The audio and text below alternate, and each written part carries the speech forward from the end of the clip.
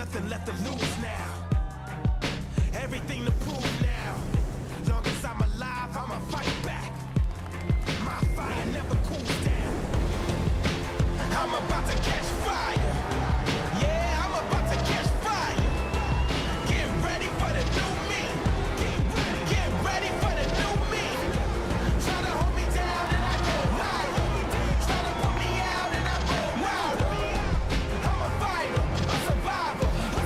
Stand back while I catch fire.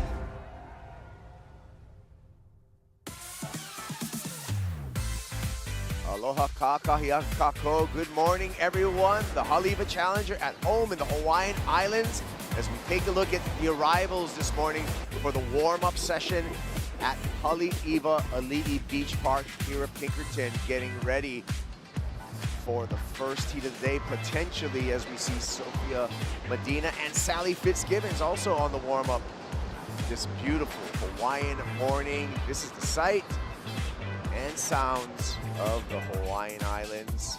And we're live on the north shore of Oahu. What a day that we're winding up from. I'm Kaipo, along with former CT surfer Ross Williams. Morning. Kaipo. How you doing? What do you think about the setup today?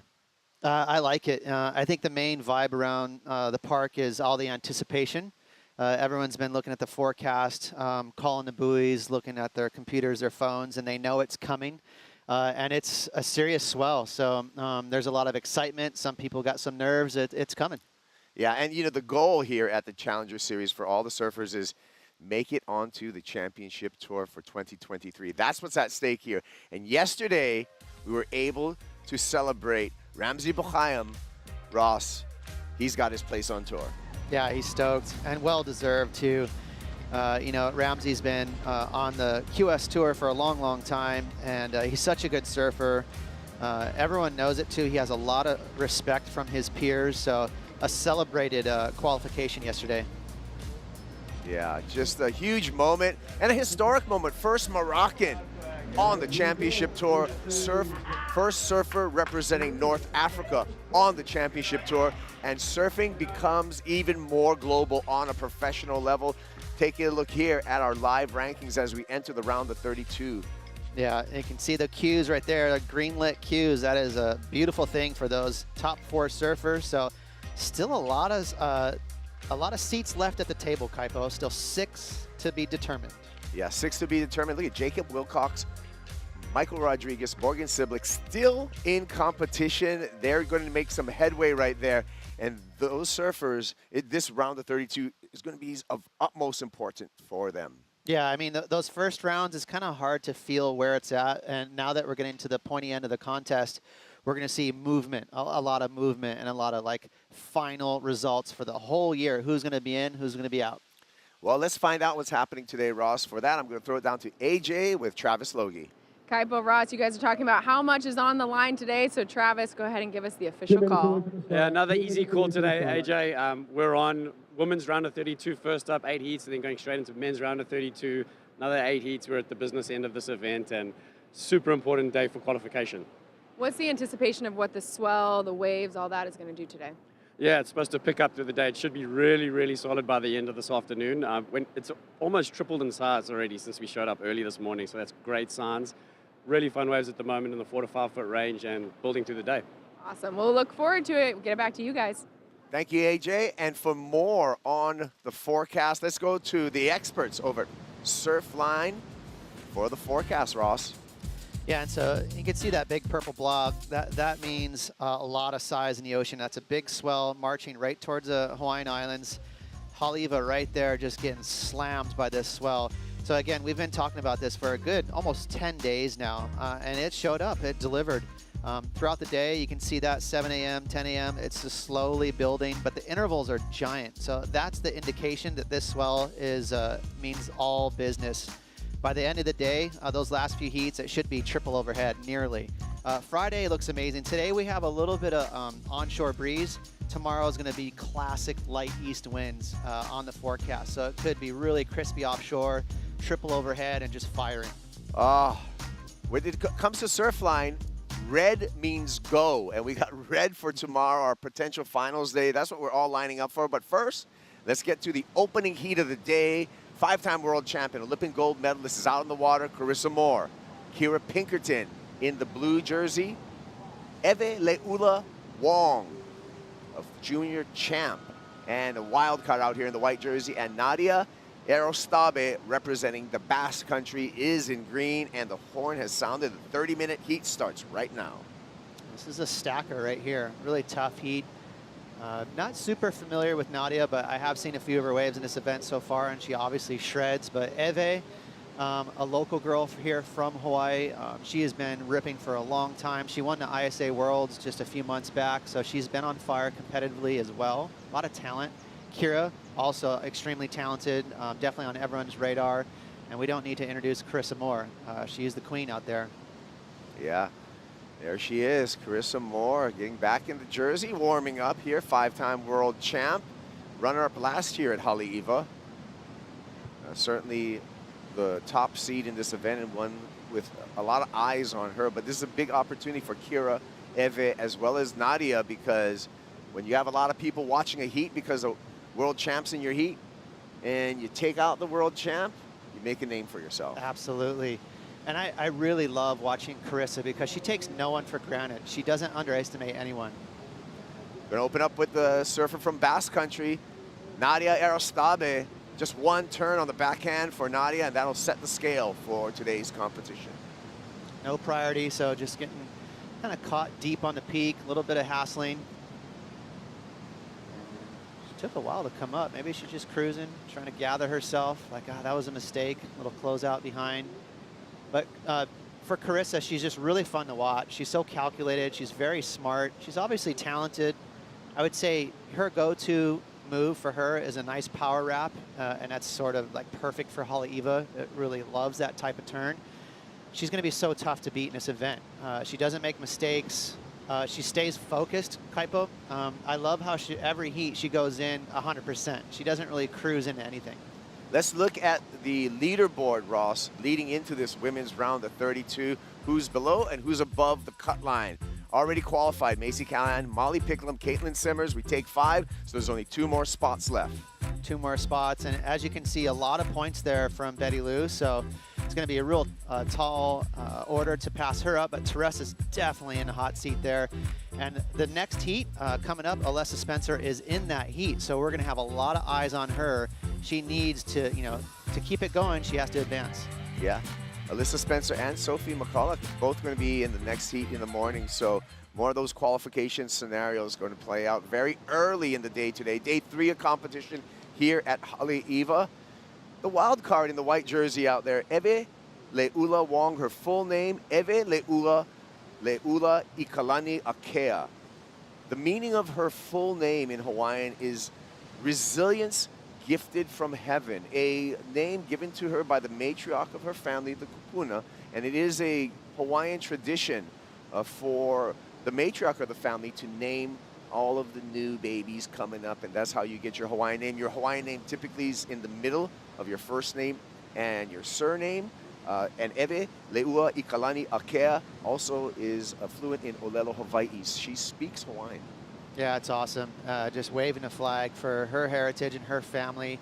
And she's a sweetheart as well. She's really nice to be around. She's always smiling. She's full of aloha spirit. On top of that, she is a weapon. She's a great surfer. I really like her style, her technique. She's sort of been sliding under the radar a little bit. A lot of attention on, obviously Carissa, but with Betty Lou and some of the other young surfers that have made it on tour, Lulu. Eve has just been kind of just under the radar, but not anymore. This is her first CS event, and she's starting to show the world what she's got. Yeah, she made a big impact over in El Salvador for the ISA World Junior Championships. She won a gold medal there and helped Hawaii team win that gold medal. So she's already knows the feeling of getting chaired up with the Hawaiian flag. Yeah, absolutely. That was a very popular win. Everyone was so stoked for her. And she's not under the radar as far as Oahu and Hawaii. Everyone knows how good of a surfer Eve is, but good for her to get a little recognition, getting that win over there. Also, my boy Luke Swanson won that gold medal. Hawaii went off in those games. Well, yeah, to your point, Ross, that the next generation, it just keeps on coming. I mean, it's a never-ending flow of great surfers coming out of the islands, and Eve being one of them, and already with that proven track record. Just took a little look at that one, and we'll take a look from up above here at Haleiwa, and the swell direction. We're anticipating the swell to continue to grow. Let's take a look at Eve in her round 1 heat. She took a win out here, Ross. Again, just keep an eye on her technique. She gets really low and compressed, sort of a school of Coco Ho. Beautiful style and technique, but she's really good at that forehand carve. She kind of snaps it out. She also has, she's keen for aggression. She doesn't really go for safety turns. She really arcs them out. Even her surfboard choice, she rode a squash tail. So that's a board that tells me she wants to perform. She wants to arc those turns out. You can see she's just barely hanging on there because she's really, riding a pretty small board, but I like that. She's keeping the foot on the gas. Yeah, it looks like she's on some Glen Pang from Town & Country Surfboards. She's going to have to go left on this one because Carissa went right, and some respect shown there by Eve. But look at the left is lining up, and a nice finish for Eve Wong on her opening ride. The swell direction today, Ross, does allow for some lefts to be surfed. Yeah, I mean, it's just small enough. There's some lefts still popping up, and I don't know that Carissa would have showed the same respect if she was behind that peak. Eve just kind of grommed out right there and just looked at, whoa, there's Carissa, I better go left. But maybe a small mistake. She probably could have kept her off that wave. She was also behind the peak, though, so maybe that was the plan from the get-go. They may have even talked to each other, like, sure, I'll go left. Right there was a really nice snap. That wave was pretty slopey and not very exciting, but a nice way to finish that for Eve. Well, the scale set with Nadia's first wave, a 3-point ride for that one backhand turn. So we'll be waiting for the numbers for Carissa Moore and Eve Wong.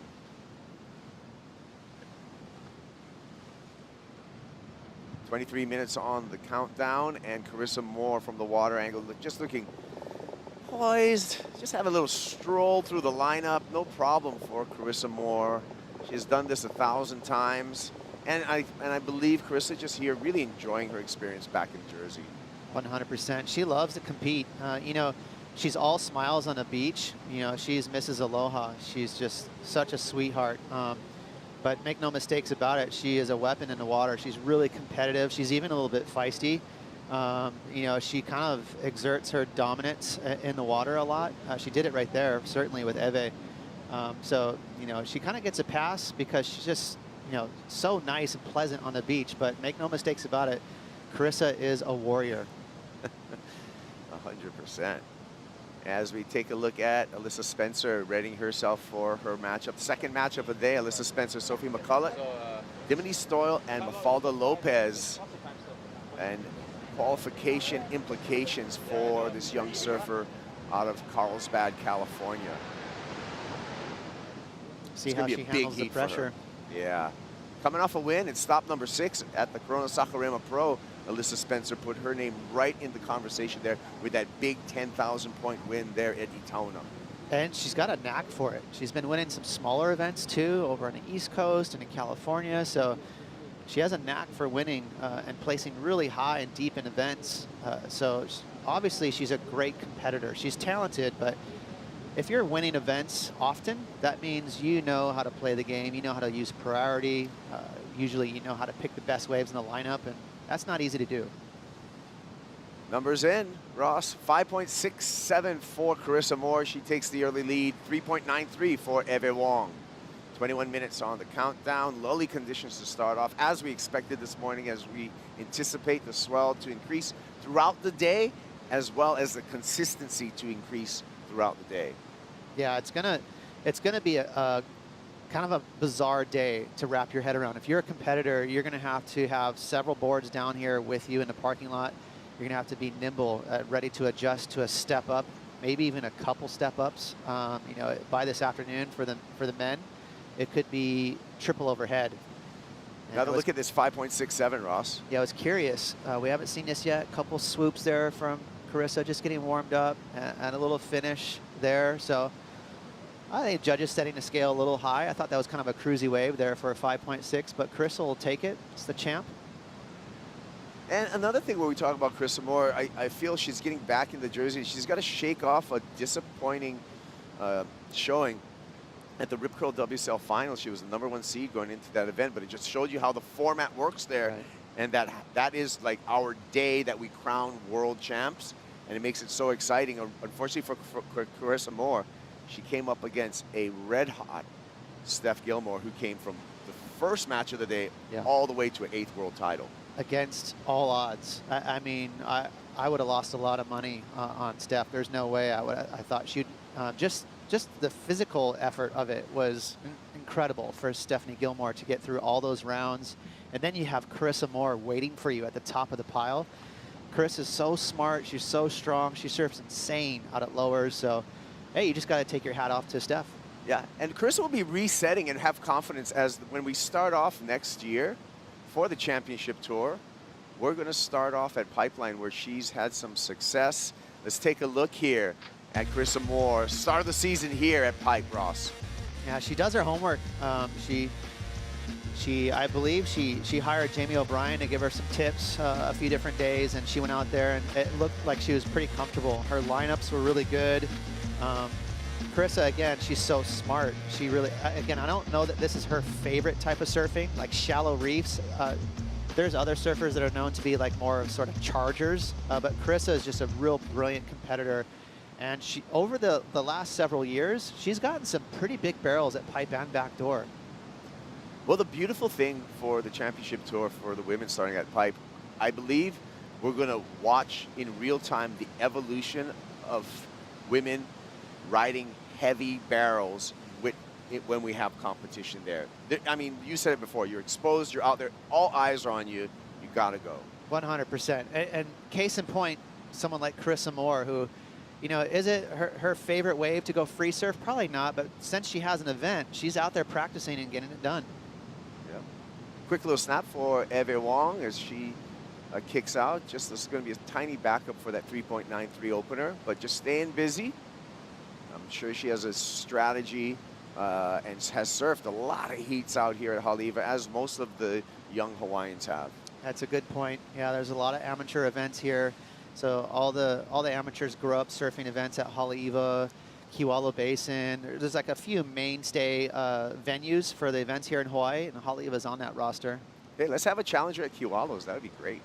I wouldn't mind it. It is a cool wave. It's pretty consistent. It's a left and a right. I mean, yeah.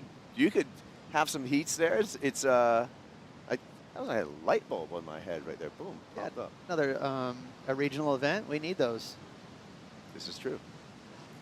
1.6 checks in for Ula Wong, and she remains in second place. Carissa Moore holding down the house with that opening score of a 5.67 as we near the halfway mark in this 30-minute heat. There's actually been kind of a lot of waves this morning during the free surf. We saw some sets well overhead, and everyone was kind of, okay, it's game on. It's pretty consistent, but sure enough, the horn blows, and it's been pretty quiet in this heat so far. But look, there's a lot of time left. We haven't seen Kira take off yet. She has priority. She's someone we haven't really talked about too, where she's got that nice approach here at Haleiwa, kind of a power surfer. So look out for her when she pulls the trigger. Yeah, Kira Pinkerton, second generation professional surfer. Dad Jim was on the Bud Pro Tour, PSAA, with me back in the day, a couple decades ago. And Kira's just turned into just a force all on her own, but there's definitely some genetics coming into play as well. 100%, and a lot of competitive savvy, all that competing that her pops did. You can pass along that info. That's valuable. Looks like we got some lines here. Pinkerton with that priority. She's in the blue jersey, and she will have first choice of any wave coming through here. She does not look interested at all at any of these waves, still looking out towards the horizon. Eve, however, is just staying busy in that fourth priority, and the dynamics of each of the roles coming into play here. Your top priority surfer versus your surfer in the bottom of priority and their approach. Exactly. And it can throw you off your game. If you're watching the surfer with fourth priority just paddle for every single little wave, it can make you feel anxious. And here she goes. Pinkerton. Smooth carve. Patient here.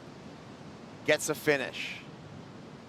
2 turns for Pinkerton, and we'll see what that score comes through. We're halfway through the heat at the 15-minute mark, and anticipating one more score to set the stage here halfway through heat number 1 with a round of 32. Yeah, she's just deciding to join the party. She said, you know what, I'm not going to wait for a set wave. Interesting note, I mean, she waited that long. You'd think, oh, you might as well wait to the, another few minutes for a set wave to come, but she lost her patience there. She's probably going to get somewhere around a 4. I did like that little layback snap to finish. It was a cool turn, but a pretty small wave. So as a coach, would you have had another opinion upon that? 100%. I mean, even this wave right here, look, she could have waited for that. This is a way bigger wave.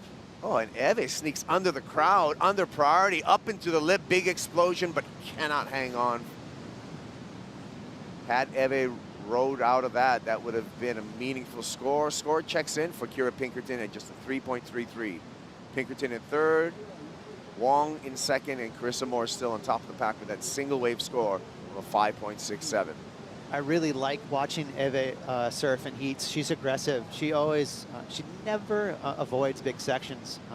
She is pretty small in stature, so a lot of times she falls just because she's pretty small and the wave will kick her off her feet. But look at that. I love it. She just attacks. Big section. Just got a little too stuck on her heels there. Got off balance.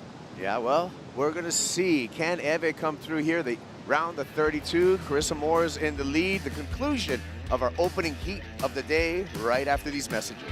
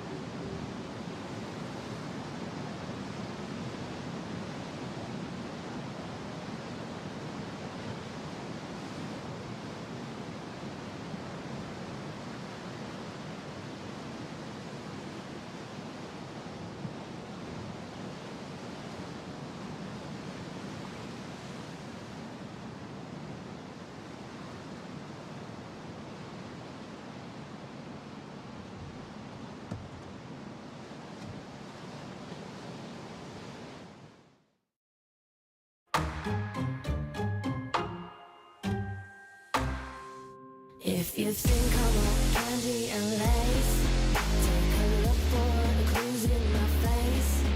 I could die for the thrill of the chase. I get high on the taste, high on the taste of disgrace. I get high on the taste, high on the taste of disgrace. I get high on the taste, high on the taste of disgrace.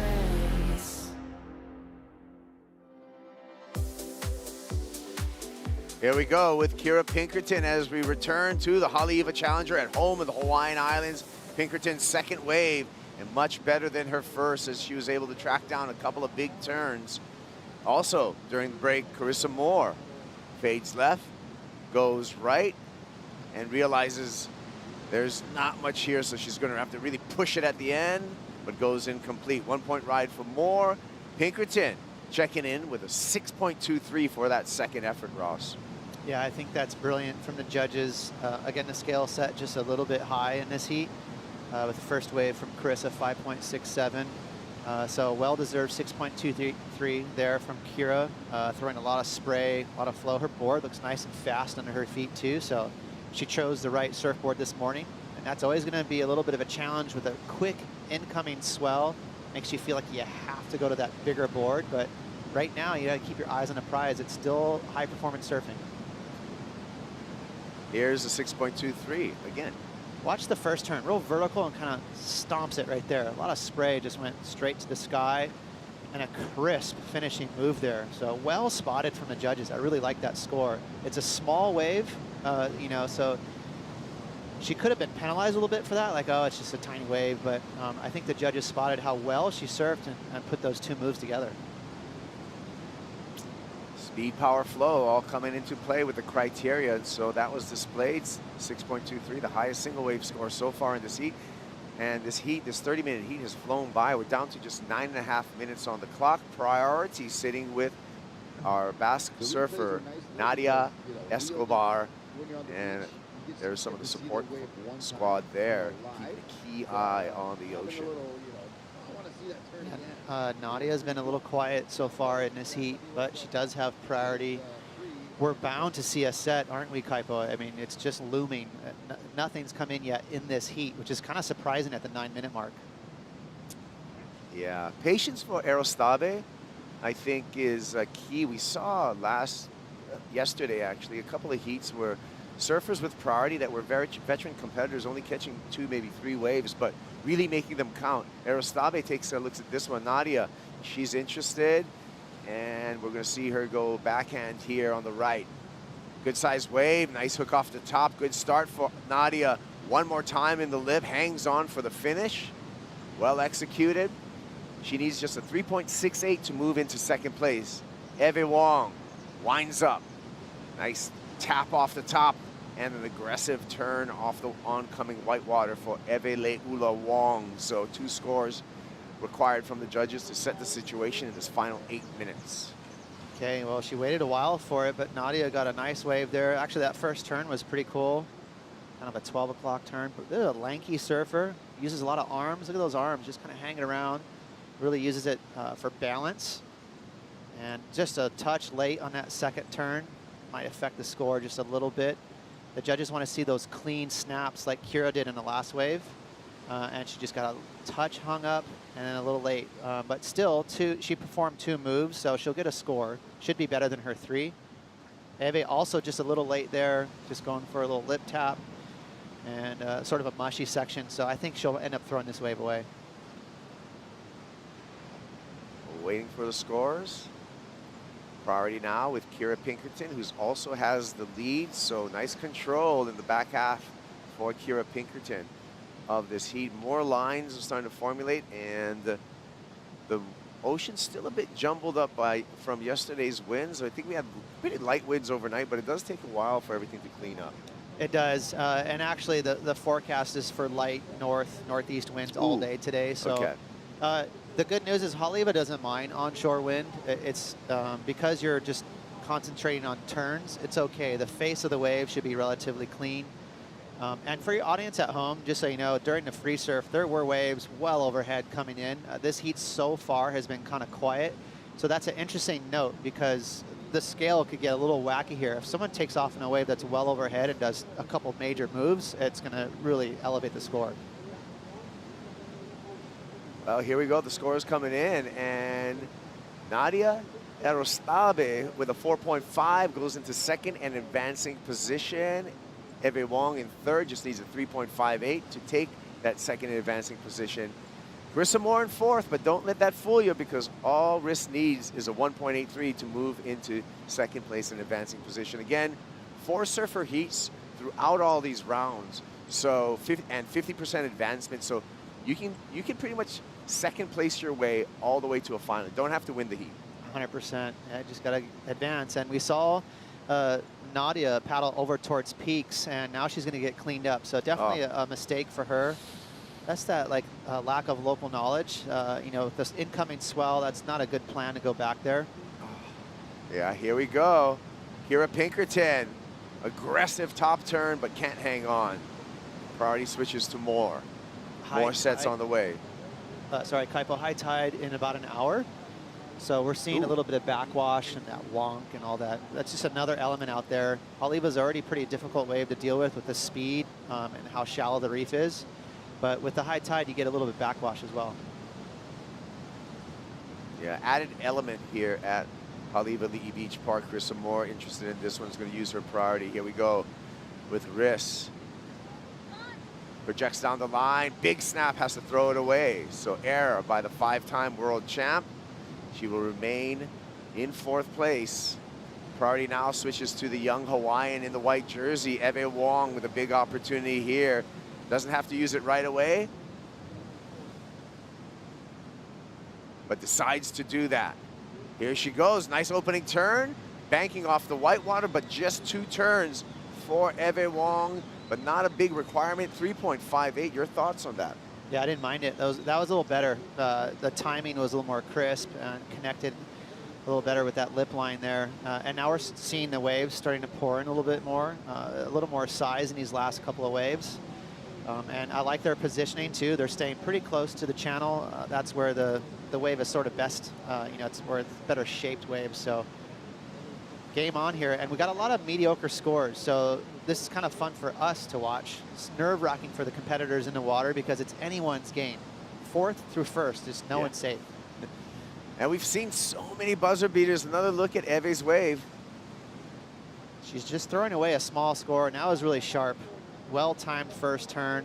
Just kind of finished the wave. Again, she didn't have that exciting big turn to finish the wave off, but that first turn is going to count for a lot. Counted for a 4.93. Eve Le'ula Wong goes into 2nd place. Kira Pinkerton, our heat leader, taking a look at that wave. Nadia Erostabe needing a 4.37. Carissa Moore, always in the conversation, needs a 3.19 to advance out of this heat. Moore with 2nd priority. Uncharacteristic mistake there from Carissa because it was a nice wave that she fell on. And normally she really scales back her aggression to make sure she gets the score she needs. But maybe the sun was in her eyes or she just got caught off guard a little bit with that tail slide. But that's not like her to go for a big tail blow in the first turn. Usually, she goes for that power gouge and finishes a wave off to bank a score. You did bring up a good point, Ross, in that early morning heats, and you can see the sunlight on Carissa's face. These early morning heats with the sunrise here, it gets a little glary for probably the first couple hours of the day. So you can see that right there, and the glare could be a little bit of a factor. In the morning at Haleiwa, it is a little bit of a challenge, and sometimes when you're bottom turning, you're trying to read the line. Again, Haleiwa is tricky. It's so fast, it sort of jumps at you. You have to have really quick reflexes. So if the sun's in your eye, sometimes it can throw you off just a little bit, and that's all it takes to fall on one of those tricky sections. Yeah, 8:32 local time here on Oahu. The sun's still pretty low and glary. It'll be rising through the day, warming us up, and we anticipate a full day of competition. And we'll just take a look at the beautiful scenery here at Haleiwa, the gateway to Oahu's North Shore. Kira Pinkerton, our heat leader. Big arcing snap, catches that outside rail on that layback snap and goes incomplete. Will not change the situation other than priority. She's a strong surfer, just goes for power moves, and I really like that. That would have been a good score. That was a big snap right there, classic layback. Haleiwa loves the power moves, and Kira can deliver. So she's probably just a little bummed she didn't come out of that because that was a score in the making right there for sure.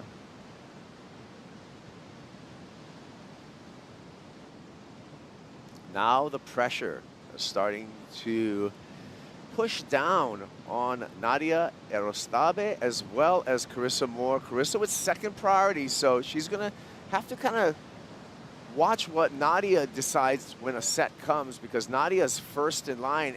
And remember, Nadia does not need a big requirement at all to get into that 2nd and advancing position, just a 4.37.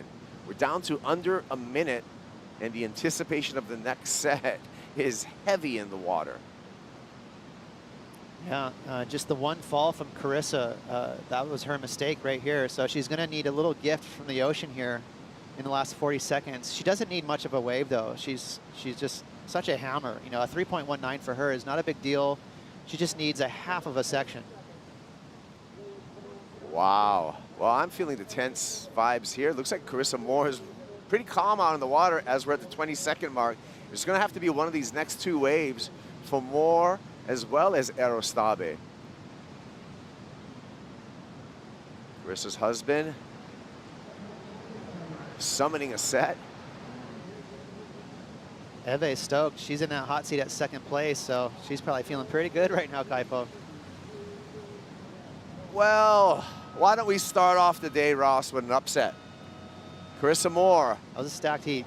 Out of competition, as well as Nadia Aerostabe. We're going to see Eve as well as Kira Pinkerton in the round of 16. We'll take a break. We'll be right back with heat number 2.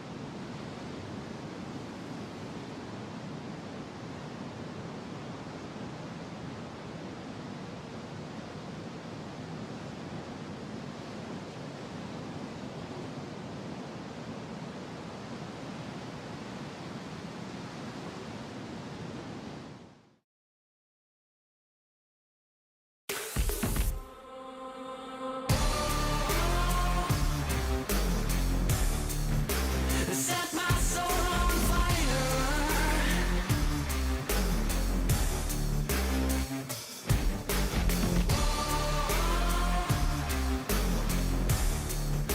Set my soul on fire.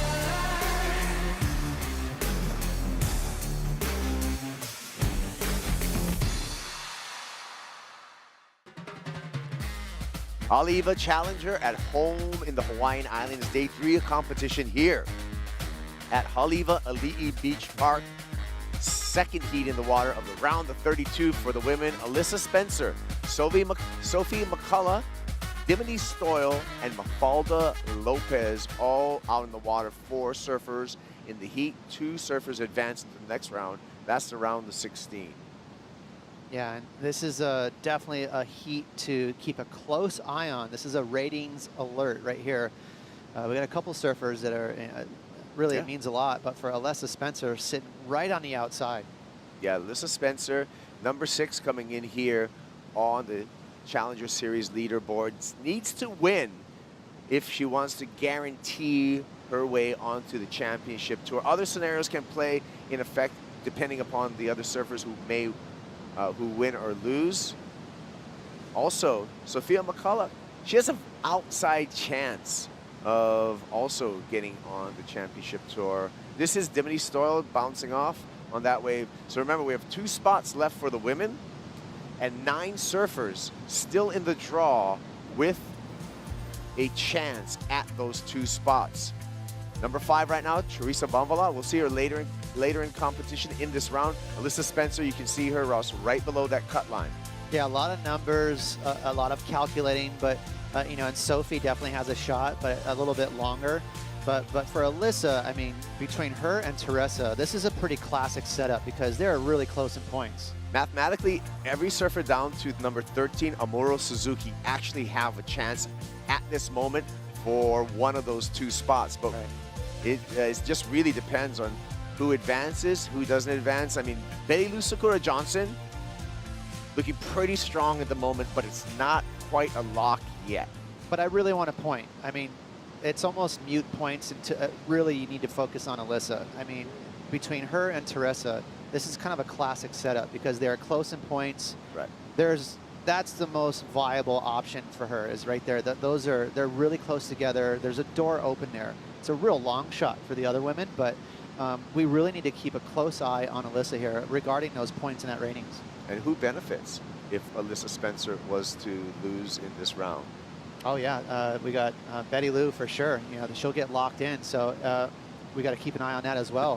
Where is Betty Lou? She's probably nervously walking around right? the beach right now, like wondering. She doesn't want to jinx Alyssa, but there's a lot of implications here. Well, Kira Pinkerton started off the day with a win. Let's hear from Kira. Yes, she did start off the day with a win. And Kira, first heat of the day, a new swell coming in. What was your strategy behind everything from the equipment to your mindset coming into this heat? Yeah, I showed up like an hour before my heat and just watched people surf, and it looked like from even like an hour ago, it looks a little bit bigger. So I was gonna ride my groveler, but I just kept to my normal board. And it worked out pretty good, especially because our heat was really slow. We didn't have many set waves. So I would say it worked out pretty well. And from a mindset perspective, it's not just managing the incoming waves, but you were in a stacked heat with Carissa Moore. How do you focus on your surfing in the water and not worry about everyone else? yeah, I was definitely a little like nervous going into that heat, but I knew I was in that heat for a few days, and I just kept telling myself like, you never really get to surf against Carissa, so take this as like a really good opportunity. And I was pretty confident, just like surfed for a little bit this morning, and I've always looked up to her, so just getting to surf with her was really cool. So as you take this win, move into the next round, what's the biggest takeaway for you from this heat, either for yourself or for the waves tomorrow? Yeah, I don't know what to expect, so I'll just do the same thing tomorrow, show up and watch the waves, and just hopefully I can make a few more heats. I'm already stoked with making the quarters, so. Congratulations. Thank you. Back to you. Hey, yeah, here's a coach cam right here. Maddie Myers with Myers Mentorship, and he's the coach for Alyssa Spencer. But back to Kira Pinkerton. When the waves come up, and we know they're going to get bigger, I think that's going to work in her favor. She's such a powerful surfer. Yeah, it's a good call. She's got that heavy foot. That's kind of her bread and butter. She likes to go for those big layback snaps and that kind of stuff. But I will say Friday, tomorrow, you're going to see a different type of surfing. You know, the waves are going to be big enough to where you're going to be looking for a little more of a guarded snap. Right now you can throw like the layback hammers and tail slides, but you know, the waves could be triple overhead tomorrow. Wow, the anticipation. And that's our goal. Finish with the crescendo here at Haleiwa. We want a big classic finals day to celebrate some of the new faces that we're going to see on the championship tour and crown champs for both the men and women. Absolutely. Also, a keynote for tomorrow. We got all the size, but the wind is supposed to be really nice tomorrow. So the odd barrel will be in play. We could see some huge pits tomorrow. Wow. Well, the start so far for this second heat of the day, pretty slow. Top score so far, just Sophie McCullough with a 1.9. So not much going on in the lineup. We've seen that before with these slower starts. And really everything coming down to the last 5 minutes of these half-hour heats. Yeah, it's tricky, right? There's these lulls, there's a little bit of backwash, there's sun, there's a lot of elements right now. So you're gonna have to really keep your wits about you today and think your way through these heats. Obviously, performing at the end of the day is what's gonna get you the scores from the judges. They wanna see you, and credit to Kira in that last heat. She threw just a little more pepper on those maneuvers, and she got rewarded that 6 on a pretty small wave. That being said, you know, it'd be easy just to get stuck out there waiting for something that's not coming in. You have to kind of get going out there. And with that being said, important heat for red, Alyssa Spencer. She does have priority at the moment, and really important for her to make the right decision right now. Ross, your advice to Alyssa? Yeah, I think, you know, right now everything looks great. She looks very calm. She's got priority. It looks like she's waiting for, you know, at least a decent medium-sized wave. You saw her coach right there actually waving his yellow hat around, so he's kind of guiding her around. I personally don't like that tactic because I don't want my surfers looking over their shoulder, but here she goes. Well, signal from the beach said go, and here she goes. Alyssa Spencer with a nice carve, a second carve on the backhand. This wave looks like it's going to steepen up on the inside. Important to finish here. Oh, and does it. Spectacular finish. Maybe even a little bonus on the inside here, just to show control. Well surfed wave from Alyssa Spencer. Yeah, Camp likes it too. I like the way she surfs. She has great balance. She's really centered over her board, a little bit of a wider stance. Arms are really sprawled out there, so she's got counterbalance with those arms, kind of wingspan out. And here we go, up and riding. Here we go, Mafalda Lopez goes a little too hard at that section, unfortunately for Mafalda. And we take a look here, Dimity Stoyle taking a look down the line, decides not to go and will hold her priority. Yeah, looking back at Alyssa Spencer, she's got that style where it's kind of made for competing. It's made for balance. The arms are spread out. That's the wings that we like to talk about. A little bit of a wider stance, which allows her to put pressure either on a front or back foot. So she's very consistent, Kaipo. She doesn't fall very often. Yeah, a little bit of KT tape or kinesiology tape on the inside of Alyssa's knee. And that's a hinge point when you're doing backhand turns. Here we go with Mafalda Lopez. Yeah, I think she was just trying to really go for like an upside down big snap and accidentally got stuck in the air there. Maybe the backwash lent to that as well. See, her body was rotating. She was looking for a snap and she accidentally went into the air. Live action here with Dimity Stoyle. Dimity with a nice carve, doubles it up there, but can't quite fit that in, goes down. Dimity, the veteran in this heat, 31 years of age out of the Sunshine Coast. And Mafalda again pushing too hard one more time, Ross. Yeah. Fool me once, you know how that saying goes. Yeah. She did it twice in a row now. So, I mean, just too high. She went too high up on that section there and got a little lifted out the back by accident again. She wasn't planning on doing that. It's not like she's going for an air. So it's a double mistake 2 times in a row. And those would be considered sort of set waves right now. Those medium-sized waves right now, that's the jam. You got to go. So that's 2 mistakes in a row.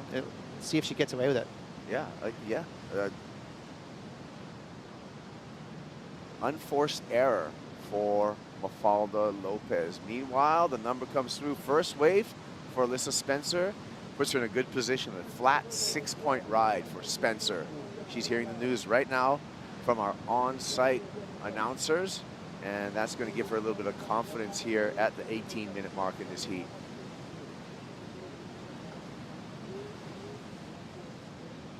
$17.50 counting down here in the second heat of the day. Alyssa Spencer out in the lead.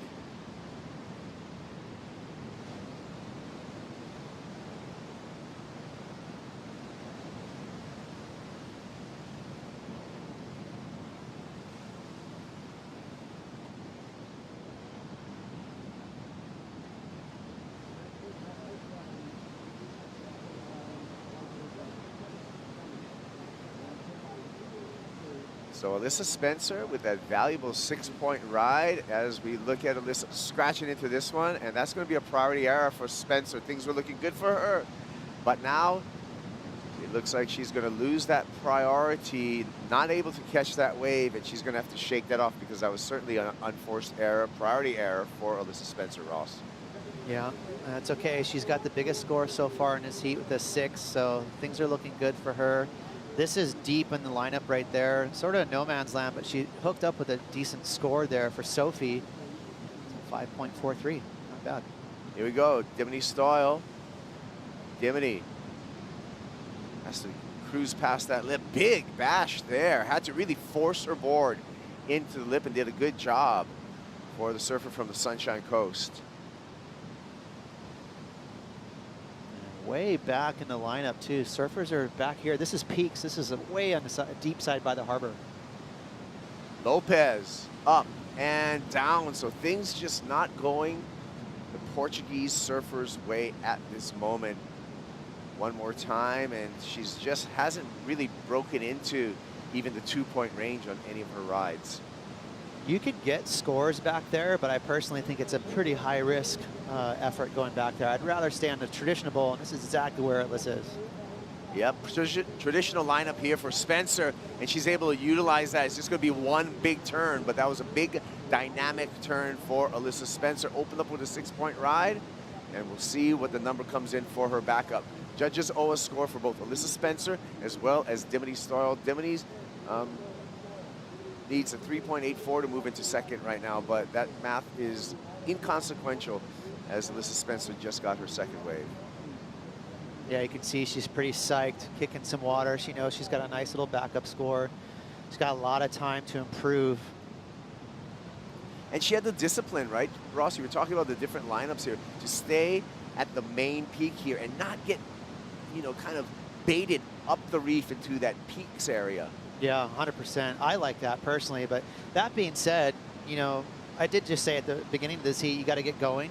So that's probably what Mafalda is trying to do, is just get a score some way, somehow. Sometimes there's waves breaking at peaks when it's not over in a traditional peak. Right. So she's just trying to stay busy, but in general, it's a funky wave back there. And if you're lower on the priority ladder there, then you have a chance of kind of that secondary spot where you can sneak in another wave. We're waiting for the score for Alyssa Spencer to set the situation out in the water. Dimity Stoyle got a 4.13 on her last wave, a 5.33 for Alyssa Spencer. Alyssa goes into the lead. Sophie McCulloch falls into second place, still with an opportunity.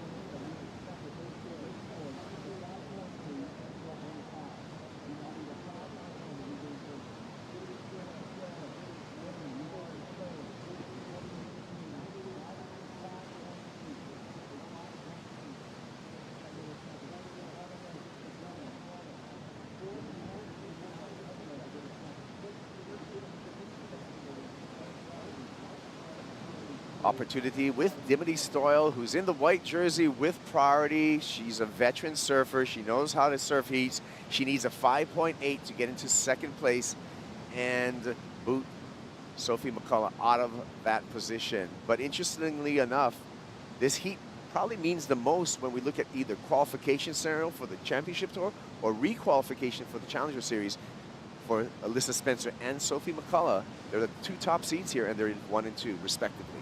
Yeah, I mean, that's, I guess you can't be too surprised, right? She's been very consistent, getting some big wins this year for Alyssa Spencer. So she's showing us why and how right now in front of us, looking pretty solid in this heat in some tricky conditions. Sophie takes a look at this. She's second priority, so she's going to go here over at the peak section of Haleiwa. So this wave is going to typically taper off a little bit. If she gets an oncoming section, that's going to be a bonus. She does get it, so kind of a lucky wave at peaks for what that wave usually offers. I like that last turn. Pretty stylish. Kick the fins out the back. But again, I think the judges will be a little more keen to give more points over in a traditional peak. Just got a little more juice over there. These waves are a little flatter. They tend to bend out to sea. That's why I was saying it's funky over there. It's really hard to surf well on these waves back there. And that end section just gave her a little left to come at her, and she produced a nice little snap there. Nadia Erostabe. Foamy face, nice carve. Just needs to get on the board, and she's going to do that right now. Has not broken the 1-point mark so far in this heat. Yeah. Here we go with Spencer. Alyssa picks her spot. Nice snap on the backhand. Has to get through a little bit of warbled water there. Eyes up the finish and really belts it for the finish. So Alyssa Spencer, good surfing, controlled surfing, and is very aware of having a strong finish on her rides as well. Absolutely. And that's what I meant by now she has the opportunity to sort of let her hair down. She doesn't have to feel nerves anymore. She's already got 2 keepers, and she can improve on her score line. Trying to get rid of a 5.3. Most likely has done that. Opening snap, pretty good, well timed. And a real clean one right here. Smooth face, and she threw some spray. Really well timed snap there. So I'm guessing she's going to get rid of that 5.3. Well, we'll be waiting for that score for both Sophie McCulloch and Alyssa Spencer. We're going to step away. When we come back, we'll have those scores and the conclusion of the second heat of the day.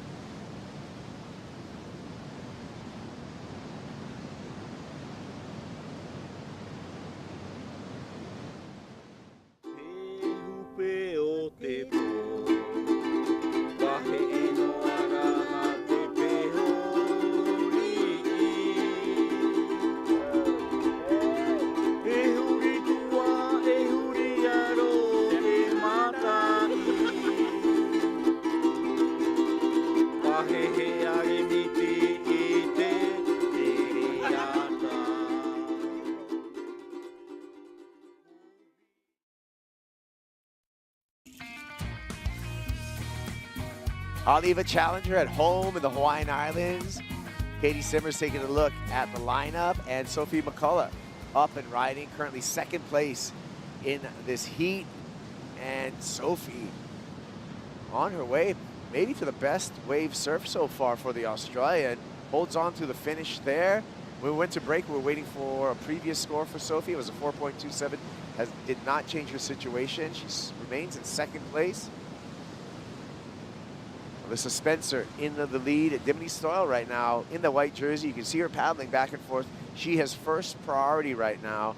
And we've seen the surf showing a little bit more life, Ross. Yeah, for sure. I mean, it was really quiet in that first heat, unfortunately for those competitors, but the waves are starting to show up now. Poor Dimity, you can see she's pretty confused. She doesn't know whether to go way up the reef or to the side, so she's kind of going back and forth. And it is a confusing lineup right now with this incoming swell.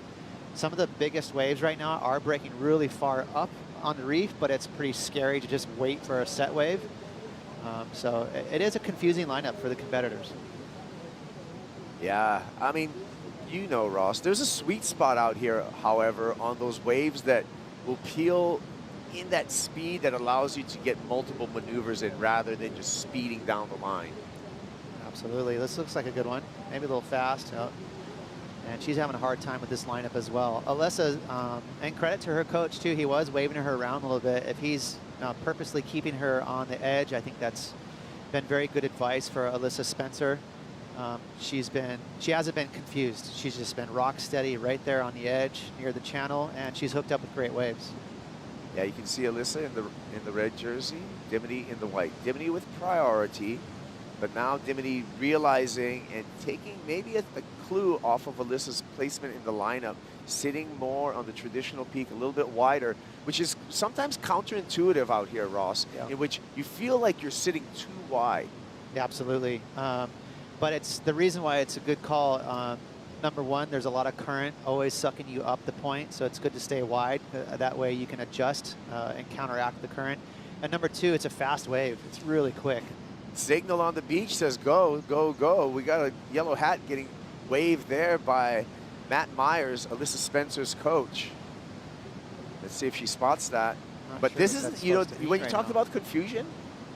Yeah, I mean, it brings her focus to the beach. I mean, if I'm a surfer, I want to be focused on my competitors in the water. That's why I would never do that as a coach. But in his defense, you know, she's winning the heat, so everything's going to plan. Well, different ways of coaching, different coaching techniques and camps. There's a number of camps here on the beach, but you can see Matt's very, very adamant about her going. Well, he's signaling a set, because I just looked over my shoulder, and there's a huge set coming in, the indicator out at Avalanche. So he's trying to get her to focus, ironically, on the horizon, but she's focused on his hat. So there you go. This is true. It does take, you know, in all fairness, it takes about, I want to say 20, maybe 30 seconds from Avalanche till the wave appears here at Haleiwa. Mafalda Lopez, bigger wave, throws it away again. Man, how many times has she done that? She's having a shocker. Big set right here, Kaipo. Easily the biggest set in the event so far today. Oh, the current's going to be kicking up a notch here, and positioning going to be key. We're under the 5-minute mark. Dimity is dangerous. 6.27. She's a power surfer. You know, she hooks up with a good wave here. She can easily get that score. See if she can figure out this lineup.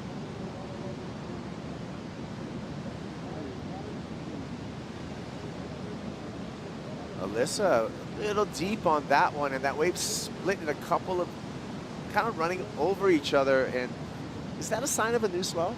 Absolutely. When you see, I mean, I will say Haleiwa splits in half a lot because you get these, the shallow reef, the current, and the swell direction, sometimes waves. If they don't hit the reef just right, they will split. But it's also a sign of an incoming swell. You know, you get the new swell marching over the old swell, and it just kind of eats it up. So we've been seeing that with the high tide. Early this morning, we were watching the waves. You could definitely visibly see that new swell taking over. And it all has to do with ocean speed, right? The older swell is dissipating. So it's moving at a slower pace. Then the new swell is actually moving in faster. And so sometimes the new swell just bulldozes over the old swell. Isn't that incredible? It's It's a phenomena here. It's fascinating. Like the energy of a new swell with a long interval, it's a lot of power. And as you said, Kaiko, yeah, it's moving fast. It's got that new, fresh energy. And speaking of that, you know, in the Hawaiian Islands, we're in the middle of the Pacific. All these swells are unimpeded by any kind of shelf or continental shelf. They just go from super deep water at high speeds until they finally hit the reefs here. And a lot of times our reefs are just, you know, 100 yards off the beach. Right. Yeah, like case in point, even just here on Oahu, the south shore, the difference between a south swell and a north swell, the south swells, they come from so far away. So by the time they hit Oahu, it's, you know, it's slowed down quite a bit, and it hits that outer reef, and it really slows the swell down. But not on the north shore. It's deep, it's fresh, and that swell just jumps at you. Dimity Stoyle needs a 6.27, but we saw her in the opening round with a buzzer beater in her first showing here at Haleiwa. She just had 45 seconds on the clock in that opening round heat, and Dimity was able to be successful and advance into this round.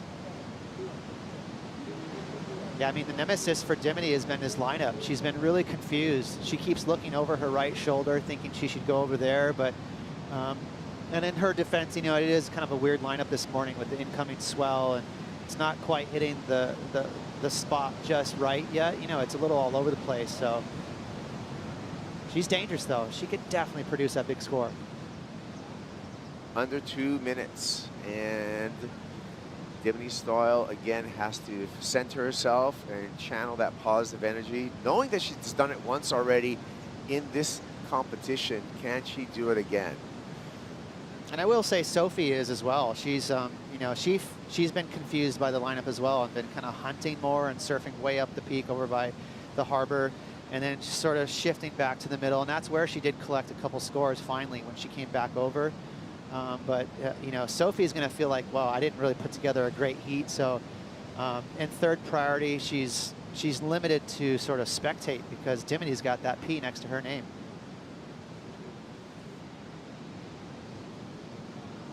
Yeah, Alyssa Spencer looking good at berth into the quarterfinals. Here we go with Dimity, though. Second place in advancing position up for stake. Here we go with Stoyle. Good looking wave. Good size wave, I should have said, because it just ran off, and it's going to rob Dimity Stoyle of any opportunity. And again, obviously, you know, sitting here in this little booth, it's easy to see, but that wave did have scoring potential further towards the channel. She just let herself drift a touch too far up. Easy to do at Haleiwa. Yeah, well, anyone listening to us commentate maybe will probably pick up on that. The wide ones aren't, and it's not even being wide, it's just being there because the wave moves so fastly. Here we go, Sophie McCullough.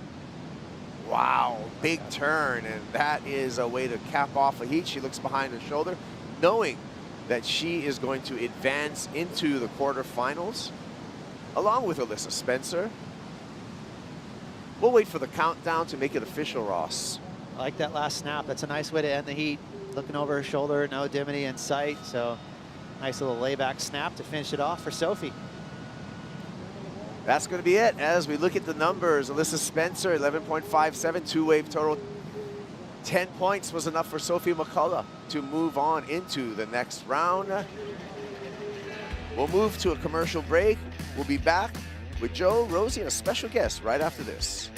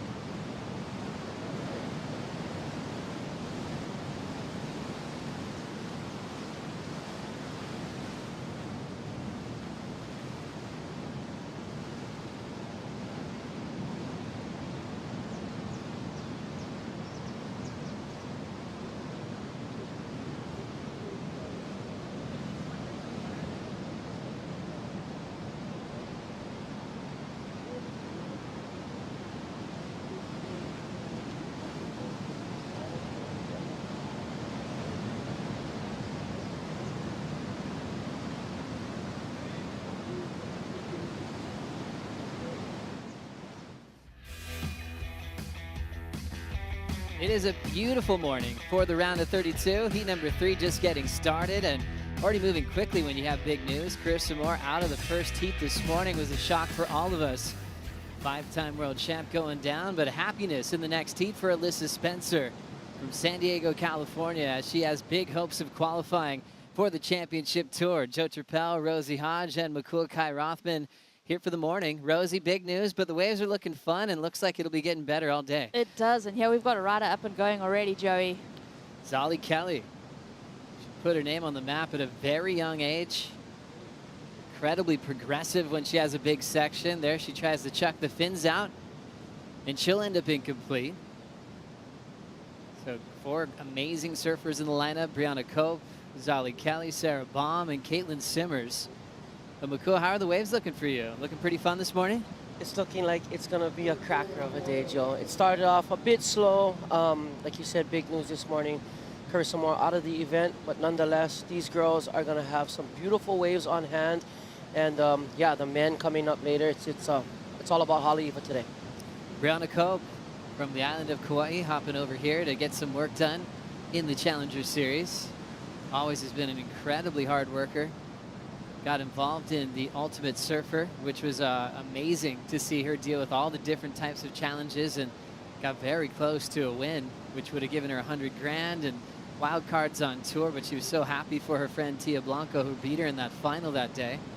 I think that just kind of catapulted her into really focusing on qualifying for the tour, working with amazing surfers like Rochelle Ballard, Love Hodel, getting advice from Love when it comes to competing here as well. Her opener just a .43 as she's getting started. Zali Kelly just a 1.5. But it's an interesting thing when we talked about yesterday, Rosie, how many CT surfers will be involved in the Challenger Series from here on out, and how does it make you feel when they're battling against someone who's chasing points? And I feel like that was a great opportunity this morning for the surfers like Kira Pinkerton, who got through that heat, to go, hey, I'm getting more confidence because I'm battling it out with someone who's already called one of the greatest ever to do it. And even looking at last year for Betty Lou to take out Carissa Moore in the final here at Haleiwa, I mean, that just adds to that feeling of accomplishment that you won over such a decorated surfer. So it lifts the levels, and I think when these women see these names in the mix, it really brings out the best in them, because you know there's no holding back. When you see someone like Carissa in your heat, or someone even like Katie Simmers, who's done so well this year, when you're putting yourself up against them and trying to match their scores, that's just going to lift up the whole level. A lot of the CT surfers will use this as well to make sure they're match ready to compete for a world title, because there's not a ton of events to warm up in. And talk about before running mock heats, creating situations for yourself mentally, but nothing compares to actually putting on the jersey and feeling the heat of competition against the world's best. Yeah, everything changes once that jersey goes on. You know, all the practice, all the good theories, you know, all that stuff goes out the window. It's time, to me, to have fun. You did the hard work, and right now, like you said, going up against some of the best in the world, they really have nothing to lose, Joe. They're out here, they want to make a name for themselves, and right now is the time to do it. Thinking of Zali Kelly and airs, Rosie, what's your take on the aerial movement on the women's side? There's a lot that's been going down in the last couple of years. Yeah, it's been so impressive to watch. I mean, Zali Kelly has really been a standout for me. She is an exceptional surfer, and also someone else, Sarah Baum. I've known Sarah from South Africa since she was about 8 or 9 years old. She was also on that forefront of trying airs at this Grom stage. So, you know, these women are really pushing that progressive element. Sierra Kerr, I mean, that air that she did in Stab High was amazing. Caitlin Simmers. It's just so fun to see these women bring that in. It's not like they really trying. It's become this innate part of their talent. It's fun to keep up with Katie Simmers pushing the limits above the lip, looking really cruisy and comfortable. She gets compared to like the stylish, elusive Tom Curran just by her nature, and also a Dane Reynolds with her progression. She's got the whole package, as we see a turn through the whitewater for Brianna Cope. Just a quick one there, up and out. Her best one so far. She's just trying to build against her competitors here in heat number 3. Yeah, Sierra Kerr, the daughter of Josh Kerr, it kind of made sense that he'd pass down all that aerial knowledge to his daughter, and it's pretty special to see Kersey with some tears in his eyes. You know, I think he's probably enjoying the best part of his surfing life, and he's competed for world titles. He's been in the top 10, but now watching his daughter do it, and succeed at it at a high level is pretty special for the whole Kerr family. Yeah, I got a call from Josh yesterday, and he was looking for his daughter's boards. You know, I do all the, you know, take care of all the boards for all the team riders for JS, and he goes, yeah, just got the email and you know whatnot, and the boards are here. And I said, sometimes those deliver freight, you know, guys like to take their time. And I said, well, get to Paulie. He can make it happen. Let's get those boards here tomorrow. He goes, good idea, bro. So it's great insight on what happens behind the scenes for a lot of these athletes chasing down their top equipment. As we look at the snap off the top, nice backhand work from Sarah Baum. Keeping it nice and smooth. Nice steady little two-turn combo to get herself on the board. Yeah, everything has to be planned in advance to make sure that you are ready to go on game day. And sometimes there's some surprises along the way, right, Makua? Well, I mean, nothing worse than getting to Hawaii knowing you have brand new boards that are here and not being able to ride them. It's like, you want to drive to town, whatever I got to do to get those boards. And, you know, Sierra has just been amazing. So, you know, out the back, we got another rider, Joe. Caitlin Simmers just pushing so hard. She goes straight down, doesn't hold back. Always looks like she's in a free surf doing her brand of surfing, no matter if the clock's running or she's chasing points. One of the most anticipated rookies in a long time to make her debut on the championship tour. Winner of the previous heat from San Diego, Alyssa Spencer's with AJ. So Alyssa, a lot on the line for you coming into the Haleiwa Challenger with qualification. How did you keep your mindset settled heading into your first heat today? Yeah, of course, there's a lot of, you know, just things going on in this event for me, a lot on the line. It's hard to ignore, like, all of that going on, so I just trying to stay calm and, you know, not get too nervous or worked up for my heats and try to kind of block out all the outside noise of different scenarios and what people are saying and stuff. I just wanted to get myself on good waves and do the best surfing that I could, and yeah, I was happy that I was able to find a couple out there. It was really tricky. Yeah, as one of the early heats, it is really tricky with a new swell coming in, but we saw your coach on the beach sort of giving you some guidance. What was his advice and how did you implement it? Yeah, his advice for me was just to wait for a clean wave. It's pretty bumpy out there, so the first wave of the set's always the most bumpy one, so trying to wait for the second or third wave in the set and just pick a wave with a good line on it and, yeah, execute on the wave as best as I could. And he was also helping me. It's building in swell out there, so he was waving his hat when there was sets, so I would know, like, there was sets coming, which was really helpful. And yeah, we have really good communication, so yeah, it's been awesome having Matt here. That's a really critical part, especially when there is a new swell. You can't see it as well when you're on your board, so moving forward, what of today's strategy did you like and will carry into tomorrow? I think not going to change much. I just want to put myself on good waves and give myself the best opportunity I can to make heats. And yeah, I think tomorrow is meant to be pumping, so I'm really, really excited. And yeah, I'm hoping that I can make a couple more heats, and yeah, hopefully I'll qualify. There you go. Congratulations. We'll see you tomorrow. Thank you. What a special time for Alyssa Spencer, who was here a year ago with a shot to qualify and just missed out. We're talking another heat win.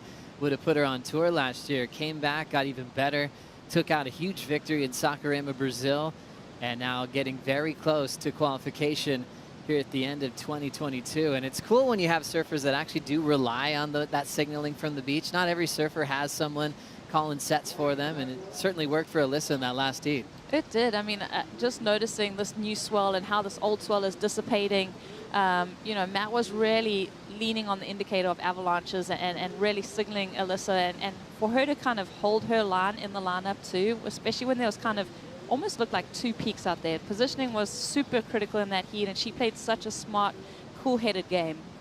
Some of the coaches too, I remember some classic moments with Felipe and his dad. They'd actually had some fake whistles too, different sounds that maybe throw people off because everyone's starting to guess, oh, what does that mean? What does that mean? And Felipe's like, oh, there's a few different ones that don't really mean anything. And you're like, oh, what a smart game plan, you know, because that's part of the whole game as well. It's like a baseball coach signaling. People are trying to figure out what they're talking about. And it's cool if you have a couple disguises too. Well, I mean, if you're at the highest level and, you know, people are trying to watch what you do because you're the best guy, they're going to start trying to catch on to your game, you know, especially with Felipe and his dad. They got those whistles. They got this little program going on. And it's very, very smart, just like anybody else. You look over on the sidelines of the football game, they got cards going, they got number 2 over there, and then, you know, next you know, the water boy's drinking water, and that's the signal. You know, you never know what it could be, but it's really smart to mix it up, especially at the highest levels of the game when people are trying to catch on. It's cool, yeah, and some surfers are just on their own, doing their own thing, but it's cool to have that support system, an extra set of eyes from the beach to see the playing field as we look at the last wave for Sarah Baum here, Rosie. Yeah, Sarah Baum tagging that first section so nicely, really set her up for this 2-turn combo. She's looking so solid. She did some beautiful work at Sakurema at the last Challenger Series. That board's looking good under her feet. Smith Shapes, Graham Smith, Geordie's dad, providing that equipment. G-Force, yeah, he's been doing it for a very long time, hasn't he? What a classic. Always has a great story for you, too, when you run into Geordie's father. And gosh, he's been there since the early days, building surfboards for a lot of the best in the world. And it's cool that him and his son have their own little program going these days with Smith Shapes, building their own team. And I think Geordie's a really cool team manager to have, you know, a guy that's still competing for world titles. I mean, how could you not want Geordie as your team manager, you know, especially if you're a young kid coming up. But nonetheless, big off the top right there, Mrs. Kelly, and then just finishing that wave off perfectly. That was a beautiful 2-turn combo on that wave, Joe. So cool. Surfer that grew up on a little farm, kind of quiet, lets her surfing do the talking.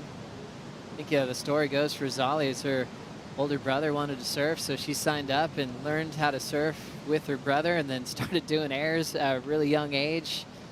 Had early success when she was just 13, but there's that one year, it might have been 2018, where all the press releases were coming out and Zali Kelly won back-to-back QSs about a week apart in France. And that's when everyone's going, okay, hang on. Zali Kelly's coming very quickly, but she was still so young, you know, just 18 nowadays, and made a huge mark in the junior circles and also on the QS already. Zali Kelly up and out, but she does have a 5.23 now in the lead. Sarah Baum's 2-turn combo, a 5.67. So Kelly just putting herself in a nice place, hanging out with Ben Micro Hall before this heat as he's helping a lot of the Aussies here at Haleiwa. And he's always just amazing at picking out the little things that can make your whole program turn around and get the results that you're hoping for. We'll never forget what happened to Matty Wilkinson when he signed up with his good friend Micro. He went from a guy that was trying to qualify to keep his spot for 6 years into wearing the yellow jersey and winning snapper and bells back-to-back. One of the most dramatic changes we've seen in a pro surfer's career. Zali Kelly still out front, and he number 3 of the morning with 15 minutes to go.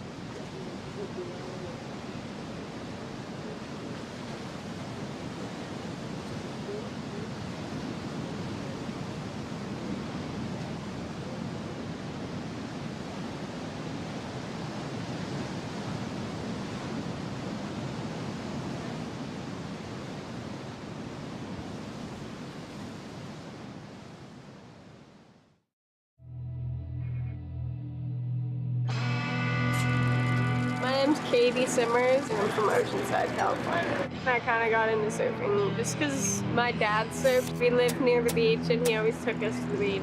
And I actually hated the beach. My parents would have to like bribe us to go to the beach with like candy or ice cream or something. And then me and my brother just would boogie board all the time.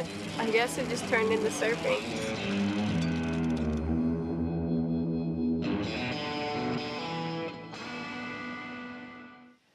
Always so enjoyable to listen to young Katie Simmers on her road to stardom. It keeps it really simple. You know, you never know when your Grom is going to just catch fire and get hooked to what you love. And a lot of parents are going through that now. I wonder if my kid's going to love surfing like I do.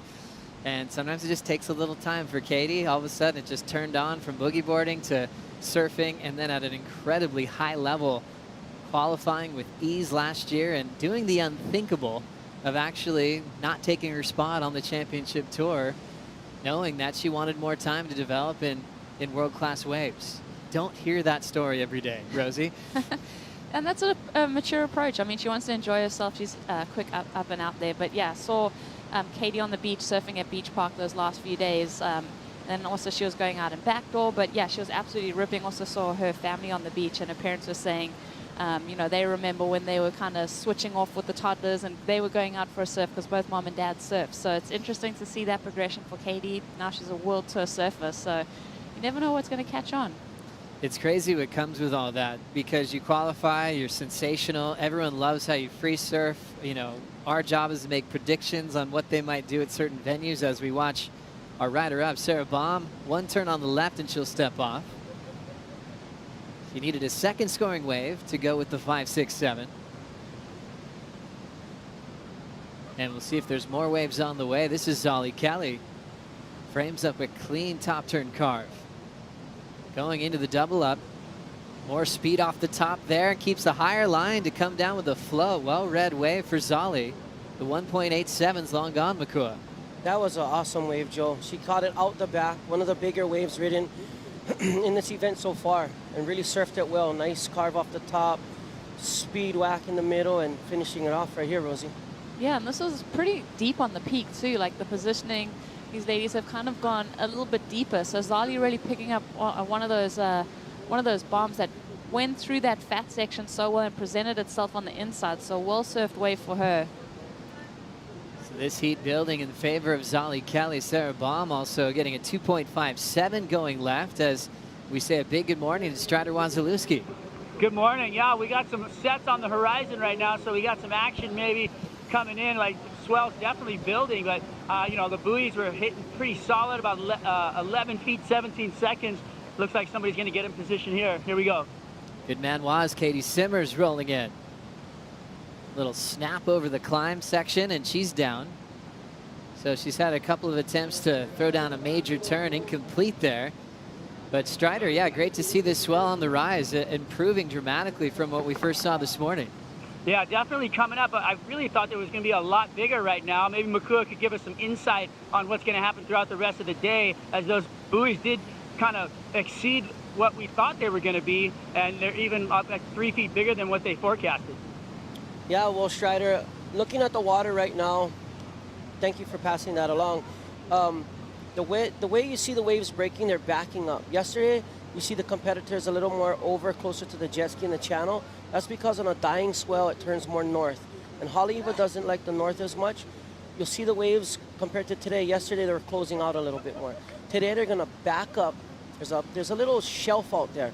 On the nice west swell, it backs up over there, doubles up, and really gives you that nice, long, open face wall. And that's why we just seen from our last rider in white there, she got that from the outside. It doubled up, kind of had that fat section, but as it gets bigger, those sections are going to start standing up, and those are going to be presenting themselves for big scores later on in the day. Love that breakdown of the change of swell direction. More favorable today with more west in the swell, about 310 degrees, which is setting up for some great performance sections for these surfers today. 9 minutes on the clock here. Zolly Kelly out front, Sarah Baum in second. Remember, Caitlin Simmers has already qualified for the championship tour, and she's already going to have a very busy winter here on the North Shore as an invite to the Vans Pipe Masters. The waiting period December 8th through the 20th. A lot of great things for that invite for Katie. A warm-up as well. Any more time she can get at Pipe before the championship tour starts in late January is going to help her out big time. Yeah, well, I don't think it's ever been done. Somebody qualify for the championship tour, not take the spot and come back and qualify again the next year. It just goes to show the level of her surfing, and I really think that's going to translate over to pipeline. And as much time as she's been putting in the water, I really think you guys are going to see something special out of this girl. Here comes Brianna Cope. Cool, stylish start on the open face. Just leaning back through the first carve, and she'll shut it down. Potentially her best wave so far. Trying to break down a 5.58 to move into the top 2. Enjoys a healthy lifestyle and pushing her surfing every day. As we go back to Caitlin Simmer, still looking for her first completion. Throwing the fins out and incomplete again in 4 attempts. Still looking to ride out of a maneuver here. As Sarah Baum will lock in. Stretches out the bottom turn. A solid backhand snap. Good for one move, but the timing was perfect. Big wall to work with there. And Sarah Baum has just got rid of a 2.57. Yeah, that was a big maneuver. I mean, obviously you're always looking for that 2-turn combo, but Sarah identifying that that wave was going to close out and really putting all that emphasis on this one move. One more look here, Makua. Yeah, just hard off the bottom. Really nice timing off the top. Kind of reminiscent of another female South African surfer once upon a time out here. Nice big turns off the top. My co-host here. That's right. Rosie Hodge still ripping. You ever think about maybe a little qualifying campaign again? No way. These women are so good, Joey. I love my spot here next to you guys watching this unfold. Seriously, though, like, it's been so fun watching women surfing progress. It's been fun being part of the different generations. And seeing where it's at the moment is just mind-blowing. Is it fun when you see someone like Sarah that you met when she was so little, kind of seeing where she is today and remembering what you were going through at that time? Oh, definitely. I saw Sarah on the beach the other day and obviously watched her run through the Sakurema contest, and I was just so proud and just so fun to see the way that she's developed as a competitor and where she is in life, and to see on the North Shore of Hawaii, because this is as far as you can get from South Africa. Like, Hawaii is as far as it gets, travel-wise, everything. I mean, it's a 12-hour time difference. But yeah, it's just really cool to see Sarah in the way that she's excelling. It's really good to see women like yourself inspiring this next generation of women surfers. No, honestly, because, you know, there wasn't that many women from, you know, that part of the world doing the tour and going for qualifications. And, you know, me being a part of it, watching you do it and these girls coming up, good job, Rosie, honestly. Thank you. We love it. Live action here with Sarah Baum from Durban, South Africa. Throws down that first turn. She does get the bonus second effort. Nice little drift there. Love how she's not rushing anything. Keeping herself in the power source of the wave. Super casual on that approach. And now she'll have 2 scores to lock in, as she and Zolly Kelly are waiting for the numbers, and last of Brianna Cope. So a little discussion happening upstairs. Brianna will take this wave. Fades the takeoff. Soft little start, but she wants something bigger here. Big wind up, and ow, that is a hard wipeout. Hopefully she hit her face on that one, Joe. The rail looks so close to her. She's already shaking it off, checking out the rail of her surfboard. As we pass the 5-minute mark, Brianna's wave before was the 4.93. And looks like she's just going to shake it off and surf the rest of the heat. But gosh, a board to a face like that, that had to hurt. Here comes Zolly Kelly. Quick fading cutback for the Australian. Now she's starting to step on the gas here, throw fins out the back. She's incomplete. And sometimes you wonder what it's like for a couple of young surfers that are famous for progression, and then they draw each other in the same round with Katie and Zolly together. I was just anticipating if someone lands something big, they're just going to keep pushing the limits above the lip. Back to the performance from our goofy foot, Sarah Baum here, Makua. Yeah, she just really timed that wave nicely. Got a beautiful score for it. And the thing I like the most about this wave right here, she timed it perfectly and just was like, what's up? You know what I mean? Drop the mic, let's go. Yeah, Sarah got the bomb. I love it. Always dropping the lyrics, Makua, as we see that little blowtail. Hard to throw that kind of variety. Doing it just so smooth and effortless right there, Rosie. Yeah, I think something that's really helping Sarah's style is she's very front-footed, so able to lean on that front foot and gather some speed. Here's Zolly Kelly. I mean, she approaches this big section. You can tell her she's eyeing it off. She wants to do something big and get rewarded, and just blows herself out the back. So overpowers that section. So Sarah Baum got a 5.87. That was the wave before all the combinations. That was just a single move. And then that last wave where she got multiple turns in, it's actually not going to factor in a 5.0. So she's using her better fives to hold her lead with 3 minutes to go. Zolly Kelly hanging on to second. Her last two haven't gone into her top two, but she's been the most active in this heat. And now Brianna Cope to third, needs a 5.14. Katie Simmers needs an 8.66. We mentioned how we lost a big name this morning, one of the biggest in the sport of surfing, Carissa Moore. And now Katie Simmers is in trouble with 2:30 to go, Ro. Yeah, this is an interesting progression. We watching this heat, and you thinking about Katie right now. I mean, where has the time gone in this heat? Especially for someone like Katie, she's had opportunities but just hasn't been able to capitalize on them. So it's been an interesting progression through the last 28 minutes. Katie Simmers qualifying for the tour, equal for the points with Molly Picklum, who was able to clinch nice and early. Molly will be in the next heat, so a little taste of what we'll get in the Rookie of the Year race in 2023. Well, instead, I should say Molly already had her first 5 events, but this is Molly's requalification run. And Katie now joining the rookie class after making the whole world wait in anticipation. Only surfer to do that before her was a guy named Taj Burrow back in the late 90s. Said, you know what, I'm going to work on my surfing in world-class waves, but you have to have so much confidence. I mean, the QS back then used to eat people alive, but he was surfing at such a high level that he knew he was going to qualify the very next year, and he did, just like Katie's done. How old was Taj? Good question. So it was like late 90s. He was a Grom, teenager. Yeah. And just wanted another year. And at that time, it was unheard of. I think there's a lot of people going, oh, you should have taken it. Oh, you did this and that. Katie went through that too. There's a lot of people chiming in, seeing if she should take that spot or not, and I think she did the right thing. So that was done before by Taj? Taj did it. Oh, wow. Yeah. Shout out to one of the best to ever do it, Taj. We miss you, brother. Hope to see you soon on the North Shore. As we look at live action, Brianna Cope snapping the end section. Remember, she needs a 5.14 to move to the quarterfinals, and it might come down to that wave. Didn't have a whole lot to work with, so definitely feeling like she's going to need another chance. Well, I mean, I think it was great surfing from Brianna, but when you compare it to maybe Zolly Kelly's 5.23, a bigger wave, but this was well surfed by Brianna. I mean, she knows she needs that score, and she really links together a better ride for herself in this heat.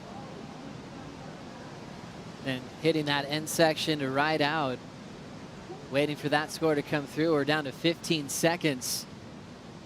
Katie Simmers, 1.4 and a 0.93. She's tried some big moves, especially at the start of this. She had a big closeout hack she almost pulled off, but she ends up running out of time. So the rookie in 2023 for the championship tour will be eliminated here in the round of 32. And Sarah Baum takes a crucial heat win to move on into the quarterfinals. Advancing on with her is Zolly Kelly. Take a quick break. We'll return to the Haleiwa Challenger at home in the Hawaiian Islands right after this.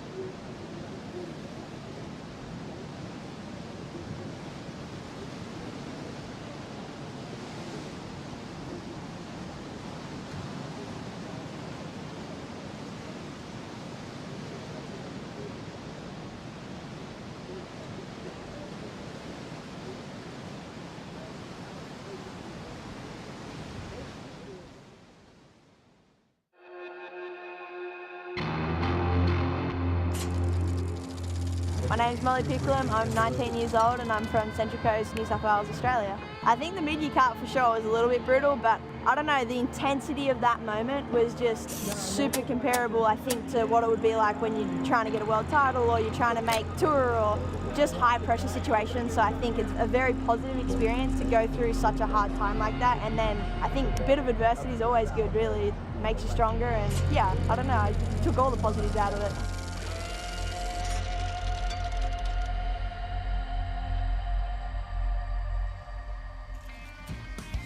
The mid-year cut was bananas this past year. It was unbelievable to see that pressure just put into the halfway mark of the season. And Molly Picklum, reflecting back on what she went through at Margaret River earlier this year on the championship tour, took it on head on and had, gosh, one of the best performances I've seen in a heat when she eliminated Tyler Wright. She did this huge frontside carve, got into the nines, and then kind of felt the news that she had to get sent to the Challenger Series. And look at the surfer that we have today, wearing the red jersey, freshly re-qualified for the championship tour once again.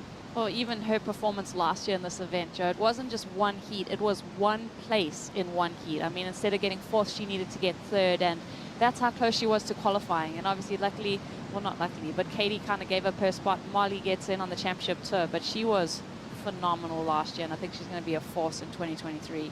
Looks like we've got a rider up here, Maud Lacar. Frontside wrap to start, throws it more vertically off the lip and somehow got lost in the completion. But she looks sharp on her opening day as we go back to Amuro Suzuki on her start on this one, Makua.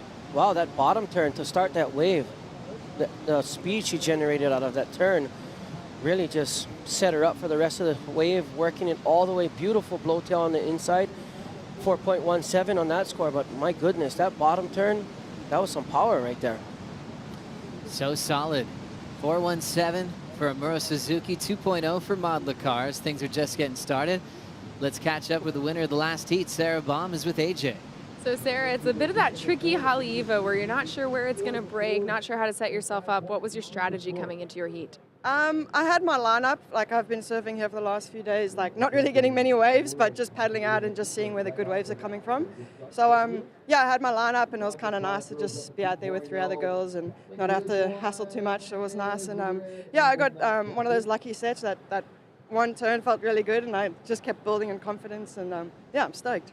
How does that work in a heat where you get that one good wave at the beginning and then your confidence starts to build? How does that change the way you attack the rest of the time?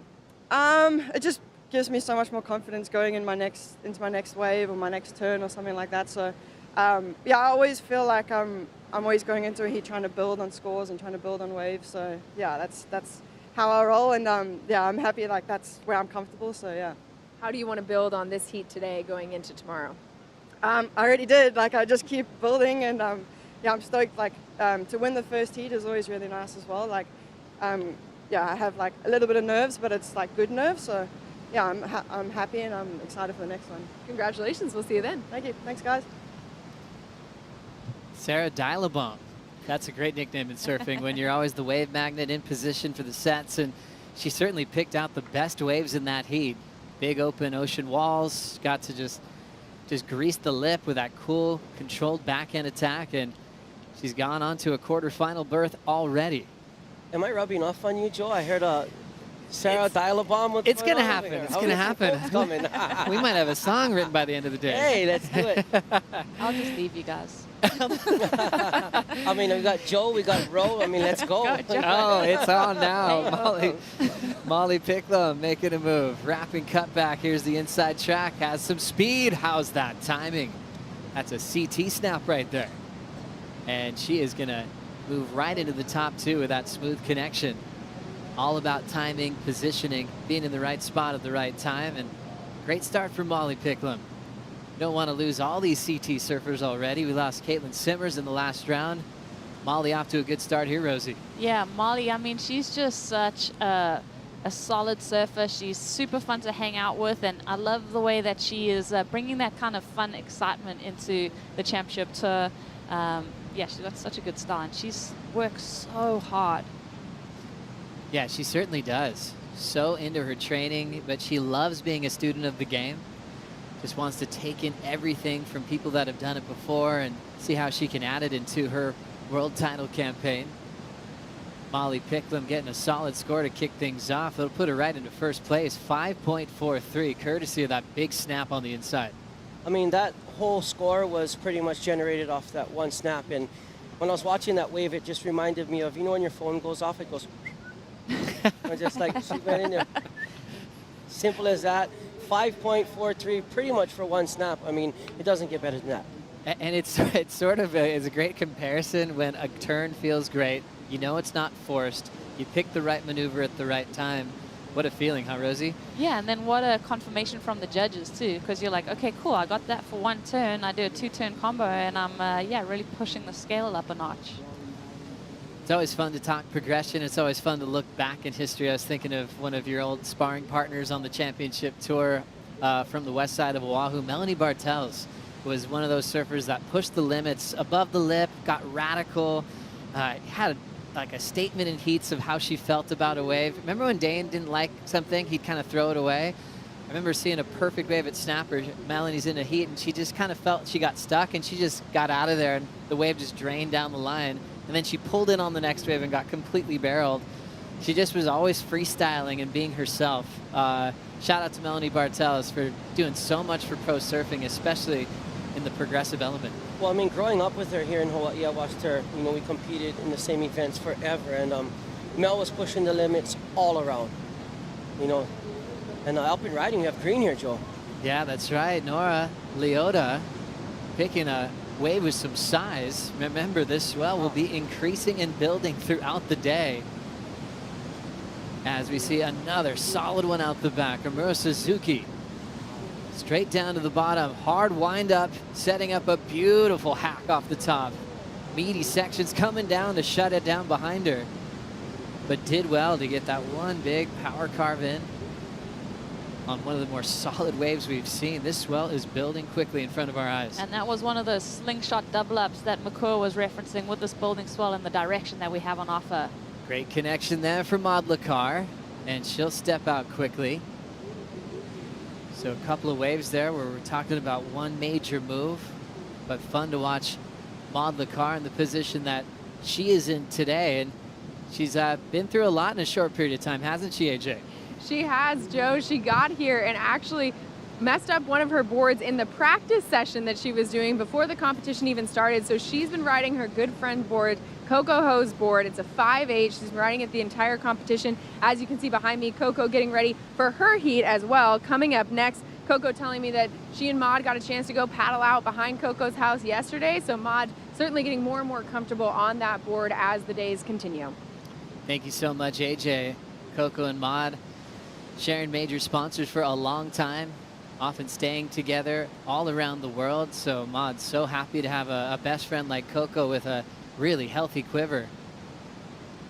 And she's been able to take down some big names on borrowed equipment as we go back to her last wave here, Rosie. Yeah, that's the third wave of the set. That's why you see that foam on the face. So good for one turn. Yeah, Maud looks comfortable on that board. She said she really likes it. This from Amuro was just so impressive. She says super low and compact, Makua. Yeah, that bottom turn really set up that top turn. She really pushed hard. Almost could have caught a little bit of a rail, but the judges are going to love this. I really like how hard she came off of the bottom. Remind me of like a little sunny bottom turn right here.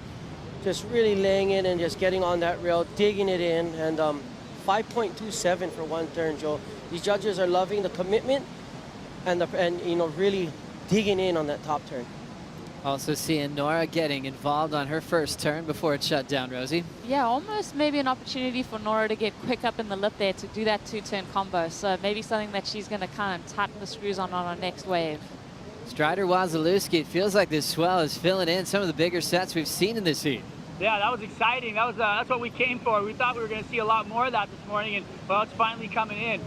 With that, you know, positioning is going to be a big, you know, switch up at the moment. Molly Picklum sitting all the way back at peaks, which is way back in the corner over there, just got cleaned by that whole set. Will she adjust? Will she change her position? Right now, she's kind of paddling out towards that main peak now from peaks, but, that thing just took her out, smoked her all the way back into the inside. So a lot of work being done underwater by Molly, and everybody else, kind of sitting wider. Right now, we got a nice looking wave for Maud. Thank you, Waz. Maud Lacar moving that board down the line, setting up a nice clean sweep. There's the bottom turn, and she'll find the pocket on that forehand wrap.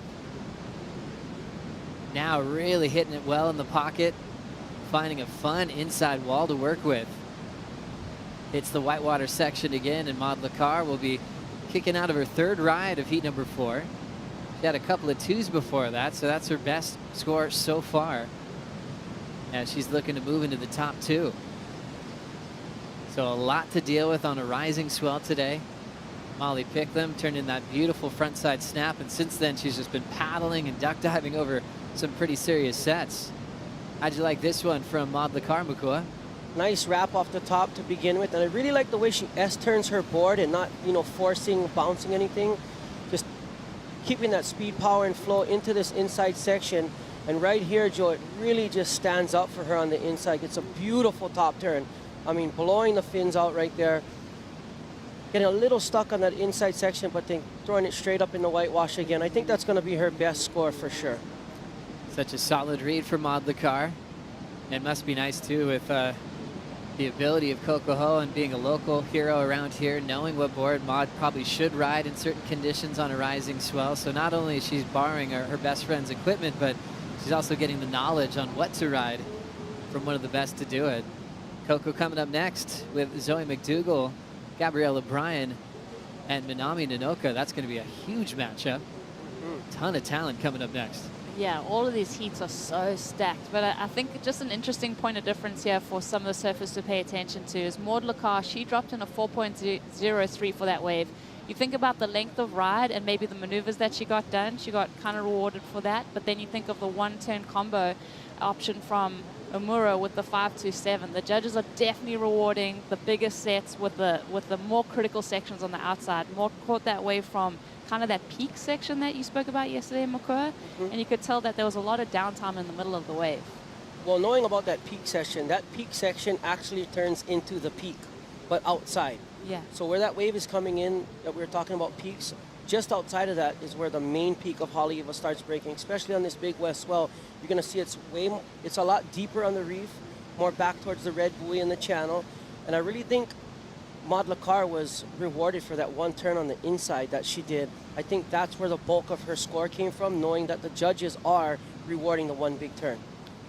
15:25 to go in heat number 4 of the round of 32. Amuro Suzuki has now moved out in front with a big 5.27. Back for more action on the North Shore of Oahu right after this.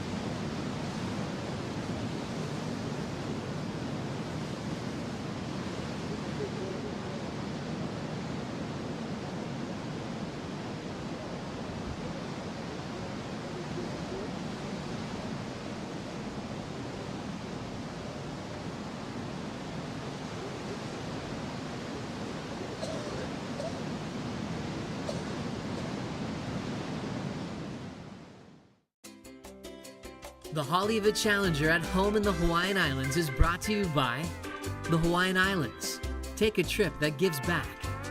By Shiseido, official sunscreen of the World Surf League. And by Turtle Bay, official resort of the Haleiwa Challenger at home in the Hawaiian Islands. Let's get caught up on a couple of waves that were ridden during the break. We've got Molly Picklum throwing down a nice clean frontside wrap. Remember, she dealt with a lot of waves on the head after her 5.43. So she was happy to ride a wave after dealing with some water. Got to this inside track and got a clean finishing move to go with her start. Also, Amuro Suzuki picking off some gems today, Rosie. She has been, I mean, just on all of the bomb sets, manages to get through that little avalanche of white water that came at her. But this is one of my favorite waves of the heat so far. I mean, stays low and so connected, waiting for that critical section to show itself.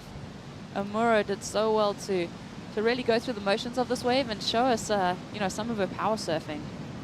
Great completion there as well. And look at the size of the wave right when she took off, Bukua. Yeah, just tried to take her out right there, but this girl stays so low on her board. I mean, one thing you notice about all the surfers that are getting the big scores in these competitions, their body is over their board. They're not leaning over, center of gravity is right there, arms in the right place, and really staying low and making sure they're connected from their fins all the way through the top turn. 6.23 for Amuro Suzuki in the lead. Molly Picklum drops back to second with 11:50 to go. And Rosie, it's been a lot of fun watching Amuro Suzuki's rise to the spotlight in the last couple of seasons. It has been super fun. I mean, I think she got a couple wild cards call-ups in the Australian leg. And then we've also seen her, you know, feature at the Olympics. There's just, you know, the future's so bright for Amuro. She came so close to qualifying full-time for the championship tour. So this is one of the women that's really made her mark. And it's fun to see, you know, this Japanese takeover on the championship tour, especially on the women's side. There's a lot of talent coming out of Japan. 11:15 on the clock. Strider Wazalewski, our surfer from Japan, way out in front. How's she getting it done? I think wave selection and technique, like Makua was talking about, you know, that low center of gravity. She came around one section and it looked like she was just going to get blasted off the board, but staying low and over your board like that, you got so much base that, you know, she was able to negotiate that section, come around and then go straight back up into the corner. Out over my shoulder, we got more action. As we see that big committed wind up off the bottom for Amuro Suzuki, drilling that inside corner so well as we look out the back, and now we see what Strider was watching coming through. Nora Leota a little bit deep behind this section.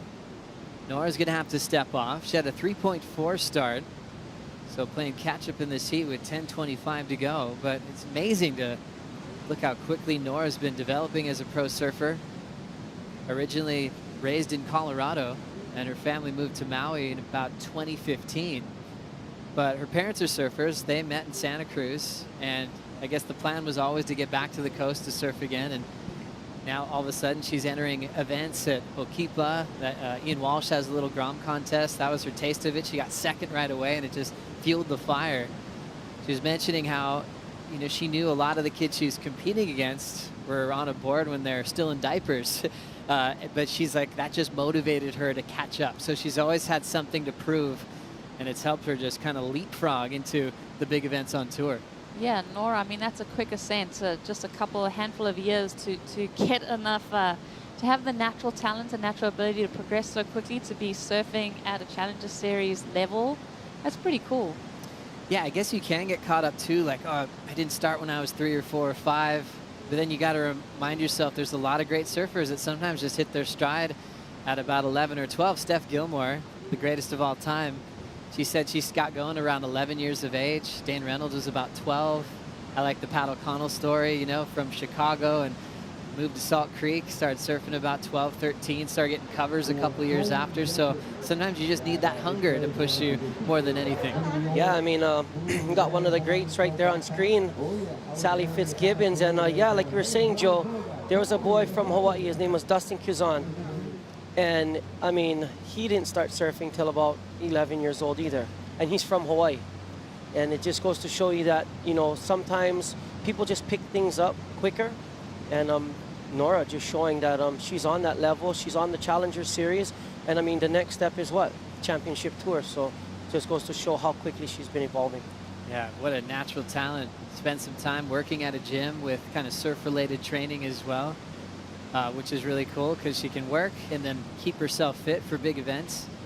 Surf-related training, what comes to mind, Rosie? Was it something you really focused on tour? Or do you think it's kind of developing kind of in more recent times of what to really focus on to compete? I think it has developed a lot. I mean, when I think about, that surf-specific training, it's that balance, that really focusing on the core and balance and making sure that, the knees, the core, the quads, everything is strengthened. But then also a lot of focus on making sure that your ligaments are protected, your ankles, your knees, because those are the first things to go in surfing. Yeah, I mean, it's head, shoulders, knees, and toes, right? I mean, you gotta get it all. I mean, surfing's a full body sport. You gotta lay down, you gotta paddle. Your neck muscles have to be strong, your back gotta be strong. I mean, all the way down to your ankles, like you're saying, Nowadays, the kids are landing in the flats, I mean, from massive airs. So really being fit, making sure, like you said, all the connective tissue and the muscles around the joints really keep the joints stronger. It just goes to show right now the progression and where surfing's at with the training. And it's come a long way. I'd seen before in the aerial movement, you'd see a guy do something crazy and then they'd be out for the season because they're getting hurt more often than not. Then the education process came on injury prevention, on how you can train to prevent those injuries, learn how to throw away air if you're off balance in the flats as well. You know what, more than the training right now aspect of it, I really think the recovery is what's really been pushed more than anything through the breathing, the ice and sauna. I mean, Laird, has really been in the forefront, but almost more than training, right now it's all about the recovery and how to make your body recover faster so that it can be stronger and last longer. It's hard to drive down the street without seeing an ice bath sauna setup at a lot of the homes nowadays because it feels amazing, a great recovery like you said. Do you practice that all the time, Makua? Oh yes, sir. We got the ice and sauna right in the backyard. And, being over there training with Laird for all these years, really as he was experimenting with all that stuff before, it was cool to have an ice bath and sauna at your house. It was up in Malibu, and we were freezing and really hot and really cold for a really long time. And that also helped Billy Kemper's return and that recovery, and Laird bringing him over to his house and making sure that he was doing all of those right things to recover quickly after he spatchcocked himself in Morocco. Oh, so true. But speaking of Malibu and Hawaii, if you're in Malibu and want to come to Hawaii, it's a good opportunity to check out Alaska Airlines. Alaska has the most flights from the West Coast to Hawaii, more than any other airline, with routes to all the best surf hideouts. Alaska's your go-to airline for chasing waves. You get in the water even faster when you sign up for their award-winning loyalty program, their mileage plan, and get $50 off your first flight. Check out alaskaair.com/WSL, and we'll see you here very soon. Looks like we're getting close to potential finals day. Tomorrow looks like it'll be firing even into the weekend. We'll have incredibly fun waves. We'll stand by and wait for Marty Thomas, former top 10 in the world, and Travis Logie, who is on the Dream Tour, and to make those big decisions when we'll be crowning our champions. But Rosie, definitely feels like we're very close to that. It does. I mean, this forecast is really, as we look down the eye of it, it's, we've got that swell picking up today. You guys mentioned that swell that's been hitting the buoys. It's starting to show itself. By the end of today, we're going to have pumping surf and hopefully on through the rest of the week. But yeah, this event has been so fun. After this round of 32, we go into the quarterfinals for both the men's and the women's. So this is a fun event, and it's really shaping up. And such a fun heat about to begin. Coco Ho. So many great memories watching her compete at the top level of the sport. I feel like she's still improving her craft, and she benefited from a lot of beautiful surf trips this year to the Mentawais and beyond. So fun to follow her journey. The great ambassador for the sport. Coco Ho coming up next, taking on her neighbor Zoe McDougall. Gabrielle O'Brien, Rookie of the Year in 2022. And also Minami Nanoka. Back to surfing. First turn off the top for Maud Lacar. Oh, and a slip up on the finish. Definitely got there late. But a tough turn to fall on when she's still chasing a 6.37. That could have been it too. That was that kind of section that presents itself, and when you, get your timing right on that kind of chunky section, the judges just lap it up. So Maud, knowing that she needs a score, doesn't really hold back. But I think the timing was just put off a little bit, Makua. Yeah, it looked like she hit the bumps at the bottom of the wave and her feet kind of got close together. right here, nonetheless, beautiful turn off the top. And then you see her eyeing this section right here, but you see how her board kind of goes straight for a second? Those bumps took just that little time off of, you know, the timing of her to get to the lip was interrupted by those bumps, and she unfortunately was late on that one. So now she's not going to have the benefit of priority. She's in the back of the line now as she just took that wave, and she'll try to find a 6.37 with 3 minutes to go as we check out the heat recap for heat number 4. All about Amuro Suzuki, the Olympian, digging in on a bomb. Big open face gouge, 6.23, and backed it up incredibly well with this wave all the way through the inside, Rosie. Yeah, best wave of the heat. Amuro had been in complete control of this heat, finding the best waves, great wave selection, but also laying it on that rail. Beautiful wave selection. So it only takes 2, and she's been improving ever since she took off in this heat. A 4.17, the 5.27 was the single move, the multiple turns that we just saw, the 6.23, and she's out in front. Molly Picklum, 2 waves ridden Makua, and a lot of waves on the head during this heat. She's really experienced a classic heat at Haleiwa. I mean, she's got herself in the advancing position right now, Joe. She's got, you know, all it takes is 2 waves, and look like she's paddling for this one.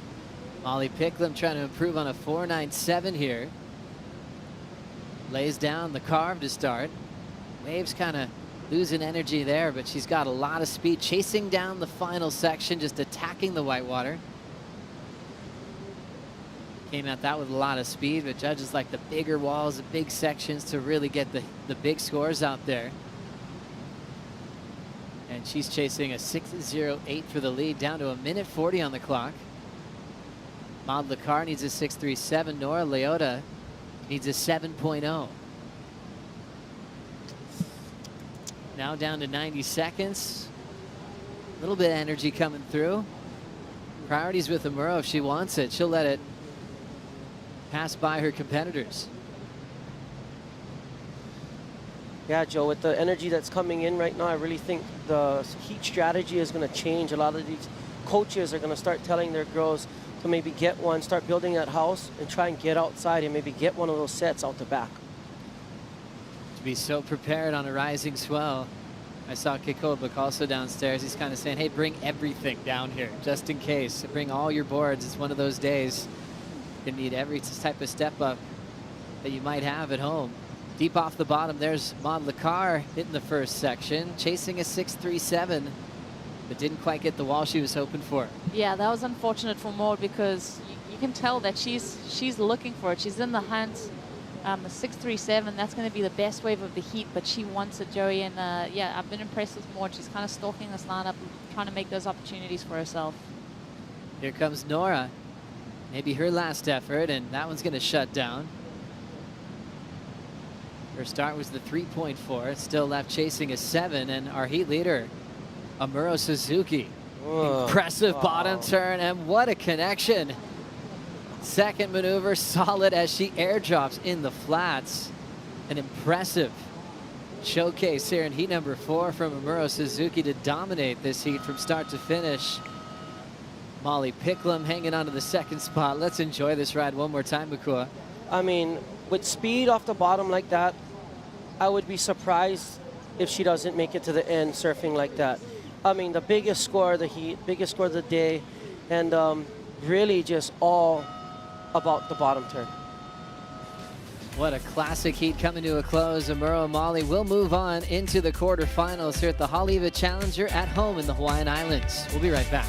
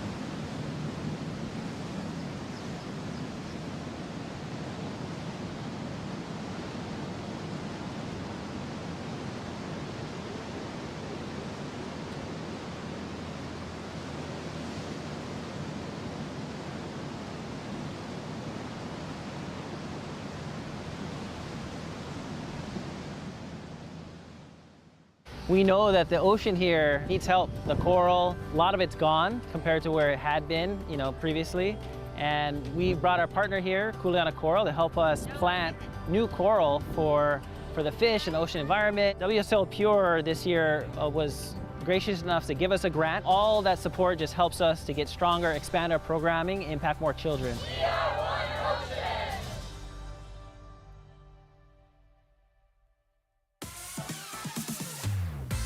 At home in the Hawaiian Islands, this is the Haleiwa Challenger. Zoe McDougall up and riding in the blue jersey with her opener here. This happened during the break for McDougall. A 6.6 was a score for Zoe. Top seed here, Gabriella Bryant on her opener. And Gabriella having to be pretty patient there on that wave. A lot of double up sections there with this incoming swell that we're expecting to grow throughout the day. Let's see if Gabby gets the finish, and she does.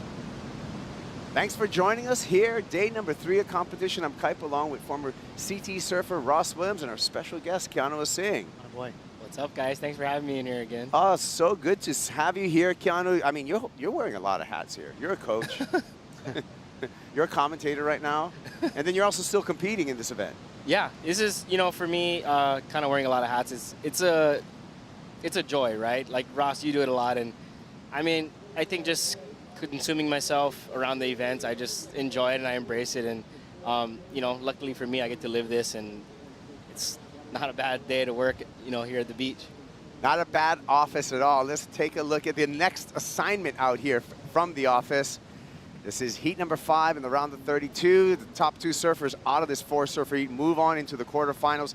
Gabriella Bryant's out in the red jersey. Zoe McDougall in the blue jersey. Coco Ho, the veteran of the squad, out there in white. And Minami Nonaka, representing Japan, is in green. And Ross, we got a couple of numbers to open up. A 4.33 for Zoe McDougall.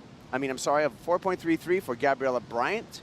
And a 6.6 for Zoe McDougall. Live action here with Minami Nonaka.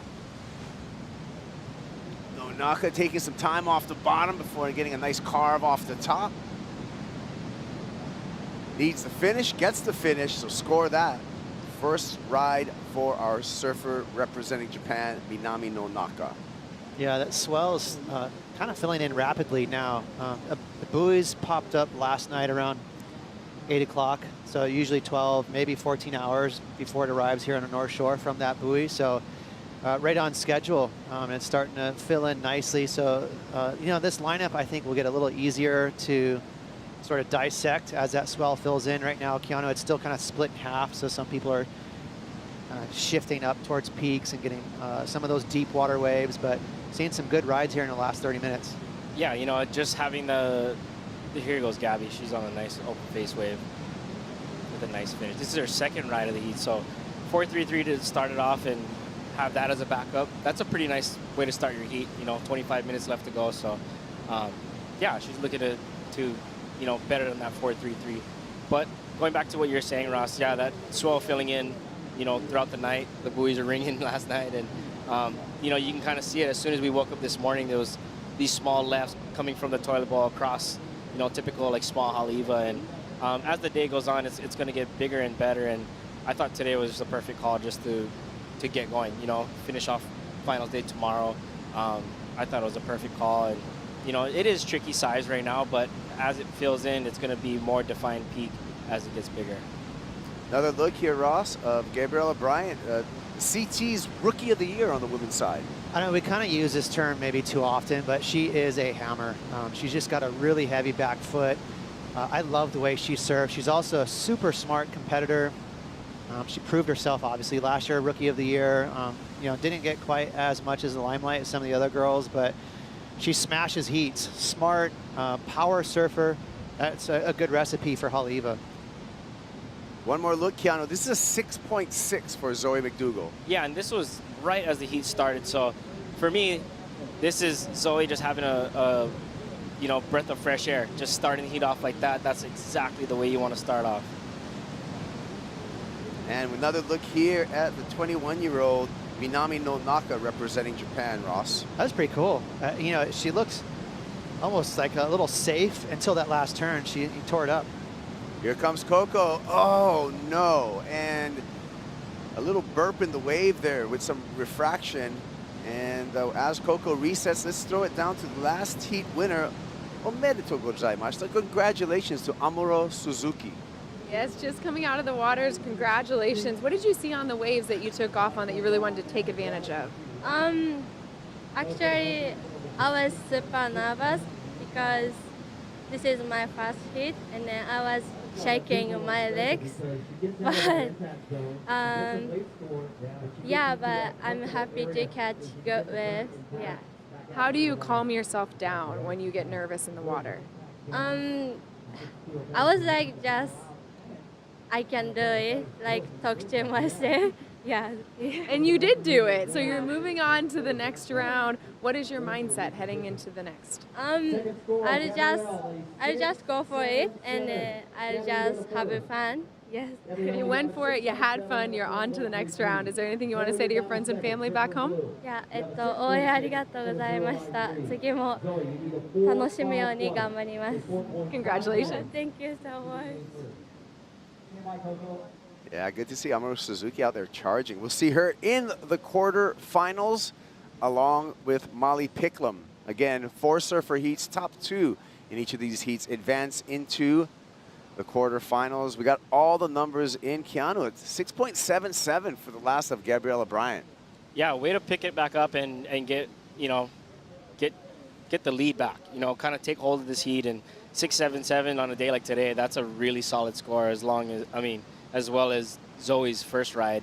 You know, 6 points is a counting score. Today is really tricky, you know, especially like how we were saying the wave is splitting up between peaks and kind of more in the north peak towards the toilet bowl. So it's a tricky lineup today, and right now as the swell fills in, it's, you know, like we said before, it's gonna get bigger throughout the day and be more defined peak as it comes in. Yeah, Ross, we look at Gabriella Bryant as well. Gabriella Bryant, 20 years old. Zoe McDougall, just 22 years old. There's a lot of really talented women surfers coming out of the islands right now. It's almost like an overflow. Yeah, for sure. And it's just a lot of inspiration.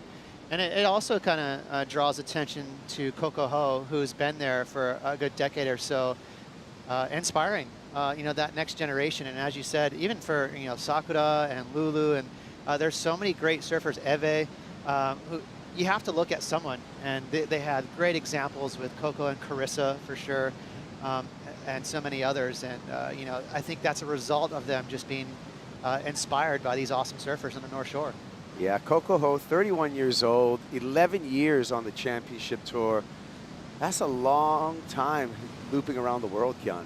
Oh, absolutely. And Coco, she's elite. You know, she's been doing this for so long, and she's a veteran of the sport. And, you know, for girls like Gabriella and Zoe that are even in this heat surfing against her, she kind of paved the way for some of these girls. And, you know, to a certain extent, they are actually surfing against their hero in a sense, you know. So to me, just to see this this kind of heat just play out is pretty cool. You know, somebody that paved the way for girls like Zoe and Gabriella that come from the islands of Hawaii, and you know, giving them the opportunity to kind of, you know, have a vision of what professional surfing could be like.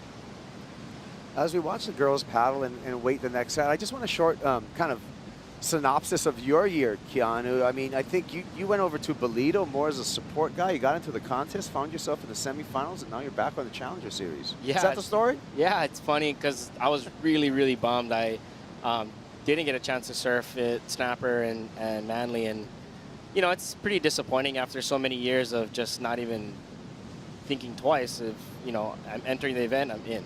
And I entered those events, and I ended up on the alternate list, and that was a big surprise to me. And you know, it kind of dings your mental state and your pride a little bit, as, you know, for doing this so long. And I feel like, you know, chasing the dream tour for so long, I thought I was just going to be in the event, and missed the first 2 events. And Bolito came around, and Marty hit me up. He's like, "Hey, you're in. Like, you going, right?" And I was like, "Oh, yeah, I am for now. sure. Yeah, I'm definitely going. I'm not going to pass up an event. You know, I'm always in it to win it, so I'm going for sure." And I got in, and it was really cool. I got to stay with Zeke and Josh Moniz. We just had a blast. It was almost like a surf trip. You know, I have a 1-year-old daughter now, and I think it gives me a different purpose to surf. And when I compete, it's a whole different perspective. And going there was a dream, and just the waves were bad, but the times with my friends and surfing events is just timeless. How do you feel just making heats, though, over and over again? Yeah, and it's cool, you know, you always bring that kind of mentality of like, I'm gonna bring my best, but it serves a different purpose when I'm going out and gaining more and more experience. And it's not just for myself, but it's for the kids that I get to work with and give them the knowledge that I'm still learning. You know, every time I put a jersey on, I think we should be learning. You know, as a professional, it's the only way to kind of keep your progression going, is to consume as much as you can and direct it towards the right people, and you know, give what you've learned. Are you working with any surfers here in this contest? Not specifically. You know, I'm kind of just almost Reynos' assistant, you know, where we need help, and kind of just making sure we got all bases covered. And yeah, I'm just here for moral support and support of any of our guys. And it'd be hard for you actually to work so super close with surfers you're trying to beat at the same time, because you are in the draw right now. And I wouldn't give them the wrong information if I was like serving against or them. not. Yeah. And you should definitely go by peaks and sit way inside. Yeah, the left off the toilet bowl is working pretty good today. Oh, well, I'm going to send it out to the water. Our in-water reporter, Strider Wazalewski, I think he has a question for you, Keanu. I do. Hey, Anu, how you doing? I'm good, Strider. Good to see you, man. So good to hear your voice and everything that you're talking about in there. And it made me just reflect back to your win over in France, you know, taking down one of the best in the world, Gabriel Medina, on lefts. And, you know, we know your weapon backhand is just amazing. But who was your inspiration or coach over there in France? Because you literally just climbed a mountain and just, you know, put your flag on top of it. And it was one of the best things I've ever seen on tour. And I would love to know how that came about, how that day played out for you. Yeah, it was pretty incredible. You know, it was funny. John Shimoka was actually coaching me through the phone and text messages and FaceTime calls. And, you know, my surfing was there, and it was mainly just like the mental game. And he was very much so a part of my mental game and in preparation and how I'm approaching certain things and not kind of getting overwhelmed with certain things. And for me, John Shimoka, that's who he was to me, was a mentor, but not only like changing fins or boards and this and that. It was like always the check-in with me mentally and where I'm at and where I'm sitting and, you know, how to slay the dragon and like how are we going to approach this certain situation. So it was really cool just to kind of have his thoughts and his input from afar. You know, it wasn't like a day-to-day. It was almost like checking in with me. Okay, you have this guy. How are you feeling? And that type of coaching sometimes is much more important than just the bases covered here of this board's on point. It's, you know, that's a part of the professional's responsibility to take our boards and ride them and fins and really figure out fine-tuning what's working at the beach. But we always forget what's on the other side. And you know, a lot of it is mental. And for me, it was, you know, Shmoo just putting things in my ear and making sure I was stable and ready to slay the dragons. And that day was my day. And yeah, it was the best day of my career. 2016, France. And hey, by the way, we love you, Shmoo. You're always in our hearts. And gosh, what a great surfer, what a great mentor, what a wonderful friend. Ross, you know how it is to kind of coach long distance sometimes. I think you do some of your coaching long distance. How do you do that with your athletes? Yeah, it's a good question, Kaipa. Fortunately, you know, all my surfers that I coach live here on the North Shore, so we do a lot of our detailed work. I hear Sakura, one of the girls I coach here on TV, in between events. And that's when you can get a little more deep into the details of your surfboard, your technique. Let's really break down your body parts and positions and get more technical. But I'm sure Keanu can add to this, but once they're at the event, it's more of a mental thing. That's when I turn into sort of like that boxing coach where I'm in their corner, I'm making sure they're feeling really confident, that they can rely on their talent. And all these surfers are so talented, so I want them to be out of their own way, not be tripping over their own toes, have a clean heat, they know the strategy. But I do text them and talk to them a good hour before their heat and make sure that I give them my perspective, whatever I'm seeing as far as the waves, maybe their opponent, any little inside scoop I can. I think that is the most important thing too. Just like how you said, the fine details in preparation is majority of what the result becomes. You do all the work beforehand. When it comes to game day, all that is done. You know, you're going to autopilot, and the athlete should not have any second guesses, and they're ready to perform, you know. So for me, I think that was one of my strengths, was kind of how to prepare for events and trying to get athletes to that level. You know, you can't win the contest in a free serve, you know. So it's how to bring the best out of them and keep them through the event and to finals day, and bringing the best heat out of them on the last heat of the event. Wow, yeah, I mean, I see preparedness equals success. And great time talking with both Ross Williams and Keanu Singh here in the booth. We're a little over halfway through this heat. Heat number 5 of the round of 32. We're gonna step away, take a quick break. We'll be back with the conclusion of this heat and more with Keanu Singh after this.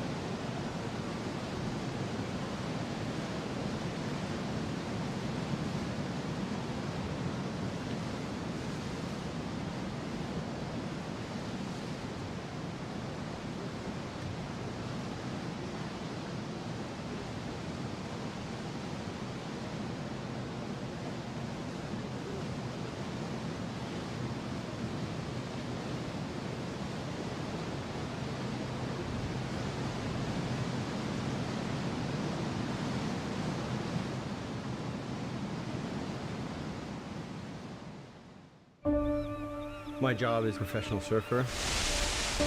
My goal is to win titles. That's what I'm here for. The world's best surfers in the world's best waves. We've had a shark attack. Whoa. It's the most intense surfing scenario you can imagine. I have to step up my game now and not make any mistakes. Oh my God. This is a war. You have to find a way to win it and do it at all costs. Make or Break, a 7-part series on Apple TV+. Make sure you check it out as we go to live action here with Zoe McDougall at Haleiwa, having to come around this section. McDougall currently in 2nd place behind Gabriella Bryant, the local girl here. Zoe, very comfortable at Haleiwa, and we're comfortable here on the set. I'm Kaipo along with Ross Williams and Keanu Singh to talk you through the action. Keanu, not a lot happened during that break, but Zoe McDougall did get her backup score. Yeah, it's been a pretty slow heat, and typically at Haleiwa, we'll always kind of have that one heat that's firing, then the one heat that's kind of slow. One heat that's firing, then one heat's kind of slow. This right here is just super, super technical for Zoe just to kind of get that backup score. Kind of a slower start to the wave, but as she gets to the toilet bowl, she kind of gets going right here and just kind of just tic-tac and really finish a decent wave to get a backup score. 9 minutes to go in the heat, just to solidify her 2nd place. I think that's a smart move. Yeah, right at the buzzer, Zoe got a 6.6, but how valuable is that, Ross, for her to back that up with the 3.5 she just scored? Yeah, I mean, I want to give her credit for wave selection. That, you know, she's sitting in the right spot, and especially the 6.6. That was a beautiful wave. I will say she seems a little bit on a conservative side. You know, Keanu was saying she kind of tic-tac that last wave. That's a nice way of saying she kind of scaled it back a little bit. You know, she could have went for like a stronger layback snap or something on that end bowl. So she has to watch out. She's keeping herself a little bit vulnerable. You know, Coco Ho, she draws those steep angles. She's really good at that classic knock-knee little snap. And if she sews a couple of those together, she could surpass and really show the judges like, hey, this is what, you know, a really aggressive turn looks like. So Zoe's got to be careful here with that backup score. Well, Minami no Naka in third, needs a 6.01 to move into second in advancing position. Coco Ho looking for a 6.5 basically to move into that advancing position. Coco with second priority right now. She's out there in the white jersey. Keanu, you got any good Coco Ho information or stories for us? Oh man, yeah. I've grown up with Coco my whole life pretty much, so she's a funny character. She's a real competitive in pretty much everything she does, and we had a couple card games when we were younger, and like it's like, you know, she'll start to bend the rules if she doesn't get a win. So she's like my little sister, or she's actually my big sister because she's older than me. But yeah, Coco, she's awesome. She's so competitive in everything she does, and I think the one best attribute about her is she will never give up and she'll continue to fight. And you know, through the tricky situations or times that it's just tough, she'll still keep going, and I admire that a lot about her. And she's got a great energy about her, like a bubbly, positive energy, doesn't she, Ross? Yeah, she really does. And, you know, her dad, all-time legend, Michael Ho, you know, that runs through her blood.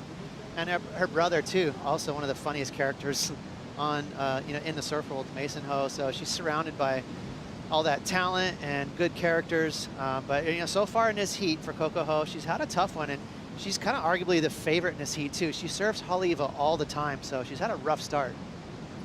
Yeah, and deep on this one. Zoe McDougall able to pick it off, and we'll see if that helps her two-wave total. What do you think, Keanu? Yeah, I think, you know, that's a good, you know, it's kind of getting grindy, as we would say, in the kind of closing minutes of this heat, and I think that's something for her to go for. You know, 3.5, you have to bet on a 3.5. That's fine. This one was a little bit deeper, sort of like in that middle section by Peaks. Nice opening maneuver, kind of just looking for the end bit just to kind of set up this finishing maneuver. And that was more critical than her other wave for 3.5. So we could see this kind of go a little higher than that 3.5 and kind of push the scores a little bit higher for the requirement for Minami and Coco. It was fourth priority. So she's like, all right, I'll just get us some scraps here. She probably, Keanu heard the 3.5 on that wave prior, said, okay, I got the message, judges, so she'll turn it up. Sometimes I love that too. When you have fourth priority and you have a little opportunity to kind of, you know, better your situation, why not? I love rolling the dice when you have fourth priority because it's almost no harm, no foul, right? When you take waves like that and better your score. And Zoe did it, 4.17, so she did increase her two-wave total, and she did heighten the requirement. Minami no Naka now needing a 6.67, Coco Ho needing a 7.2. Very smart surfing from Zoe. And now, Ross, I'm looking at the veteran in the crowd. We were talking about Coco Ho. What does she need to do? Because now she needs a big number. 7 is big. There's just enough time on the clock to think, you know, I still could get 2 waves. I don't have to get like a crazy score, but it's really close to that edge where, you know, if she's not too careful here, it could be just a couple minutes left, and then she really is gonna have to rely on a massive score. So she's in third priority, so she'd still be, in my mind, probably looking at 2 scores. You can get back out into the lineup at Haleiwa really quick, and she doesn't need a long wave. You don't have to do 3 maneuvers out here. You can do 1 big slam on the toilet bowl and get like 6 points. So she's gonna have to get busy quick though.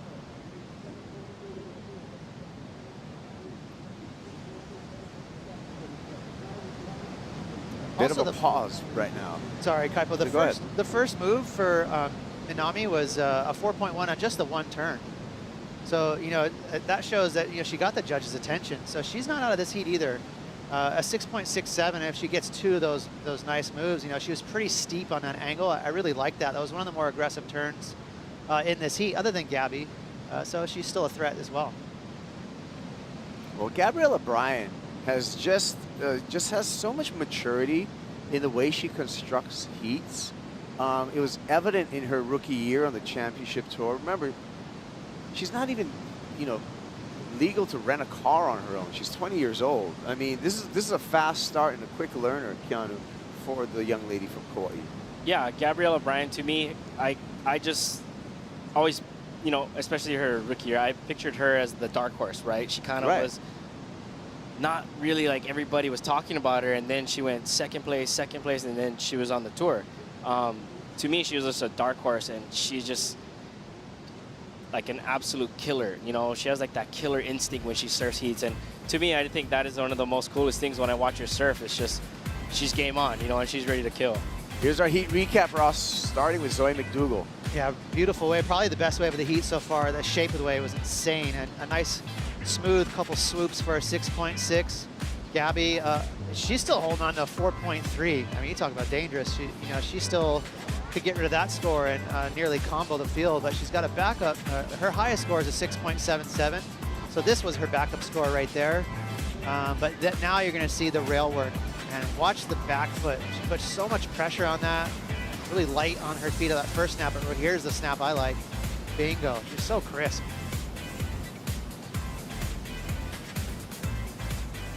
And back to live action here. We're at 2 minutes 35 seconds in this Heat 5, round of 32. Top two move on into the quarterfinals. Looks like a big set rolling through.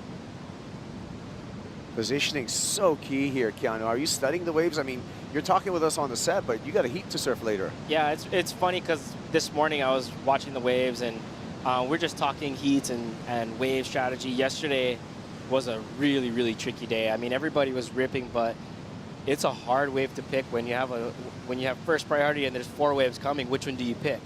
And a wave like Haleiwa is such an easy wave to overanalyze and like, I don't like the look of that because of this. I don't like the look of that because of this. And it really is easy for you to kind of outposition your own self and your own judgment. So, you know, even the best guys out here can easily do the same thing. And, you know, on a day like today, it's really tricky because the surface is so bumpy and challenging to ride. So it's really, you know, if you can pick a wave without the potholes and have that nice paved surface, you're going to have a much easier way to get a better score.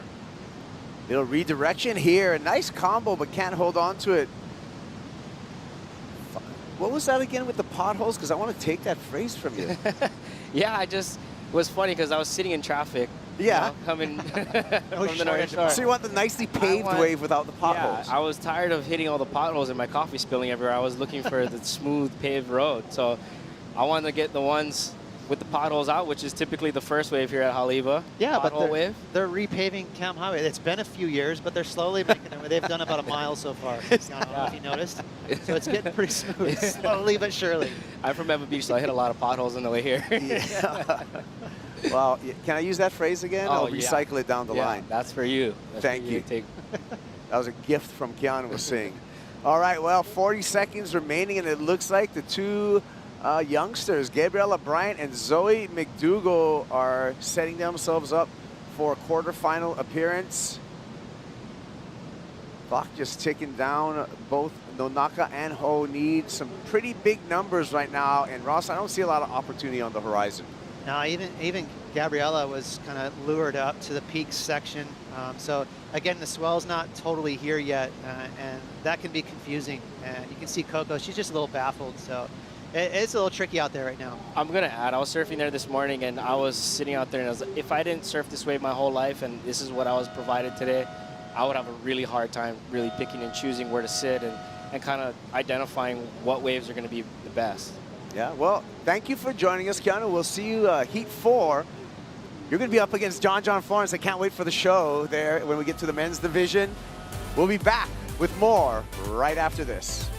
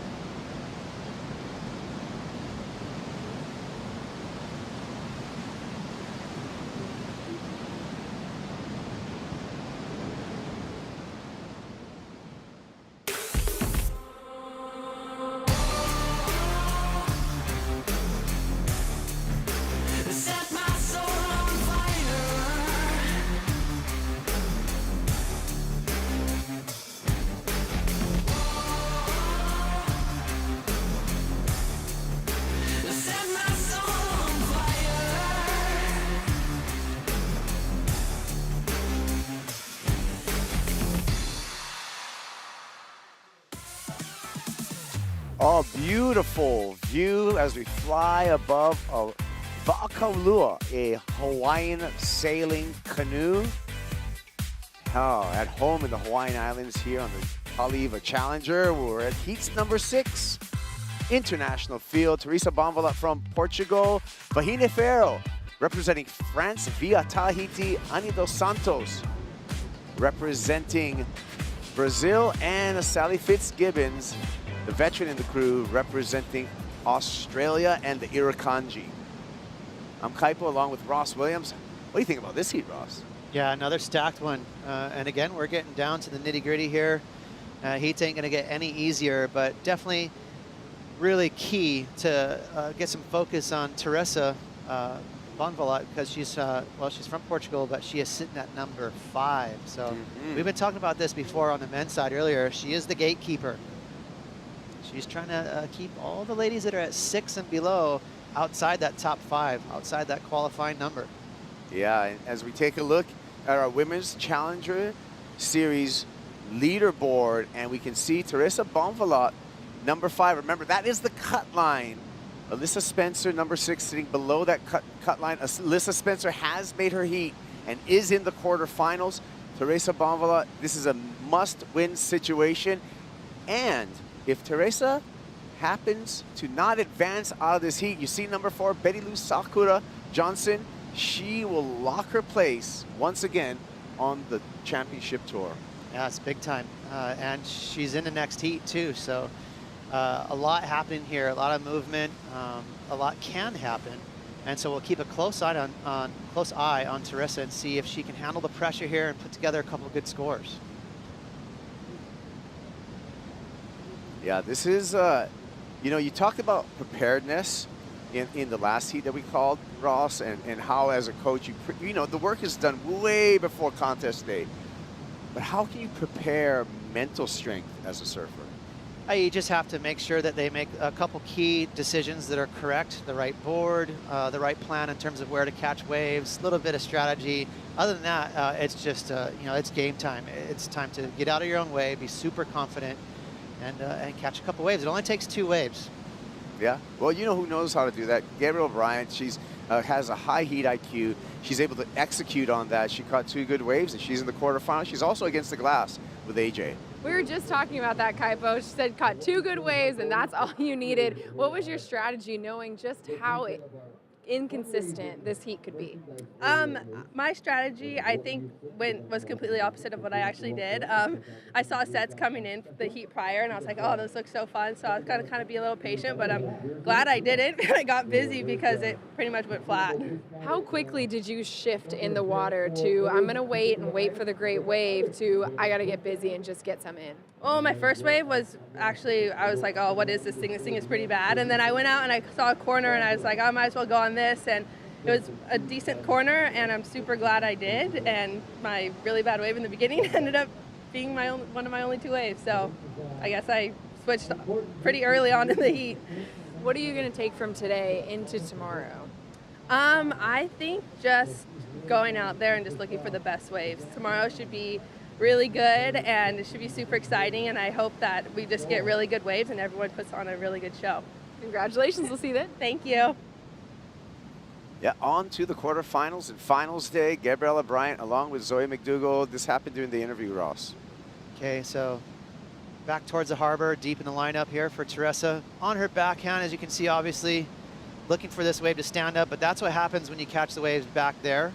It runs into that deep water, and it's kind of a tough, funny little section, but I like that. Wow, being creative, cut back, redirecting towards the harbor. A little 2 for 1 there, Kaipo. So we'll be waiting for that opening score in this matchup for Teresa Bonvala.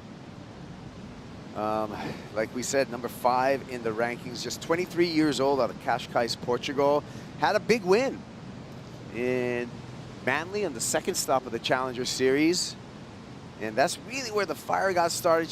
She's just coming off a semifinal finish at stop number 6 in Saquarema, and that's why she's just right in this mix for qualification. But then again, it's just 1 heat at a time, and she needs to make this heat to continue to be in that conversation. Yeah, and it's interesting you mentioned that because, well, there's 7 events that were available this year. They're taking your best 4. So, I mean, if you can just get hot a couple events, you can qualify it. First place is 10,000 points. You know, so I like that. You know, it allows people to kind of be a little more risky. You don't have to chip away at a bunch of 5th place finishes, you know, to qualify. You can win one, get a second, another one, and qualify. And I think it also makes it fair that, you know, you don't have to go to every single event. Like, if you're confident enough, because, hey, traveling can be expensive. When you're grinding on the qualifying series or Challenger series, you know, being able to just pick your top 4 events, that is makes it a fairer playing field. But speaking of the playing field and some of the players, I think AJ has some insight on Teresa. Yeah, I got a chance to touch base with her camp, Kaipo, and she did get in a free surf this morning. They say, of course, there's a little bit of nerves with everything that's at stake, but it's just the normal kind of nerves. So look for her to just be comfortable in the water today. Thank you, AJ. I think that's a standard response from anyone, though, to come into the contest, you know. Here we go. Sally Fitzgibbons. Good news for us is we're going to see more Sally Fitzgibbons next year. She's already got a wild card onto the 2023 Championship Tour. So she's just here surfing for experience. Sally Fitzgibbons, a runner-up for a world title in 2010, 2011, and 2012. Wow. Insane. What a record for Sally. She is 12 years in the CT. Bona fide legend on the ladies tour. And for Sally, I saw her surfing backdoor one day, had a quick little chat with her, and she always has a big smile on her face, but she's like, I'm just here. I wanted to enter the event with the Groms, is what she said, which I thought was kind of cool. You know, that's the cool thing about the CS Tour is you can mix it up with the next generation and some of these younger surfers that she normally wouldn't see on the main tour. So I think that's pretty awesome that she flew all the way here from Australia to, you know, dip her toes here at Haleiwa. And, you know, when we look at the opening for the Championship Tour event 2023 opening up at Pipeline, I think someone like Sally Fitzgibbons is probably putting in some time there on the reef at Pipe and gaining some experience. And we all know she charges. We saw her win in Fiji with a broken eardrum, having to tape a helmet onto her head. Crazy. Against doctor's orders, and still did it. We know the heart of Sally Fitzgibbons. Yeah, good call, Kaipo. That was a great memory on tour. Was that maybe 2015, I want to say? But yeah, she was just insane. She's known for being fast, kind of a performance surfer too. She pops airs every now and then, which is, not everyone does it on tour. So she's got the performance surfing down, but you're right, she is not shy in big waves either. She totally charged in that event at Cloud Break in some pretty solid surf. And at 31 years old, she's still one of the absolutely most physically fit surfers on the women's side of the tour. She's only 30. But she's still young. That's crazy. Yeah, she could surf for another 10 years on tour if she wants. And at this day and age, you can draw inspiration from dudes like Kelly Slater and go, well, if I want to be here, I might as well stay here. What did Kelly say? I thought was such a fun quote that's in one of the WSL ads is, I'm totally fine with being put out into the pasture. Meaning, you know, like, hey, kids, if you got to beat me first. You're going to make me retire, let's see it. Yeah. And I think that's Kelly's attitude. And that's why we keep on seeing him on tour, because he keeps on winning. And so until he gets completely just kind of decimated, I think he's going to hang on. I mean, look at Kelly's season last year. Won an event at Pipe, and then finished off the year with a semifinal finish in Tahiti. Yeah. He even missed an event, had a couple needling injuries, which happens at age 50. For him, it's just about the body. You know, if he can come into events 100% healthy, you know, he can surf a little friskier, especially in the performance waves. But hey, the longer the better for him. We all love watching Kelly surf. Yeah, it is an inspiration and a true story in sports, not just surfing, but just in sports overall. Well, only a couple of numbers on the board so far. 3.67 for Teresa. So nice start for the Portuguese surfer. Sally Fitzgibbons won a 1.6, so still so much surfing still needs to be done, and a wide open heat here at the 18-minute mark. The last heat was slow as well, Gabby's heat, Zoe, and this is continuing to be slow. So the ocean, it feels like it's coming though. You know, sometimes that happens when you get these long breaks. It just wakes up with an 8-foot bomb rolling through. So maybe heat 7 is where it'll just really start filling in here. We know it's coming, Kaipo. It's on the buoys. Is it past the high tide mark now? Yeah, high tide was at 9:45 a.m. Okay. And that's good news. We got just slack, kind of low tides. Nothing crazy low, but lower tides for the rest of the day, which is really good for Haleiwa. It likes that. Okay, as a note, it is 10:48 here local Hawaii time. So we got past that high tide mark. We're going to lose more water off the reef here at Haleiwa, and that will improve the wave quality and also the steepness of the waves as we fly by the lineup here at Haleiwa Ali'i Beach Park. You can see the couple of peaks that we're talking about, the triangle there. That's Haleiwa proper takeoff, and then on the corner of your screen is more of the peaks break. So surfers kind of starting to get caught in between is my feeling as we fly by, but of course my reference is a little skewed here. Yeah, it happens. You know, this surf spot and all surf spots have these little nicknames for takeoff spots, and Haleiwa is one of those where we keep saying peaks, and if you're wondering what that means, that's literally a name of a section out here at Haleiwa that typically happens when it's 2 to 3 feet. But it is a really nice swell direction today. It's a repeat of the last swell. It's 310 degrees. But with that swell direction, it really enjoys a little more size. Then it starts capitalizing on the entire reef. Great insight on the lineup from Ross Williams. 16 minutes and 25 seconds. Patience is key here. We have open priority still between two surfers in the lineup. Blue, Vahine Fierro, and white, Ani Dos Santos. So the two surfers in blue and white have not established priority yet, so it really is about positioning as far as possession of any of the waves coming through. Keeping the nerves calm. And it does look like some lumps coming in. Right, you can see in the middle of the screen, see that dark shadow right there. That's a solid set. Preparing themselves for the set here and making sure that you're in the right place. Dos Santos looks interested on the first wave of the set. Here she goes on the backhand. Gets onto the open face, little hook under the lip there. The wave runs away. Wave number 2 of the set. We'll see if there's any takers coming through here. Surfers paddling, scratching, everyone out of position for that second wave of the set. And that is a really nice wave. Look at that thing staying open. That's well overhead. So scoring potential squandered there. Just a little out of position, Kaipo. That would be a really fun way to get a wave in a free surf if everyone was up there and you get those wide ones. However, in competition, positioning error for the surfers, and again, it illustrates how important it is to be in the right spot when those sets come. It's easier said than done at Haleiwa. It's tricky, even for locals.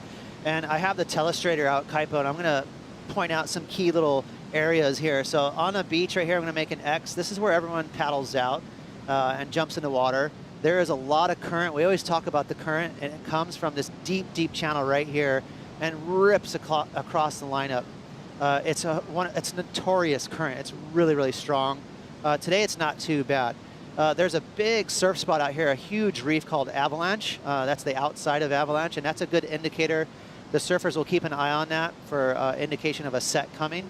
Over here you have Puena Point. This reef is actually key because it blocks north swells, and that's why Haleiwa really enjoys a west swell that comes straight in right here. That's that west-northwest direction that Haleiwa really enjoys. One more key element here, the old toilet bowl right there. It's so shallow, but it does create a really nice end section. So if you want a piece of it, it is there, but it's pretty sketchy, Kaipo. Thanks, Ross. Wow, I love the telestrator and just breaking down the entire break. Back to live action here. Vahine Fierro, the Tahitian. Nice arc on the backhand. Sets up again. Good pace to this wave, and she's able to exploit that pace with another beautiful turn. Timing impeccable by Vahine Fierro. Mai Ta'iroa. That was a well-surfed wave for the former world junior champ. That's going to be the biggest number so far in this heat. Yeah, Vahine is a weapon. She surfs super good. A lot of people's favorite surfer. She's pretty young too. And so that's going to be a really good start for her. It took a while. Wow, a lot of time burned off the clock to get that score, but she's on the board. Yeah, and there we go. Our Va'akaulua, our Hawaiian sailing canoe. We talk about Tahiti. We talk about the migration through the Pacific, and that's what they did in one of those vessels right there. Here we go. Replay, Vahine. Lanky, goofy footer. She's got a lot of leverage though, so she can create some power with those long legs. And a couple of clean swoops here on her backhand. See, pretty calculated too. 3 maneuvers, and she took her time with it. Very measured effort from Vahine. She didn't get overly anxious, and you know, it's easy to stuff a wave up here at Haleiwa, but she took her time and connected the dots. Yeah, hey, Stradwell Zalewski, Pehea Oi, what's up? Well, I was just checking in on Vahine. Vahine just looked like she was on point on that wave. You know, quick reaction to those lumps coming up the face, and it made me think about a home break for her small pass. You know, there's a lot of current, a lot of lump out there, so I think she's drawing some similarities to those two waves together and making it happen. Oh. As we look at the replay here, and Strider getting out of the way, Vahine, this checked in at a 5.9. So the lead for Vahine Fierro, and looks like we got more sets on the way here, Ross. I don't mind that from Strider. I think that's a great call. Small pass in Tahiti is very similar to Haleiwa. It even has the current that goes against it out there. So it's a compact version of Haleiwa. So I think she could draw some good energy from that. Some quick work here from Sally Fitzgibbons. Nice carve to fade back, smashing the finish. Open up what a 1.6 could do much better than that on her second wave. Teresa Bonvala. Teresa, nice snap off the top. Beautiful extension. Eyes up the finish, nice redirect. So this heat is going to tighten up once these numbers drop. Yeah, that's a pretty good effort there from Teresa. One more wave out the back here. And it is going to be wave number 2 for Vahine Fierro. A little bit further over, so it hits that deep water in between the reef, and she just needs to kind of zigzag work it out, but she will back up that opening 5.9. Got a lot of scores to catch up on. We'll take a break, step away, we'll come back. We'll have those scores for you and the conclusion of Heat 6 here at the Haleiwa Challenger.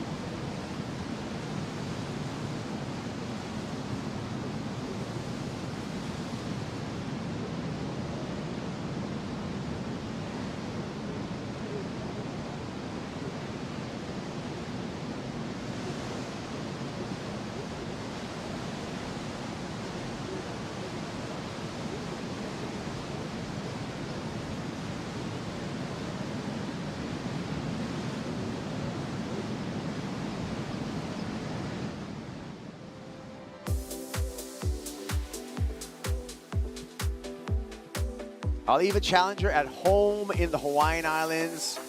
Sophia Medina preparing for her heat, getting some last-minute advice from Dad Charlie as we fly through here. And catching up with some action here, Teresa Bonvala. And mistimes that section, so we'll be waiting for that score for Teresa. Again, a really important heat for Teresa. This happened during the break. This is Ann Dos Santos, Ross. On her back end, sort of in that middle section, so trying to time it just right, waiting for the wave to hit the reef. It's going to stand up as soon as it does.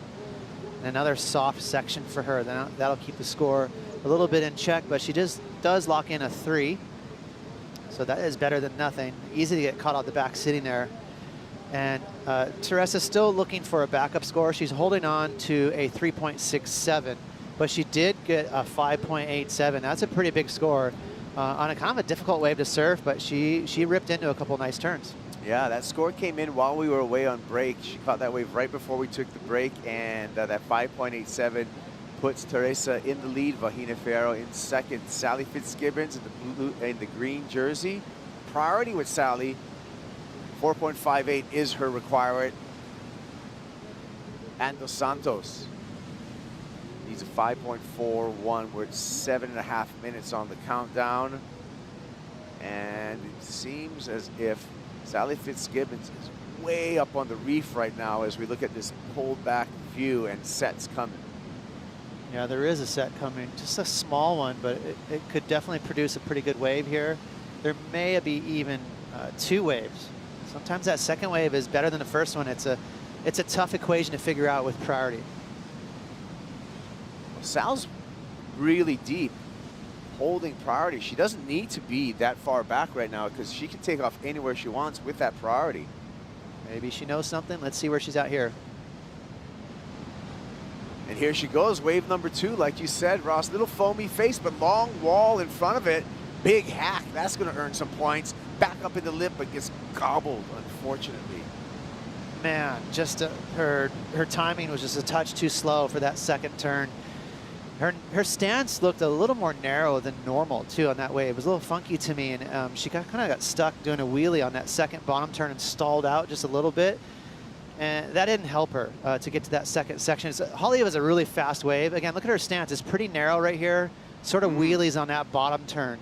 And that's what makes Haleiwa so tricky. It's such a fast wave. It always jumps at you. And you have to have insane reflexes to respond to the timing of Haleiwa. And this wave much slower. And Teresa does a good job just connecting the dots there.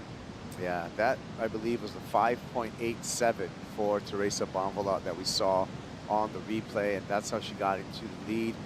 Sally Fitzgibbons, just for that one turn, a 4.27. She's still in third, but she's reduced her requirement to 4.14. Good. That's a good score for that one turn. Here she goes again, Fitzgibbons. Quick snap, looks down the line. How?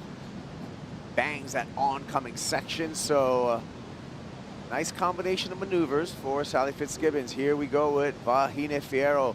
Long drawn out bottom turn, carving off the top. Vahine fades back, sets the rail for that backhand bottom turn. One more slice off the top, looking down the line. Lip glide there, has to throw the board away. Hit the ejection button.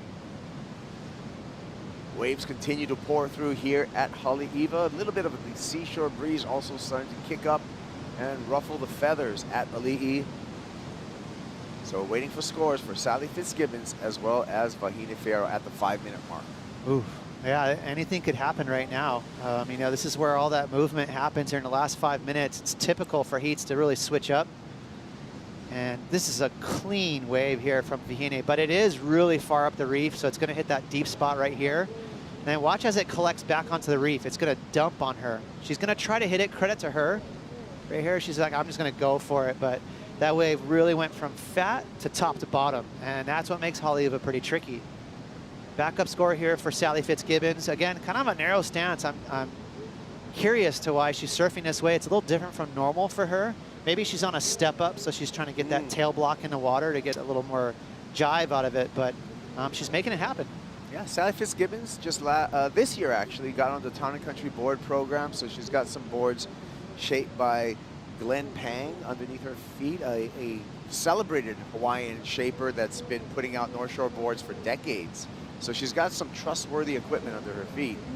Score came in from Vahine Ferro, 3.6. She did improve on her score lines. Last score for Sally Fitzgibbons, a 4.07. So Sally did improve upon her score line as well.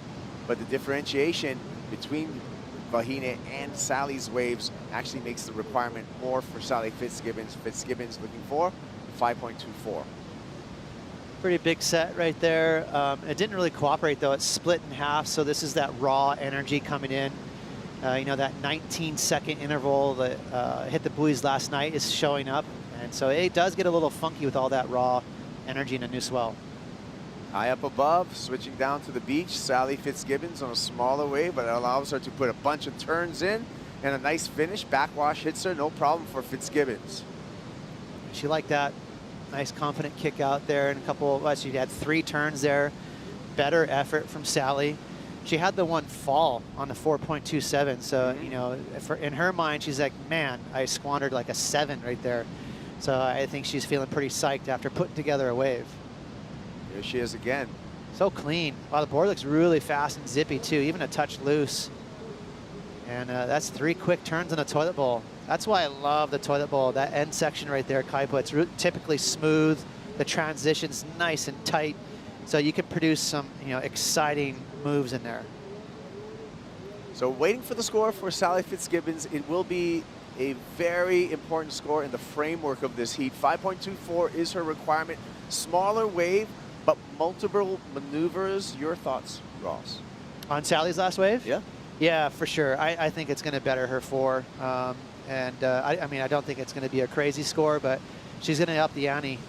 So 5.24 is required. Well, look at that. She did enough, 5.73. She goes from 3rd to 1st place. Teresa Bonvalot drops to 2nd place. Vahine Fierro in danger of elimination along with Ann Dos Santos. Fierro just needs a 3.64. Dos Santos, much larger requirement with a 6.5. Waves coming through here. We're down to under 2 minutes. It's go time for Fierro. She turns up that one because Dos Santos does have priority above her. Very interesting. Teresa's had priority for a long time. She's passed up a couple of waves, maybe out of position once or twice, or just not knowing the lineup that intimately. But she's missed a couple good waves. But the good side on that happened from what not going and burning priority is now she can control the heat here. She's in 2nd place. She can sit on Vahine. Down to a minute, and the play between Vahine Fierro and Teresa Bonvalot, very obvious. Teresa does have priority over Vahine, and so she's going to stick very, very close to the Tahitian to protect her 2nd place position right now. That's incredible. 50 seconds to Vahine is such a weapon too. Like a 3.64 means nothing to her. She needs to paddle in though, I would think. Get inside. Looking out though into the ocean, it looks quiet. What a nail biter for Teresa. Yeah, this Teresa playing the game right now. Shut the game out. You're down to 30 seconds. Don't take a chance. Guard that priority. Here we go. This is a chance. She's going to have to make a decision right here. Remember, not a big number required by Vahine Fierro. There's a wave popping up. There's going to be one more chance for the Tahitian. Teresa just has to go. It's just a block right here. Teresa is going to shut this out right now. Clock ticks down. Wow. The performance on that last wave for Teresa will be inconsequential. Teresa on to the quarterfinals, along with Sally Fitzgibbons, Vahine Fierro, and Dos Santos out of competition. We'll be back with more action from the Challenger here at Haleiwa.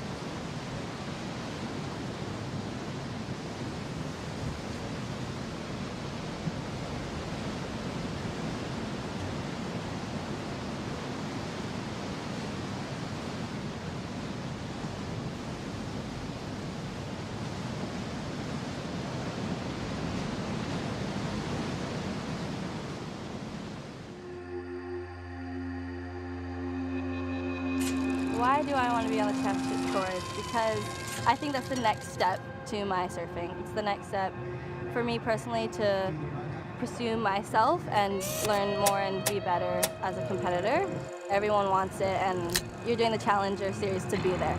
I think that's where I belong, and I really enjoy competing, and I'm a competitive person personally, so I think I'm able to express that while I surf.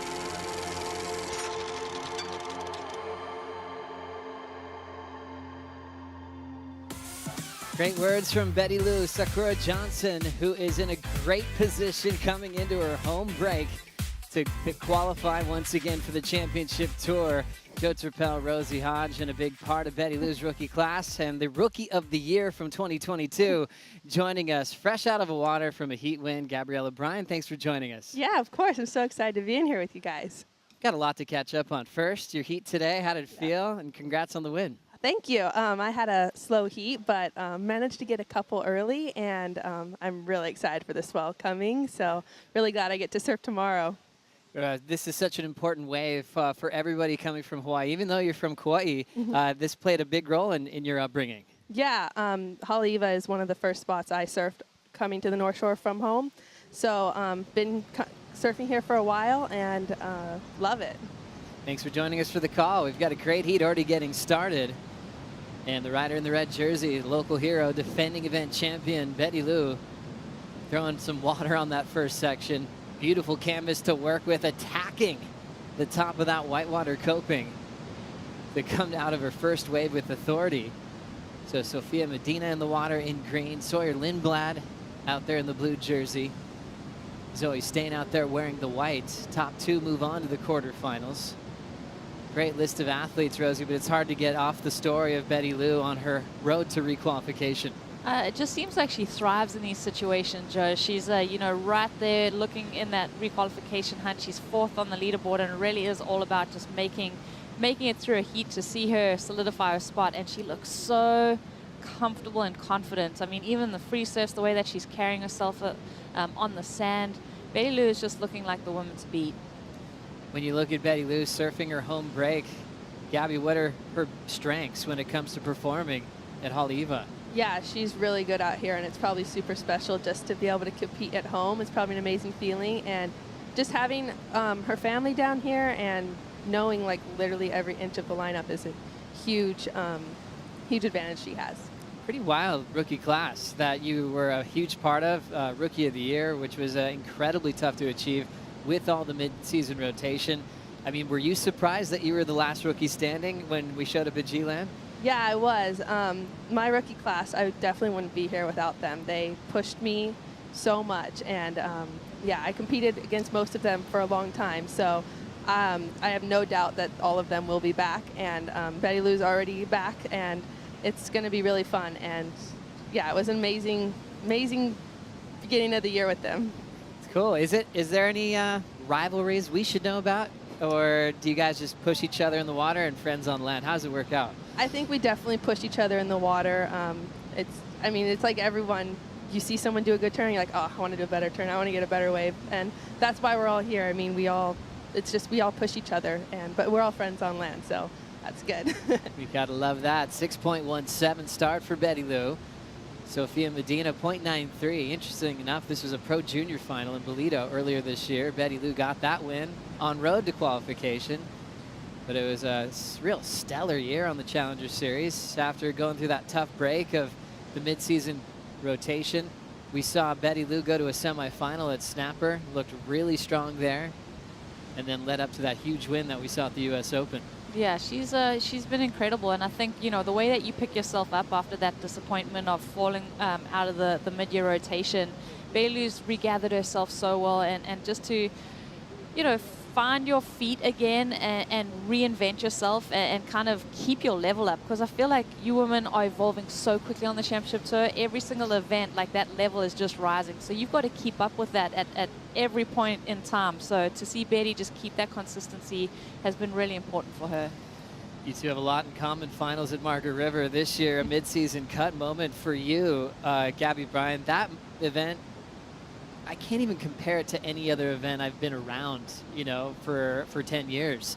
That had so much energy to it, sadness, gloom, excitement, and you were a big part of that story of going all the way to a final berth to send you for the rest of the season.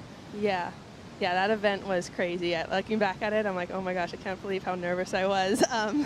But I was super lucky. I had both my parents there, and we had a great time. Kind of just made a vacation out of it, and I did my best, and I didn't realize I had to get second, and I did that. So that was a lot of pressure.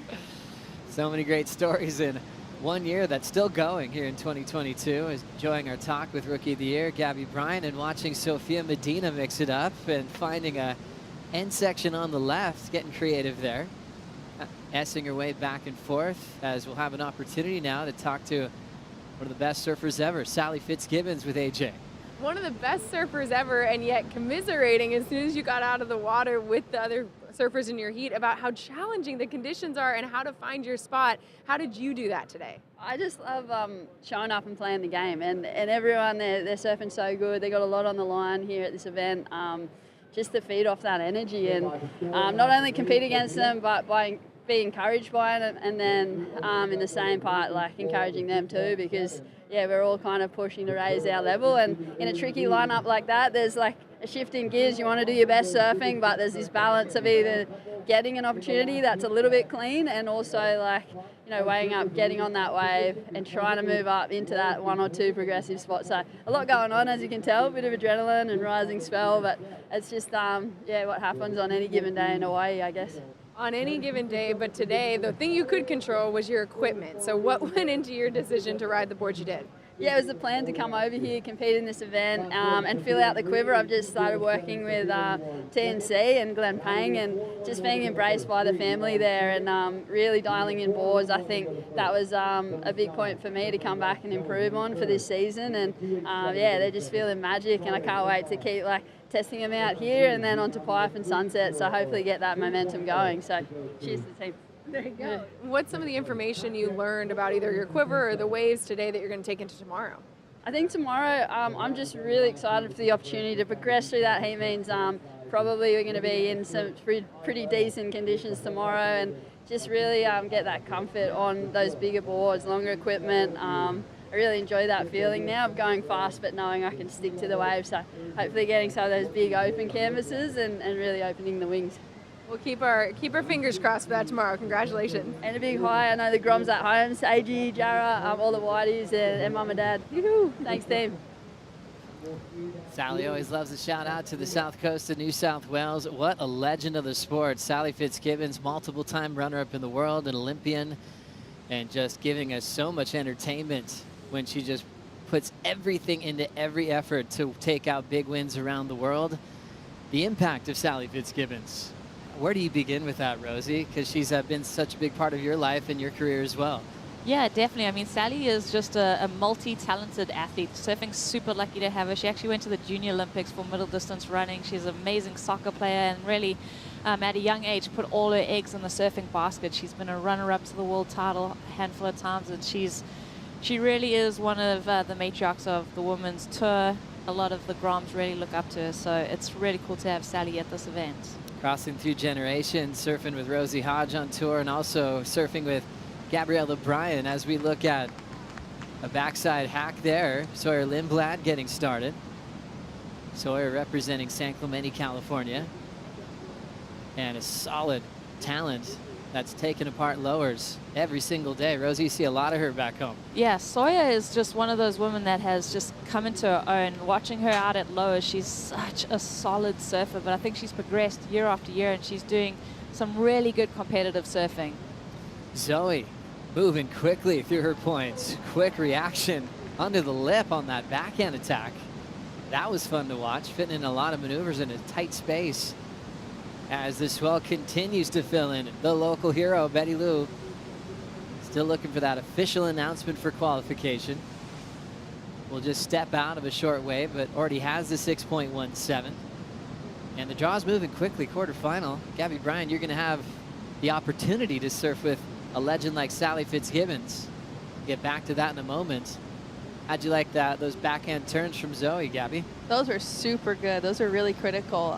She has an amazing backhand, and it's really cool to watch the backsiders out here at Haleiwa. And how quick she got to that big section, coming down with her best score so far. And then to Sawyer's wave here, Rosie.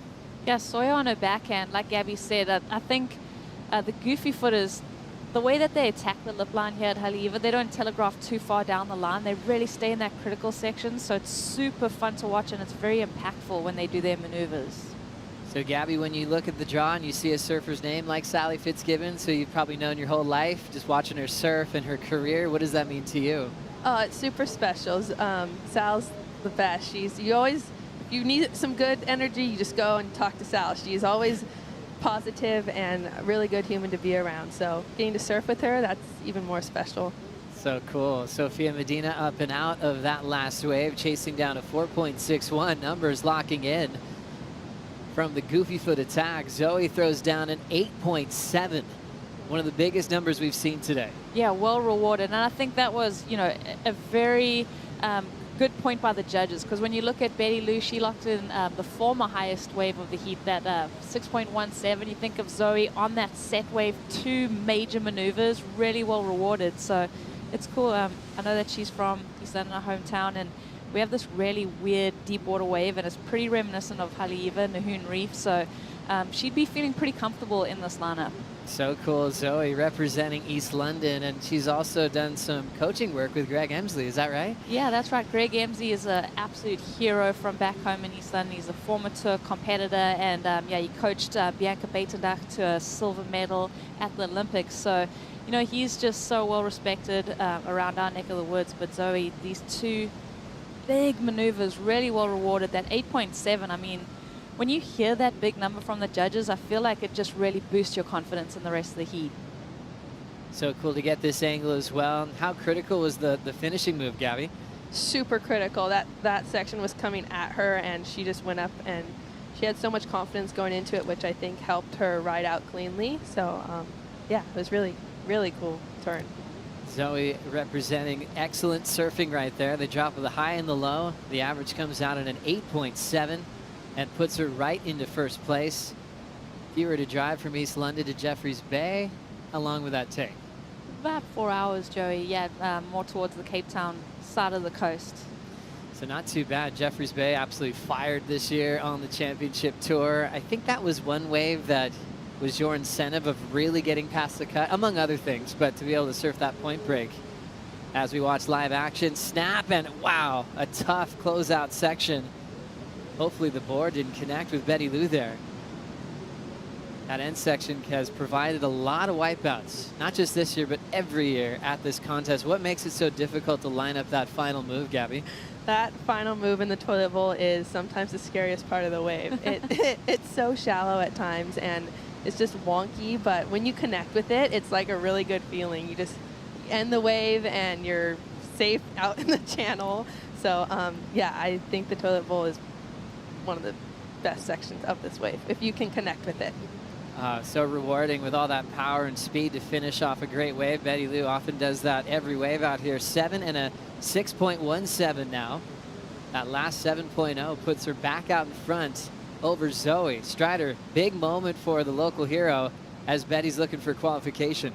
Yeah, finding those beautiful waves. I mean, that way she was waiting. She let a lot of waves go by and just was perfectly picked to find herself on that wave with that local knowledge. When she bottom turned on, it was just, you can really see how much girth is coming through in the swell right now. It's just super solid when those sets come. So watching her come off the bottom of that wave straight up into the bowl for that first turn was really impressive. And then you could see how late it was on the inside, and she just went for it anyway. You could just see the whole reef coming through the water in here, and watch the whole toilet bowl kind of just staring you down. And Gabby could probably comment to this, when you're hitting the lip on those waves, you know you got to come down straight onto that reef. It's just probably super intimidating. Definitely, Strider. So cool to see that vision. As we look at the numbers, a 7 and then a fall on the finish. What are you gathering about the judging scale now, Rosie? They love those critical maneuvers on the bigger waves, especially on that outside section. I mean, had she landed that, I mean, that probably would have been, potentially a 10. Like, when you think about the scale that's been set in this heat, that was a big score, big maneuvers. Yeah, that toilet bowl section is so scary. I think you have that swell that moves down and then hitting that shallow water coming from a different direction.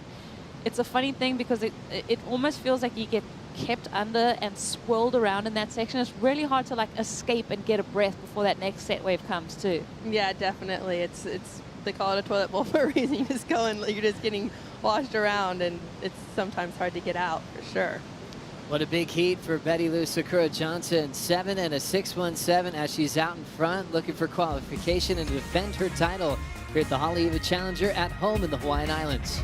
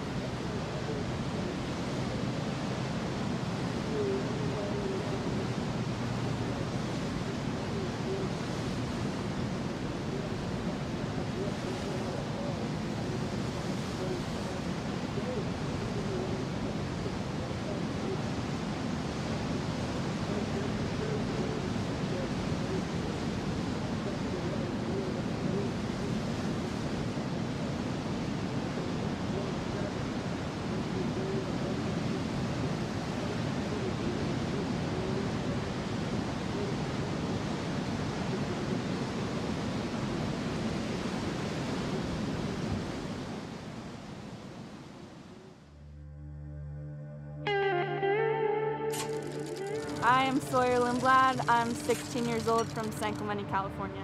It's my goal to be on the championship tour and surf against the best girls in the world and hopefully win a world title someday. Surfing is my passion and I love to do it, and if I was just doing it as my passion and my job, it would be amazing. Best life ever.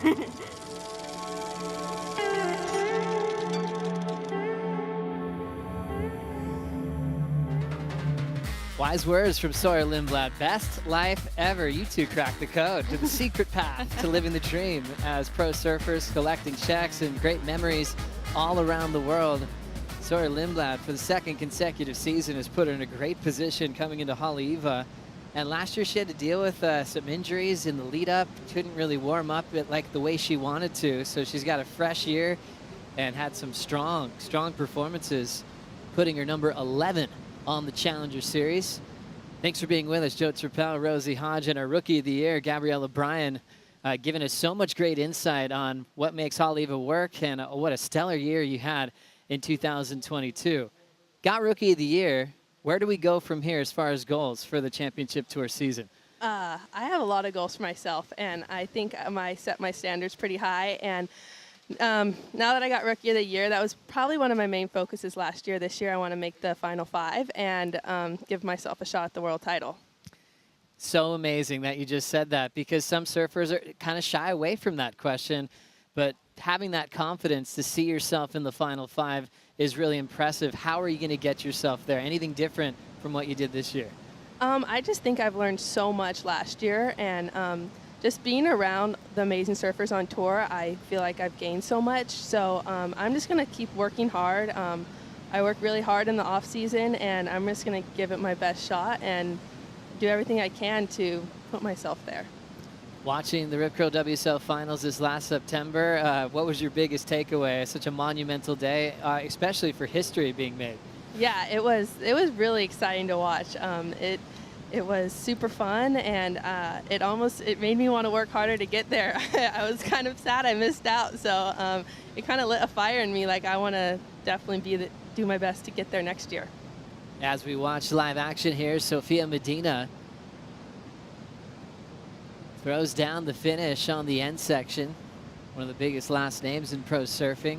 Big brother, Gabriel Medina, working on his comeback after injury. A 3-time world champion, so proud of what his little sis has done on the big stage on the QS Now Challenger Series. But yeah, the Rip Curl WSL Finals see Steph go from that first match of the morning all the way to breaking the record she held with Lane for a few years. now to get 8 world titles. And it was actually, we've only had 2 editions of the Rip Curl WSL Finals. The first time the #1 seed fell out of the title match and finished runner-up in the world. As we see Zoe from East London, South Africa, filling in the space on that right-hander. Remember, already had the big 8.7, so she just needed to catch a wave to move into the top 2. Yeah, that was important. Obviously, Sawyer's gone back into that second place position. So, you know, that advantage of having that big first score, let's see if she can back that up, because that's the tricky part out at Haleiwa, is finding that backup when you have something good in your back pocket. Sawyer is such a savvy competitor. You know, Zoe's up against some really big names in this heat. Sawyer's whole family rips. Mark Lindblad, her father, an amazing surfer. Taj, pretty sure he's a cowboy as well, but he's absolutely shredding, does some huge turns, super powerful. And so she's always around good surfing. Just got her driver's license a couple of months ago, so that's opening everything up in California. But you're still so young, learning so much, and surfing next to your heroes. Was that a pretty hard thing to get through when you might look up to someone so much and then instantly you're like, hang on, I've got to beat him? Because it didn't really appear like you had a learning curve, because you had a pretty smooth run on the Challenger Series last year. Yeah, I did. And it was pretty short last year on the Challenger Series. And I think going into the CT this year, the first event, I was like, okay, as long as I don't get last. And I did that, but then the mid-year cut started coming in, and I'm like, I got to do better than this. I got to be in semifinals and finals. And yeah, it was a little bit starstruck at first, but then I realized, like, no more being starstruck. I got to beat my heroes, which was exciting and fun when you do it. Oh, it's so fun. Let's check out the Challenger Series rankings that you dominated last season, making so many finals. Already clinching, Macy Callahan back on tour. Molly Picklum, part of your rookie class, back on tour as well. Caitlin Simmers is on tour, qualifying for the second time, but it'll be her rookie debut at Pipeline. And now we're waiting to seal the deal for spots 4 and 5 at the moment. Betty Lou's in 4th. Teresa Bonvalat, who advanced on in 2nd in the previous heat, is trying to get that 5th spot. Big whip on the backhand of Sawyer Lindblad. Now out in front, there's a big section. She comes down with another solid backhand re-entry. So great timing on what looked like a challenging section. Pulls off 2 big moves. Strider, how'd you like that? Oh, well, oh. You okay? Nope. Get there. All right, we're good. Oh, wait a minute. We got more action out the back. Well, yeah, safety first, Waz. I'll catch up with you soon. We've got action here. Sophia Medina, cool, stylish layback under the whitewater. Sneaking in 1 maneuver there. She's in 4th. He's in 8.04. Lindblad in the 3rd spot. Waz, you okay?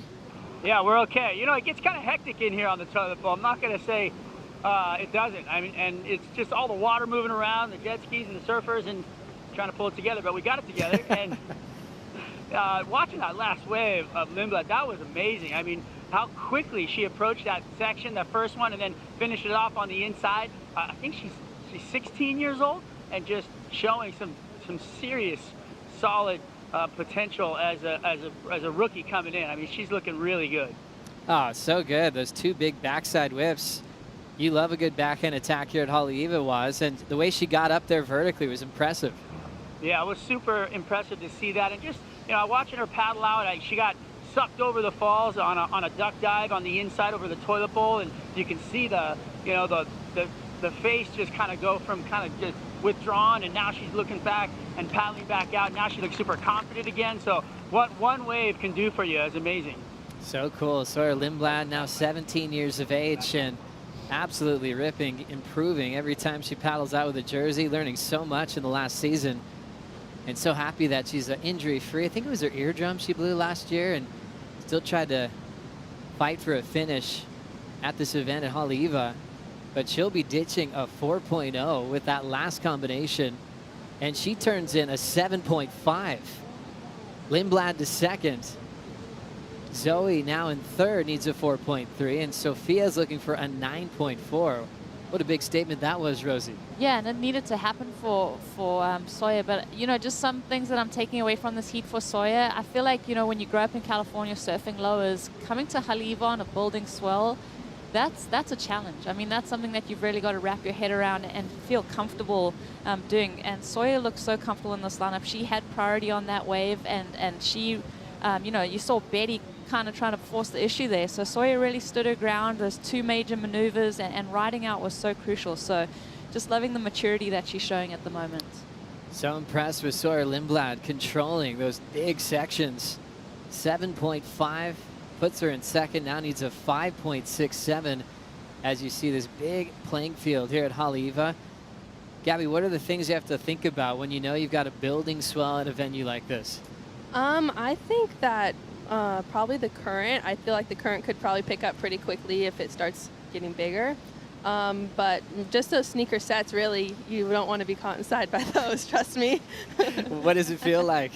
Well, with the current, I don't know, I just feel like it just sucks you right where it just wants to pound you here. It just is like, I want you, and I'm going to put you right where you're going to get the most smoked. So just avoiding that and putting yourself on those waves is probably the best thing you can do. And equipment-wise, do you have to kind of come over-prepared for days like today? Yeah, I think I brought 6 surfboards today. Everything from my shortboard to a 6'4". I didn't know. The buoys were super big, so definitely came prepared. What'd you end up riding? My 5'11", so 1 inch bigger than my normal shortboard. And that felt great? Yeah, it felt great. I saw some like bigger sets in the heat before me, so I was like, oh, a little bit bigger board, I can get them and fight the chop. But yeah, it felt good even though I didn't get any sets. Just a little bit of everything as we look at now 1 minute 30 seconds.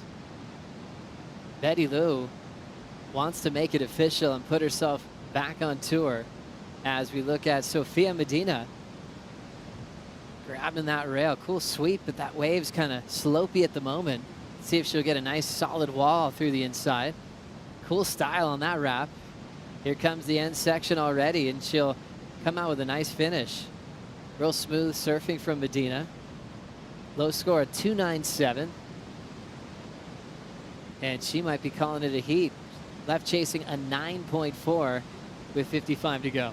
Yeah, I mean, Sophia can be proud of herself. Even in the previous round, she did some amazing surfing and battled back and made it through. So this is all just learning for Sophia. She's super young. She's really talented. So, yeah, I'm sure she's going to watch the rest of the event and just be taking notes. Down to 30 seconds on the clock. Lindblad, what an effort that was to move right into second. Remember, Zoe sitting in third with a big 8.7. Just her low score of a 293 is letting her down. Zoe does have a higher priority than Sawyer. So Zoe will benefit from that unless Betty Lou just wants to close this thing out with priority. And usually a surfer on her home break likes to do that with a big lead. 7 and a 6.17. We'll have a paddle here. The surfer from East London, South Africa, sets up a little check to fade in the pocket. She's going to need a 4.3 to turn this heat on the buzzer. Throw some water off the top there.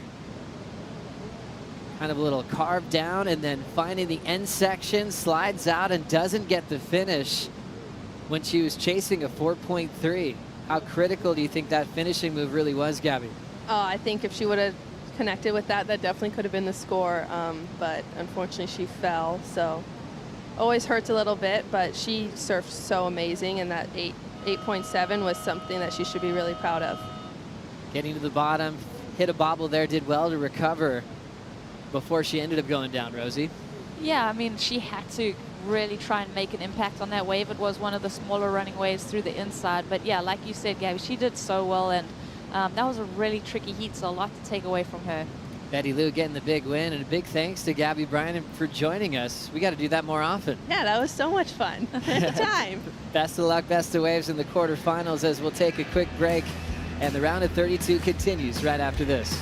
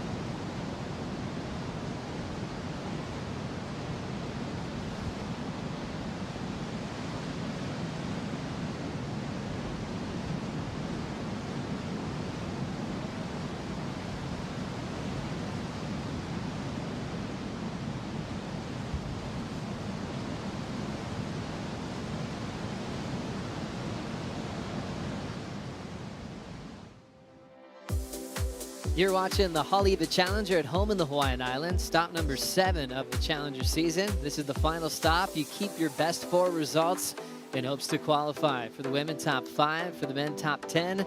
A lot of those spots already taken for the championship tour in 2023.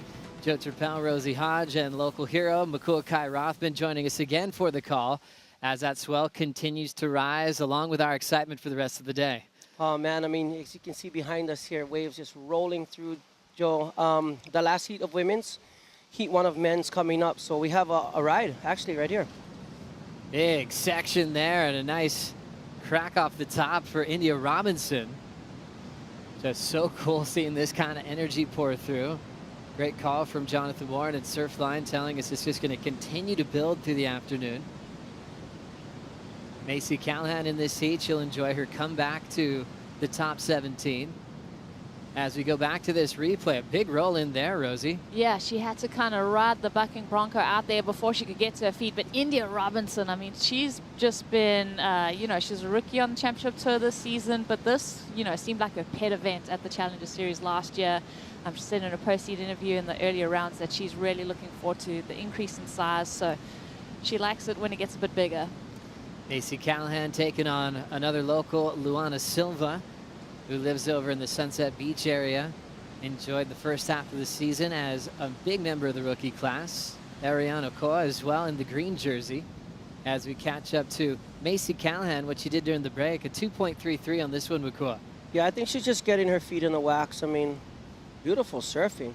Nice snap. Unfortunately, comes unglued right there, but I think that was just a little get the feet in the wax. The waves are coming up. Maybe she has a little bit bigger board. Feel it out, and she's right back out there. What are your favorite parts of Macy Callahan surfing, Rosie? I love watching Macy surf. I think that forehand wrap, obviously growing up at Snapper and just being so just impeccable on those right-handers. I think she's also bringing, you know, more aggression into her surfing, and she made 3 finals this season on the Challenger Series. She's been so consistent. So just that consistency and beautiful style. Yeah, that frontside swoop is incredible. She has so much range with it. She will be incredibly dangerous on her comeback against the top 17. 2.33 start for Macy, but a 6.0 start for India Robinson, who rolled in with all that whitewater behind her, got up in time to just drill the lip. She rips on her own, and it was really smart for her to call up local boy Joel Centeo for some tips on performing on this wave. I mean, it goes to show, as a Joel Centeo style snap right there. You know, Joel gets out there, and I mean, he lays it down unreal. We're talking about some of the better Haleiwa surfers. Joel Centeo has definitely got to be at the top, and it just shows to roll into a wave like that, get off your belly, onto your feet, and straight into a turn in a big section like that. That was very technical, and she had the speed and the power. The judges rewarded her nicely. Great effort there. Yeah, I saw Joel talking to India earlier this morning. Such an easy guy to hang out with. Farmer nowadays, you know, he's got a really cool zone just down the way. His boys are ripping in the water, which gets him in the water more, which is awesome to see. As we take another look at that effort, Rosie. Yeah, I'm with Makua. The way that she got to her feet and immediately went up in that hook section, just really cool from India. And just, you know, smart to be, you know, a young woman on the tour, to tap people on the shoulders and tap into the knowledge of someone that's such a local, just a local hero that has so much knowledge. That's a really good call. Yeah, really cool relationship with John Pizell as well, which is great. Signing up on surfboards that are built right here on the North Shore. And John Pizell's really proud of the work that India Robinson's been doing. 6.0 as her big number there. She did well at Sunset on the CT this year. It seems like there's such a great relationship with big bells and conditions at Sunset at times. Just big open ocean sections, and she loves that power. Haven't seen a wave yet ridden from Luana Silva, but I know you've seen a lot of highlights of Lulu over the years, Makua. Oh yeah, I've watched her surf from, you know, just a little mini-gram, and she's always had the style. This girl's got so much finesse in her surfing. She's got it all. Qualified for the championship tour, ended up falling off in the mid-year cut, but I mean, she's right here, you know, trying to make her mark again at this Haleiwa Challenger Series. And Lulu, really puts a lot of time and effort into training, like we were talking about earlier with Kahea Hart, you know, training a lot, and it just goes to show in her like consistency in her surfing. She really comes off the bottom and draws beautiful lines all the way from start to finish. Can you take us through a day what it's like to train with a guy like Kahea? Depends what level of training you want to do. But, you know, usually start at 7 up at his house over there. A lot of functional training. You know, a lot of not too much heavy lifting every once in a while, but a lot of foundation training. You know, foundation, getting that balance, that core tight, all the fine little muscles that nobody thinks about. Those are the real activating muscles, the ones that really control your balance and power and speed in surfing are a lot of the muscles you don't really think about. Kahea really likes to tap into that and really train those muscles. Love it. Thanks for the insight, Makua. It's time to chat with our defending event champ. Betty Lou is with AJ. The defending champ here at the Haleiwa Challenger, certainly that local knowledge seemed like it played a big role today, Betty Lou, because you knew exactly where you wanted to be. When we've seen a lot of surfers struggle, how did you pick where you wanted to be today? I mean, today is pretty difficult. We still have a rising swell that's waiting to fill in, so it does get tricky to find where you want to sit. But yeah, I think just growing up here and knowing this wave super well and learning from it every day, yeah, it's stoked to be able to be out there with no one out really. Yeah, that is something that we're hearing from every surfer. They're just stoked for the opportunity to surf Haleiwa without a crowd. You set the tone pretty early with that 6-point wave that you got. How important was it for you to come out and set the tone in your heat? Yes, my goal for this heat, or every heat that I'm going to have here, is definitely to get a quick start, just to get the ball going and for me to get surfing. And it's super easy to get waves out there because the current just brings you right back out, and yeah, just really get a good start. There's obviously a lot on the line with it being the last CS event of the entire season. How are you keeping your mind clear when you're not in the water? Really, I'm just hanging out with my people, my close friends. They're helping me, just live this like an everyday life, and that's kind of just how we're going to do it through this event, and just it's normal, and we're just going to go through it. Perfect. Well, it worked for you today. We'll see you tomorrow. Thank you so much, AJ. Thank you.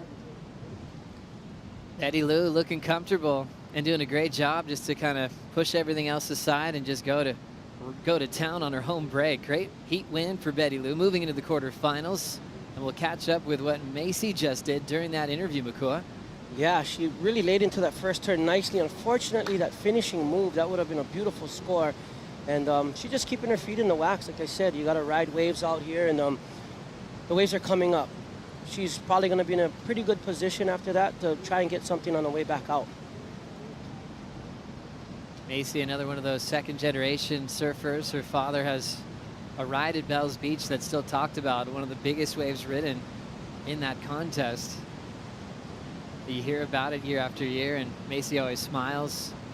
Macy probably would thrive in conditions like this. She's so fit, loves swimming for training. Grew up competing as well. As we look at the opening ride for Lulu, she'll just step off as that one shut down quickly. That was a big wave, and unfortunately it shut down for her.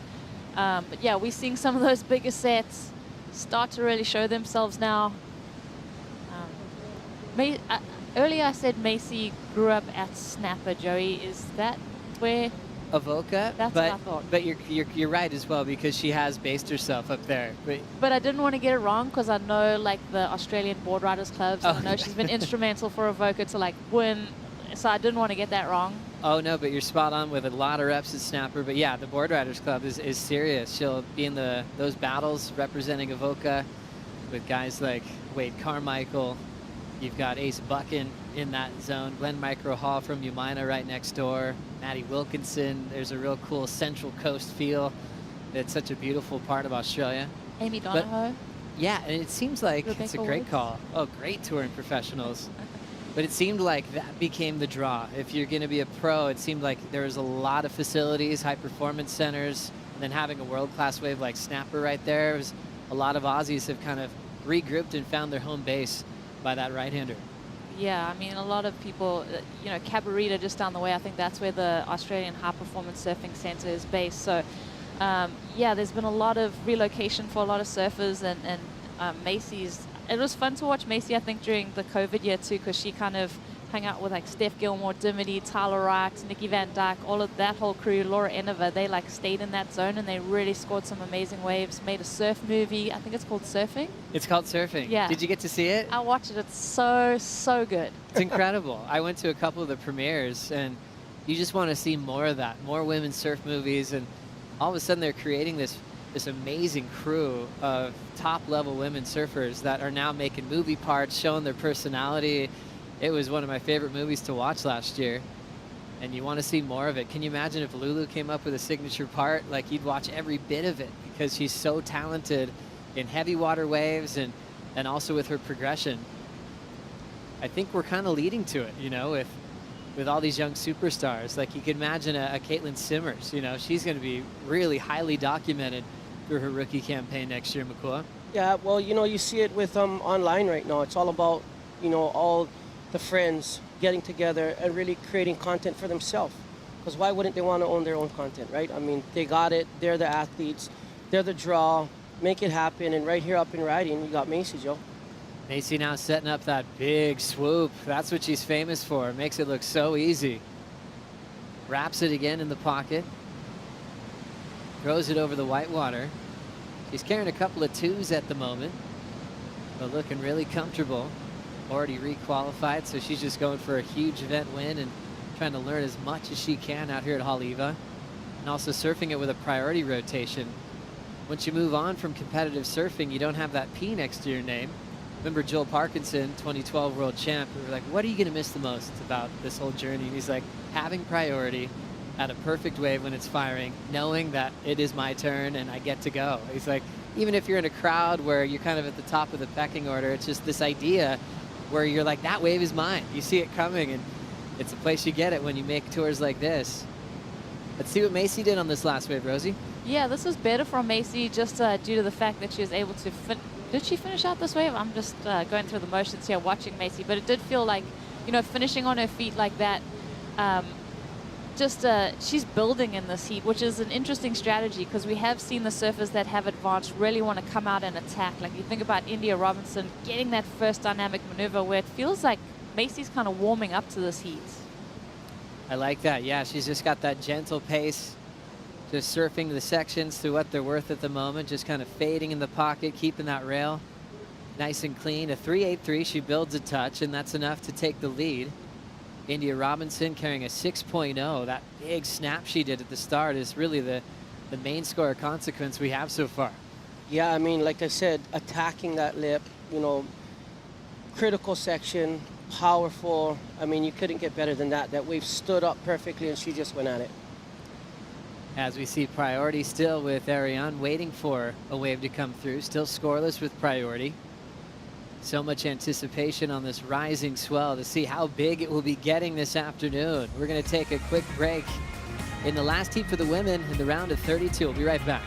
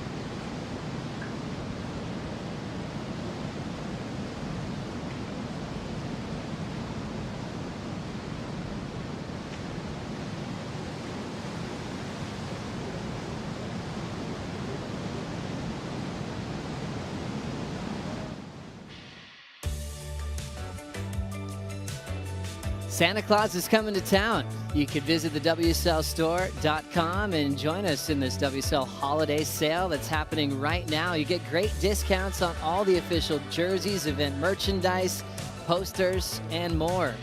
You get free shipping until December 31st, and if you order by December 9th, you're going to get it by December 24th, Christmas Eve. You're going to get a free Hydro Flask with every jersey purchase, and all the kid sizes right now are 50% off. Don't miss out on the holiday sale. Make that grommet happy or that surf fan in your life incredibly stoked this holiday season. During the break, Ariane finally got started using priority, picking off a great looking wave, Rosie. Yeah, worth the wait. Let's see if she makes it worthwhile on this inside section. Solid, and she finishes on her feet. So yeah, the wherewithal to have all that time pass to watch waves while you sit out there with priority. Ariana really made it count when she had a dig on that wave. And then Macy got involved as well, Rosie. Yeah, Macy, I mean, like we said, she's been building through this heat, and this looks like a bigger wave from her. Let's see what she does in the inside section. Ooh, that is an awkward fall. Tough fall there, and also Luana Silva Makua. Yeah, just getting around this whitewater, trying to find the open face. It's wrapped back into the section there, and unfortunately that wave is just dying off. Oh, might get a little bonus here on the inside. Let's see, Joe. Off the bottom, Lulu jams it, ends up going down on the finish again. Such a challenging end section to time as we look at India Robinson from Bells Beach in the state of Victoria. Big wall there. Patient though.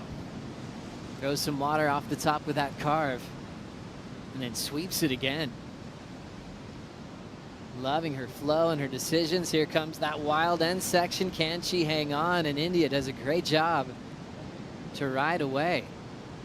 Her second scoring ride was a .33, so she's just gunning for the lead with that performance. Yeah, there was a moment there where I was a little bit worried that she may have been behind of the rhythm, because you could tell that she wanted a bottom turn and get into that second turn. Then she kind of dodged and waited, and she rode that so well. I mean, just watch India just trying to back up that 6-point ride. She's got such a good connection with Haleiwa. I thought she was going to go straight up into the lip here. She kind of waited a little bit, decided to put her turn right there. Great little use of the rail, and then again winds into it. But it was definitely this end section maneuver, fully committed. Love that from India Robinson. Great control through all the different points from start to finish. And she will take the lead over Macy Callahan, as we had Ariane get the 4.67 on her start. She's already back with the priority rotation, so she's playing a nice steady game in the round of 32 here. Lulu 1.93, so she's playing some catch up. And a reminder, round of 32 begins for the men right after this. Lucas Silveira will be out there next. Dominated in the World Junior Series, super powerful, charging athlete from Brazil. He's got João Chianca, who's been absolutely lethal at so many different venues this season. Justin Pecren, who's on quite a roll representing France, and Leonardo Fioravanti, who's also signed up with Joel Centeno for this event. Yeah, that is a good way to kick off the men's round. I mean, we're going to watching all those names as they progress, but João Chianca is obviously the one that's looking for that qualification. Whoa. Big wipeout for Ariane using priority, so she paced herself well with her 4.67. Unfortunately, she throws priority away going over the falls. Wow, that was a big mistake. That wave was wide open, Joe. That wave had a lot of scoring potential there.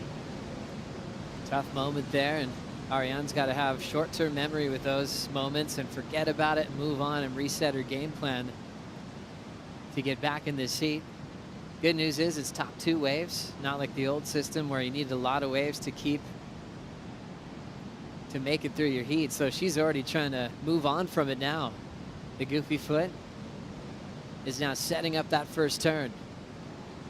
Nice timing on that first connection on the backhand. Has some white water to work with there, and she'll ride out. So probably the best feeling after a mistake is just get on your feet again quickly and put up a score. Yeah, and I think Macy's going to be in trouble there after that wave from Ariana. And super impressed with this woman throughout this Challenger Series year. I think she's been doing really well, and she's surfing this heat well too. As we'll take another look here, Makua, what'd you see? I seen her take a nice, beautiful wave, come off the bottom, rip the top off of that one, being patient coming into this inside section. Nice jam off the top there. I think that's going to be another score for her top line. And talking about mistakes, I seen Luana Silva paddle for a wave, lose priority, and went down from second priority to third priority now. Let's see if she can recover from that now. Here comes Luana. Has a wide open wall to work with. Beautiful rail work. Sometimes she gives me shades of Malia Manuel with her style in certain turns as she set this one up again. There's a wrap. And now punching it out in the whitewater. Always has the flow and gets a finish on what will probably be her best number so far with 7:10 to go. Yeah, definitely her best number so far. She recovered well from that paddle, mistake, and got herself on the board, so she'll be looking to get herself back into the lineup with 7 minutes to go. As we take another look, Rosie. I like the way she read this wave because there was an option for her to look down the line and just go for that end section, but she's like, I'm going to fit in another turn, stay in the critical section so I don't get stuck in that flat section. You know what I've been seeing in this heat that I haven't seen in a lot of heats is these girls are being patient. Even India, and on her wave, instead of, like you said, you thought she was going to go straight up right there, she waited, came around that section, finished that wave off nicely, got a huge score. And even Lulu there, instead of trying to rush it, she cut back into whitewash one more time, fit in another move. Patience. Always great to see that, especially with wave selection, when you can always pick the right waves to be on. Certain surfers have just a knack for it, where like a Tommy Whitaker could sometimes catch 2 waves in a heat and move on. Bobby Martinez was really good at that, just identifying what was working.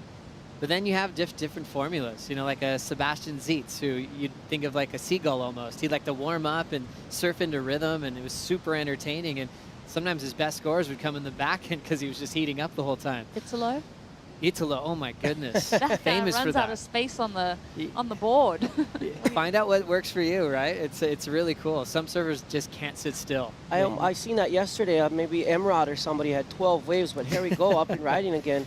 There's that forehand swoop from Macy Callahan. Cool pace with her downtime, and how was that? Sweeping, finishing move. Covering a lot of ground. Real fluid, real unique to her style. She's got the height and the range with her size and just connects super well with a nice, powerful end section. She's chasing a 5.11. Ariane had just taken second. But I think that's going to be really close, Rosie. Yeah, that's going to be close to the number for sure. Let's have a look. Macy, this wave had like a couple nice sections to it, and Macy really started to get the ball rolling. This is in my eyes, the better wave for Macy that we've seen in this heat. Really enjoyed the finish. I'm feeling like it'll be a change to the top 2. The dynamic finish like that one. We'll wait for the judges' reaction. But at a crucial time, passing that 5-minute mark. And you kind of think about these moments for surfers that have already qualified. You think, okay, well, no worries. They've got nothing to lose. But the last thing they want is a loss to remember before starting off the season at Pipeline. You want to have the last thing you remember is a huge win, a podium, just to fill your confidence. So even though they've already qualified, they've got bigger goals today. And the last thing they want is to go down in the round of 32. Macy did get the score, 5.7, up into second. Oh, there you go. And you could tell, like I said, the patience is paying off. It's so much more smooth when nothing's rushed. And everything's timed out and, just going through the motions. You could see on that wave, she had the first turn, nice and calm to the inside, and really just placed that turn nicely for the finish. She got the score. Sometimes it's the smartest thing, just really let the wave be the hero, isn't it? Wait for those sections to show up and be obvious instead of try to create too much on a wave, especially at this size. The fun thing in Hawaii, though, is the power that is given back to you from the wave. I feel like, when you're at Huntington and you're S-turning and you're trying to stay in rail and really manufacture your own speed, that's when you're looking busy and lively. But here in Hawaii, you can really emphasize your maneuvers because the power of the wave gives you that pushback.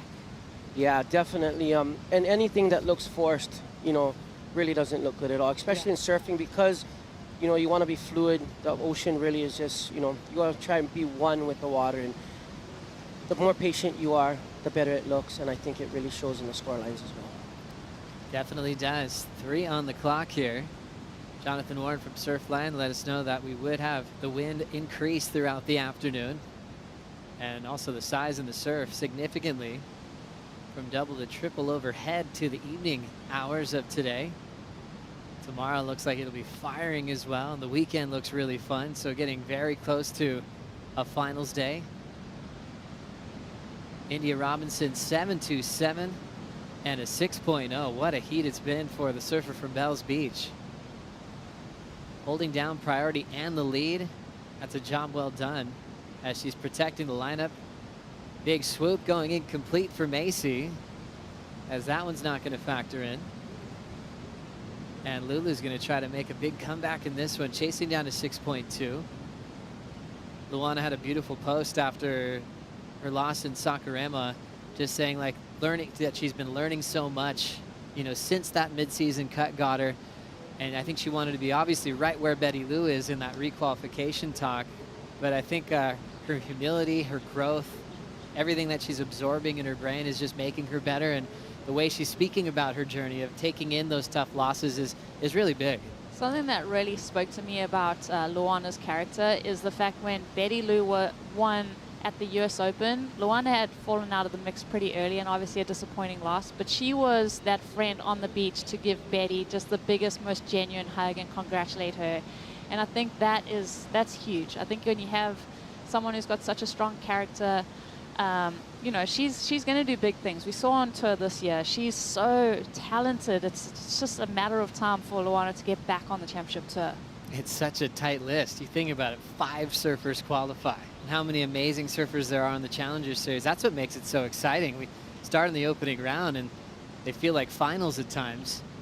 So Luana just getting better and better as she grows through these learning moments on tour. She's down to the final minute. A 6.2 would get her into the top 2, but she's in the 3rd priority at the moment, Makua. Yeah, you know, especially in the women's side, the sport is growing so heavily. There's so many young, talented young women out there. And, you know, to be in that top 5, you're really going to have to put on a show. And I really think that, like Rosie said, Luana has everything it takes. I think the consistency just has to be there a little more. Maybe it just takes a little more time for her. She's 18 years old, and, you know, sky's the limit. 25 seconds to go. Let's see if she could pull it off with 3rd priority. Lulu deep on this one. She has to step off, and that might be her last shot. Ariane Okoye in the green jersey was 2nd priority, chasing down a 4.87. Is the closest to changing things around. And our heat leader will take this wave in with a few seconds on the clock. Congrats to India Robinson. 6.0 on one major snap, and then had multiple turns for her 7.27. Showing how comfortable she is in the power here at Haleiwa. India Robinson moves on to the quarterfinals to compete on finals day. Finish up the round of 32 for the women. We're going right into the men after this. Lucas Silveira taking on Joao Chianca, Justin Becret, and Leo Fioravanti. We'll see you there.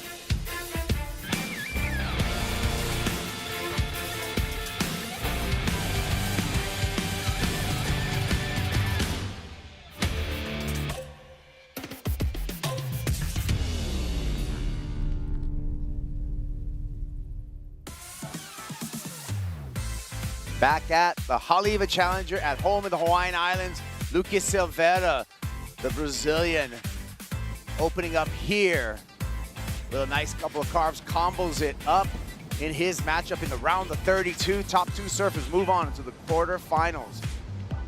Leonardo Fioravanti, quick to the lip there at Haleiwa Li'i. Carving through that section, Fioravanti already has qualified for the championship tour. Right now, this is just for love of Haleiwa for the Italian surfer.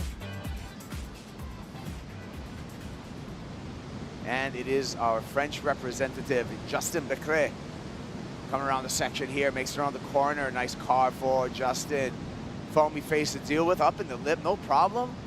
And that's gonna be it. So 3 rides to start off, and that sets the tone as we shift our gears into the men's round of 32. I'm Kaipo, along with Ross Williams and Betty Lou Sakura Johnson. Thank you for joining us. Thank you for having me, guys. That's champ. Well, Betty Lou, I'm going to just talk to you. You're the queen of Haleiwa here. Are you feeling still this is your kingdom? I mean, I guess so. I live right across the street, but I'm really just trying to be like calm and just stay be really pure in this event and be myself and just take it step by step. Well, it seems to be working for you. And you know what we have at stake over here is requalification for the championship tour. You're very, very close. Another person that's very, very close is out in the lineup right now. We'll get an update, though, from AJ. AJ, what do you got for us? Kaipo, Joao Chianca in the water behind me, the first heat of the men's round of 32. If Joao makes it through this heat and on to the quarterfinals, he is requalified for the 2023 championship tour. I saw him check in for his jersey. You would not know what's at stake based on the way he checked in. He has headphones in, ready to go, just like he always is, but a lot at stake out in the water. I'll send it back to you guys in the booth. Thank you, AJ. Chombinho, Joao Chianca came in here, number 8 on the leaderboard for the Challenger Series, and has stepped up just with the nature. When we look at our live rankings on that Challenger Series, we're going to take a look at those live rankings right now. And you can see Chombinho has come up to number 6. Take the top 10, but he can really lock in a spot, as AJ McCord said, Ross, moving into the quarterfinals, and that just means 2 good waves and an advancement out of this heat. Yeah, and the news just gets better and better for Joao because he loves bigger waves. He kind of rises to the occasion, especially here at Haleiwa. He's got that sort of big-time approach where he's not going to avoid big sections, so he doesn't seem nervous to me. He walked right past me when he grabbed his jersey, and he looked like super in the zone, as they say. So I would not bet against this man, and rightly so. I feel like he was one of the best performers that did not make the cut last year, so it's good to see him back. And he needs to stay in the zone. You know, over at stop number 6 in Sakurama, had a semifinal finish. If he would have made the final there in Sakurama, he would have locked it. So he came 1 heat away over at the last stop, and his work wasn't done. Has to stay in the zone. Betty Lou, you know about staying in the zone. How do you stay in the zone when, there's all these qualification points, all these scenarios happening right now? Totally. I think just really not thinking about it and just living your everyday life is going to help you not think about it much. And yeah, you just got to take it heat by heat, and you're just surfing. So just try to keep it as simple as that. Just take it heat by heat, wave by wave. It takes 2 to get through. Here is a 4.5 for Leonardo Fioravanti, Ross.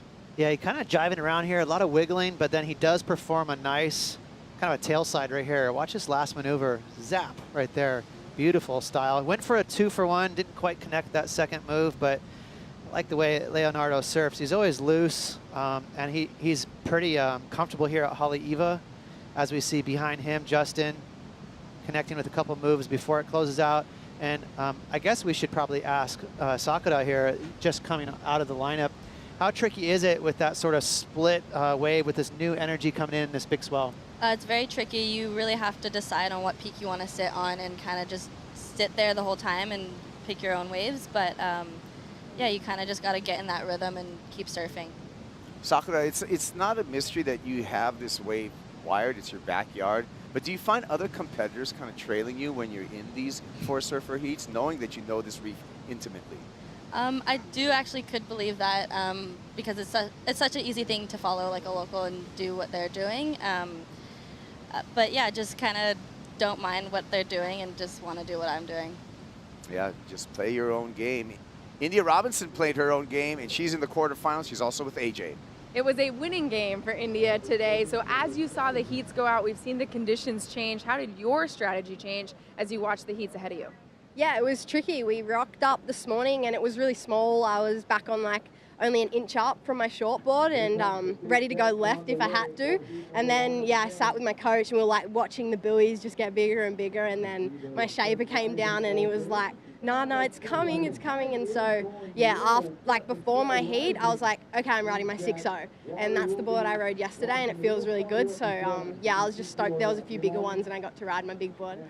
Confidence in your equipment, confidence here at Haleiwa. You took 4th here last year, but it's taken a lot to get you back in the water here at Haleiwa. What did it take to get back in the jersey? Yeah, it's been a lot. Coming into this event last year, I had to do a lot to qualify, but at that moment in time, I was dealing with a head injury. I just concussed myself a few weeks prior to that event. And then I went on to qualify and only had 2 weeks to recover and then go to pipe. And unfortunately, due to ongoing competition and pushing myself, I then developed post-concussion syndrome. And after I didn't make the mid-year cut, that's when I had to take a bit of time off. And that's why I haven't done the Challenger Series this year. I had to kind of forfeit my position to just put my health first and get back to 100%. And as hard as it was to, not be qualifying and be here ready to go on tour again, I'm just happy to be healthy and to be back competing. I'm just grateful for that. How much confidence do you have going into the rest of the heats after you've gotten these first few under your belt? Yeah, at first it was nerves because I hadn't surfed a heat in 5 months, so I was really nervous. And then once I got out there, I kind of realized I don't actually have that much pressure on myself. So I just want to do my best surfing and prove that, I'm good enough to be back on tour. And next year I'll be given another red hot crack fully on the Challenger Series. So I'm feeling pretty confident right now, and tomorrow I'm excited to see what happens. We're excited to see you back in the water. Congratulations. Thank you so much. Well, there you go. And into the quarterfinals, India Robinson, she shared the final with you last year, Sakura. Yes, she did. It was an awesome final. Definitely we had some weather change, but it was awesome. Well, right now, Ross, the surfers in this heat, Justin Bacre, we see him in the replay. They're putting a challenge on Joao Chianca. Yeah, they are. They're firing, and Joao dodged a bullet right there because if had Justin finished this last maneuver, it would have been, potentially into a 7 or something like that. So he was a great wave. All the surfers so far are electing to sit pretty far up the reef, which you can't blame people. It's nice and west the direction, so there is waves peeling from back there. But it is that, like Sakura was saying, it's kind of a funny decision to make out there because there's some closeouts back there too. Really nice wave here, Kaipo, from Leonardo, 7.57. So first kind of blood drawn in his heat right there. Big closeout move. Judges love those critical sections. And in the water look here for Leonardo Fioravanti, just the illustration of how much water is moving out there, Sakura.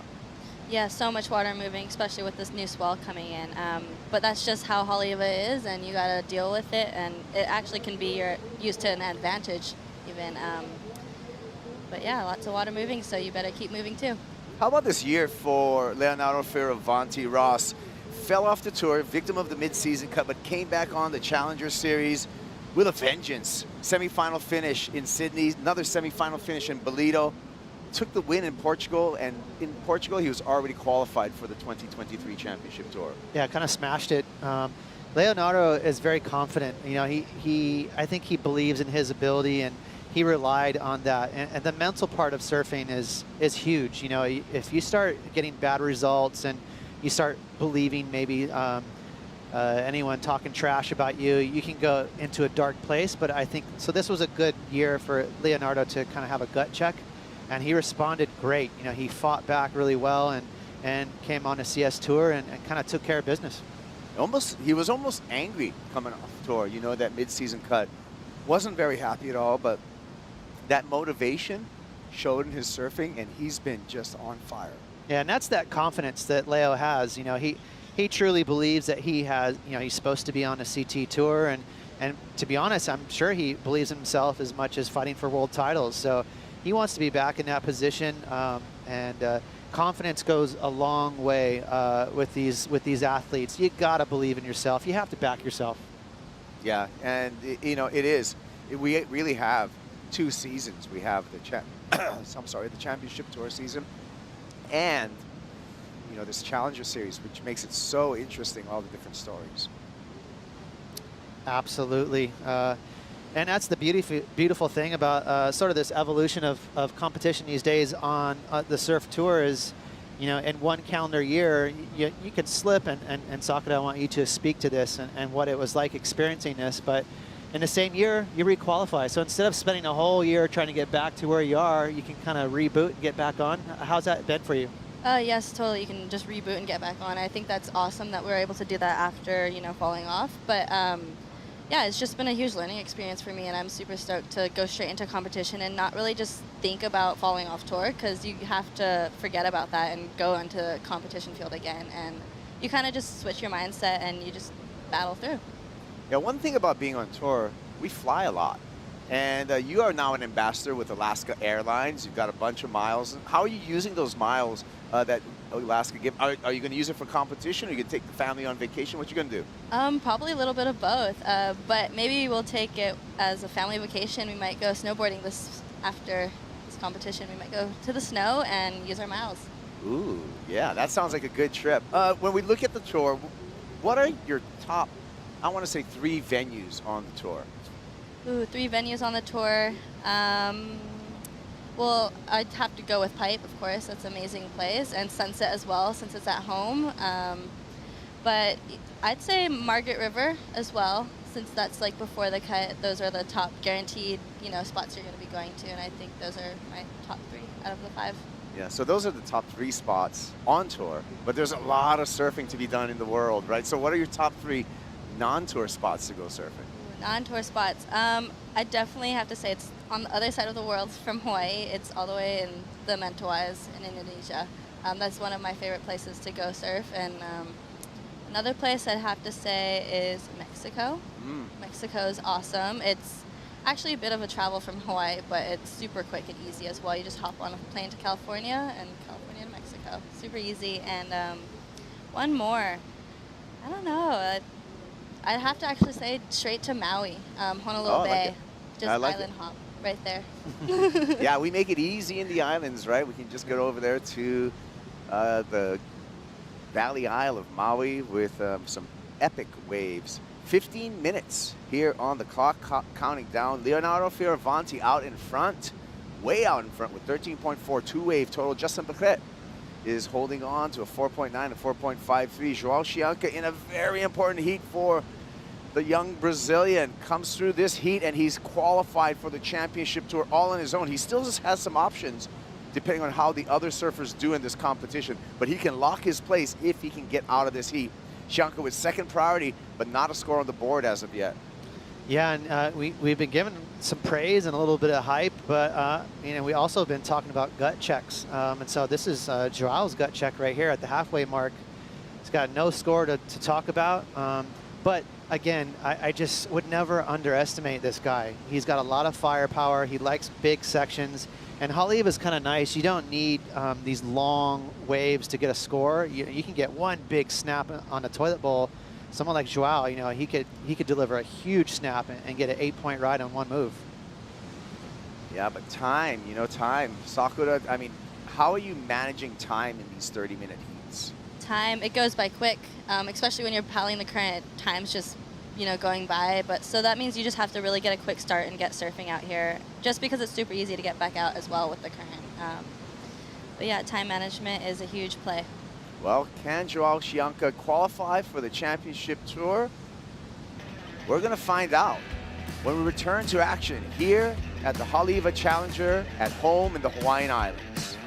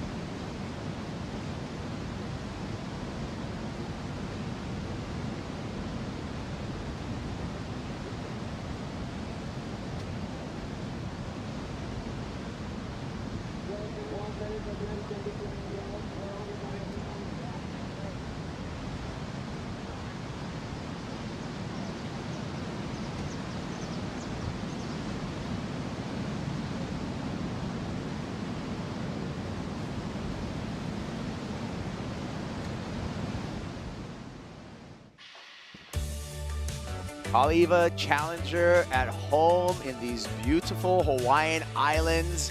And one way to get here, best way to get here, is Alaska Airlines. Alaska has the most flights from the West Coast to Hawaii than any other airline, with routes to all the best surf hideouts. Alaska is your go-to airline for chasing waves. Get in the water even faster when you sign up for their award-winning loyalty program, mileage plan, and get 50% off of your first flight. Go to alaskaair.com/WSL. Check it out.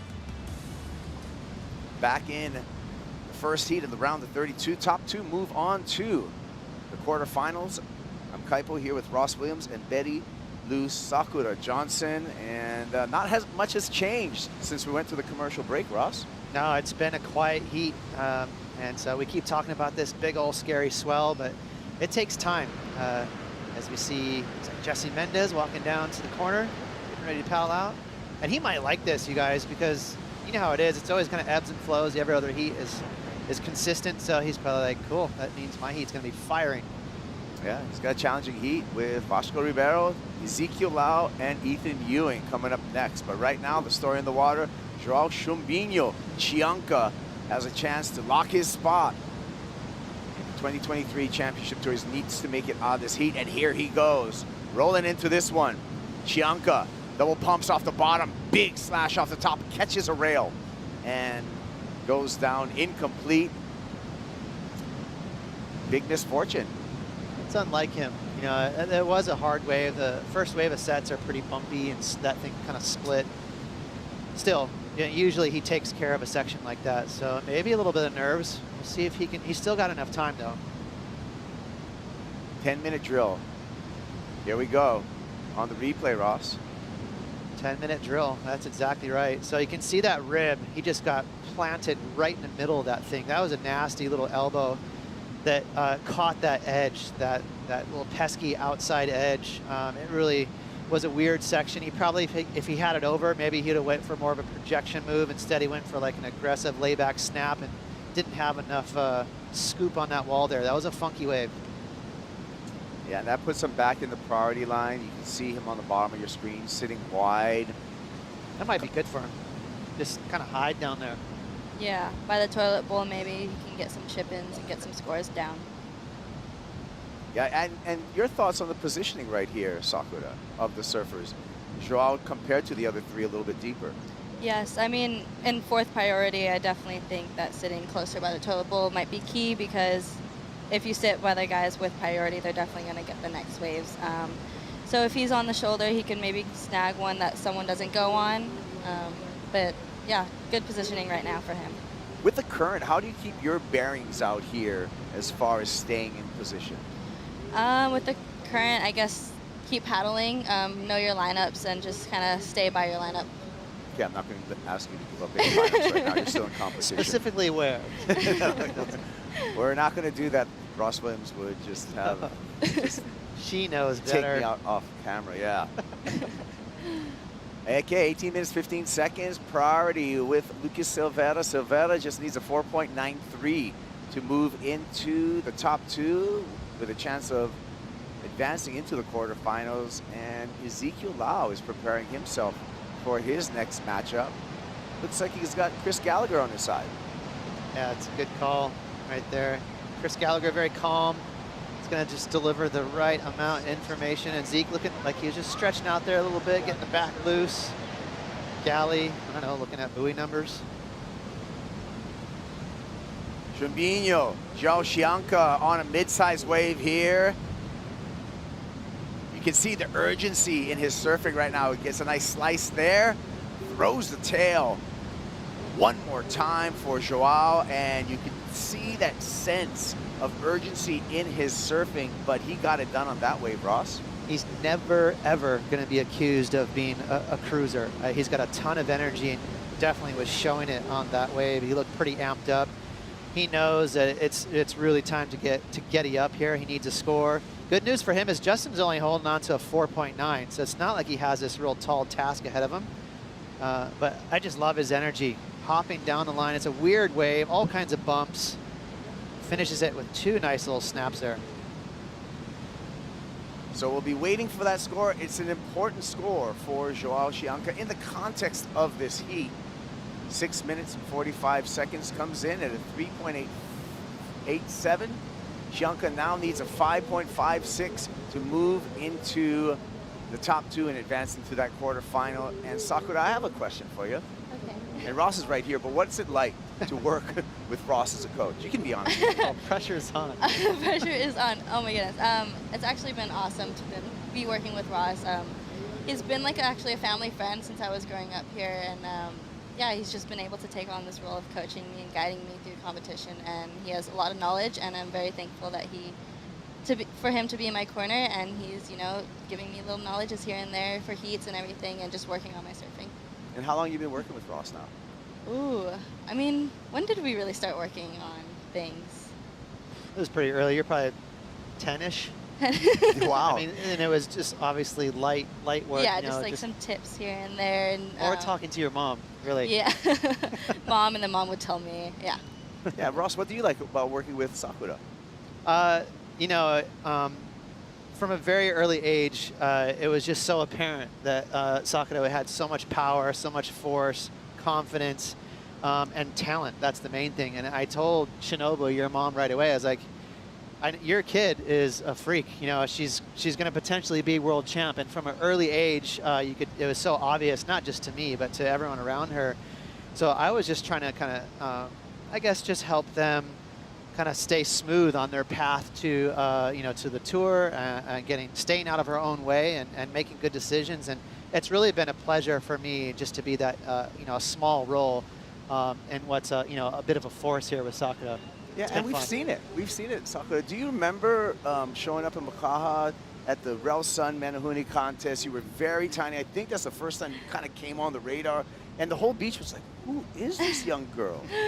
Oh my goodness, yeah, that was an amazing contest. I wish I could still compete in that thing.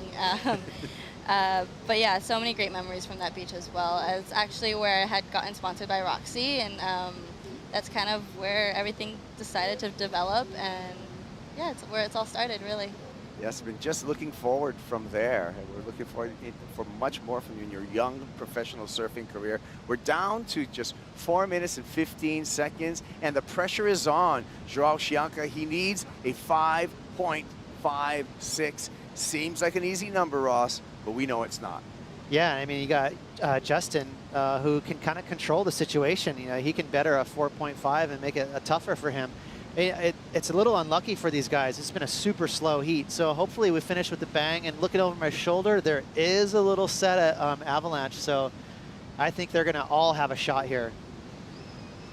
Okay, now the anticipation of the set, and John Florence, he's anticipating competing in this round of 32 in Haleiwa, the defending champ. Talk to John this morning, Ross? Yeah, we've been talking pretty closely and just looking at the buoys and figuring out which board to ride. Yeah, he's feeling really confident. Plus, he's growing that really horrible neck beard, and whenever he grows out, he just can't lose. So, you know, he doesn't need much help from me. Hey, nothing wrong with the rally beard. You know, I mean, whatever works for everyone. 3 minutes remaining, and you talked about Avalanche and the set coming through. Here it comes. Who's going to go? Priority with Lucas Silvera. He's in the red jersey. Takes a look at this one. Silvera. Fading into a bottom turn. This wave just backs off a bit. Looking down the line. Winding up. Snap off that section. Comes around. Beautiful carve. Building momentum down the line. One more turn for Silvera. Shallow water here to end. And he completes his ride, backing up that 4.5. That's going to change the situation out in the water. Yeah, a little fist pump right there. He put together a lot of moves. Nothing really crazy, but a lot of solid maneuvers. My first instinct is he's going to get the score he needs. Justin Becret. Beautiful carve off the top. Cleaner wave face to deal with. And he's able to really arc that board around. Second wave of the set. Just looking way more aesthetically pleasing. Justin Becret just is going to make things really hard for Joao Chianca. I mean, we were talking about how Lucas was kind of cruising through that last wave, and that might cost him a little bit because that was another level right there from Justin. He pushed hard on those rail turns. You know, that could even be close to an excellent score. Maybe even at minimum, I'm guessing a 7. So he's really going to push the envelope too for Joao, as we see a little bit of a broken wave. So, and in his defense, you know, it wasn't the easiest wave to rip into. And Lucas put it together with a lot of moves, but I don't know. If I'm Justin, I'm feeling pretty excited about this wave here. Yes, for sure. He surfed that wave really smooth, as this one that Lucas got was kind of connecting the dots a bit more. But yeah, still great scores for both of them. I mean, Joao Kaipo is going to need a massive score when his scores drop. He needs a 6.5 right now. That's going to go way up. Yeah, this surfing, Ross, just seamless on the rails. Way up at the top of the peak too. 2 great turns. Board looks so smooth, throwing a lot of spray. And he finishes it off clean too. So every single move was crisp. I think the judges will really appreciate that. Yeah, that really felt like excellent surfing when we saw the connectivity that he was able to do between turns. We're down to just 35 seconds. Number coming through, 7.73 for Justin Bacret, 5.87 for Lucas Silveira. Joao Chianca needs a giant number, an 8.76. I mean, he's kind of had a shocker. I don't know any clear mistakes he made. He was just kind of on the wrong side of rhythm. Didn't really get any good waves. I mean, he fell on that one wave, but it was a crummy wave. It's a tough one for him. Well, all is not lost, because Joao Chianca still has an opportunity and a chance to qualify, but he's just going to be watching from the sidelines and see how the math plays out with the rest of the competitors. He's eliminated from competition right now, along with Lucas Silveira. Justin Bacret, he's on to the quarterfinals, and Leonardo Fioravanti. Just another dominant performance by the Italian surfer. Thank you, Sakura, for joining us. Good luck in finals day. We'll see you finals day, and thank you for timing the booth. Yeah, thank you guys. Can't wait for finals day. Well, here we go. On to another hot heat. When we return, Ethan Ewing, Ezekiel Lau, Vasco Ribeiro, and Jesse Mendez all out in the water.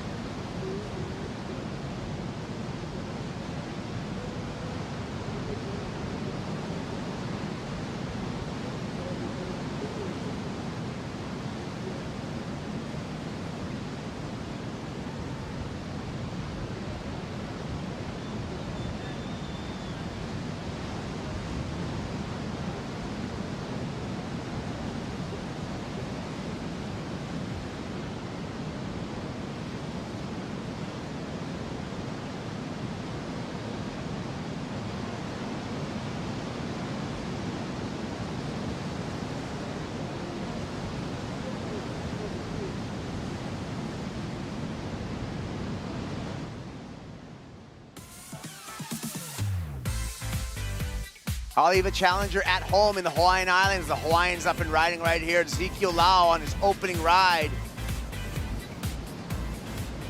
Solid surfing from Ezekiel Lau. This is heat number 2, the round of 32 for the men top 2, moving into the quarterfinals. And this, Ross Williams, is a great heat that we're about to witness. Ethan Ewing in the red jersey, Ezekiel Lau in blue, Vasco Ribeiro in white, and Jesse Mendez in green. Yeah, some heats are better than others. This is a really crazy heat right here. All 4 of these guys are shredders. Vasco Ribeiro from Portugal, he's got a super strong foot on him too. Great power surfer. Obviously, Ethan's kind of everyone's favorite surfer, and Jesse Mendez, too. So sleeky on his backhand. Good start here for Zeke. Board looks awesome. And he rides way to Coros, and that board looks really fast and loose. Sketchy floater right there, but Zeke did a good job to hang on. So that's a good start. It's going to be a nice little score. Yeah, Ezekiel Lau, another surfer, chasing a year-end finish in the top 10 to earn his spot into the 2023 Championship Tour. Looking pretty good right now, but he needs to make a few more heats out here. Opens up with a mid-range score, opens up with a flat 5. Yeah, a little surprise. So the main thing is the scale set equal for everyone. I mean, I wouldn't have been surprised if they threw even a 7 at that score, at that wave. You know, it's 2 quality turns, but it kind of really, it's irrelevant. It's just now the scale is set. So I think the judges are doing this on purpose because this is a crazy heat. All 4 of these guys are capable of massive scores. I get you with that mid-range score. That did surprise me as well. Zeke Lau going into this event number 9, so he was above the cut line. We take the top 10 on the Challenger Series. And Zeke's really quick right now to get right back on board, get a backup. Little thin drift right there, loses a little bit of momentum, but makes it back up with a projection bottom turn. Again, has to really glide through that second turn. Working this wave over, more of a workman approach here, but big finish there for the exclamation point for Ezekiel Lau, and a ride in, maybe repositioning, Ross? 100%, yeah, he's, well, it looks like he's taking this pretty far in, so, yeah, if he doesn't kick out here in a second, he might be changing boards. Let's watch him carefully, and now he's just going all the way around, so that might be kind of a shock for audience at home, but the channel's not too far from there. And once you get in a channel, the current is like a river. It's really strong. So for him to get back into the lineup, it's pretty quick. I like it. I like it a lot because if he were to paddle where he ended, I think he's fighting a lot more water, you know, and you know, just you want to be with that water that's sucking out to sea on your way back out. 100%, he's cruising. Cruising right now with the beautiful technique of a big wraparound. Ethan Ewing, just always pleasing when it comes to style and technique. The young man from North Stradbroke, Australia, who's just come off his best year on the championship tour with surfing like that. And just trying to get in front and not going to be deemed complete with that final maneuver, with some beautiful surfing before that. Yeah, it's kind of funny. So it's identical to the last swell, 310 degrees, and that's a nice thing. That's a good thing, but it is tricky when the waves are smaller. It'll hit that reef way deep on the harbor side, and it kind of can be confusing for the competitors. You know, it forces them to either sit wide or maybe 100 yards deeper towards the harbor. And this is just a little backup score for Ethan. I don't think he really enjoyed being stuck way back there by the harbor, so he just caught a small wave, started to get out of there. Same thing with Zeke's 4.6. He's just repositioning. I think they're recognizing without priority, they paddle each other pretty deep, and they're getting back into position. And the way to describe it as we watch this from the water too, Ross, Haleiwa, I think at this size, you can correct me, you got way more knowledge than I do, but I just think of it as like one of the world's biggest rip bowls. Like it's kind of one of those things, you got to kind of keep on surfing waves, or else you could get out of position. That's exactly right. It really is, and it definitely does favors if you can just keep catching waves, and for positioning, for also your just comfort level. Because if you sit for a long time, you get a little, you know, cold. Maybe your wax gets just a touch slipperier. You start thinking too much. So surfers are very rhythmic. They want to, you know, keep surfing. Dale Fioravanti was convinced. He got his work done really early in the last heat. He's on to the quarterfinal. Bravo, Fioravanti. He's with AJ. All right, so you got a chance to watch all the girls go through today, and then what did you see that affected your strategy coming into your heat? I mean, the girls were ripping the whole morning. It was tough for them, but the swell was picking up during the morning. And just the heat before mine, you know, there was India Robinson, and she got some good ones from way out the back. So I was, you know, the swell is nice and west. So I really wanted to get those chip shot ones out the back and have some time to really fit some good turns on it. Well, and it worked. You only needed 2 waves to get the scores that you needed. How did you pick those waves? They just look clean, you know, out here. The second wave usually is much cleaner, and both of them were the second ones. I was really far at the back, so I knew I had the time to fit some nice turns, and yeah, I was stoked to get that second one as well. And the guys were sitting a bit wide, which I was, wanted to go and get that chip shot, but when Prati came around, I was able to do that. There's a lot of pressure on a lot of surfers in this event. You are not one of them. How has that affected the way you've approached this? Oh, it's been a great year. I'm so stoked with how the whole year has been going. And, now it's Haleiwa is one of my favorite waves in the world. I spend a lot of time in Hawaii. My girlfriend's from here. It's pretty much my second family here now and second home, hopefully one day. And I love spending time here, like I said. And yeah, I just want to finish the year off with a big bang, as they say. Hopefully tomorrow with some amazing waves and have some fun. Off to a great start. Congratulations. Thank you. Yeah, Fioravanti into the quarterfinals. Not a surprise. Spends a lot of time here in the islands, and just an incredible surfer. And when you think about someone like Leo Fioravanti, he's only 24 years old. It seems like he's been around forever, but he's still, just a young man. Yeah, that is interesting. And he's been on tour or around tour with his stepdad for a long time, Stephen Bell, legendary coach, worked for Quicksilver for many years. So he's been sort of raised around this environment. He's been around forever. Vasco Ribeiro had a 2-point ride during that interview. Here's another wave for the surfer out of Portugal. Powerful surfer, illustrated right there with that big finish. That's his bread and butter right there. He's known for that lead foot. Loves to push that tail around. And from Portugal, they got some beautiful, strong rights over there where they can kind of hone their skills. Think of Frederico Moraes, and there's just so many surfers that have a knack for pushing on that. And a lot of them just happen to be regular foot kaipo too, which is no coincidence with those right-handers over there. Yeah, and I think the secret's out. Portugal's got beautiful waves, and that's why we're seeing such great surfers develop out of that country.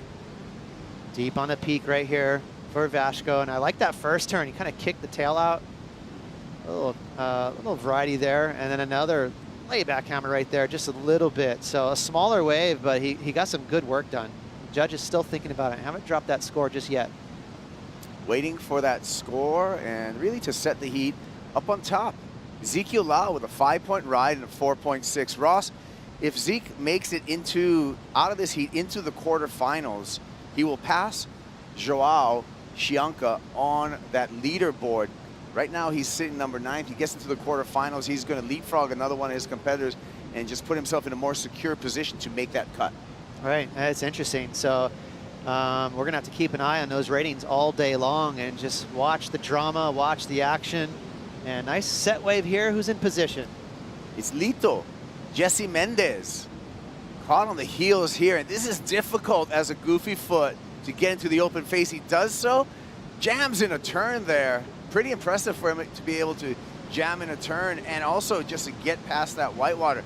Really had to fight with this wave. I guess 3 turns and a completion. Insane. Wow, that was a great wave from Jesse.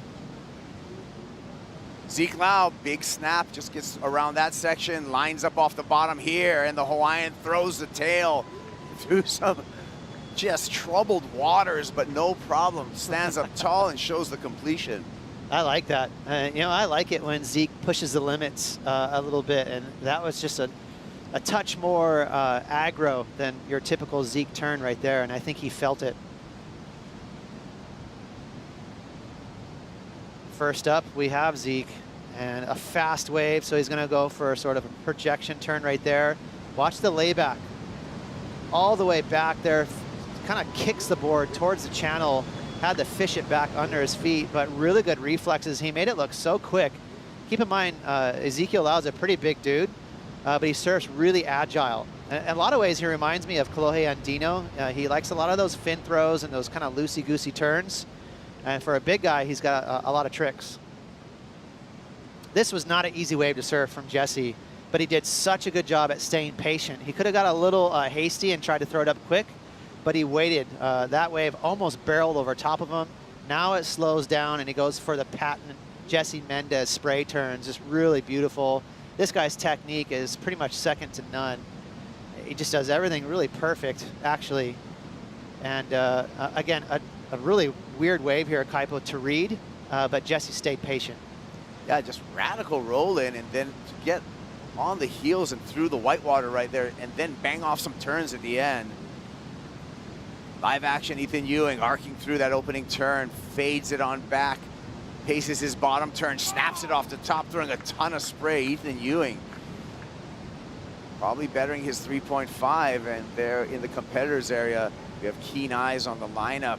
Vasco Ribeiro, the Portuguese surfer powerhouse, just being patient here, looking towards the end of this wave for the oncoming section, throws everything at it, and a little bit too much. Fins release, and he goes incomplete. Wow, this is such a heavy heat. It really is. I mean, all 4 of these surfers, it'd be really tough to pick a winner. They're all so capable of winning this heat. And everyone has their own strength. Ethan's really smooth and buttery. Zeke's kind of edgy. Vasco's just a lead foot. He got a little, speaking of lead foot, he got a little too, he fell in love with this last section. There's a little mushy left coming at him, but it lays back. It doesn't come at him enough, and the board kicks free. So just a little misread there from Vasco, maybe like a little over frothed. This is straight Buttertown. I mean, does it get any better than that, Kaipo? You could watch that on repeat for an hour straight. Not the edgiest finishing turn, but still smooth from Ethan, so kind of opening his account here. Yeah, it's just really impressive the way that Ethan Ewing is able to keep his board seamlessly on rail through those turns where he goes all the way back. DHD, those boards are just always looking so sharp under his feet. Fast, right? And I mean, Mick Fanning kind of helped hone those shaping skills alongside DHD. Just, I mean, what a guy to get feedback from. And you can tell everyone that rides his board seemingly just goes super fast. And let's see where the judges set the scale, because they've kept it kind of snug. You know, they haven't been overly generous with the points. And, you know, Ethan's really buttery. So where is the score going to fit in? Well, speed, power, flow, and he gets a lucky 7.77 for Ethan Ewing. Highest single wave score of this matchup. He's getting the news right there in a solid second place. Ezekiel Lau continues to be in the lead. Vasco Ribeiro needs a 7.5. Jesse Mendez is right in the conversation, only needing a 5.45 to take that second spot off of Ethan Ewing. Really interesting scores. I mean, I kind of feel for the judges because there's a lot of variety in all these rides. Each ride is very different. You know, it's such a smooth wave from Ethan, but not the riskiest moves. Just a beautiful carve, and I think they appreciate how seamless that carve was and the power. I mean, it really was nice. And 7.7, the scale's set. Wow. Way back there, needs to make up some ground on this wave. A lot of downtime, and just that's not going to change the situation for Ezekiel Lau. Rolling takeoff for Jesse Mendez. Winds up, snaps off the top with the vengeance. One more time, vert to the lips, stabbing it, and just the fist pump, and rightfully so. 5.45 is what he needs to go into second. We'll see. Right behind him, Vasco Ribeiro, pumping off the bottom, snapping off the top, looking down the line, building up some speed, glides there with a power snap to finish. So Ezekiel Lau does not change his situation, but the other two surfers may have, with Ethan Ewing now, fourth wave of the set, gliding through, a snapping, flowing, big spray towards the end, punching the lip, kicking out the back foot. Ethan Ewing is going to change the situation. I'm like, yeah, that was gnarly. That was the best surf wave of the event, hands down, in my opinion. I mean, that was incredible. That was just a display of power and being smooth and silky. That dude's gnarly. I mean, I wouldn't be surprised if it's a 9 or above. That was crazy. Gnarly with a capital G. Ethan Ewing, we're going to look at it one more time. And he took his time, too. He didn't get over frothed because this wave was kind of fast and jumping down the line, but he really cruised through it in terms of his pace. But the turns were next level. That right there, the turn of the event, in my opinion, that was just insane. One more time from the water, Ross. I'm excited. There we go. I love that. What was that? That was a combination of a snap and a carve through the whitewash. Second turn, projected a little more to get down to this third section, which was really a payoff section, super smooth, and he stomped on that back foot. Yeah, that was money. And this is gonna be tough to compare the two. Vashko, a really nice projection turn there, and a closeout turn, but it feels like a mediocre score, you know, mid-ranger. Jesse Mendez, though, he's going to be up next as we see Vashko. One more little water angle here, projecting down the line. A quick wave for Vashko. And a lot of scores dropping right now. A lot of scores dropping. Mendez here, Ross. This is an 8-point ride. I don't mind it. You know, it was 2 turns. So if you want to split it in half, 4 points a turn. Really well executed. I mean, Jesse, again, his technique is so good. Really seamless through a lot of spray. And we're waiting for scores to drop from Ethan, but I don't know, you know, Ezekiel was kind of cruising in his heat. Ethan Ewing just drops a 9.5. The situation has just flipped. Ethan Ewing on first. Jesse Mendez in second. Ezekiel Lau has dropped down to third and is in an elimination position right now. Looked like he had such control at the beginning of this heat. Ezekiel Lau now needs a 7.34. How is this going to play out? Wow, I don't know. You want to stick around because this is going to be an exciting finish to this heat. We'll be right back after this.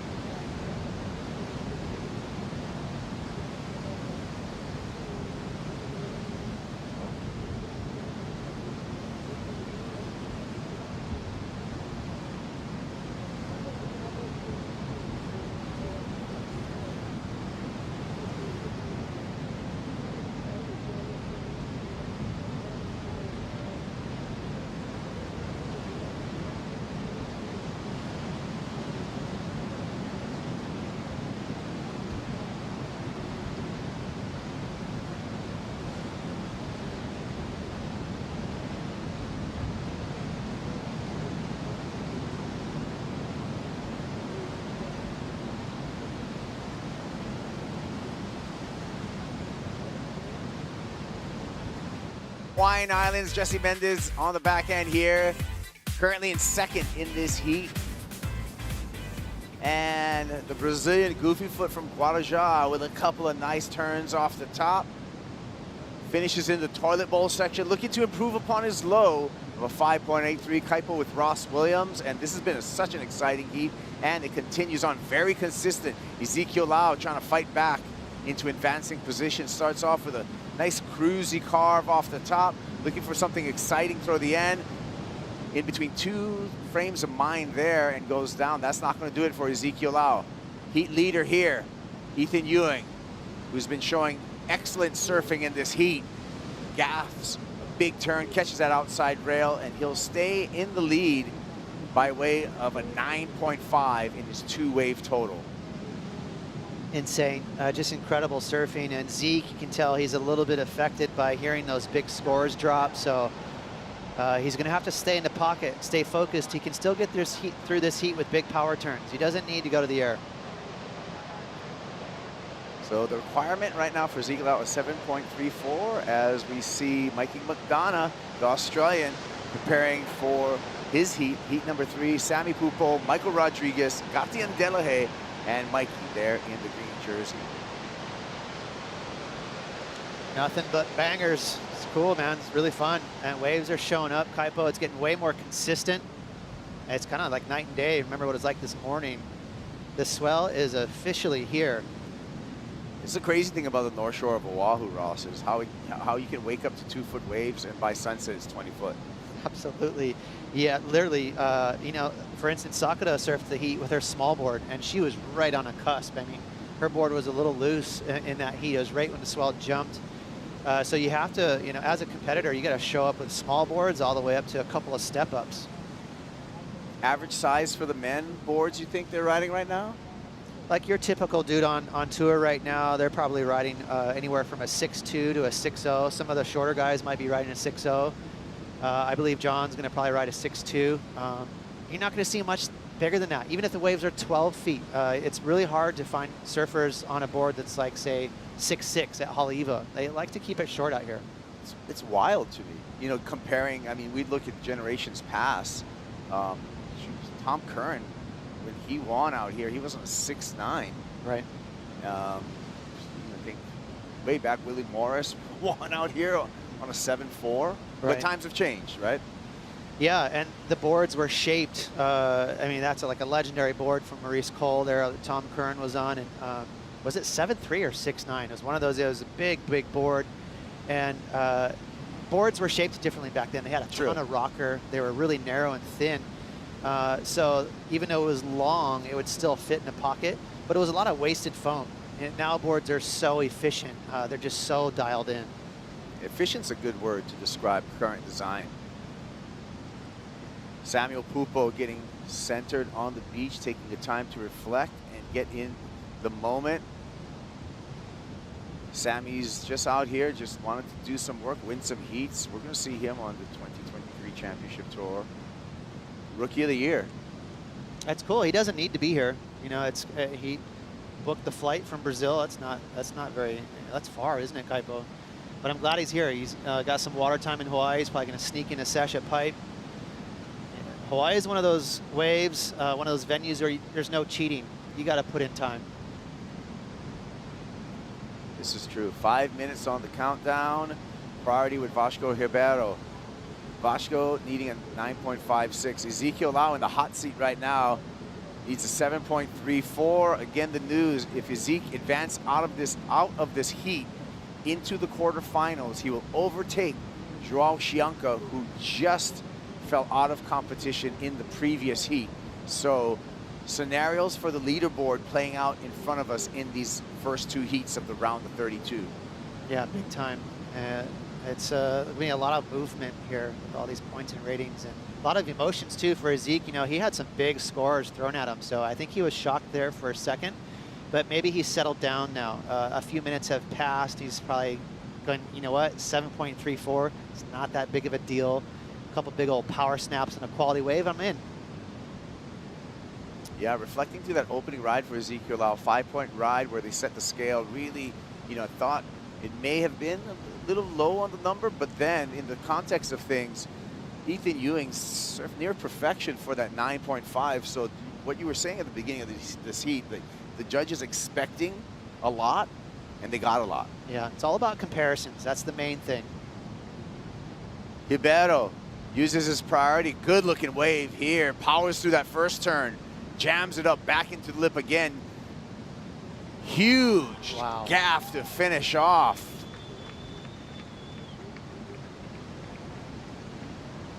Ethan Ewing gliding through this section. Always smooth on the rail, wraps it right around. Fades a bottom turn. Beautiful rail work by Ewing. Spying down the line. Again, throws that layback, but loses his footing. Ezekiel Lau on a medium-sized wave really needs to get busy on this one. 7.34 is the requirement. Eyeing up this inside section. Just glides through that, glides another section. Needs something big on the end here. You can see him stomping on the tail pad, looking for the air, forcing that air right there. Goes complete, gets a little double up and a big gaff. So got some interesting work right at the end. One more time on the inside, not giving up. Ezekiel Lau, 7.34. I'm having a hard time putting that wave together because there was a lot of downtime skipping through sections at the beginning, but he really put it together in that toilet bowl section. He got the bonus double up. Yeah, he did. That's going to be interesting. You know, if I'm Zeke and I'm paddling back out right now, in my own mind space, I would say that's probably not enough, just because there's been some huge power moves on big sections out there, and that's really where the points have been awarded. But this was a cool air. You could tell he was trying to dial it in. He was reading this wave. He's got that pressure moment, and he wants to live up to it with an air move. But again, if I'm Zeke, I'm really looking for a big critical section to throw down a hammer. I think that's where the scale is set right now. They want to see a power turn. Yeah, that's been the, kind of the theme of the day, right, Ross? Is the big power turns, even if it's a single turn, have been rewarded. This is a guy that's been putting down some power turns and some beautiful rail work, Ethan Ewing. And it's just ridiculous. I mean, it really does look like he's cheating. It looks like there's a motor on the back of his board. He's just going so fast, really smooth. I mean, we haven't seen a rebound in this entire event, and the guy just does a crazy cutback and nails the whitewash. Little unlucky there. I will say, Ethan, I saw him warming up too like a month ago, and he's got to wax that tail pad. He falls off that tail block a lot. Check this out. This was an 8.77 from Vasco Ribeiro. Well rewarded too. That was a hammer right there. That layback snap into pocket and that closeout section was really leveled up there from Vasco. And wow, crazy enough, it wasn't enough to pass Jesse Mendez. So Jesse just hanging on by his toenails. This is where it all happens. This is the judges' tower. They're still contemplating that last score for Ezekiel Lau. He needs a 7.34 to move into second place. Judges deliberating. Our feeling is that it wasn't enough. 4.93 for Zeke Lau. It was not enough. Lau in fourth, Ribeiro in third, Jesse Mendez in second in advancing position. Ethan Ewing in the lead, down to 25 seconds on this one. Jesse trying to protect, scrambling around. He's just right there on Vasco. Very smart from Jesse. Yeah, Vasco just needs a 5-point ride. It's going to be tough, though. Jesse's on him like a wet blanket. Here we go, the clock ticking down. Defense by Jesse Mendez, and it pays off. Wow, what a fun heat, Kaipo. That was nuts. That was really cool. Extremely entertaining surfing going on here. Round of 32 at the Haleiwa Challenger. There's the numbers. Ethan Ewing, Jesse Mendez on to the quarterfinal. We'll be back with more surfing. We'll bring in Joe and Rosie for the call.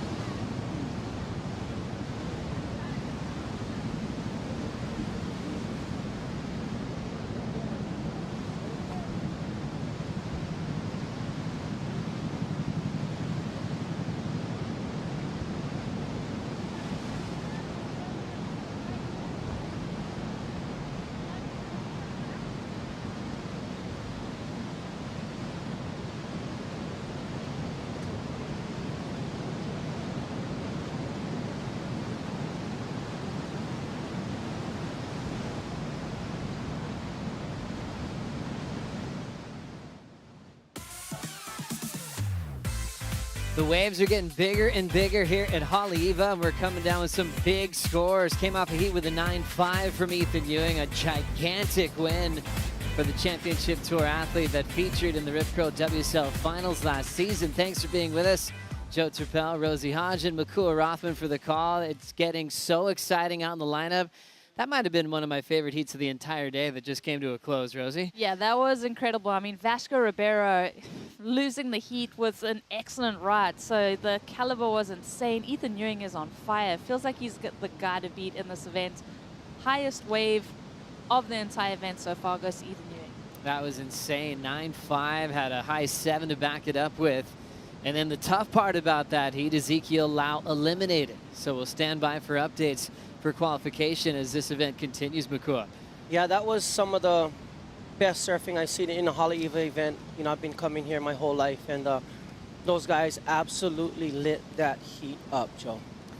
Brand new heat already getting going. Mikey Madonna, a 2.17 start. The man from Lennox Head loves a good right-hander. We've also got Sammy Pupo, this year's Rookie of the Year. Got to shadow his big brother through some special moments. We talked about his start at Pipe, which was beyond impressive because he knew that was going to be a challenge for him, turned it into success. Final in Brazil, and cheered on his brother to his maiden victory at the end of the road in Tahiti. So now Sammy in a completely different story from a year ago. I remember last year calling up the Pupo family, and his parents couldn't even watch. They were just taking a walk. It was just too stressful. You're so connected to your kids. It was just too emotional. And Miguel had to be the one saying, hey, I'll watch everything and give you guys the report after it's all said and done. And now look, a year later, he's definitely one of the favorites on tour now, Rosie. Yeah, he looks like a veteran. He's so comfortable. We were talking about his event at Pipeline as a rookie that just blew us all away. But he's fun to watch in events like this because when he doesn't feel any pressure, he definitely has that kind of comfort level and shows us a kind of shades of free surfing. Gatia and Delahaye looked great in the opening rounds of this contest representing Guadeloupe. He's found a lot of success this season, even taken out a QS victory, a regional event in Anglet over Ramsey Bukiam, who officially qualified for the tour yesterday. And also Emrod, Michael Rodriguez. He's one man we're watching very closely as he was just a couple of spots out from the top 10 in the lead up to this event, Makua. Yeah, I mean, Emrod is, like I said yesterday, I think he might have had almost 11 or 12 waves in his heat, just going off. But, you know, I wish I would have been in that last heat to announce, because that one would have been the bingo, bango, veggie, mado. Whoa! Full of surprises. So, but you can still use it now. I mean, we're going to be talking about that heat for a long time. That was insane. Ethan Ewing taking the roll right into the quarterfinals, and goes for everyone watching around the world. If you miss anything, go through worldsurfleague.com. There's so many things to check out there. You can watch heats back years in the past. You can type in a guy like Ethan Ewing's name and pull up his profile. It shows all of his results, all of his great highlights, news headlines, as he's turned into a big favorite and a big hope for Australia to win a world title. Live action here, Gatia and getting the motion going. Big final appearance earlier this year in South Africa. As he will get out of that wave, had a bit of turbulence there, a lot of motion under his board, but was able to stay on his feet with his rising swell. As Michael Rodriguez is holding down priority. Saw Josh Moniz earlier, and he's like, yeah, it's like on a building swell like this, you're just wondering, is it going to be gigantic when I paddle out? It could happen at any time. He was saying that Pipe is already washing through right now, and you come down here and you got to have about 4 boards ready and then make your decision right before and trying to anticipate what it might be like. Well, Gabrielle O'Brien was in the booth with us. She said she brought 6 boards with her to the beach today, just anticipating the changing conditions and what it might look like in your window. So you've really got to be prepared for anything. As we now see the draw off the bottom from Michael Rodriguez. Super high performance Brazilian athlete as he is driving off the bottom. How was that vertical? Out in front, layback blowtail incomplete. I think that's what Michael Rodriguez really told the world when he got on tour, was just explosiveness, no matter what the section looked like. He could create moments for himself, and fun to see him surf with a lot of power here at Haleiwa. What do you think here, Makua? You know, just going through the motions in the beginning, but right here's the money turn, Joe. Hard off the bottom, so tight and technical, fitting that board in that section of the wave right there, and then unfortunately coming unglued. But I mean, right here, you see him come off the bottom, eyeing that section, and just You know, those Brazilians, the way that they fit their board up in that critical part of the wave, super, super technical surfing. So fast, so responsive. Such a talented athlete, Michael Rodriguez, trying to rejoin forces in the world title showdown.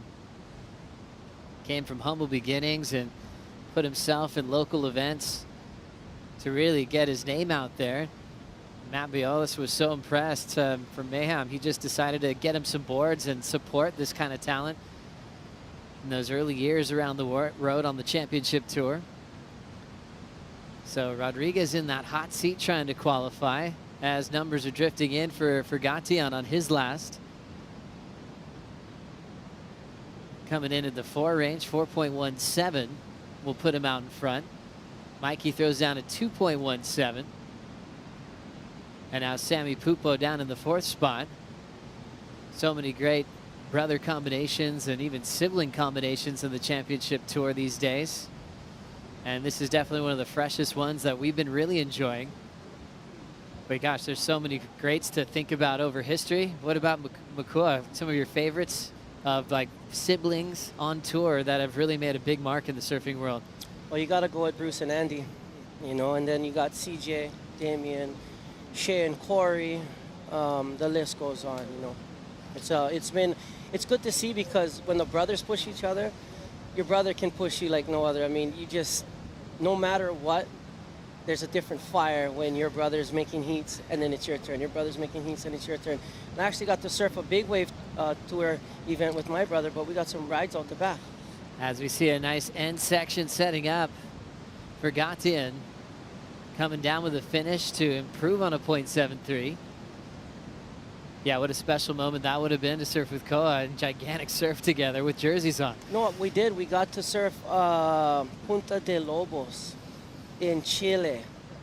Yeah, I won the first event of the year. I got the world title and that contest at the same time. And I got to surf with Koa in that event. And it was pretty good because I got 3rd, he got 4th. In the semis, and I made it to the finals, and he was pissed. Wouldn't you guys have been in the eddy together too?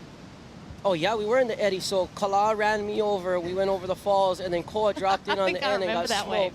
That's right, we surfed the eddy as well. That was a crazy moment. You just brought us back to that moment of the eddy. That was insane. As we look at Michael Rodriguez getting through this inside track. Nice clean hack there to build on some scoring. Here in the round of 32, heat number 3. It's time to get an update from Travis Logie. Travis with AJ. That's right. So Travis, we are going to deliver some news to one of the surfers as we keep an eye on qualifications for 2023 CT. What are we going to do? Yeah, amazing news, AJ. After the results of those last couple of heats, we can confirm that Ian Gentile has clinched a spot on next year's CT. So let's go let him know. Let's go tell him. Actually going to surprise Ian Gentile live. Travis Logie heading into the athlete zone. He's just kind of making his way. Here's the tap on the shoulder. And Ian didn't even need the words. He knew exactly what that meant. Seeing Trav show up, and now the celebration begins. So Ian, you just found out you are going to be on the 2023 Championship Tour. What is the first thing you're feeling? A bit surprised it came early today. Like I was expecting it to come down to like a quarters or a semis. You know, I was ready to just camp around here and just watch. And that's all I could do. But yeah, I'm just so stoked. I'm so grateful for everyone in my corner. It's hard for me to imagine how I'd be here without all of them. And they're all here rooting for you today. Thank you, yeah, I'm so stoked. You've been through so much, from being a child prodigy, Andy Irons telling you one of the best juniors he's ever seen, and to now, how can you recap what it means to make it to this moment? Yeah, I mean, there's crazy claims like that. I know I was just a kid, and I had, at that time, I had no ambitions to qualify. It kind of all started for me like 4 years ago. And, I saw like guys like Seth Moniz qualified, and then Zeke qualified, Keanu qualified, all guys that I used to compete against, and I was inspired by them to give it a shot, and it's been like 4 years in the making for me. So yeah, it's pretty crazy. What have you worked on in the last 4 years that led you to the point where you're ready for the championship tour? Well, I mean, I never used to train or anything like that. I had to definitely put in the time, put in the work. You know, it's not all about surfing. There's a lot more that goes into that, into, you know, being one of the best. And that's something I didn't even know when I was a kid. And yeah, just a lot of like people that cared about me and just bringing me back and just telling me like, you really should give this a shot. You know, you really should try. And I was like, all right, I will. I'll give my all. And here we are. What do you want to say to those people who've been encouraging you for so many years, who are watching this moment come to fruition? It's hard to describe. Congratulations, Ian. Thank you. Hey, we heard this guy's going to have to cut his hair.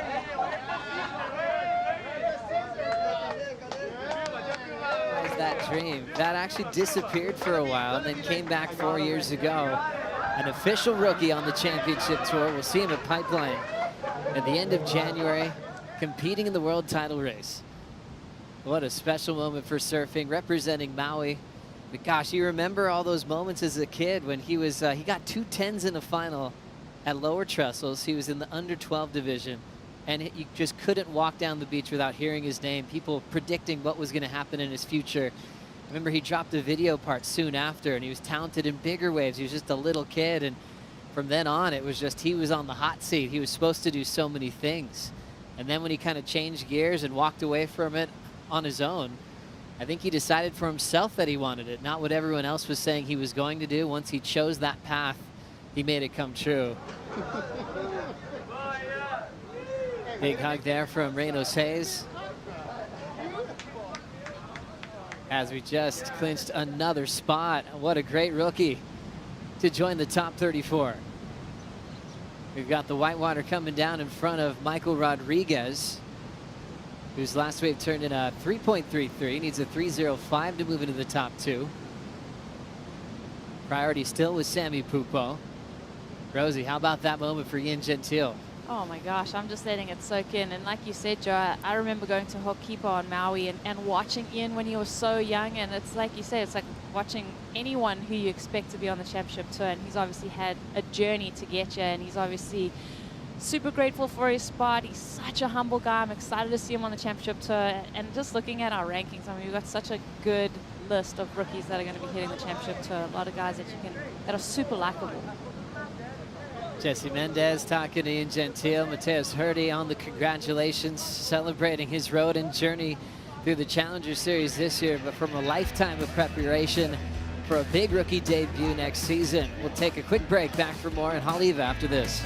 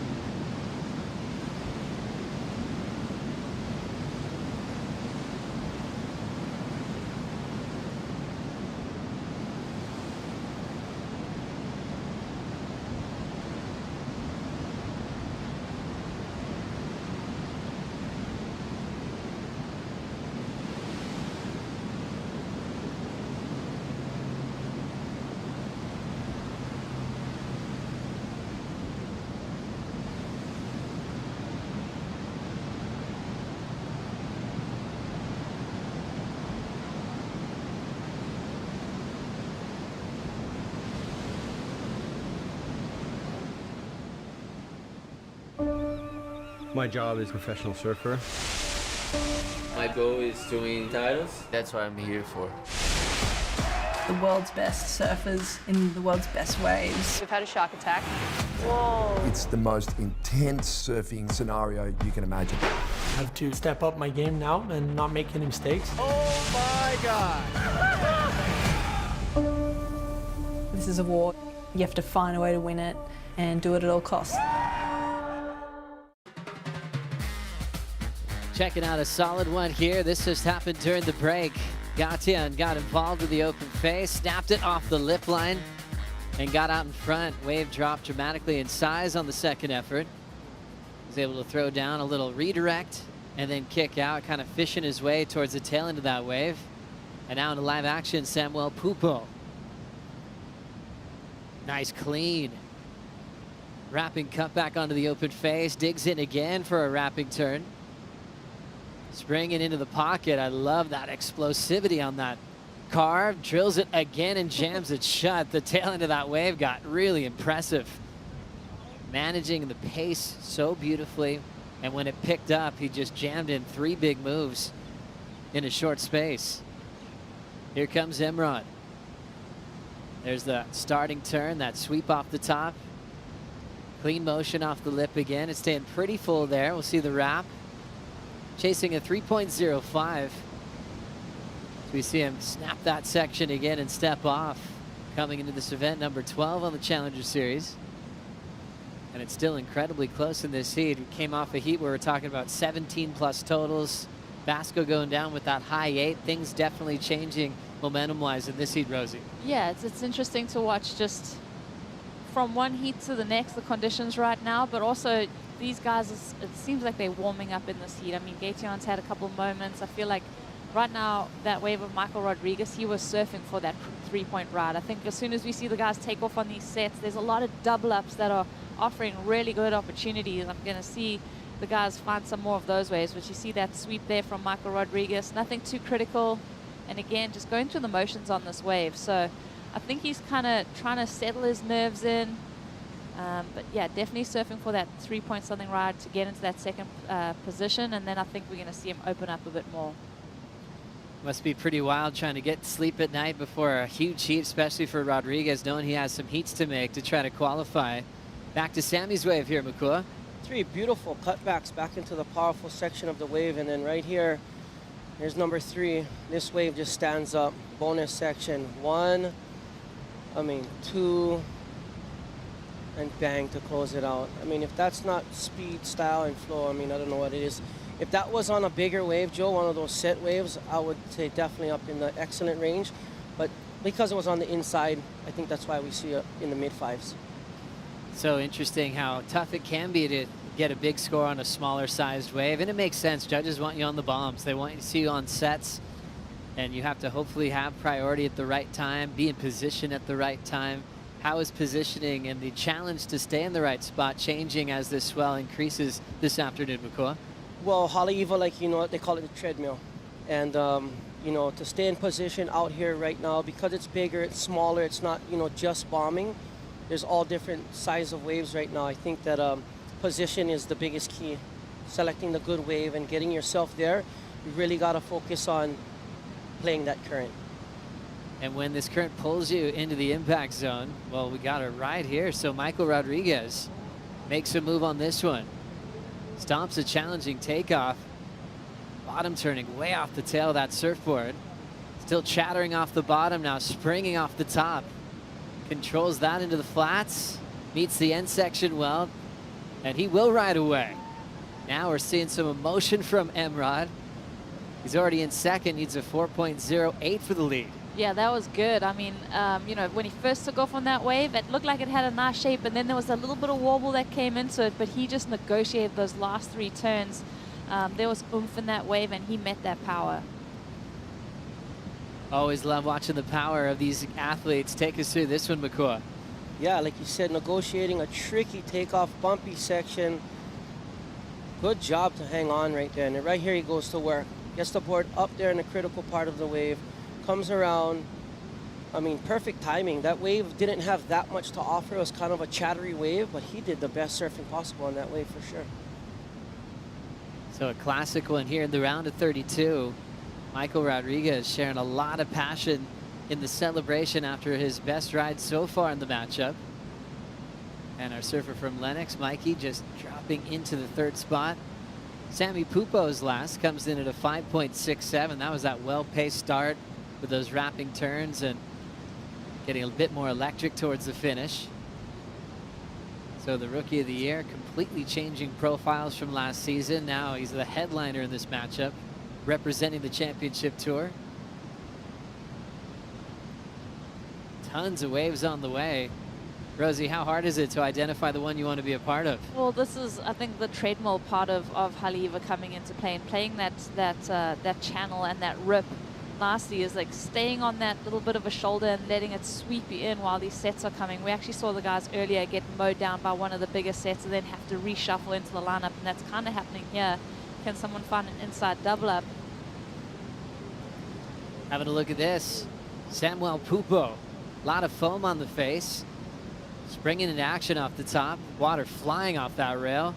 Quick whip on the second effort. Late to the end section. He's down. I feel like but two completed turns to get rid of the .63. Sorry, Joey. I feel like that was also a positioning idea from Samuel, knowing that those bigger sets were coming. He was already out of position and just getting back on that run around, getting that toilet bowl rip around. Yeah, definitely, Rosie, but we got some live action out the back, Joe. Mikey setting up that first hook. Made a wild card performance at Bells Beach back in 2018, and he'll throw a big jam on the end of that wave and ends up getting detonated on the right out. That would have sent him spinning a few times, but going for a big move there. If he would have completed that, we probably would have seen the change to the top two. He'll shake that one off. And now we're down to 6 minutes to go. What a day for qualification. I mean, still kind of recovering emotionally for Ian Gentile's story. Watching closely for Michael Rodriguez in this heat, as we'll check out last of Samuel Pupo, Makua. Yeah, I mean, even though that was, like Rosie said, some sort of go around because he was inside the bigger sets were coming, nonetheless, it was a double up. It had some foam on the face, but he served it really well. Had he executed that last turn, I think we should have seen some pretty excellent scores there. Michael Rodriguez, first turn off the top. There's a fading cutback. Just more of a repositioning move on the second effort. Kind of slaps the open face and off balance for the finish. So interesting now with the positioning of Michael Rodriguez at number 12. Morgan Siblick at number 11, just outside the cut. And Jacob Wilcox, who came into this stop, number 15. We can see a lot of things change on the Challenger Series leaderboard. If those three make the semifinals, they would jump ahead of Dylan Moffitt and Ezekiel Lau. Remember, Ezekiel Lau just got knocked out of the event in the last heat. So Siblick, Rodriguez, who's in the lead right now, and also Jacob Wilcox, the goofy foot from WA. They get to the semifinals, they'll be moving up ahead of Zeke and Dylan Moffitt. So there's three of those guys that can do that we're talking about. So say if two of them do it, that would bump out Zeke and Dylan. We'll see how this one progresses. Wow, this is gonna be an interesting finish to the event, because I mean, with Zeke falling out, Jiao Chanka falling. Wow, it's like this chess match, this Tetris of the shuffle of the leaderboard. It's gonna happen. There's gonna be some big movers.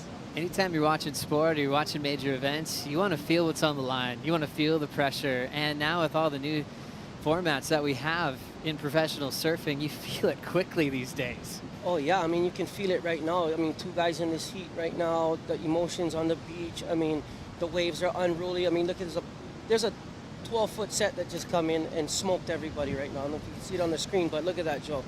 This is the biggest set of the day by far, and this is 100% sending everybody to the beach. Building swell throughout the day. Surfline let us know it was just going to continue to rise all the way through the afternoon. Seeing waves just triple overhead and even bigger, just steamrolling our competitors. When you're getting washed through like this, Rosie, what are your options? Your options just there to push you all the way into the beach and start over, because you're going to get pushed more towards the harbor side if you keep paddling, so you might as well just come in on a white water and get that treadmill around. The thing about Haleiwa is a lot of people don't understand. You should almost turn around and catch the whitewash, and because the water, when it comes to the beach, it needs a place to go, it rushes back out to the channel in the way that they're supposed to paddle out. So if they're smart, they try and get it in, come around, get back in that toilet bowl and get sucked back out. It's a little washing machine cycle. It pulls you across and then pulls you back out. You could use that current to your advantage if you know this place really well. That'd be a smart move. Another note on this event though, like this round goes straight into the quarterfinals with these 4 people heat. So this event is moving super quickly, getting to the pointy end. Before we know it, I mean, those scenarios are going to play out in front of us. Building swell. John Florence coming up next. He's going to have a pretty big canvas to play with as he's taking on Jordan Lawler, Kanoa Singh, and Kalani Ball. And like Rosie said, top 2 already into the quarterfinals, as we set up the quarterfinals for the women already at the Haleiwa Challenger at home in the Hawaiian Islands. Following Michael Rodriguez in this heat very closely on his road to requalification. 5.77 at his best in this heat.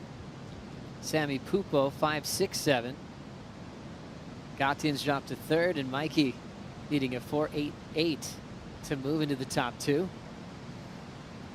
can see Delahaye there just kind of regathering himself, trying to anticipate if this set is ever going to stop. This is the push right here, Joe. I really think that the swell is definitely settling in 100%, and that was a proper 12-foot bomb. Unbelievable. That is a gigantic wave with more power than anywhere else in the world. A minute 22 to go. Rodriguez in a great spot. Surfer with priority is Delahaye. Not needing much. High 4-range scores can be done easily on a big section out the back. Priority with Gatian. But we've got Sammy Pupo in front of him. Looked like Pupo might have been confused on who had priority there. So Sammy Pupo is pointing at the scaffolding, and he definitely was confused. Gatian took off, and he was like, hey, wait a second. I had priority. The tough one there for Delahaye was he was trying to chase down a 4.91, and he just had to step off with Sammy in his way. But Sammy has that second position, so that might have been the work done for him. Yeah. Tough one there for Pupo. Yeah, that was crazy because the 2 guys that really need to make this heat, looks like with that mistake, maybe could be making this heat, and I'm not sure what that was. So interesting, when we looked at the board there, 3rd priority was Samuel. He's still shaking his finger and pointing at something, so he's throwing his hands up, trying to let them know that he saw something that maybe told him he had priority over Gatian. But from our angle, it was definitely White's wave. We'll close this one out and get an update from the panel in a moment. Interesting way to finish out this heat in the round of 32. Still no calls made yet. We'll stand by for that official update. Rodriguez is probably happy he was out of that confusion out in front. So he's definitely got the win. It's just a matter of who's going to end up in second. We'll see if Pupo has a case here.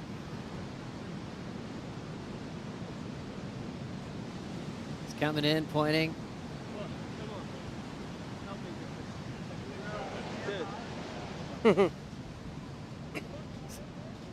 So there's the confusion there. Ask one of our friends, Chris Merritt, just to show him the priority disc. And I think Gatian's still confused, waiting for a decision here. And now it's in. Samuel Pupo interference on the last wave. Falls down to 4th. Gatian will move into 2nd. What a tough moment for Samuel Pupo.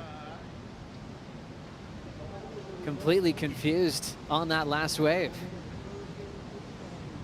And Gatian doesn't have to perform to get the score. That'll do it with the priority interference. We'll see Gatian and Michael Rodriguez into the quarterfinals. A tough moment for our CT athlete, Samuel Pupo.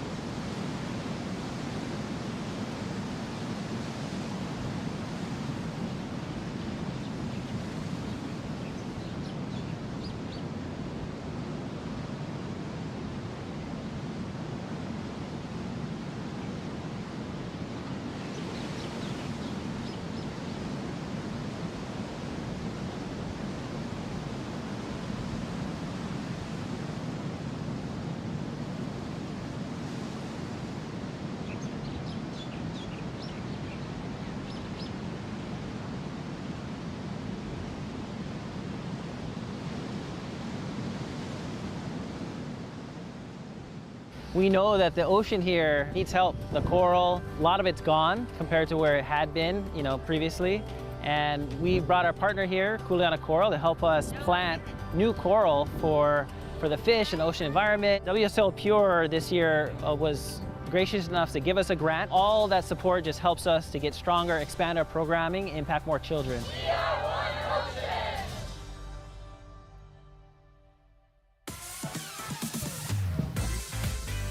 You're watching the round of 32. We've got Keanu Singh in the water wearing the red jersey, the man that won the Quicksilver Pro in France a few years back and beat John Florence and Gabriel Medina in the semifinals to a final in a running little left sandbar on that finals day. One of the biggest moments in his great career. Here comes Keanu Singh now. He's got that cool, solid stance and lays it down right in the guts of the wave there. Big, healthy round, wrapping cutback right into a huge vertical climb. And somehow Keanu Singh goes down at the end of what was such a beautiful transition of turns. Why did he claim that at the end? He should have just rode it out. Stay low. Oh, he was so close. So beautiful to watch lines like that. Amakua? Man, he was on fire on that wave. That was beautiful. Especially that last turn was a little bit late, but he claimed over it and made something out of nothing. This is Jordy Lawler representing North Narrabeen. Nice tag vertically there. Big whip into the pocket and hits it high up the lip again. Climbs the next section, but he can't hang on either. And remember, there's so much water moving to the inside. These guys are pushing so hard as we see the last two finishes go down.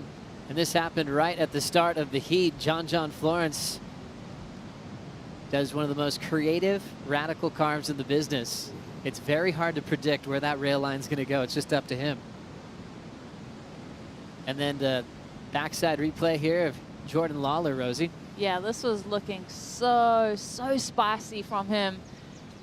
Just unfortunately on this last maneuver, kind of over rotates and looks over his shoulder before getting that maneuver done and goes down. But yeah, that's some great looking waves, great looking maneuvers from these guys. Keanu Singh, this was epic. Take us through it, Makua. Nice layback hack in the pocket right there. Coming around, I love this speed turn. Speed, power, and flow. And then look at that. Underneath, over. Oh, I'm not sure what the judges are going to say about that, but that was a sick wave, Joe. And then this wave just happened for Kalani Ball, Rosie. Yeah, Kalani Ball getting started here. Smaller than the waves that we've seen, but does this thing have an opportunity to double up and give some juice on the inside section? Kind of winds through this midsection. Looking to meet a little bit more critically there. Wow, that was nice. A lot of spray thrown out the back, a lot of power. I love that everyone got to start pretty quickly in this heat. And Keanu so close to riding out of that climb. These days, it feels like if there's any question of control riding out of a wave at this level, it ends up being complete really quickly on the decision. They want to see you ride out with control, and they've been really consistent with that. Sometimes, too, you see a giant error, you're like, oh, that was pretty close.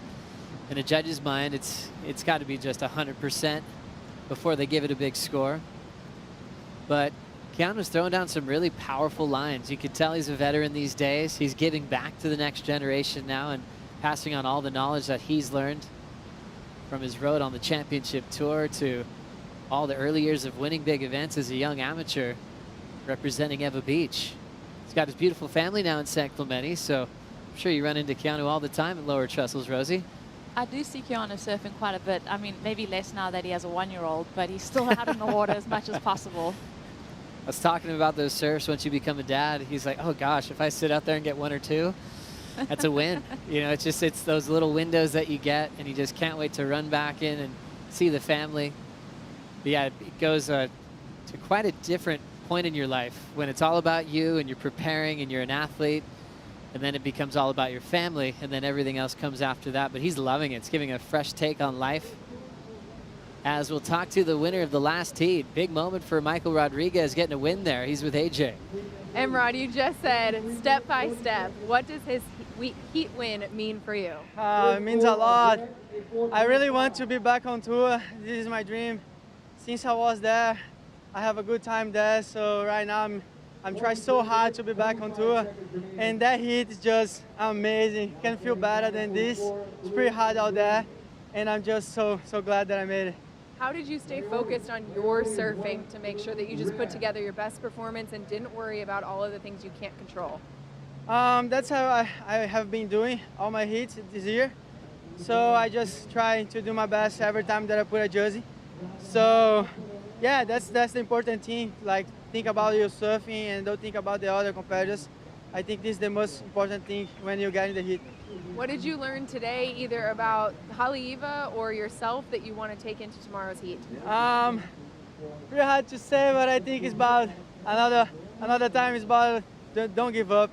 I come to Hawaii with no expectations. I never have a good result here. I think right now is my best result already, and I'm so happy. And this is never give up. You want to say anything to your friends and family back home? Yeah, sure. Obrigado a todo mundo que está assistindo, minha família, minha mãe, minha mulher, meu irmão, todos os meus amigos. Passamos mais umas e estamos perto. Estou muito feliz com isso. Parabéns. Obrigado. Michael Rodriguez, you can tell the happy emotion there, and he's not giving up. He's getting very close to potentially moving into the top 10 as we follow his road towards requalification. Some fun waves to watch during that interview as well. This was Keanu Singh, Rosie. Yeah, Keanu backing up that 4, wanting to get completion on that ride, staying low and riding out of it. So adding to the heat point total. And also John Florence Bakua. Being patient, coming off the bottom, signature wrap. I love those hands right there. And then just, ABC, I wouldn't want to be you guys. Well, you know what? Why I say that is because these guys are going to have to finish their waves. You seen in the beginning, guys were falling at the end of their wave. To beat one of the greatest to ever surf on a surfboard, you're going to have to surf very well, especially if he's putting down performances like this. His lines are just so true to himself, and they always have been that way. Remember when he was a rookie on tour, and there was a lot of the veterans saying, oh, what's he doing with his arms, or what he's not doing with his arms at times. He had a kind of a subtle, kind of cool skate, snowboard style that he was bringing to the ocean. But he's kind of built on that as he's grown as a surfer too. It's like one of those styles that you see, early in the morning, you know exactly where John is. It can't really be imitated, just like a Mark Occhilupo style. It's never been imitated since. People could try to be like John, but that's his own natural personality coming out in powerful waves. Yeah, definitely. I definitely feel like a lot of people are watching video parts, watching that technique and trying to implement it, but you can't imitate it. I think Joe, like you said, it's so natural to him and his flow, and he really has rewritten that kind of rail game that we're seeing out of him. Jordy Lawler, patience off the bottom. That's just setup work to hug the pocket. Wants this thing to really bowl up. He doesn't mind going upside down on a snap. That one didn't really provide a section to work with. He did have a 5.0 in his start. He was one of those tough stories last season. Basically just one place away from officially being on the tour after some great results in that condensed Challenger series. This year didn't really find the same success, but wants to finish off on his feet here at the last Challenger event of the season. Numbers are in now from that last exchange. Singh turns in a 5.10, takes him to second. John Florence a 7.33 on that two-turn combo, puts him out in front. Kalani Ball's opener a 6.0. Good way for Kalani to get started. As he holds priority now, he'll use it quickly. Big wall here at Haleiwa. Drills the first turn. Nice patience off the bottom, explodes off the lip. Great timing for Kalani Ball.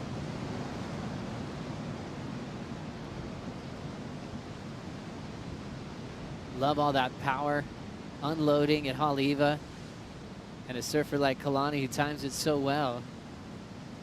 His life started in Cronulla, famous surf town. His family moved a bit down the coast when he was pretty young, but still has strong connections to the Cronulla surf community. Back to this one, Rosie. Yeah, this wave face stayed nice and clean for him, especially on this attacking incoming section.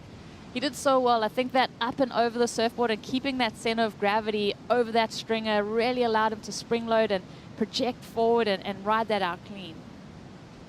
Great to see the different version of a two-turn combo from Kalani Ball, using priority so well. 6.0 and a 6.47 to take the lead. Now John's in second, McCoy. Like I said, the finishing move is going to be very crucial to get yourself in an advancing spot in this heat. We all know too well that you can do 2 nice turns, but the finishing move is the key move. Out the back, Joe. Rolling through here, Jordan Lawler throws the vertical. Now waiting for this thing to get through some backwash. You can see the whole face breathing a bit, S-ing his way to the source and then jamming one quickly. Bit of a roller coaster ride for Jordy. So he had a 1 range score to get rid of. He's done that. Talented goofy foot who is a superstar at a very young age. So got used to the spotlight very, very young, as we'll get another angle at this one, Rosie. Yeah, taking off on this wave, you're like, he's going through the motions there, and it seems super fun because he was dropping into these little double up sections, but it never gave him that kind of crispy lip to hit. I think it was kind of feathering on the lip line for him. He goes through the motions on this section, does so well to meet that lip line as it's coming at him and cascading down. Finished ride, but I would, if there was a few more critical moments in that ride, I think he would have got that 6.34. We'll see what the judges think. That number's still to come in. Longtime beach marshal Ray Shito handing over the red jersey to Kanoa Igarashi. Finished 5th in the world this year in 2022. Back in September, featured for the first time in the Rip Curl WSL Finals and had a clash with Italo Ferreira in match number 1. Rolling in now, John Florence sets the rail of that Paizel surfboard. Patience through the open face, lays down a vicious frontside power hook and sneaks out of there. So much control. It's almost when you're anticipating a down carve or a swoop, he can stay high and push at 100%. Unbelievable display of power surfing from John. Keanu getting out in front now, and he hits it in the money part of the wave, but gets bounced off his board on the landing. So Keanu in the 3rd spot. John was going for his lead back. We should see that change. Lawler, the goofy footer from Narrabeen, 4.23, stays in 4th. Now with 15.55 to go. So much heart from Keanu Singh, going for broke on a huge section. It kind of dropped him out of the sky there. It did drop him out of the sky, and he kind of maybe wasn't as connected to his board and a little bit standing too straight up as he was meeting the trough of the wave. Kind of just detonated him there. There's a huge wall of water. Look how much power this wave has. What went wrong there, Makua? What could he have done to pull that off? I just think his whole wave was thrown off from the beginning. You know, it's kind of behind the section the whole time, and he just wanted to get up there and throw in a move, and it was a little bit late. And then Jordy's, Makua? Softer wave. Like Rosie said, it never really stood up and gave that real critical part of the wave to, you know, really attack. He did well surfing it. Definitely got a good score, you know, but it's just up to the wave. You know, he just didn't have that wave that offered that, you know, high scoring potential. So some numbers drifting in now. Remember, John had the 2-turn combo of a 7.33. His last wave comes in at a 5. So he's in 2nd. Kalani Ball is out in front. Singh in 3rd, now needing a 7.24. And Jordy Lawler needing a 7.33. Back to John's wave, Rosie. Yeah, John, this first open swoop, we're just mentioning this layback done in that top section of the wave. Look at the trust that he has in that rail to lean the body completely back, throw both arms into the face of the wave.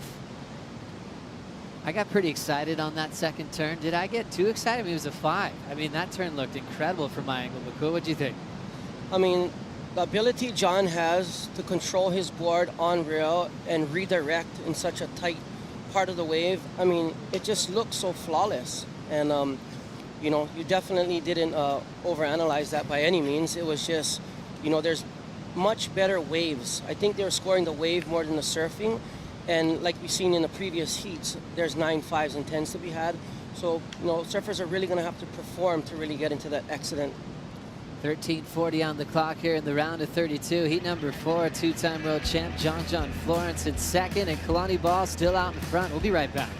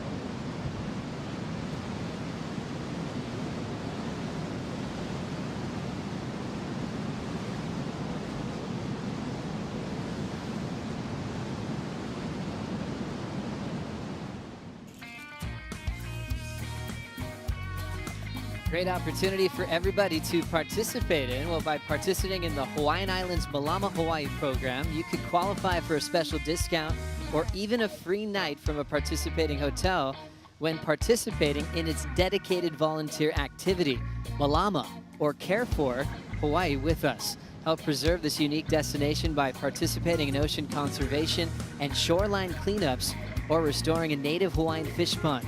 You can learn more at gohawaii.com/Malama and take care. We love it.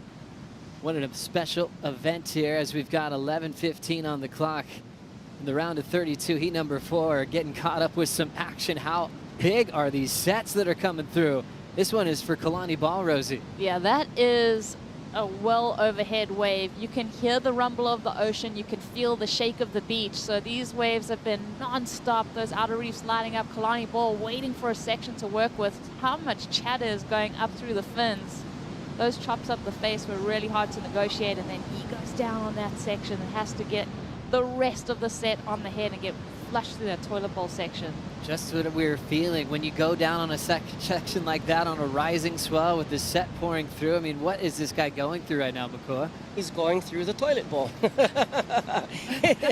You know, you go around in circles this way, go around in circles that way, and you get sucked under and shot out the other side somewhere. And that's really how it is. It just really was coming together, especially where Jordan was on the way back out. I seen the white washes just like triple, quadruple up, just right on his head. And but like I said, once you get around that corner, you got to be careful because it'll take you right back out to the spot. You might want to, you know, take a minute, catch your breath. So insane to see that last set come through. Strider, looks like you might be recovering from that one as well. I did. I got pounded paddling out. It was great. I got a little taste of what the competitors are dealing with on that inside bowl, but it's definitely a lot of water moving out here. It's crazy. The inside bowl, toilet bowl just sucking up off the basically dry reef. Way out the back, you can see those waves doubling up on that corner out there, that piece of reef that, you know, brings it all together. And it's insane to watch the positioning out here. I'm tripping out. I'm watching guys, you know, just basically trying to stay in the spot and inside, and then when the set comes, they jut over and try to be right there where they need to be. So a lot of tactic out here, a lot of positioning, hopefully local knowledge playing in, I'm sure of that, and a lot of energy, as you can hear. Well, Strider, you're the closest to these competitors. How's the fatigue level looking with these 4 guys dealing with a set like that? Yeah, both of them just paddling back out, Jordan and right now Ball. It's just like these guys just getting, you know, rinsed literally all the way through and up and riding out over here in the corner. Big, huge cutty right there. I like it. Keanu looking really good. Now driving hard off the bottom, big section. Singh goes down. He's had some big moments on some heavy sections and coming close to the landing on about 3 of them in this heat. John doing that classic down carve wrap, speeding down the line. Big layback, power gouge. Lays it down one more time right by Keanu. And somehow still riding away. That turn looked impossible, and he was able to ride out with control. The magician doing what he does best. Welcome back to the Jersey, John John. Oh my gosh, that was a sick wave. We're gonna have to wait for the replay to break that one down, Joe. I mean, like I said earlier, a finishing maneuver is everything, and John John, being one of the best in the world, understands that, and not just finishes his wave, but annihilates the end of this wave. Let's watch this one from the beginning, Rosie. Yeah, good flow through that first section. Starts to lay that rail. Waiting for this one to wind up. You see him kind of burn that speed and then gather it again. Wow, that gouge was so tight, so critical. And then again, just blast that tail out right of his competitor. I hope your Achilles is okay. You can't Keanu Singh. And yeah, John, man, so fun to watch him surf in a jersey. He's changed a lot of things in surfing. You know, when you're called maybe the best surfer on the planet at the moment, you've made impact in so many ways. And he's kind of revived the old school wave of Margaret River. When a lot of surfers are saying, maybe not my favorite spot, he turned it into his favorite place in the world to show how you could lay down the best carves in the world. And even on that section where he did the finish, that's usually maybe a fill-in move for people on that kind of part of the wave where they're just throwing in a wrap. He's throwing in a big power gouge layback, kind of in a spot where no one else is attacking in the same way. John is not to be outdone. There was some amazing surfing going on earlier. John wants to show the boys what's up, and especially when their competitors are right there. Did you see that first one? If you didn't, here, let me show you one more time. You know what I mean? That is that competitive nature of John Florence. As we get a nice peek in the next heat, big moment for these 4 men. Jacob Wilcox is in the green. He's from Western Australia. He's got a big roll ahead of him. Remember, if he makes it to the semifinals, he could put himself ahead of Dylan Moffitt and Ezekiel Lau on the live rankings. So we're still in the round of 32. Advancement will go to the quarters, as Kehu Butler is still focused on the lineup. Back to Strider in the ocean. Well, just a note out here. I don't know if you can see it from the drone shot or not, but this brown water, it just got, you know, sucked up off the bottom after these last couple of big sets. So the water drawing so hard off the reef, it's sucking all the sand and dirt up off the reef that was settled there from before. So a lot of power, a lot of energy, and a beautiful display happening out here right now. Strider, is it going to get bigger throughout the afternoon? I think we're seeing it basically peak up this afternoon. I think maybe in the next hour or two, but the buoys kind of settled back down after they went to 11-17. So I feel like we're pretty close to seeing the peak of it. It's amazing how different a day can look on the North Shore of Oahu. Makua, thinking about what we saw when we showed up this morning, what would you have ridden this morning in the first heat to what would you be riding this afternoon right now in the water? Oh, this morning was all about, you know, 6'2", some guys 6'0", you know, I've seen the girls, some short boards. But this afternoon, it's wild, it's really, and I wonder what he's riding right here, Joe. Little whip off the top for Jordan Lawler. Just pacing his way through the open face. Sitting in 4th right now, needs a 7.47, pushes the tail out. So remember, Jordy went upside down, took a serious wipeout in the middle of that big set. And looks like his fitness is spot on, not looking tired at all. Trying to attack that final section, but still playing catch up to the performance of the guys in the top 2. Florence just took the lead. 7.33 and now an 8.33 on his last. And here's Kalani Ball down to 2nd. Needs a 9.19 for the win. The Australian now making some space down the line. He ends up drifting the tail and going down, so nothing changing in his situation with 4:10 on the clock. Rosie, though, reaction to the 8.33 from John. That's his best so far. Yeah, definitely well deserved. I think he maybe heard his score for his last wave and probably got pretty fired up. Like, okay, I see. I need to make it more apparent the type of surfing that I'm doing. So the 8.33 well deserved, and I think Makua touched on it. I think John would be fired up from the surfing that we saw in those previous heats with the Ethan Ewing throwing down some of the best waves of the event so far. 100%. This is the last of Kalani Ball, Makua. You know, tack off the lip, but you know, trying to do his best impression of John's finish. But like I said, you're gonna get the score right now. Big move, finish it off. And we got Keanu sitting out the back, Joe. Setting up a beautiful bottom turn. Love that down carve. He's got a big section in front of him. Nice patience into the bowl. Comes down with control this time. And great execution of much more patience. He'd been attacking that a few times in this heat. Comes down with a big turn. And John's coiling up. Misread off the lip. He's over the falls and underwater. That didn't look good. An awkward fall there. Just trying to switch gears on that opening maneuver. Been starting with those cool carves, and he just wanted to knife it right under the hood as he's putting himself back into position. Always interesting with the board talk and heavier waves. It doesn't seem like John ever rides anything bigger than a 6.2. But cool, what went wrong here? Well, it looked like the lip had a little flare at the top, and where he thought he was going to time it, it went right above him. So his board really got stuck under that lip, and his foot came off the back. Looks like he's all right, and you know, he is human. Every once in a while he does fall, but not very often. It's crazy how the mood can change when John paddles out, even on a free surf or in a big heat, and how that might influence his competitors to keep up the pace with some of the rail work that he's throwing down, Rosie. Oh, definitely. I think, you know, what I've really enjoyed though is Keanu stuck to his strengths. We're seeing some surfers get flustered and they try and do and emulate what John's doing in the heat, where Keanu's sticking to those major maneuvers. I'm interested in that last score. I feel like if Keanu had just gotten that third critical maneuver in, he would have had that score. It's still up to the judges.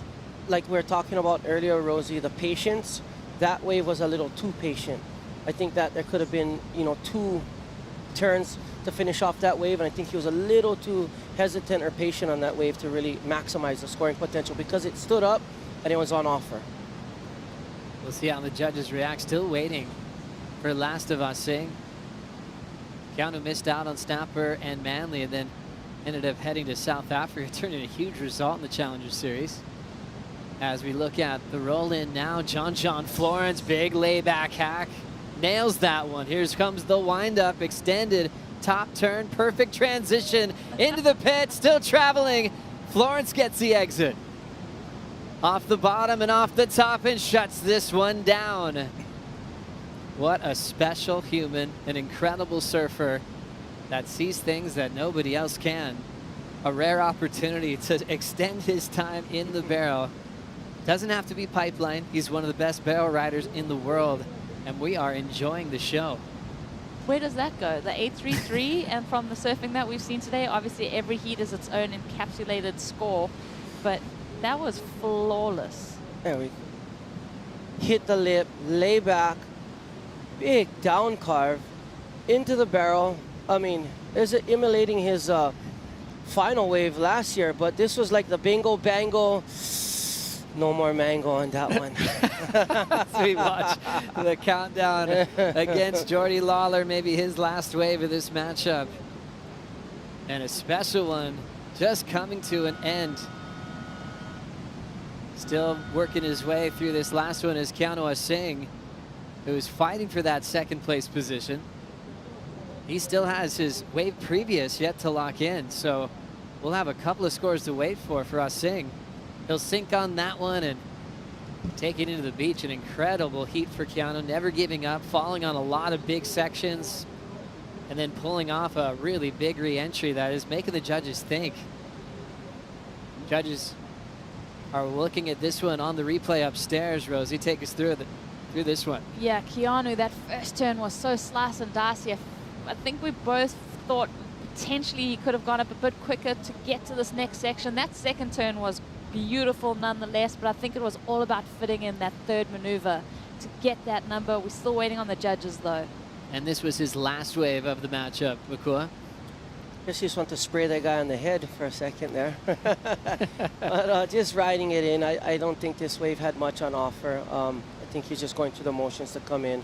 You kind of see the frustration on Keanu's face right there. But nonetheless, the scores haven't come in yet, Joe. And, you know, this is Jordan Lawler's last wave. Yeah, Jordy was in fourth at the end, but he still needed a 7.47. A lot of soup on the face here. Didn't have a real heavy section to work with. But, man, he put up a great effort in this heat. Opened up with the 5 and shut it down with that vertical at the tail end of the wave.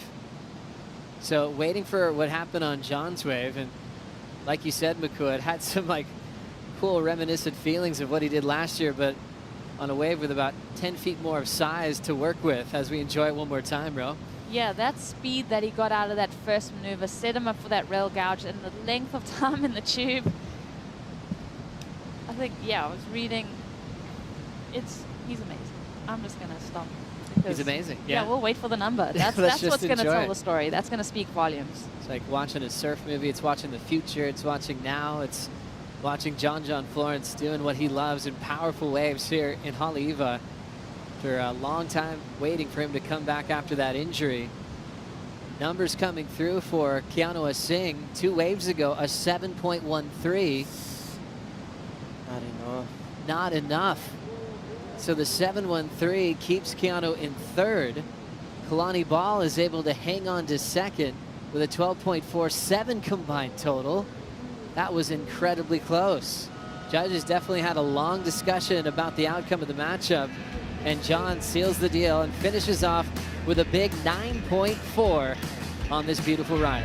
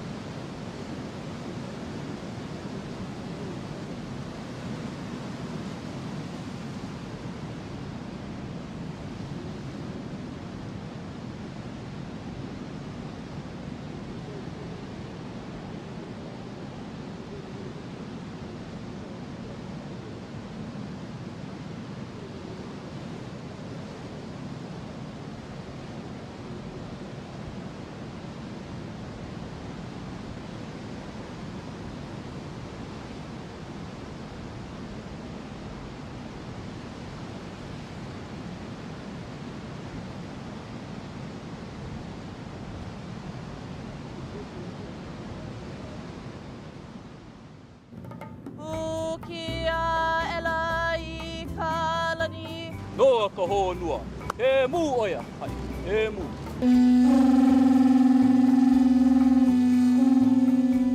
30 minutes, no restarts. I was pushing my luck. Crappy heat. Oh my God. You made it though. Yeah. All that matters. I love those ones. And what you did was you stayed true to the spot. Yeah. Proper power server though. That made me happy. Congratulations. Something you might be interested in.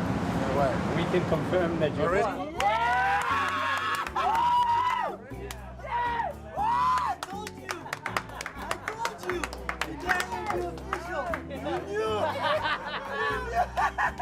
And you're handsome. Time to get there and, you know, fight with the big boys now.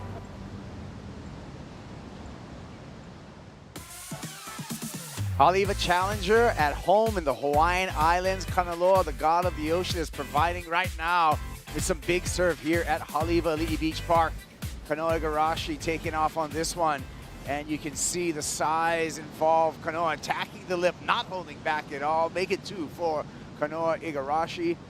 Wow, I'm just been on the edge of my seat throughout this entire day. It's been some big action, Ross Williams. It's so exciting. This is when our job is easy. When there's that much energy in the water, the swell's definitely arrived. It's pumping. There's some drama right now, too. Big turns and big sections, Kaipo. Yeah, a couple big turns out there with two-time world champ John Florence. He was brilliant, and he's with AJ. Yeah, it's very fun for us from watching these heats come in. It's very fun for you when the conditions are like this to surf. What was working so well for you? I don't know. There's just a lot of opportunity out there right now, and so it's kind of fun to have when you have heats like that. It's just when you know there's going to be tons of waves coming in, and so it's not so much of a like you're not really too you're worried about picking the right one, but for the most part, like you'll always kind of have another opportunity. And yeah, so it kind of just simplifies it a lot. It's more just surfing. And I love surfing when it's like this out here. It's one of the best waves in the world, I think. So how do you pick the best wave for you when it's like this and you know there are a lot of opportunities? What do you look for? Today, it's a little difficult because it's kind of messy and I just kind of simplified in my head, like don't go on the first one. It's going to be probably most likely bumpy, and then they're kind of hard to tell, but there's a lot of them that are splitting off and doubling up, and the wave kind of goes out the back of the double up, and you don't want to be on those. I had 2 waves like that in the beginning that were kind of odd. They just went outside, and but sometimes it's just really hard to tell, and so you kind of want the best ones right now with the swell are these deep ones that come from really far back and underneath the whole way. And yeah, those are the best. You picked the right ones today. Moving on to tomorrow, where's your head at going into the final day? Yeah, I'm super excited. I think tomorrow's going to be absolutely pumping. The swell, the wind, everything looks really good. The wind should clean up a lot, go a little more east. You never know until we wake up, but we'll see. Hopefully it's good. Awesome. Congratulations. Yeah, thank you.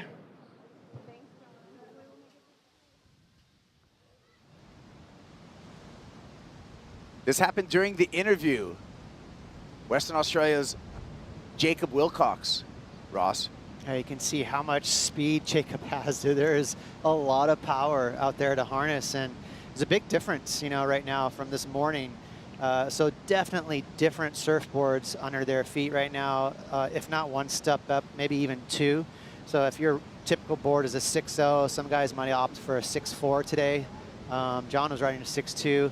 But just a lot of power, a lot of speed, and if you want it, you can get it. I mean, it's a all-you-can-eat buffet right now in terms of power surfing.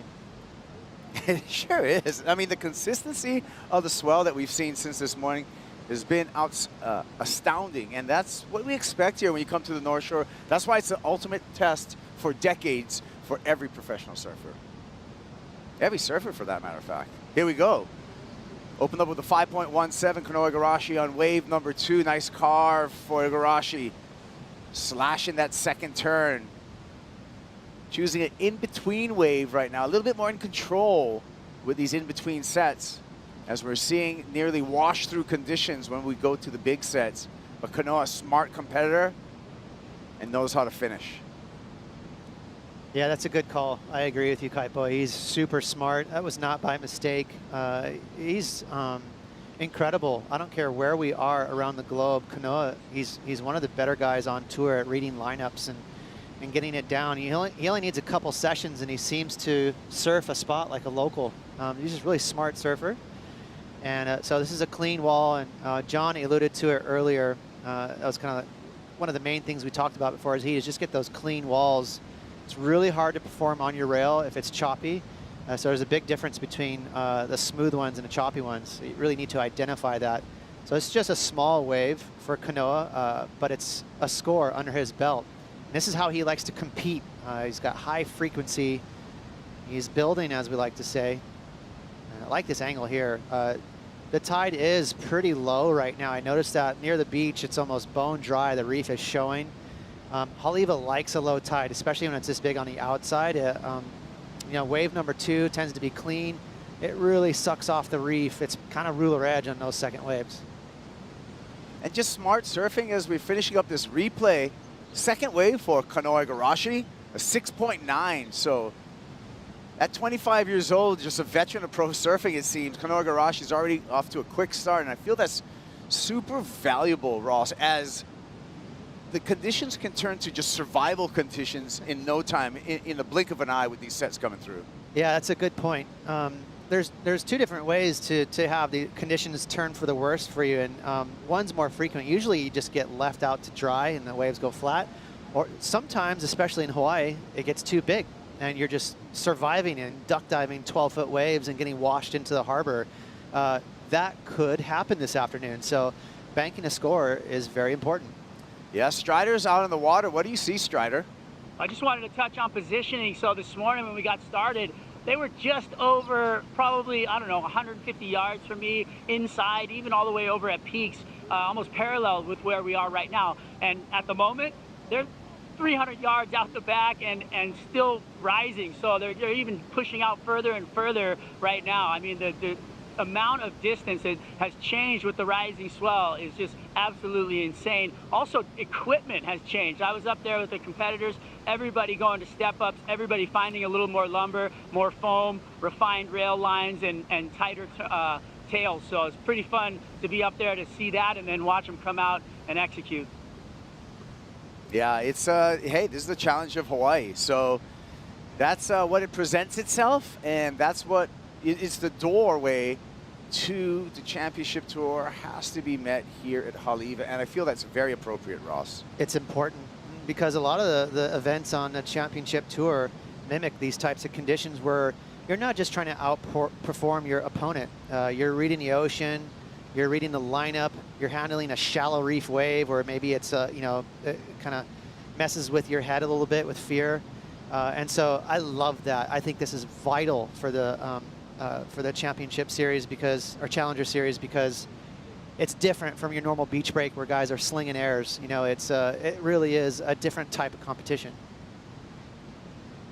Got to be well-rounded to get on tour. You got to be well-rounded to win a world title. It's pro surfing's in its absolute best place it's ever been. And but you know, it came on the shoulders of some great surfers that pioneered professional surfing. Guys like Peter Townend, thank you for the first world champ. You know, he's been tuning in, checking out all the action. PT, reminiscing of some of his days here at Haleiwa, where he secured that first world title way back in 1976. Here we go, Chris Zaffis in the blue jersey. Has to deal with some steps there in the wave, keeping the fins engaged through a lot of water moving in Haleiwa. A little snap there. Looking for the finish. What's he got? Wave rears up, and the timing on that shallow toilet bowl section is key. Just wants to get out of trouble there. We talked about the difference between smooth waves and the bumpy ones, and there's example A right there.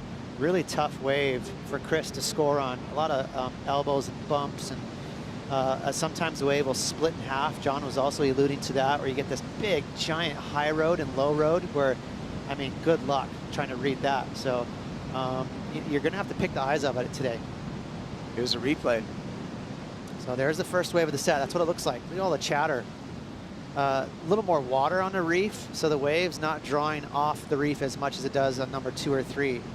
So because of it's fuller, it just soaks up all that chop. And so this wave kind of cleans out the rest of the lineup for the wave number 2 and 3 in the set. Keanu Singh put it brilliantly when he was on set earlier today. saying, you know, you want to pick the road that's the newly paved road here, not the one with all the potholes. Right. I thought that was a great analogy to surfing Haleiwa and wave selection. And timely, as we're experiencing that right now on the North Shore. Kamehameha Highway, yep. Yeah. Having a little facelift, plan accordingly. Te Kehu Butler. And Kehu on the toes, can't find that open face, and now is going to have to experience paddle back out. One more lap for Te Kehu Butler representing New Zealand. That's exactly where he was, right on his toes, just begging for that wave to let him in to the pocket, and got clipped on that inside rail. It's a weird way to wipe out. It just kind of rattles you a little bit. Yeah, so we'll see him on the paddle back out. We enjoy our fans. Thank you all for watching the Haleiwa Challenger at home in the Hawaiian Islands. Everyone locally on Spectrum, the Surf Channel, Channel 20 and 1020 in HD. Thank you for watching. Remember, there'll be a replay of all today's happenings right after the conclusion of it. We're going to have the replay after this. Thank you to Greg Fujimoto and the crew over there at Spectrum for the epic Surf Channel. I love it, Ross, because I can turn on the TV at any time and enjoy surfing 24 hours a day. Same. I do it all the time, and it's just nice to sit in your living room and watch the big screen and watch events all year long. Very, very cool here. We're lucky in Hawaii. All right, 16 minutes, 35 seconds, and the number in for Chris Zaffis, a 2.6.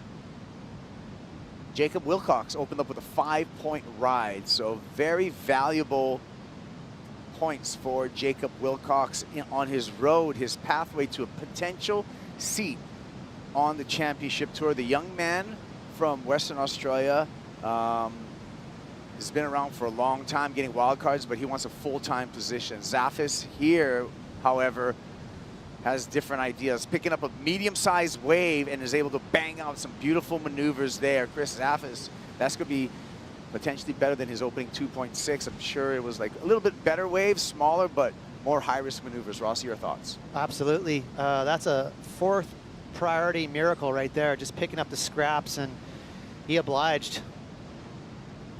Kanoe Igarashi, smooth rail turns on his sharp eye, straight vertical on the forehand, slaps that oncoming section, little tail drift, and kicks out. Kanoe Igarashi looking to better his low of a 5.17. He's looking super sharp. Yeah, man, so loose. That was insane. I really liked that last move there, that little tail slide from Kanoe Igarashi on a smaller wave, taking advantage, being a little more frisky. As first up, we're going to see Chris Zaffis from Australia, and a nice carve there, big old wrap for him. Again, he picked this up. This was the scraps. Everyone's really far out the back, and he got 3 moves off. So that's going to calm the nerves a little bit for him. Gonna mid-range score. And let's watch this wave from Kanoe. Again, he's just got crazy reflexes. Little double carve there. Deep bottom turn into a straight up. Watch his tail slide, watch his forearm. Right there, that front leading arm, grab the rail for control. That's instinct for him. He's got super good reflexes. See if we can spot that from the channel. Big hack right there, a little double up right there for him. 2-for-1 carve, straight to the bottom. See if we can run out of vision here. Watch the front arm. He disappears behind a whitewash there, but a very clever tail slide from Kanoe. Should be better than his 5.17 for sure. Yeah, dynamic surfing for Kanoe Igarashi. We'll see what the score comes in at when we return to action here at the Haleiwa Challenger at home in the Hawaiian Islands.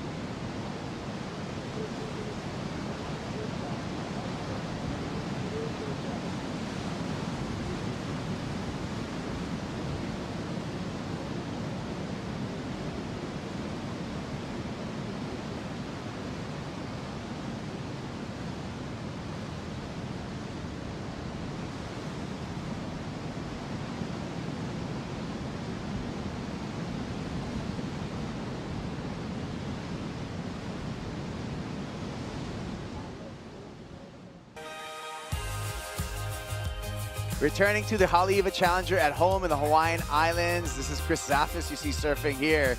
Previous wave for the Australian was a 6.93. And he's looking more and more at home at Haleiwa as he progresses through heats. Smooth surfing here. Great finish. A little hung up there. He's not going to get the credit for that one, but some dynamic turns up until then. Like I said, previous wave, a 6.93. That wave for Chris coming in at a 3.83. Zaffis goes to second in advancing position for the moment. Out in the lead, Kanoa Igarashi. Jacob Wilcox in third place, being a 5.77. And Te Kehu Butler sitting out with priority, waiting for a meaningful opening ride. We fly over Haleiwa, and you can see the conditions here and the beautiful mountain range, the Waianae mountain range in the background there. You can see the boys paddling against the current right there. The bigger the waves, the stronger the current. More water gets trapped over avalanche into that lagoon. It has to escape somewhere, Kaipo, and it goes right through the channel here at Haleiwa. So it's really typical when the waves are this big, like 10 to 12 feet, for the current just to be violent. And you really are forced to paddle pretty hard just to stay in one place. Yeah, the bigger the waves, the more the current. We got a guy out there in the current right now. Strider, what do you got? Well, I just wanted to touch on Zaffis, you know, on the setup for the 6'9". Yeah, he went through a lot just to get to that wave, and the sequence of events was basically pay to play. After his wave, he finished off on the inside and tried to pull through the back. That wave sucked him over the falls, and he was underwater for a long time. Board was tombstoning, and then he finally popped up, but then he had got pushed all the way in for the rest of the set, finally making it all the way back out and around, winded, looked over, he's like, whoa, he had that look on his face, but it set him up for that really great wave. So, you know, while you're going through the washing machine, there's hope at the end of the tunnel there, and he got that wave. It was pretty solid with a 6'9". Yeah, it's funny how that happens, Kaipo, where we like to say the word rhythm. And, you know, what does that mean exactly? You know, a lot of there's luck involved, where it just things happen, like Strider said, where not necessarily a positive thing, getting cleaned up and washed through, but it did put him in line for that inside medium wave where everyone was stuck out the back, and he picked up the scraps there and got a 6.9. So there's a little bit of magic in every heat. A little bit more of a story in every heat, it seems, too, as we fly above Jacob Wilcox on the backhand. Pokes it up in the lip and pokes the nose on the way down, goes incomplete. Jacob Wilcox, pretty important heat for the Western Australia surfer. If he was able to make it to the semifinals, he's got to get through this heat into the quarterfinals and on into the semifinals. He will jump above Ezekiel Lau in our leaderboard, our Challenger Series leaderboard. So, but first, right in front of him, he's got to finish up here. Kehu Butler. Nice opening turn. Tacking the lip. To Kehu. Gaffing another turn. Good looking wave. Nice pace to it too. Wants a finish. Slides in and goes down in the shallow toilet bowl section. Kanoa Igarashi on point here. Beautiful rail work again. Gets early there for the layback hack and successful. Just mature, tuned surfing by Kanoa Igarashi. Yeah, kind of separated himself a little bit from the other guys in his heat. That was definitely the best turn of this heat right there from Kanoa Igarashi. Really on rail, powerful. He's going to be psyched after that one. He knows he's fishing for a bigger score after the 5.8. And the judges will deliver. A set wave, this is a pretty tall wave right here. And more points available, especially if you can match power to power. That was a big, gnarly section, and he didn't hold back. He threw everything at that section there, so that's going to be a good score for Kanoa. Kehu Butler. Yeah, Kehu Butler right here. I love that opening turn, so loose, you know, for a big, crazy section.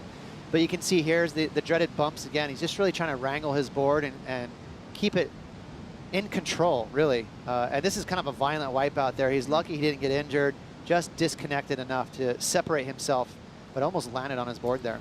Connor Coffin felt that all the way on the beach right now. Connor getting ready for his heat. He's going to be up next with Maxime Husno, Kaoli Voss, and Josh Moniz. That will be heat 6 in this round of 32, where we have 8 total heats to set up our finals day. I love how there's so many stacked heats. You know, right? Back in the day, there's just a couple stacked heats, but now it's like 90% of the event is just stacked heats. There's so many good surfers. I mean, since the creation of the Challenger Series, which has been the evolution of the qualifying series, I've really become a fan of these series. It's like the second season for the WSL, and it's really cool because you get to see so much good surfing from so many good surfers from so many different places in the world all come together for these competitions. Zafis glides that one nicely. Comes around the section here. Eases through a carve, back into the whitewater. Wave stands up nicely. Gets a hook off the top. Looks for the finish. Nice and early, times it well, and avoids the two whitewaters converging for completion on the backhand. Jacob Wilcox. Wilcox carving through that first section. Comes up again and has to throw it away. A little late to the lip there for Jacob Wilcox. Yeah, matching, we talked about it, power to power for Kanoa. Big score for him, almost a 9. So now he's really separated himself from Chris. He's just pretty chilling here in the last 6 minutes. Cruise control for him, but I really like that last wave from Chris. So, you know, this is going to be tough. Tough for the other guys to pass up the top two. Top two have really separated themselves. Yeah, looking at the math right now, Zafis just needs to improve upon a 3.83. You think he did the job in that last one? 100%. Yeah, it may be his best wave. It might even top his 6.9. See if we can draw up a replay here. This is first up, slipping off the wax there, off his front foot. Happens to all of us. Just looking down the line. And here's the wave from Chris. Might be better than the 6.9. Let's really pick it apart. That was a crazy floater there. High action, really agile to plant it back down to his feet. Swooping carve to fill the gap. Another one there, so 4 turns on this wave and hits a clean closeout section. So yeah, and, you know, it really does feel like it's going to be right there with the 6.9, maybe even a little better. So that's going to make Jacob's job pretty tough here in the last 5 minutes. Yeah, that Dylan Shapes boards underneath his feet looking really good. It looks like he spent some time with his shaper, dialing in the equipment. There's been no bobbles in any of his turns when he puts that board on rail. So to me, that's a sign of a really good surfboard that matches the athlete. Yeah, fast. And he looks like, you know, some surfers are more heavy-footed and look for those power gouges. He's more agile, and he's pretty sharp like a surgeon. So interesting surfer. You know, you don't have to do it one way here. There's a lot of ways to skin a cat. 6.13, Ross, and you're right, 6.13 for Zafis, and he does increase his 2-wave total in his score line. So Zafis and Igarashi pulling further away from Wilcox and Butler at the 4.5-minute mark. Yeah, those are pretty big scores required. Excellent score for Wilcox, and almost an excellent score for Butler required. So you never know, though. The waves are awesome right now. I mean, we saw John get barreled in the last heat. Anything could happen. That's one thing we know for sure. 4 minutes, 15 seconds here, and looks like we're going to hand up in the water, wanting an update. That is one of the things with this onshore wind. We have on-site announcers. It's super hard to get the sound out there. And as well as we've seen in some of the previous heats, when we look at a 4-surfer priority heat, really need to pay attention to those priority squares. We have LED lights up here that show the surfers what order they're in, and that can change really quickly when the priority judge deems so. Yeah, it really can. And for a moment there, it was even, they were having complications, so they had to go to their backup discs, which were actually physical wood discs with colors on it. So it is tough when you're dealing with huge wash-through sets at Haleiwa. That's a job in itself. And then you got to look in over your shoulder constantly to see where you're at with priority so that you don't, you know, potentially get an interference. You got to multitask out here. 3 minutes, 20 seconds. Priority to the heat leader, Kanoa Igarashi, with complete heat control at the moment. Kehu Butler taking off deep, glides through that first lip. Has to do some busy work to get back up into the open face here. One more lip glide, and that's going to be it for the Maori. Needs a 7.89 if he wants to do it in one wave. Down to under 3 minutes. Yeah, I don't see it right there. So he's going to go back to the drawing board. You know, he's going to, for an excellent score, he needs almost an 8. He needs a bomb, and needs 2 or 3 quality turns. The current is so strong, though. If he just gets to the channel and hops in, it's like a free ride to the top of the lineup. So it's possible for Butler to get back out there. You can mind surf that wave right there. And the consistency has been welcome, but it's also a challenge. I mean, the athleticism of these surfers is something on exhibition today because of just the vast lineup, the paddle, the surfing, the hold downs, the duck diving. Yeah. Ironman test, right? It's very physical right now. It's a good call. And remember, today, it's one round. Round of 32. Finals day tomorrow, to get on the podium and take a W, you're gonna have to do this 3 times. Right. Hour and a half, 90 minutes if you make the finals. But there's no crying on the yacht. That's a good problem, right? If you're in the finals, you're stoked. Take the extra 30. But it will be a test of endurance, and that could fatigue come into play with our surfers by the time we get to those finals. Yeah. If this swell hangs around, which is forecasted to do. Yeah, it really is. It's supposed to be this size tomorrow. So it goes back to, you know, how hard are you training in between events? You know, you can't be surprised by these kinds of conditions. You have to expect it. Well, 1 minute, and really, it's Jacob Wilcox's game to win or lose at this moment. He's got second priority. He's out there in the green jersey. He does need an excellent score of 8.06. There he is. We're under a minute. If he stays away from Kanoa Garashi, he'll at least get a chance, but he needs a set as well. Conditions have been very consistent.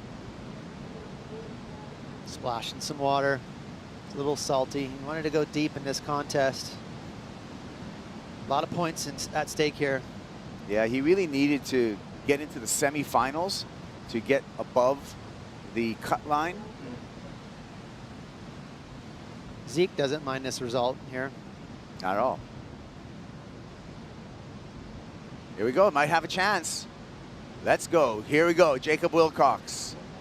Smaller wave and kind of evident in the body language.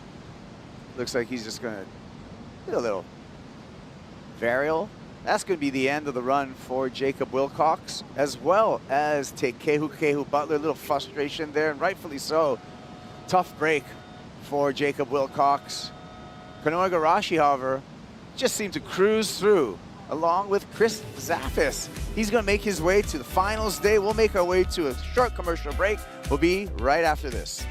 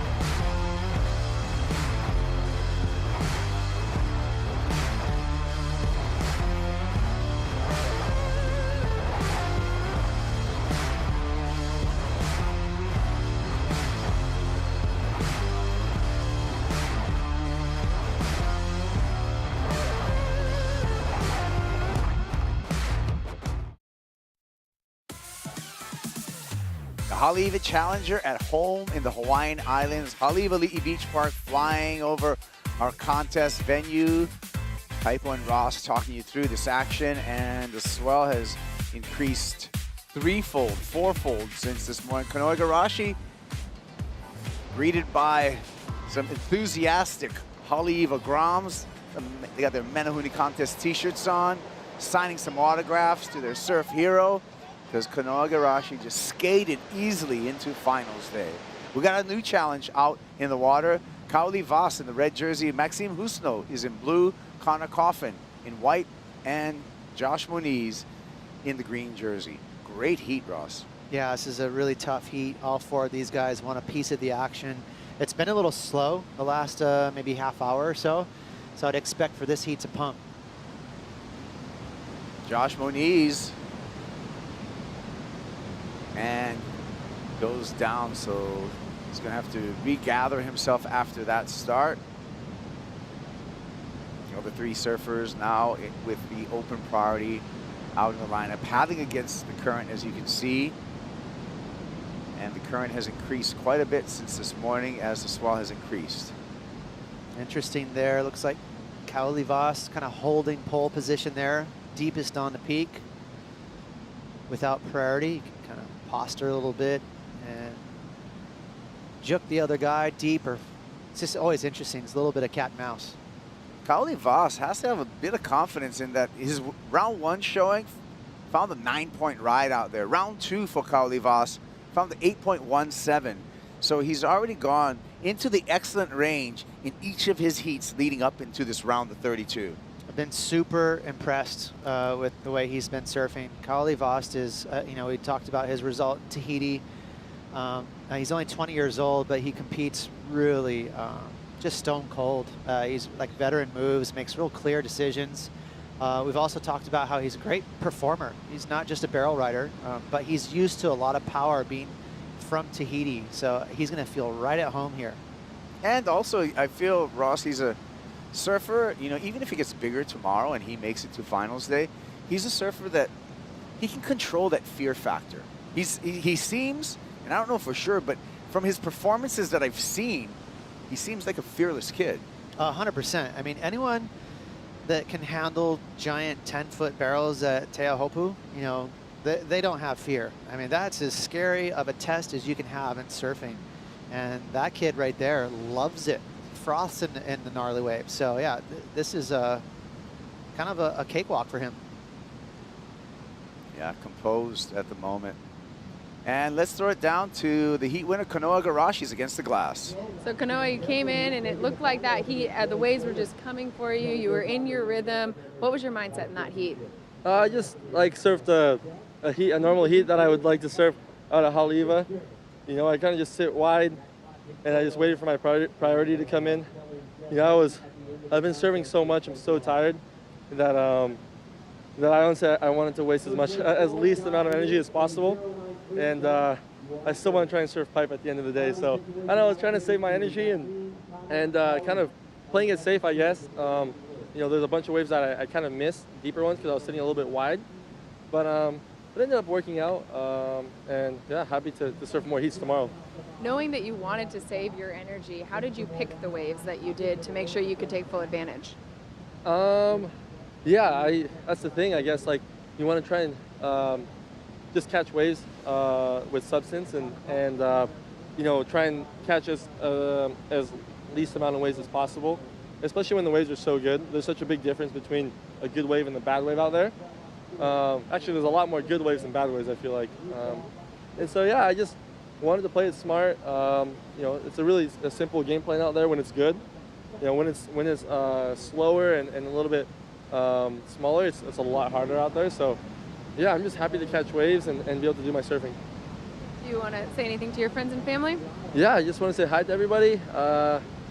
Thanks for watching, and you know, hopefully we have some good waves tomorrow for finals day. あとみんなの日本のファンもいつもありがとうございます。今日のコンディションは本当にもうクラシックのコンディションで本当に楽しんで今日やって、また明日もこのままいいリズム続いて頑張りたいと思います。ありがとうございます。Congratulations. Yeah, thank you. Yeah, appreciative, and hoping for some classic conditions tomorrow, Kanogarashi. 22 minutes and 40 seconds on the clock, and still surfers out there struggling in position. Last wave for Josh Moniz, we saw during that interview, a 3.83, no wave ridden so far from Kaoli Vas nor Connor Coffin. Yeah, I think they're anticipating big sets. Their eyes are on the horizon. They want a piece of those, 8, 10 footers out the back. So they're playing the patience game. Let's go to Strider. Right on, Kipes. Yeah, I just wanted to check in with Maxime.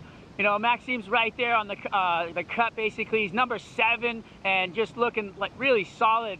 When he came out here, he looked pretty confident and light, but you got to imagine there's got to be pressure there. If he makes it through his heat today, he's going to be guaranteed a qualification. So that's a huge heat for him. I mean, he's been going at this for 10 years. He wants that so bad, nothing but to be on tour with the big dogs. And he has his opportunity right now out in the water as we speak. So if he can pull this off, it'll be massive for him.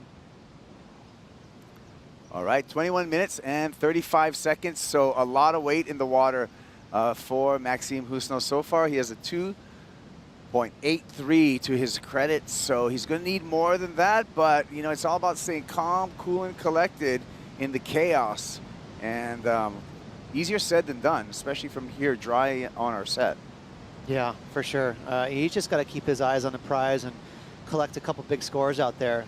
There's no room to think about points, and of course you want to advance. So you gotta fix that puzzle first. Yeah, Maxime Husno's had a great year here. 3rd place in Snapper, 9th in Portugal, 5th in Saquarema. Uh-oh, here he comes. Mr. Haleiwa, Shion Crawford, teenager, has been turning heads again this year in competition, and he's got quite a challenge coming up against Morgan Siblick, Baron Mamiya, and Ryan Calnan. That's Heat 7 of this round of 32. I highly recommend everyone stay tuned in for that heat. That one is going to be a great heat. Yeah, that's going to be super exciting. Shion surfed 10-foot Haleiwa a million times, already in his young life, so he is probably frothing at the bit right now. Baron Mamiya as well, 2 local boys right there trying to hold it down, but Morgan and Ryan, I mean, a couple of young Aussies that would just love to upset the local boys, so pretty fun dynamic in that heat. And remember... Meanwhile, this heat, it's just hasn't kick-started yet. I'm just curious. I keep looking over my shoulder, and you know what? There is a nice little indicator coming in right now at Avalanche, so finally here would kick-start this heat. The ebb and flows of the swell. Do you have an explanation for that? Why we see these lulls sometimes? I mean, there's just these storms are really far away, and it's not a perfect science. It doesn't come in no matter what every 7.5 minutes. Sometimes these storms blow for a while and they create a flurry of waves, and sometimes these storms have little breathers and they get calm and it slows down. Yeah, great point, because when we talk about buoy readings so many times, we talk about swell height and period. Those are averages on the buoy. That height is not a consistent, that period is not a consistent, correct, Ross? That's right, it's an average. And so, all this data, it's not perfect. It's definitely a little bit of a messy science, so that's why it's a forecast. You're just kind of here, it's, it should be about like this. Connor Coffin opens up with a little carve off the top. Another carve for the Santa Barbara surfer. Looking down the line, lip glide to finish, and a paced approach for the veteran Connor Coffin. Kaoli Vas behind him. Smooth off the bottom, smooth off the top. Second wave of the set. Looking a lot cleaner on the face for Vas. Paced approach on the backhand. And as he's been doing, just impeccable timing and turn placement for the young Tahitian. Maxime Husno gets a little rail in the water there, no problem though. Fades the bottom turn to get vertical one more time.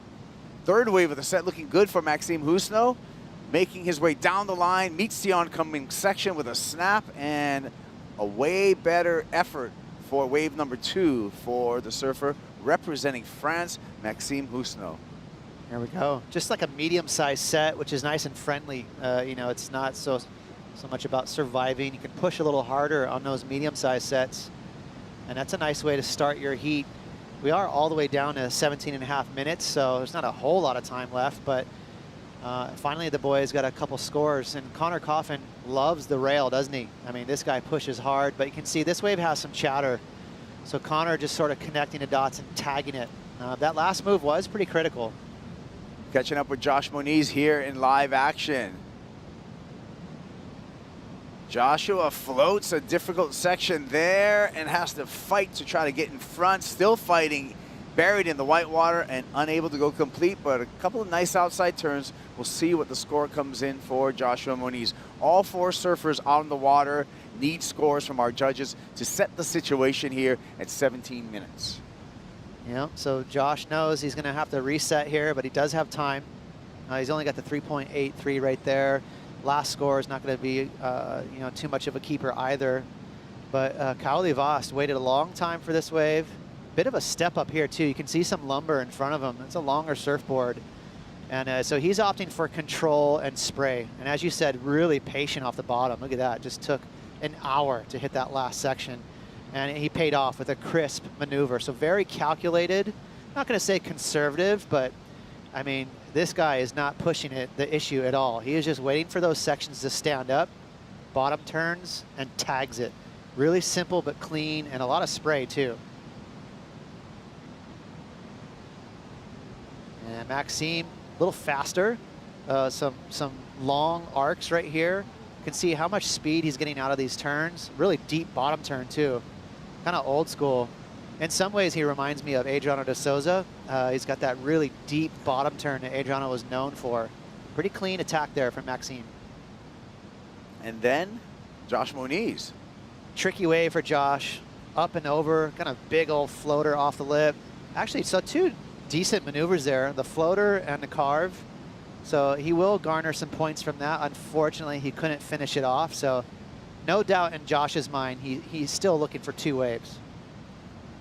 So waiting for those scores. Score comes in. Kaoli Vast, 7.23. The Tahitian continues to impress the judges here at Haleiwa. Still waiting for score for Maxime Husnos. Opening ride for Connor Coffin, a 5.07. On standby for scores for Husno as well as Moniz. 5.83 for Maxime Husno.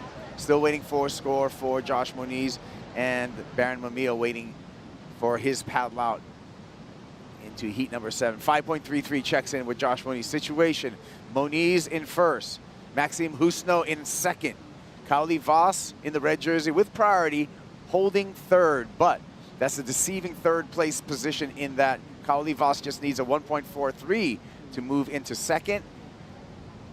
And Connor Coffin with a 5.07. Kaoli Vast, though, with a lot of opportunity right now, Ross, as I see him with the highest single wave score, as well as priority. That's the key point. That's the key point. He's got the 1 score of real substance. Some 5s out there hanging around with the other guys, but I don't know that you'd feel overly confident with that, being the quality of surf that's in the water right now. I know we're seeing some big scores this afternoon, so you know, Kaoli Vast would definitely be the one with a little pep in his step right now. He's got the mojo out there, priority, and a pretty big score. Yeah, Kaoli Vast needs to back up that 7.23. Can he back it up? He's got some time, 13 minutes, 55 seconds. We'll be back with the conclusion of this heat right after these messages.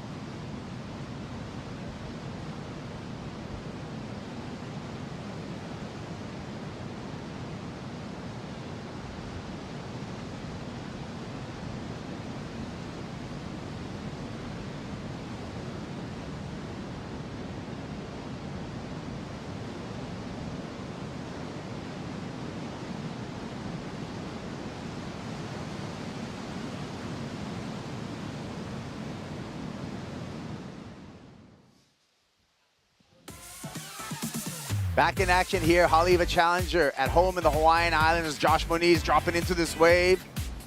Paced approach at the beginning, looking down the line. This wave stands up, shows his teeth.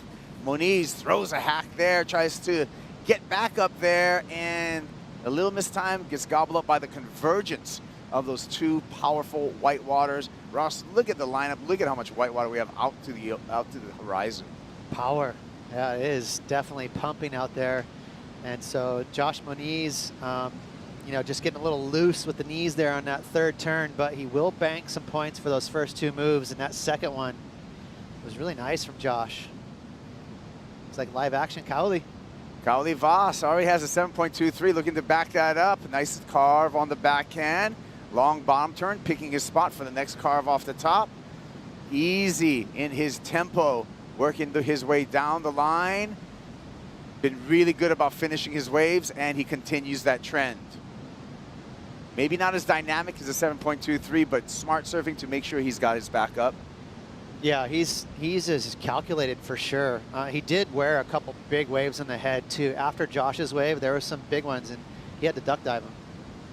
Maxime Husno, lip glide, back to the bottom, long bottom turn, hooks off the top, throwing a ton of spray, double pump off the bottom to get into the open face. White water in front of him, giving him a little bit of difficulty, finds that open face, snap there, more opportunity in front of him, and a brilliant closing maneuver.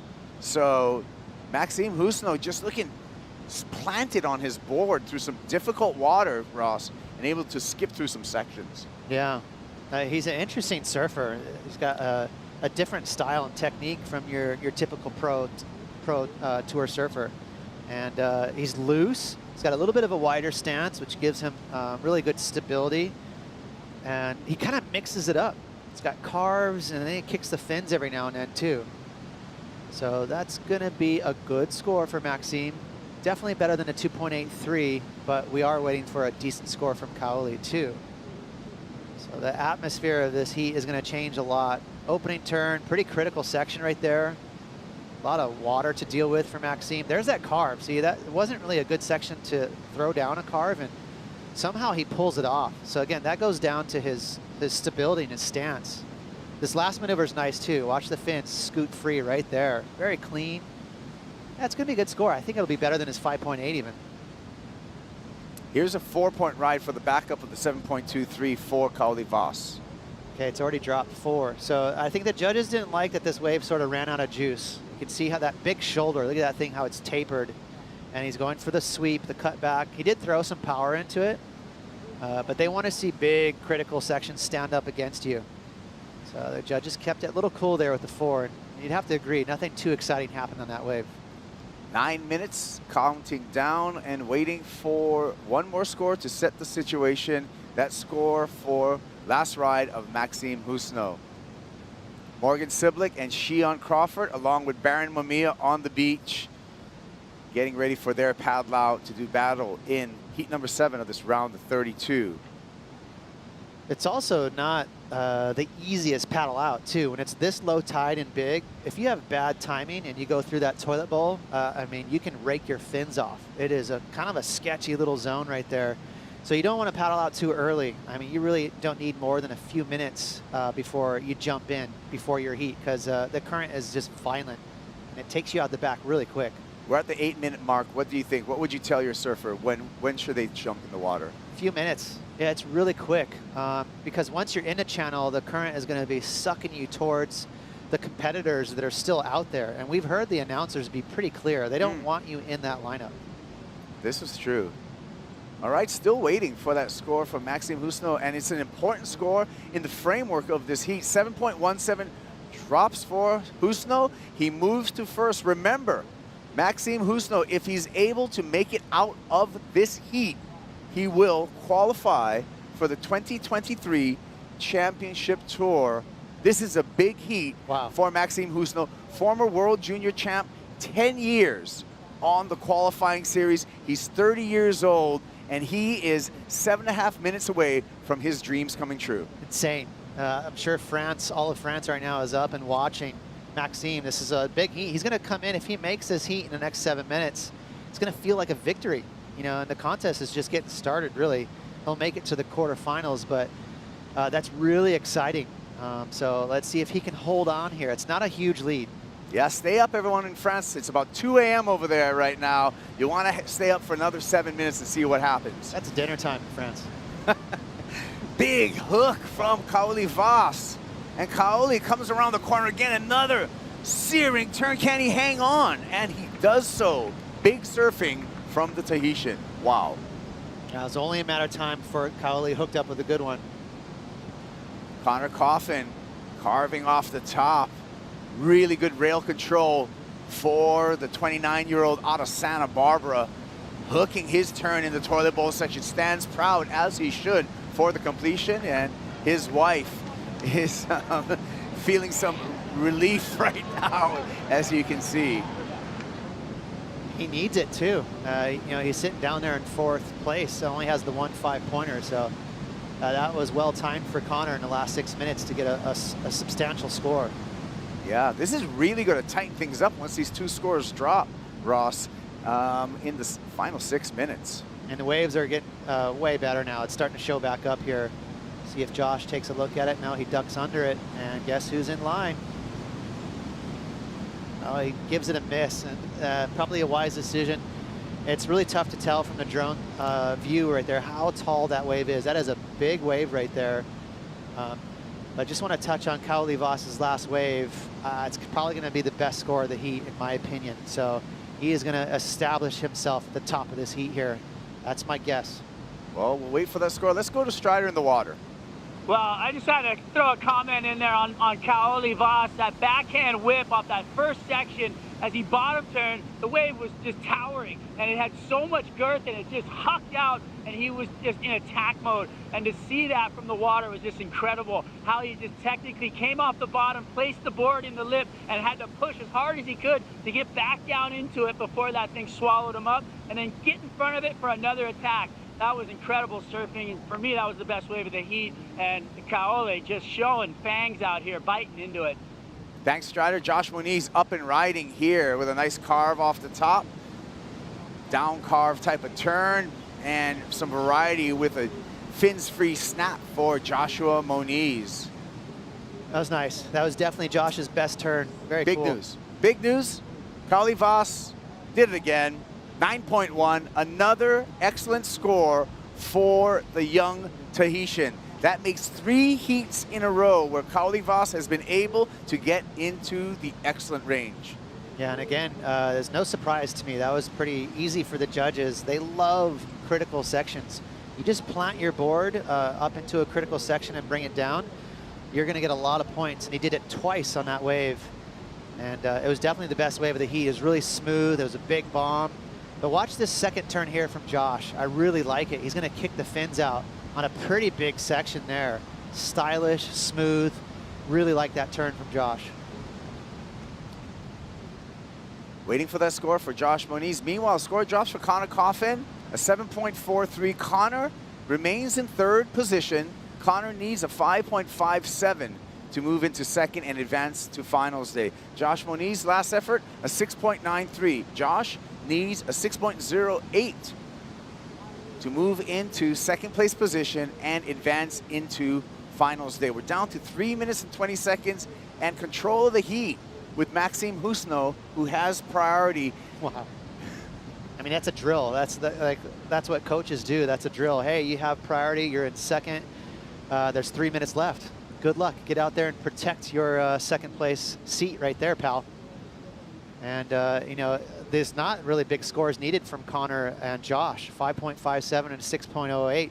So really, Maxime's praying that the ocean goes flat.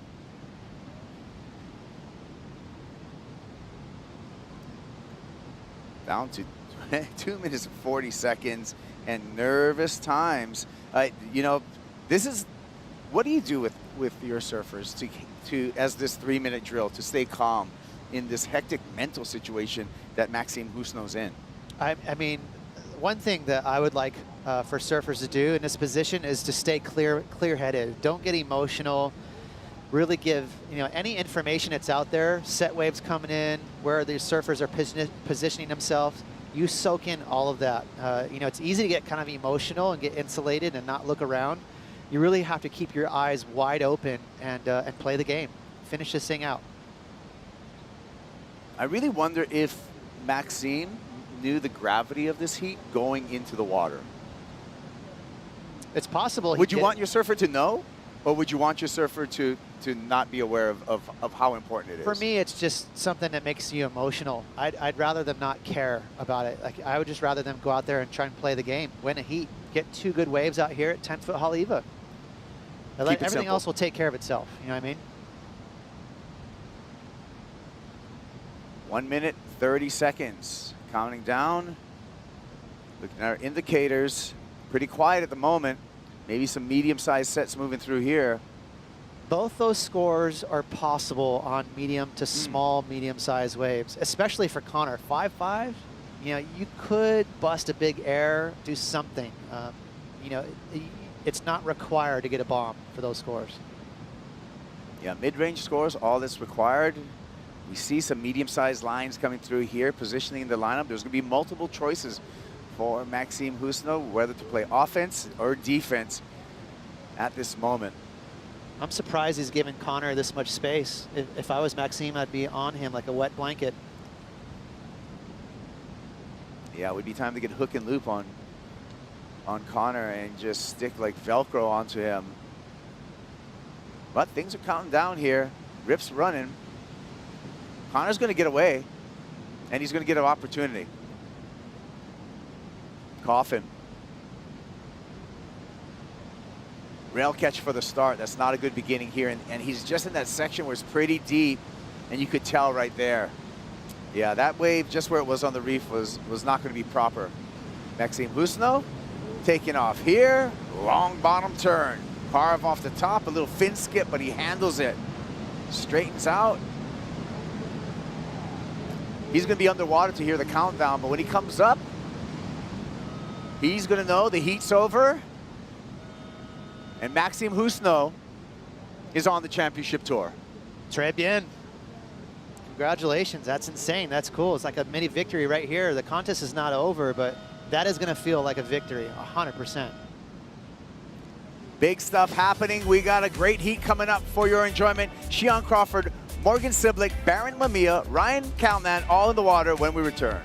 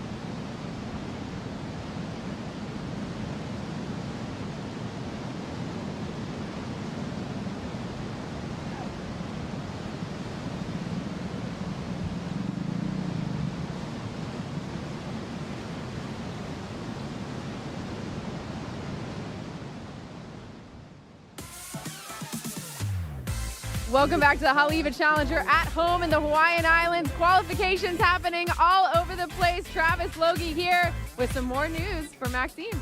Yeah, guys, great news. We have another rookie on tour. Congratulations, Max, he's right here. He made that heat. Welcome to the CT. Thank you, man. Yeah, Maxime, so you come in from the water, you finish the heat, and you find out that you have made the 2023 championship tour. What is going through your head? So many emotions.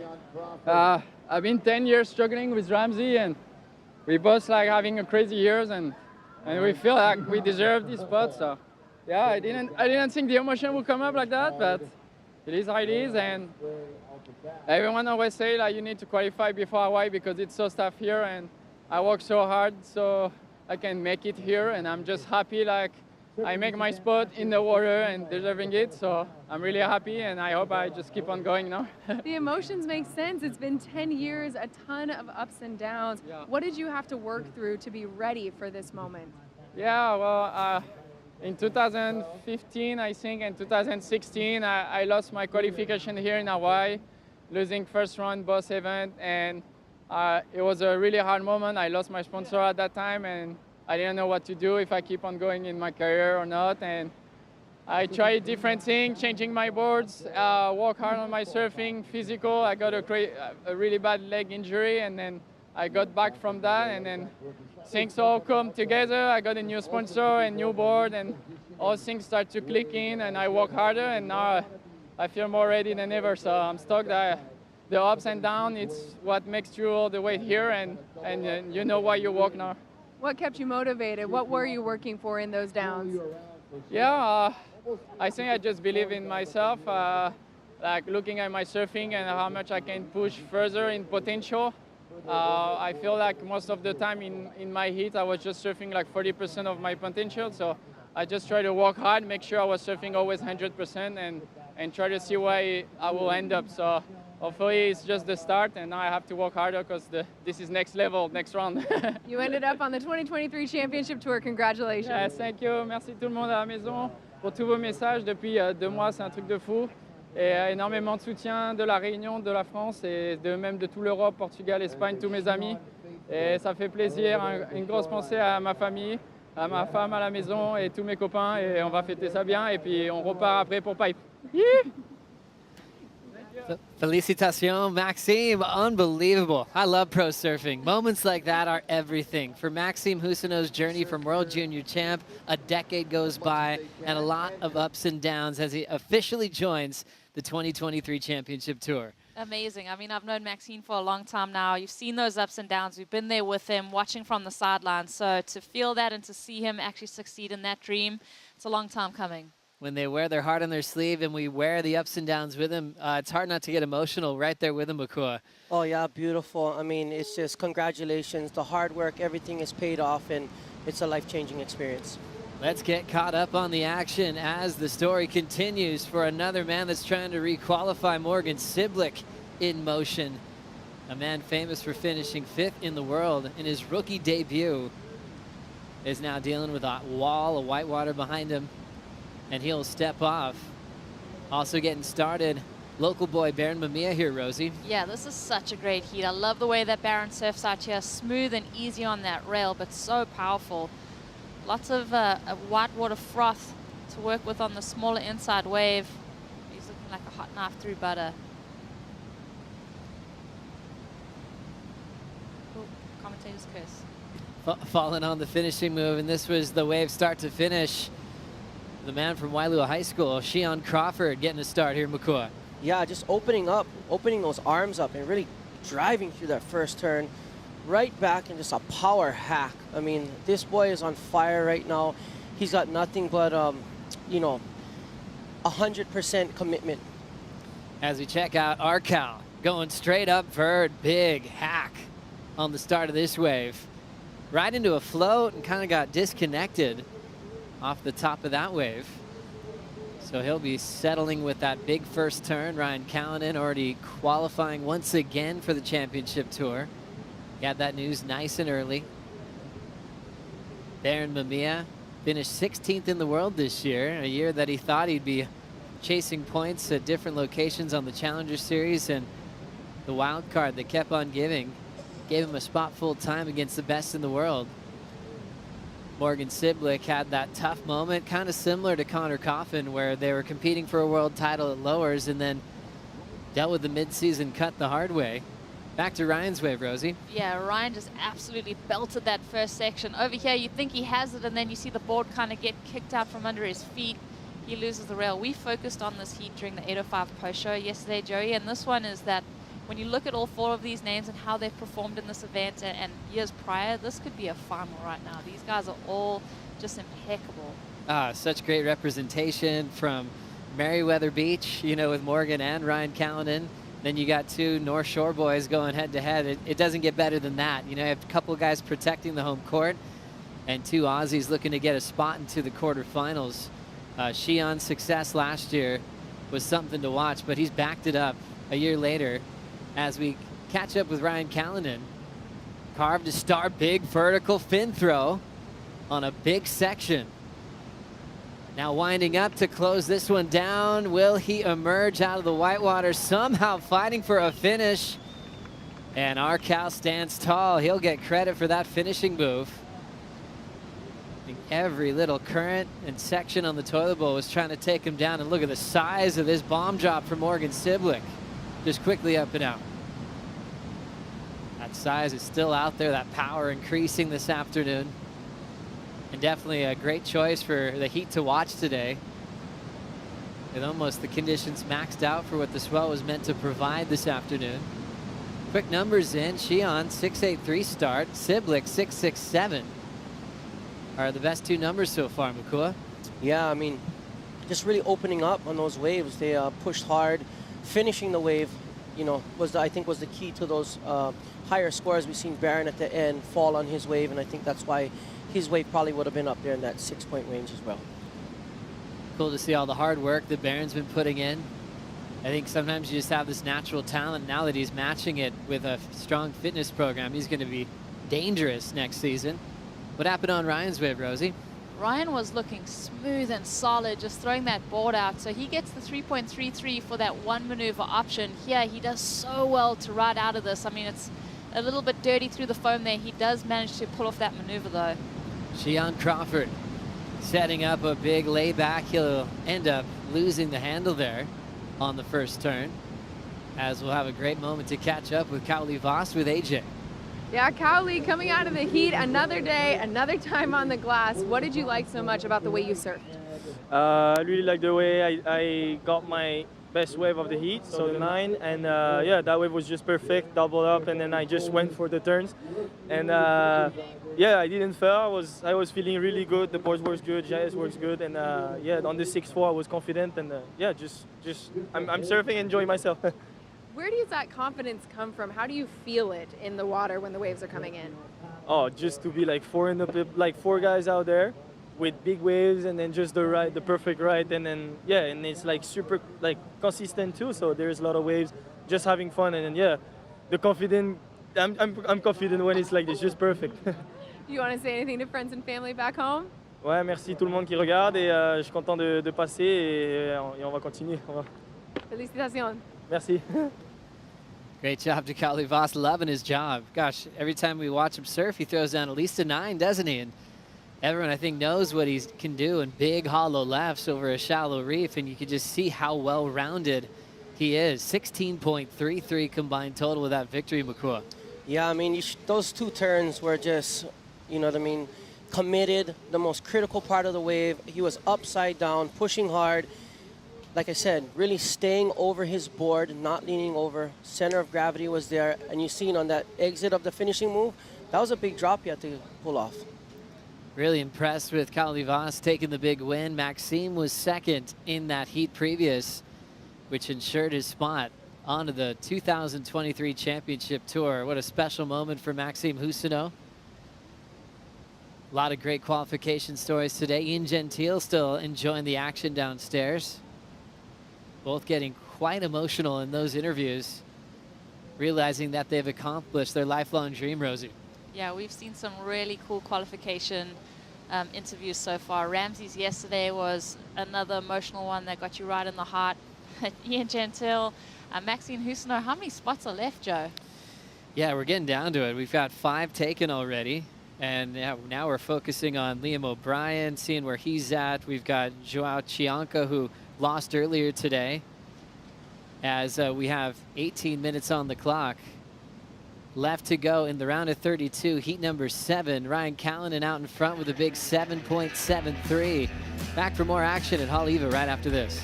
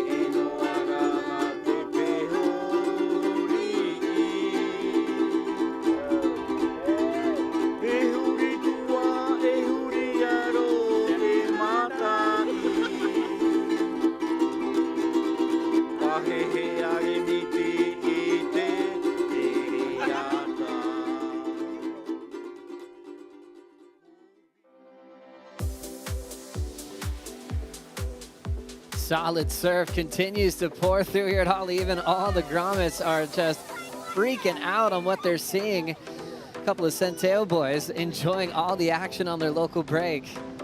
Seeing just white water to the horizon. They might need a ladder or something so they can see the whole view, or come up to the VIP booth. That'd be insane. Those kids are getting so many memories downstairs, meeting a lot of their heroes. And Ryan Callanan still out in front, 7-7-3. So 6 spots officially taken for qualification for the men into 2023. Still has 4 spots available. And one man that's gunning for one now is Morgan Siblick, who caught this wave during the break, Rosie. Ooh, he almost threw it off access there, almost lost it, but does so well to recover. Huge second maneuver. He knows he's got to make it through a couple rounds. That door of opportunity is open for him. A couple of key players falling out of the mix this afternoon. Yeah, definitely some big names out. Guys like Zeke Lau, who came into the final stop, number 9 in the world. Dylan Moffitt out, who was in number 10 on the qualification. He's trying to hang on to that, already out of the contest. So if Siblick can push all the way to a semifinal, we would definitely see him jump ahead of Zeke Lau. Last score in for Siblick, a 7.2. Siblick out in front, Strider. Siblick's out in front, looking good, looking strong, attacking the lip line. I love it.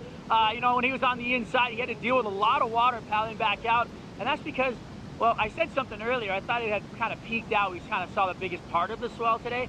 It's still growing. I mean, that last set was massive, so big that the guys didn't even want them. They were just basically kind of pushing out to sea almost. So it was fun to watch the set come through, fun to watch Morgan on that wave and just watch him handle that set on the head and then get back out here. So but it's just incredible to watch the wave still growing and just still coming. I can't wait to see more. Really cool to see Morgan in this kind of position, Strider. He's handling the pressure really well at the moment. Well, yeah, you know what? The way that he's surfing right now, he's possessed. You can see the intent. It's more of a feeling of proving himself back onto the tour.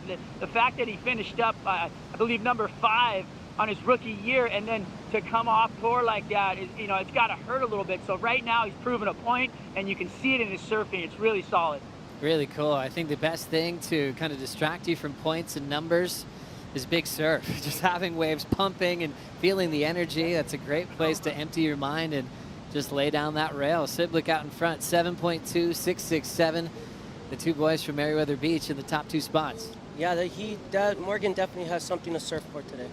You know, he's throwing down big maneuvers, he's throwing caution into the wind, he's getting vertical, he's getting critical, and the judges are rewarding him. What a run for a rookie to finish 5th in the world, to compete for a world title. Was so impressive. And now he's on his comeback roll, as we'll get some more insight on the beach with Kaipo. Yeah, thank you, Joe. You know what? You got to stay on your board. And how do you do that? You need traction. How do you have traction? You need grip. And what provides the best grip? Foo Wax. This Foo Wax with the new skin pack. No plastic packaging now with the new skin pack. And it's sand-proof. You throw it in the sand's not going to stick on it. Improved packaging, Foo Wax, in formulas from base coat all the way up to cold temperatures. It's the best wax in the world. I'm right there with you, Kaipo. That's incredible. I had no idea about the sand trick. That's amazing. That's awesome, because that's the worst part, where you drop your sand in the wax and you're like, oh, here we go.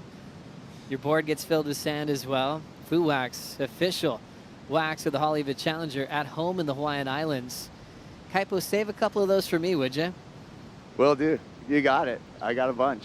Stoked on that. We love it. It has been very popular with a lot of the air guys, a lot of big powerhouses. They can guarantee their foot's going to be where it needs to be at all times. Morgan Siblick, 7.2, 6.67, featured in Make or Break in season 1. And boy, we got to see his funny side. Just had a mic on him at all times, and he really started opening up with his travel partner like Matthew McGillivray, his coach Jay Bottle Thompson.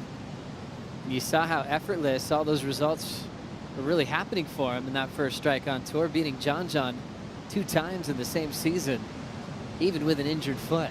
Yeah, and I think, you know, if Morgan can come back as an outside chance and qualify at this event, he's going to show it's not a fluke, right? Because making it into the top 5 in your rookie season, beating John at his local break with a broken toe, you know, all of those moments have been awesome. But I think Morgan, the way that he's playing the game right now, he's really showing us his heart and determination.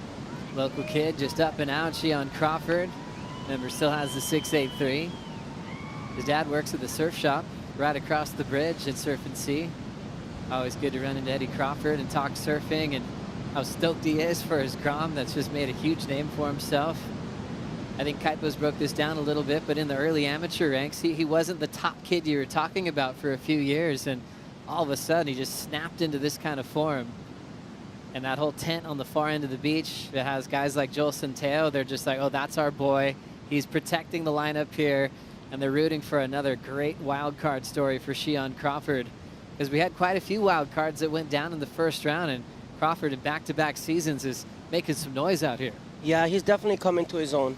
You know, he made everything himself. He's a self-made, I want to say, young man, and his surfing does the talking. He's very quiet, very humble, and everything that he's got has come from his surfing. And it's fun. It's just watching a kid compete with a lot of talent. I think we're really starting to really look forward to his post-heat interviews now, because you don't know what to expect. It was kind of like, Rosie, when you started interviewing Griffin for the first time, we'd watch that over and over again. As we see Morgan Siblick through the wrap. Ball starting to really show itself. How was that connection on the carve? And wanted to catch up to a finish there, but it sped off without him. Baron Mamiya on the wind-up. Goes down that first turn looking loose. Goes down the snap well. And now lays into it to throw some variety on the finish. Great execution for Mamiya, who's called up Chris Gallagher once again for the coaching responsibilities. It's been working really well. Achieving a couple of wins. Won the Sunset Pro as a nice warm-up to this event a few weeks ago. And that was a fun final. Shion was a part of that final, actually. Also Billy Kemper, runner-up in that event. But it just showed how much stronger he's gotten, how fit he is, and ready to attack the tour once again. Oh yeah, he's lightning fast. You know, in his free surfs, you see some of those parts that he posts, like you said, this young generation going above the lip. I mean, he's got it all. He's got the speed, he's got the power. He becomes consistent on tour. He's going to be very hard to beat, especially in waves of consequence. Is there one element that shines for Baron? Would it be barrel riding, or do you feel like everything's kind of matched out, really well-rounded to compete for a world title? I think he's well-rounded. I just think his competition savvy, just his competitive nature, you know, is building. It's getting better every heat. And I think once it all comes together, he has the total package. He's at 12-foot pipeline. He's busting some of the biggest airs you've ever seen. He just needs to put it all together. So cool when Baron was able to receive the AI award at the Surfer Pole Awards just a few years back. He was just beyond himself. It was such a great award he received from the Irons family, because they saw the big future in him, how he's taken off on pipe and backdoor. Yeah, crazy in the air, and he's a part of a really cool little pack of surfers. Noah Beshin, Kalani Rivero, Wakana Pang. They're making real cool movie parts and pushing each other each and every day, Rosie. Yeah, that is just such a cool crew of guys. And it's funny how when you get a little talented pack like that in the same zone, how it pushes, they push each other, and that level just rises, and this little frothiness really pushes each other surfing. Well, backhand wrap for Ryan Callanan. Sweeping off the top again. Quick transition to the lip. Free falls and comes down with it. We see him all the time do that at Big Margaret River, where he's been into the 9s. There was no transition there. Willingness to free fall down to the flats. That's going to be a big score. Huge score. I mean, we think about the 773 as his high number. I think he's going to find something even a notch better. Nice stretched out roundo off the top of that wave from Shion. There's that quick fade in the pocket.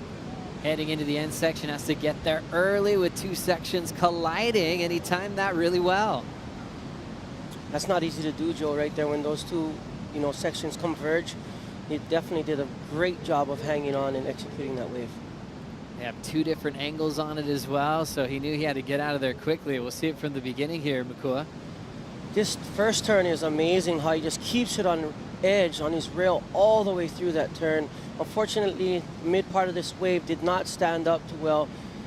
doing a great job of just really jamming that section, staying over his board, and really navigating that avalanche of a section.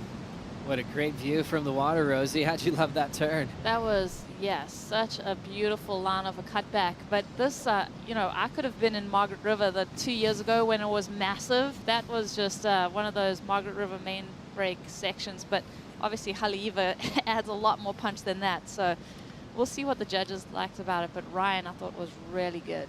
How'd he set up this final turn, Makua? I mean, I'm so used to seeing Ryan on his backhand upside down. I mean, a lot of the time, this guy, when he hits the lip, it's definitely inverted. And he really just set it up. You know, he carved into it right here. He was patient. One more turn. I mean, look at that. Beautiful rail work. And without hesitation, just right back up there. And look how he totally disconnects from the lip of that wave, free falling down and in making that wave. Unbelievable control on a big section. Ryan Callanan is reliable in heavyweight turns like that. Just bringing back a lot of memories from big sections on his backhand where he can free fall from the sky. I'm sure his ability in the air helps him just find his feet when he's upside down. Stellar season for Ryan. 2 big finals on the Challenger Series to get himself back on tour quickly. As you see a great view of this lineup. Makua, can you break down the speed of big waves? It seems like sometimes you're watching bigger surf and it can appear like it's falling in slow motion, but with those long periods and how they come in from far away, once it comes in with all that power, when you're actually riding it, things are actually going pretty quickly. Yeah, I mean, there's a difference between real ocean open swells and swells that are more near shore on the reef. I mean, the reason this wave might look like it's going a little bit slow is because of that current, like I was saying. It has a little bit of an optical illusion because the current's kind of ripping behind it. And it actually slows down the wave a little bit. And you see when those double ups come, it looks like it's kind of staying there forever in one spot, and the surfers are really able to take advantage of how it slows down. But once you get into the open ocean and there's no real coastline to stop the waves move a lot quicker. And I'm not sure the exact speed, but they go, in excess of 35, 40, upwards of that miles per hour. And gives you a feeling that's not comparable to anything else in the entire world. Happy holidays, everybody. Time to do your Christmas shopping. You can join us at WSLstore.com and get great discounts on all your favorite jerseys in the world. There's going to be a lot of rookies trying to pick their numbers quickly. You can go now and check out event merchandise, posters, and a lot more. Remember, free shipping for the entire month of December. And if you order by December 9th, you'll get your delivery by Christmas Eve. Get a free Hydro Flask with every jersey purchase, and all kids sizes are 50% off. Get to WSLstore.com today. 2:30 left in this one. Arcal in first now. Excellent surfing rewarded for the beauty of those sweeps off the top and the big finish. Just got the message there that he's out in front. 15.96 combined total. His buddy that he grew up with back home in Newcastle in second now. Morgan needs an 8.76 for the win. Shion Crawford, we saw his 6.10 come through, and Barron's now looking for a 7.15. Just one judge put that out of excellent, but 4 of them thought it was excellent surfing. And definitely with that commitment on the finish, wasn't surprised to see the best wave of the heat go down on the backhand of Ryan Callanan. Morgan Siblick punches out a big section. Cool turn there with the drift and control. Cracks it again off the top, and he's hoping for a little bit more, but that's going to shut down. That was beautiful surfing right off the bat, Joe. And looks like we have Baron, Mamiya, and Shion paddling for this one. He'll end up going with Crawford sliding out on the first effort, and he's down. So Shion, member, made the quarterfinals last year. Needs a 7.05 to repeat that same success. And that's a 7.05 if Morgan does not improve, but he did a classic couple of 2-turn combinations on that wave. So situation does remain the same. Throwaway score for Siblick. Shion, third priority, needs a 7.05. Barron's now looking for a 7.15. Story for Siblick, once again, if he gets through to the semifinals, he will move in front of Zeke Lau and Dylan Moffitt on the live rankings. As we watch the local boy, Shion, trying to pull off a miracle here, just over-rotating on a section. He knew that wasn't enough, so he'll spin his way out with 25 to go. Callanan getting started, almost looks like he's snowboarding. Going rail to rail in the open face, uses that whitewater well. And now swinging upside down in the pocket. One of the coolest backhand approaches in the game. He'll finish on his feet. Back to Baron Mamiya now. Mamiya needs a 7-1-5 on this wave to keep going into the quarterfinals. Driving hard off the bottom, big section, incredible gouge. And now he'll straighten out on the end section. So Baron needing a 7.15 three-turn combination there. Third, obviously the best as he really dug in there, but did he do enough before he got there, Rosie? I think Morgan Civic just dodged a bullet, because that was, you know, that one more solid maneuver away from getting that score, but that's just my first initial opinion without seeing the replay. Makua, your thoughts? That's my boy Baron. I'm going to give him the score no matter what. All the way, just like Sun said. And he surfed it well, finished strong. I'm just not sure that that second move was kind of a mistake.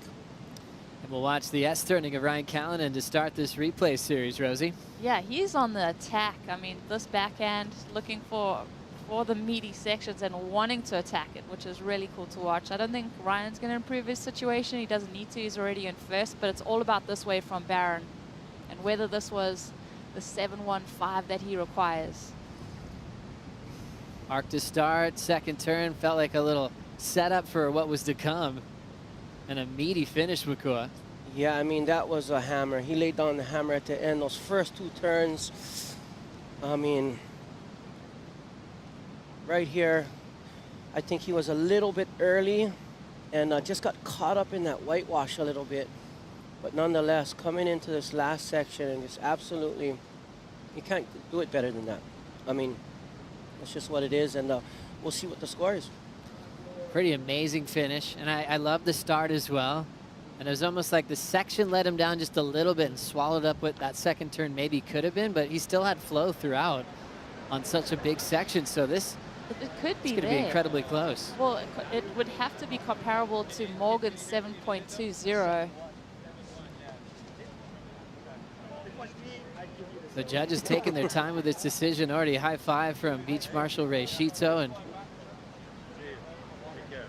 Baron's looking solid though, looking confident. They're looking at the replay on this one, Joe, for sure. Do you know who was right there to watch that wave of Baron? Was Morgan Ciblick paddling over. Now the decision coming through. Remember, he needs a 7.15. The average comes through, and it's a 6.8. Not enough. Baron stays in third, and Morgan Ciblick survives to keep his qualification hopes alive. Ryan Callanan and Morgan Ciblick taking the top two spots into the quarterfinals in a very close decision. We'll be right back.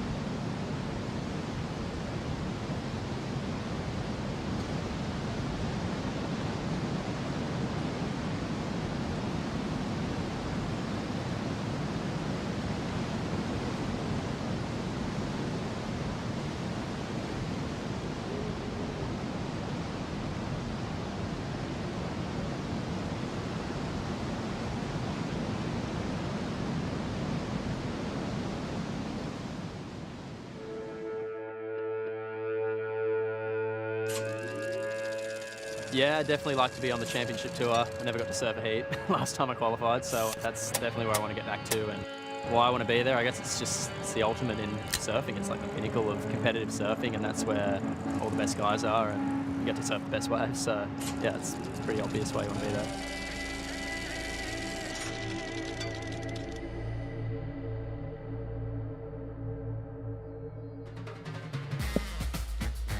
You're watching the final stop of the Challenger Series with the man himself, Liam O'Brien, talking about his life and now doing it in real time on a wave here at Haleiwa. Just kind of feeling his way through the points on the open face, driving through the lip, air drop, laying low, and he's trying to control it. He'll get credit for an exciting finish as this heat starts getting going here. Just a few minutes off the clock. Mateus Hurdy wearing the red. We've got Liam O'Brien wearing the blue jersey. Just saw him on his opener. Quickly a 5.67 there. But look at that ranking on screen for the man from Burleigh Heads, Australia, number 6 in the world. Imai Kalani DeVault, 21 in the world. Maui boy looks really powerful, fired up and ready to go. Had one of the biggest combined heat totals yesterday. And Federico Moraes in fine form in his opening round heat. Looked so solid as he went 1-2 with his buddy Ryan Callanan yesterday. Also representing as a former champ out there. Nice start for Liam O'Brien. As we wait for another wave, let's catch up with Ryan Callanan with AJ.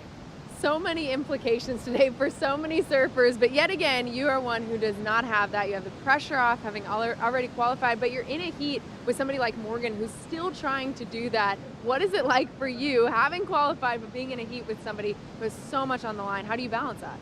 I mean, there's not really much I can do for him. I'd like to, I've just got to stick to my game plan, and with not as much on the line, I still really want to do really well here, but, I've already obviously done my job, and Barron didn't have much, and the other kid's a wild card, so, he's kind of the only one riding on it, but I'm kind of more cheering for him, but hoping I can do my best. And at the end, there was a priority situation where I held Barron off the first one. I think the second one was better, but I thought I was doing the right thing for him. I just feel like, we're from the same area and we kind of hang together a fair bit, and to travel all year and put it all in, and to see us both progress and keep his dream alive is awesome. So second to last heat of the day is what you rode. You got a chance to free surf this morning, but obviously Haleiwa looks a whole lot different right now than it did then. As you're watching the day go on and the waves progress, how do you mentally prepare for the size out there? I think it's just a full reset. This morning was barely breaking, so, board changes, stepping up, and then first wave, you just got to kind of be ready and feel the board out.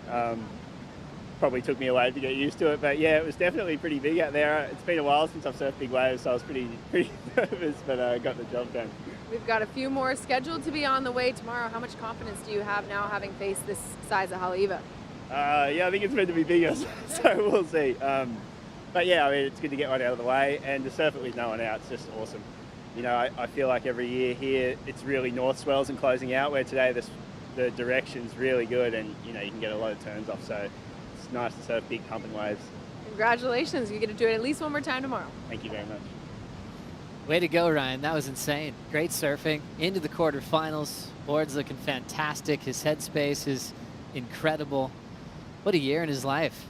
Back to qualification, got cut halfway through from the tour and turned into a lot of great highlights in his life. He got married in the Hunter Valley, just off the coast of Newcastle there. Beautiful place. Vineyards, good golf courses, close friends and family all there to witness a beautiful moment in his life. And they're all watching online, supporting him into finals day. As we check out our last heat of the day, you guys, Liam O'Brien in a very special situation. Remember the injury at Pipeline the morning of opening day in his rookie debut, hurts himself, and next thing you know, he's off tour with not enough wild cards on the line on a short tour. So he goes to the Challenger Series, and if he wins this heat, he gets another shot. A win here for Liam O'Brien, he's back on tour. Wow, I mean, and he serves him right, starts off you know, first wave of the heat, nice mid-range 5, and hopefully this heat is not lackluster. You know, we've seen some hammer heats come out, and we would like to see Liam O'Brien do his thing and really stamp his mark on the tour next year. This is a nuts heat, though. This heat is really, really difficult. I mean, Imai yesterday was amazing. Matthias Herdy, that kid is, you know, just a wonder kid from Brazil. Frederico, having won this event before, Liam's got his work cut out for him. I'm stoked he got an early start with that mid-range 5. You're definitely holding your breath for the guy. You know how much adversity he's been up against. That was heartbreaking, not seeing him get a start on the championship tour last year.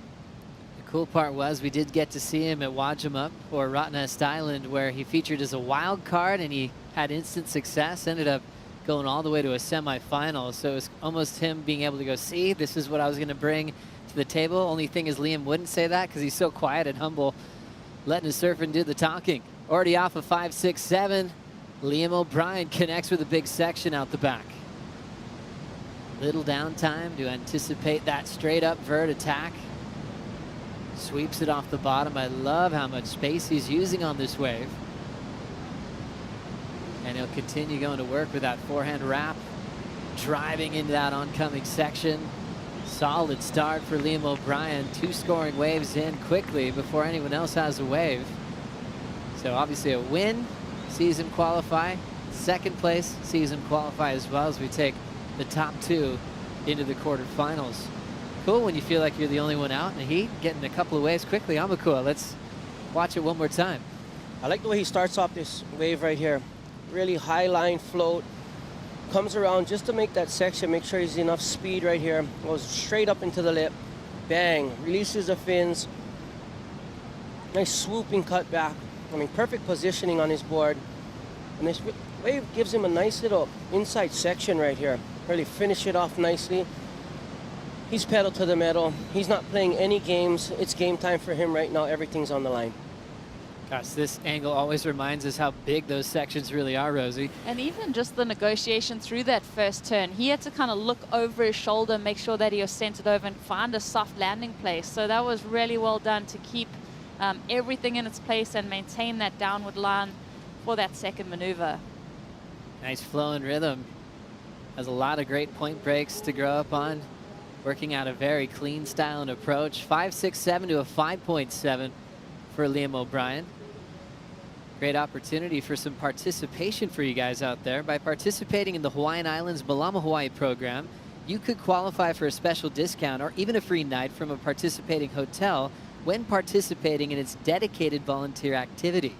Malama or Care for Hawaii with Us. Help preserve this unique destination by participating in ocean conservation and shoreline cleanups or restoring a native Hawaiian fish pond. To learn more, go to gohawaii.com/Malama. Thank you so much. So great to see so many people learning so much about the beautiful Hawaiian culture, the birthplace of surfing, pastime we love so much. And this is truly a gathering place. Each and every winter, seeing so many international surfers come here to compete and live their dreams in waves of consequence and power and really feel the aloha spirit. So much on the line for all of these guys, you know, taking in the surf, taking in the culture, trying to get the wave of their life. I think that's why it's our favorite time of the year, Rosie. I love this time of year. The anticipation of these kinds of events and everyone going to Hawaii. This is such a special place. You feel the energy, you feel all of it. I mean, it's so raw, it's so open, and it's just great to be sharing this space with everyone and enjoying this last event. Makua, a great Hawaiian phrase or a one word that you want to share with everybody that means a lot to you? I really think you hit it on the head, malama, you know, to care for, to take care of, because it's up to each and every one of us to leave this place better than it was left to us, whether you're foreign, whether you're domestic, local, native Hawaiian. We all play a part in the role of taking care of such a beautiful place. It gives us everything, the ocean, when you take care of the ocean, the land, the people, and that word malama really brings everything together to take care of and make sure that this place is here for future generations. And that word you'll remember, you see a lot of great organizations on the North Shore, Malama Pupukea Waimea. Shout out to Frank and Jenny Yagodich for all the great work they do to protect areas like Sharks Cove that everyone drives by here on the North Shore of Oahu. They take it in their own hands to make a difference and keep this place extra special. Looking at an 11.37 total for Liam O'Brien, as we will roll in now with Frederico Moraes representing a power hook there. That's what he's famous for. If he had a signature turn, it'd be this front side power wrap. It's reliable. He uses that entire rail. And now he'll just pace his way through the inside. Still plenty of clear water ahead of him. Hoping for more of a bowl. Wow. And now he might get it here. Jamming a little harder. Now the lip to hit, throws it vertically. Job well done for Freddie. Yeah, that was a really well surfed wave. I'm going to be interested to see the score because it was one of the smaller ones on offer right now. He's seamless in those transitions. One of his best results on tour, Jeffreys Bay making the final with Felipe Toledo, where Felipe was going upside down, alley-oops, you name it, and Freddie just stuck to these rail turns that got him all the way to that final. What'd you think, Mukua? Beautiful opening turn. I like that. I mean, he just really stuck with it. Just kept it on rail the whole time. No bobbles, really solid over his board. And this wave just turned into the gift that keeps on giving. I mean, it looks like it's fattening up right here and gonna slow down. And it just really doubles up. I mean, look at that. The redirection in his board right there, coming into the inside section, opening back up again, and then right here, I mean, straight up vertical to finish. It's a smaller wave, but I mean, I don't think he could have surfed it any better. Just a cool, steady pace for Frederico Moraes, who's really been representing a beautiful region. That's sometimes on his own, getting some backup from guys like Vasco Ribeiro at times. There was that big statement they made when they were protecting their home court at Super Tubos as wild cards. Frederico made the quarters, Vasco made the semifinals. This is a huge moment for Portugal. The guy who kind of kicked it off for them, Tiago Pettis. Hope you're doing well, Tiago. And now they're just setting up so many dreams for the younger crew and the next generation. Freddie always giving back to all the up-and-comers representing Portugal. And we'll see where that first score ends up with. They already have comparisons in the 5 range, and we've got a series of 5s to open up this heat. Liam's got 2 of them. Now Freddie's got the 3rd, 5.63 on his start as we approach the halfway mark. Really interesting. I was just thinking about Imai yesterday. He kind of had a wave-starved heat, and he was the only one in rhythm, getting just bomb after bomb, big scores. His lead was never tested or threatened. But now he's playing that same slow-paced game with waves, but he's on the other side of it, still waiting to get a start, and we're almost halfway through, Rosie. Yeah, completely different kind of heat rhythm for him and tempo, because it was just such a quick start for him, and you could tell how he was warming up in the heat and just dropping really great numbers. He's dropped anchor out there with half of the heat gone. Can't wait to see this kid open up, though. He had his whole family on the beach yesterday. That was really special. Yeah, pretty cool too, because you never know how it goes with, you know, parents' jobs and how hard it is to watch your kids heat around the world. He said it was so cool to have his family down there. Imai said it was the first time his dad seen him compete on the beach in a very long time, and it was a huge dominated win. As we look at Liam O'Brien again on his 3rd ride of the matchup, laying back and controlling a neat little sliding turn to finish. Trying to not repeat himself in the 5s, but he's got the rhythm of the ocean right now. Makua, is it his positioning or is his willingness not to wait for a set at the moment? I think it's Liam Malama O'Brien taking care of business right now. You know what I mean? He's getting himself on a roll. I mean, this is a lackluster heat. Like she said, people are dropping anchor out there. Right now is not the time to be playing games. It's time to take care of business. Him and Steady Freddie just in the 5s. And I think that he's going to get himself back into positioning because they're kind of out of positioning on that set. So right here, Rosie, I mean, you can take us through this wave. Yeah, he did play that kind of under everyone out the back, finding this mid-range wave. You know, he's activating. I feel like that's what he's really gone out there with that mission, with that game plan, to get those couple of quick waves and really apply the pressure. So exciting times for Liam O'Brien in a great situation if he advances through this heat. He qualifies for the tour. Here's Kikish, Federico Moraes throwing a fan of spray off the rail that top turn. Drills it again on the open face. A champ out here, runner-up in the past. Great success at Haleiwa. He is enjoying his time in these powerful conditions with still 12:55 to go in the last heat of the day. We're going to take a quick break. We'll be right back.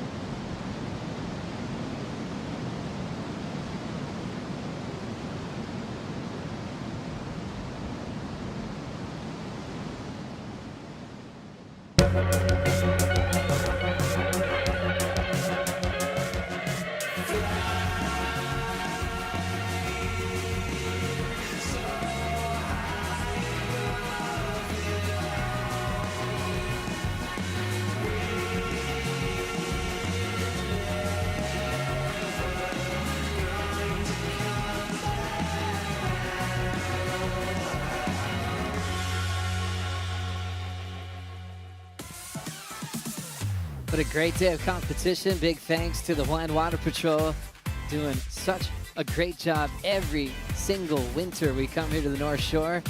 And so great to see all the competitors enjoying big surf today at Haleiwa. Federico Moraes, 6.5 and a 5.63 has found himself out in front. And Liam O'Brien has now dropped to the second spot as he holds priority. One more heat for Liam to see if he will put himself back on tour, and it kind of doesn't feel like back on tour because he got injured before his debut at Pipeline last year. Just the wild card call-up where he drew his good friend Morgan Siblick in the semifinals, and that was a great coaching day for Jay Bottle Thompson. Put together such a solid crew on the championship tour. Now we're waiting to see what's going to happen for Imai Kalani Duvall, still scoreless out there. Well, and Mateus Hurdy had a 0.5, and that's just about it. Well, if Liam O'Brien has priority, that means that something must have happened for him to slip down that order. Yeah, I turned around and looked out the back, and I seen him paddle himself over the falls, and he went to catch a wave and just got smoked and went right over the falls and got caught inside. So, I mean, I think that's why his priority is coming into play right now. Good pickup there, you guys. So you saw Imai now number 2 on your screen for priority, and he's got to shake that off quickly after waiting for such a long time, 20 minutes, and then to go over the falls. He still has second priority. See his coach Pedro there just breathing. They've been through a lot together in a short period of time, but his coach has so much passion, a lot of great fire, a lot of support, and they do so much training. Imai is going to have a very busy winter. December 8th through the 20th, you can enjoy Imai Kalani Duvall surfing at Pipeline in the Vans Pipe Masters. Real cool, special format coming up very soon. Speaking of great surfing, Liam O'Brien is catching a lot of waves in this heat. Enjoying that stylish cut back in the pocket.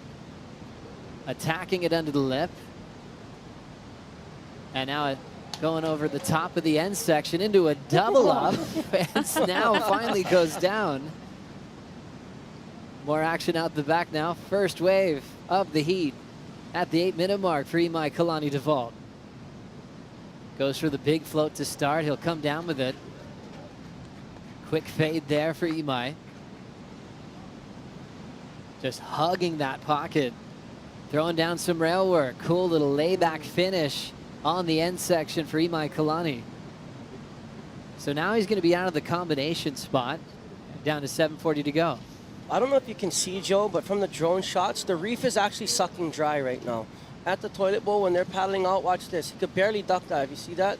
And the reef is actually sticking out of the water. When it sucks back right now, I seen the reef's coming out. So for those of you that can't see that, those finishing moves at the end are on top of dry reef. That is insanely radical. That you could actually run right into the reef. I think we were talking about a comparison of Margaret River main break when it does go dry on a finish, but you've got a big heat on the line. You probably surf a little bit differently than you would in a free surf where you saw dry reef, you're like, okay, my wave's over. But right in that section, Makua, that's where you're seeing it. Oh yeah, I mean, you can just tell. See that right there? See the rock sticking out right on the edge? Yeah, the reef is actually coming out of the water, and these guys are hitting the lip on 6-foot closeout sections on there, and really just throwing caution to the wind right now. What a serious section and a pretty serious float to start off that wave, Rosie. Yeah, that was like a ball of cotton wool. I mean, look at that wave, that white water. It's got that slow moving, just like an avalanche coming at you, a snowball. And right over that dry reef, that wave just converging over that shallow section. You can tell right there, those ripples at the bottom there going like a little bit below sea level. There's a teaspoon of water that you're working with and hoping that your fins don't catch. Impressive control through all the turbulence of that float for Imai, but probably figured with his time management, he really had to stick to this wave and perform.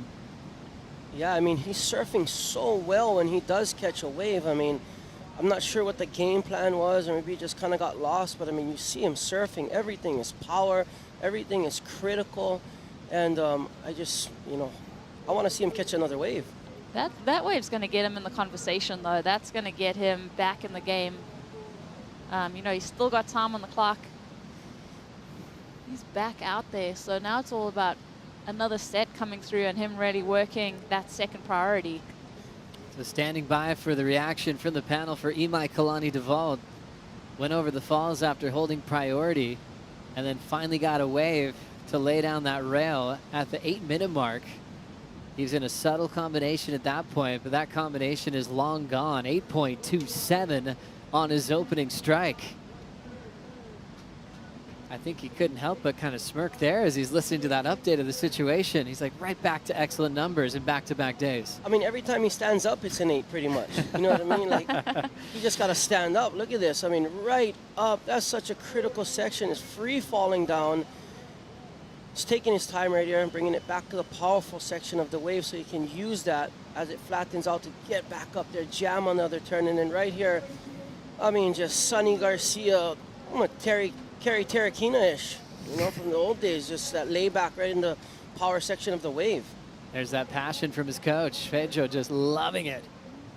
Will shake that entire table every time Imai gets an excellent score. And you love feeling that vibration from excitement and all the hard work these guys put in behind the scenes. What a great score for Imai Kalani. 8.27, right into third. A 3.86 puts him in the top 2. Meanwhile, Liam has taken the lead off Freddie. 6.53 on his last. And remember, once again, Liam O'Brien makes this heat, goes into the quarters. He's on the Dream Tour to kick off his true rookie campaign at Pipeline at the end of January, and he's got 4 minutes to hold this position. Well, this is a scenario that you can kind of think about. Frederico has priority. Yes. He could slip into first. Imai, second priority. There could be an opportunity for him to get a wave, so I don't think Liam's nerves have settled quite yet. And there's sets out the back. Everybody's chasing him. They don't need very big scores. And to have fourth priority with everybody chasing you with sets coming, that's definitely not a comfortable situation to be in. You guys just brought the pressure in here right now. That is an insane situation for 3:25 to go. I'm not sure where Mateus is through this whole thing. As now we'll see Imai set up that first turn. Only needs a 3.86. Big solid section approaching. Quickly snaps it under the lip. Nice pace, end section, drills it. Can he hang on? Wow. Redirects incredibly well with that whitewater that was shoving him towards Avalanche. Wide open face now setting up for Frederico. Marias set up turn to start here. Patiently waiting off the bottom and crushes a big section. The situation that you guys just sort of anticipated might be happening in front of our eyes. As Imai only needed a 3.86 and Frederico Marias only needed a 5.74 to take the lead. Did you guys just predict that? Barron got the score. I'm going to go out and say that. Frederico, that last turn was pretty solid. Oh, it's going to be close. Barron got the score? I think, Ima. Excuse me. Excuse me. That was the previous heat. Ima, thank you, Makua. No worries. Ima got the 3.86. Ima is going to go in the first, I believe. And Let's Freddie? watch this again. Frederico Marias. Rosie, what'd you see? Wow, okay, so first swoop, you know, he doesn't find critical section right there. He's only looking for a 5.74, so this wave goes sleepy right there. That turn, just so much power. Ooh, it was just a one-turn option. Is that a 5.74? And now watching last of Imai. Let's focus on this one here. Makua, what'd you see? I seen a nice little jam off the top. It's going to be a nice score for him right here. Another little turn off the top. Nothing real big yet, but then right there just absolutely hammering. And that finishing move is so critical. It's going to have to be a comparison between Imai's wave and then they're going to bring in Freddie's wave to see. The judges have their work cut out for them, Joe. What a big situation. And there's Mateus just going down on that tail blow, but out the back is a clean wrap from Liam O'Brien. Liam is trying to get through this heat. That'll see him qualify for the tour. And now he hops out there. So an update on the situation. Imai just dropped a 6.7, goes all the way to first. So that knocked Frederico down to third, Liam down to second. And now we'll wait for the rest of the waves. Marias needs now a 5.74 to bump Liam out of contention for the next round. So the important wave for Marias will kind of tell the fate of Liam O'Brien. Liam had to surf that last wave like he needed a score. He might get a wave here. 30 seconds. It might come down to this. Liam O'Brien needs to give this one everything he's got. Under the lip, he controls it. Got a nice section. Risky maneuver there. Tail slide controls it. The free fall will take him down. And now we're down to 15 seconds. Buzzer. And just for the update for Liam O'Brien, you know, he's in a spot for qualification. It's just guaranteed if he makes this heat. We'll keep you posted on his positioning on the Challenger Series as he's run out of time. Liam not improving on his last two waves. The important scores for last of Frederico. Left chasing a 5.74, and judges are taking their time looking at it. Yeah, they're deliberating. I mean, Liam on that last wave, he gave it his all. It almost seems like he might have. He looks puffed. Let's see this one more time, Makua. Wow, I mean, look at that critical airdrop down, and right here he just absolutely nails this thing and just comes unglued at the bottom. But I mean, what a great effort, right, Rosie, for the last wave? He would have improved his situation for sure with this wave had he finished this last turn. That first turn was amazing in my mind. It's all about this Frederico wave that we're still waiting for. This is the beauty of the last heat of the day for the judges. They can take their time, check out different waves, make their comparisons, and see what the final decision will be on this heat. Incredibly close. Liam was the man that just kept surfing when everyone was waiting out the back, and that patience for Imai paid off. Rolled into an 8.27 and a 6.7. He's way out front as we watch Freddie's wave again. Is this at least a 5.74, Makua? Oh, it's not yet. I mean, it's just not much doing there. That's going to be so close. I mean, What about the scenario of Liam potentially improving on his 5.7 with his last wave in that one big move? I don't know. Liam fell on his last wave, right? He fell on his last wave, but that first maneuver, Oh, it's already in at a 2.87. Yeah, so it's incomplete. I was reaching. I mean, I don't feel it's the score, but I mean, you know, he did surf it well. He hit it hard. Just you don't think with what we've seen today? Got? Well, with what we've seen today, the 9-point rides, that's half as good. I mean,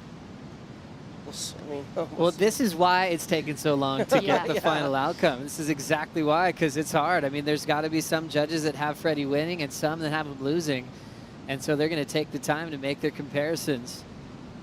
And that's when it's extremely close. If it was unanimous, we might have already seen the score by now. Now it's starting to drift in, chasing a 5.74. And it's going to come in for Frederico Moraes, a 5.93. Takes that one into the quarterfinals, and Frederico's getting the news now. Liam O'Brien gets bounced down to third on the final wave. He's still sitting at number 8 on the Challenger Series ranking, so we'll have to wait and see what will happen with Liam for qualification. Congratulations, Freddie. That was a wave well surfed. Yes, definitely. What an incredible way to finish an epic day of surfing at the Haleiwa Challenger at home in the Hawaiian Islands. Frederico and Imai move on to the quarterfinals. Coming up next, it's the 8:05 post show to go over all the great action on an incredible day in pro surfing. We'll see you there.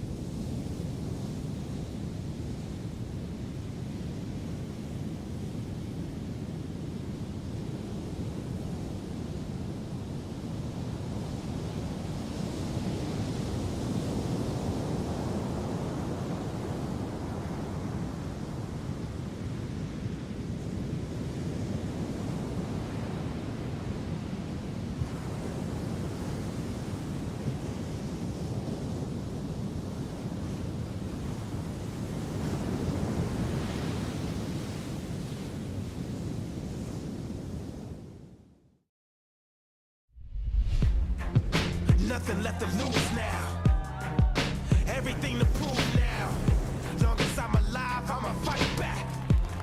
My fire never cools down. I'm about to catch fire. Yeah.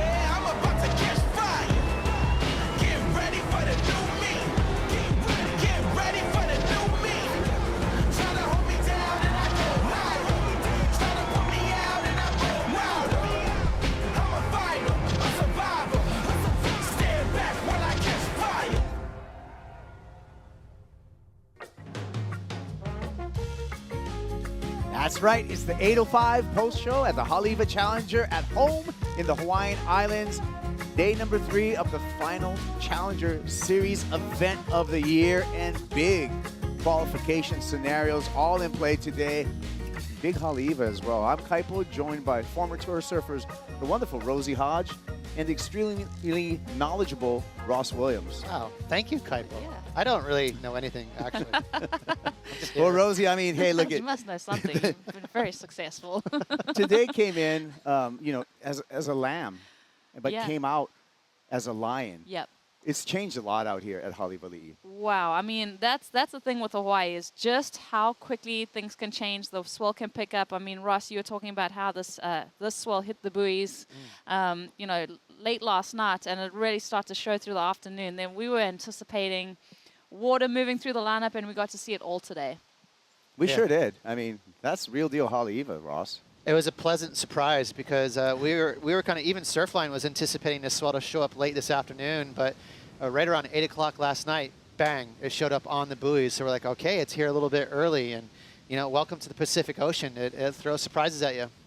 Yeah, no surprise, however, the local boy, the Hawaiian Imai Kalani DeVault, was brilliant out there. We're going to see him on finals day. He's with AJ. Imai, finally a chance to catch your breath after a hectic heat. As you're watching all of the other ones go off before you, how did your strategy change as the last heat of the day?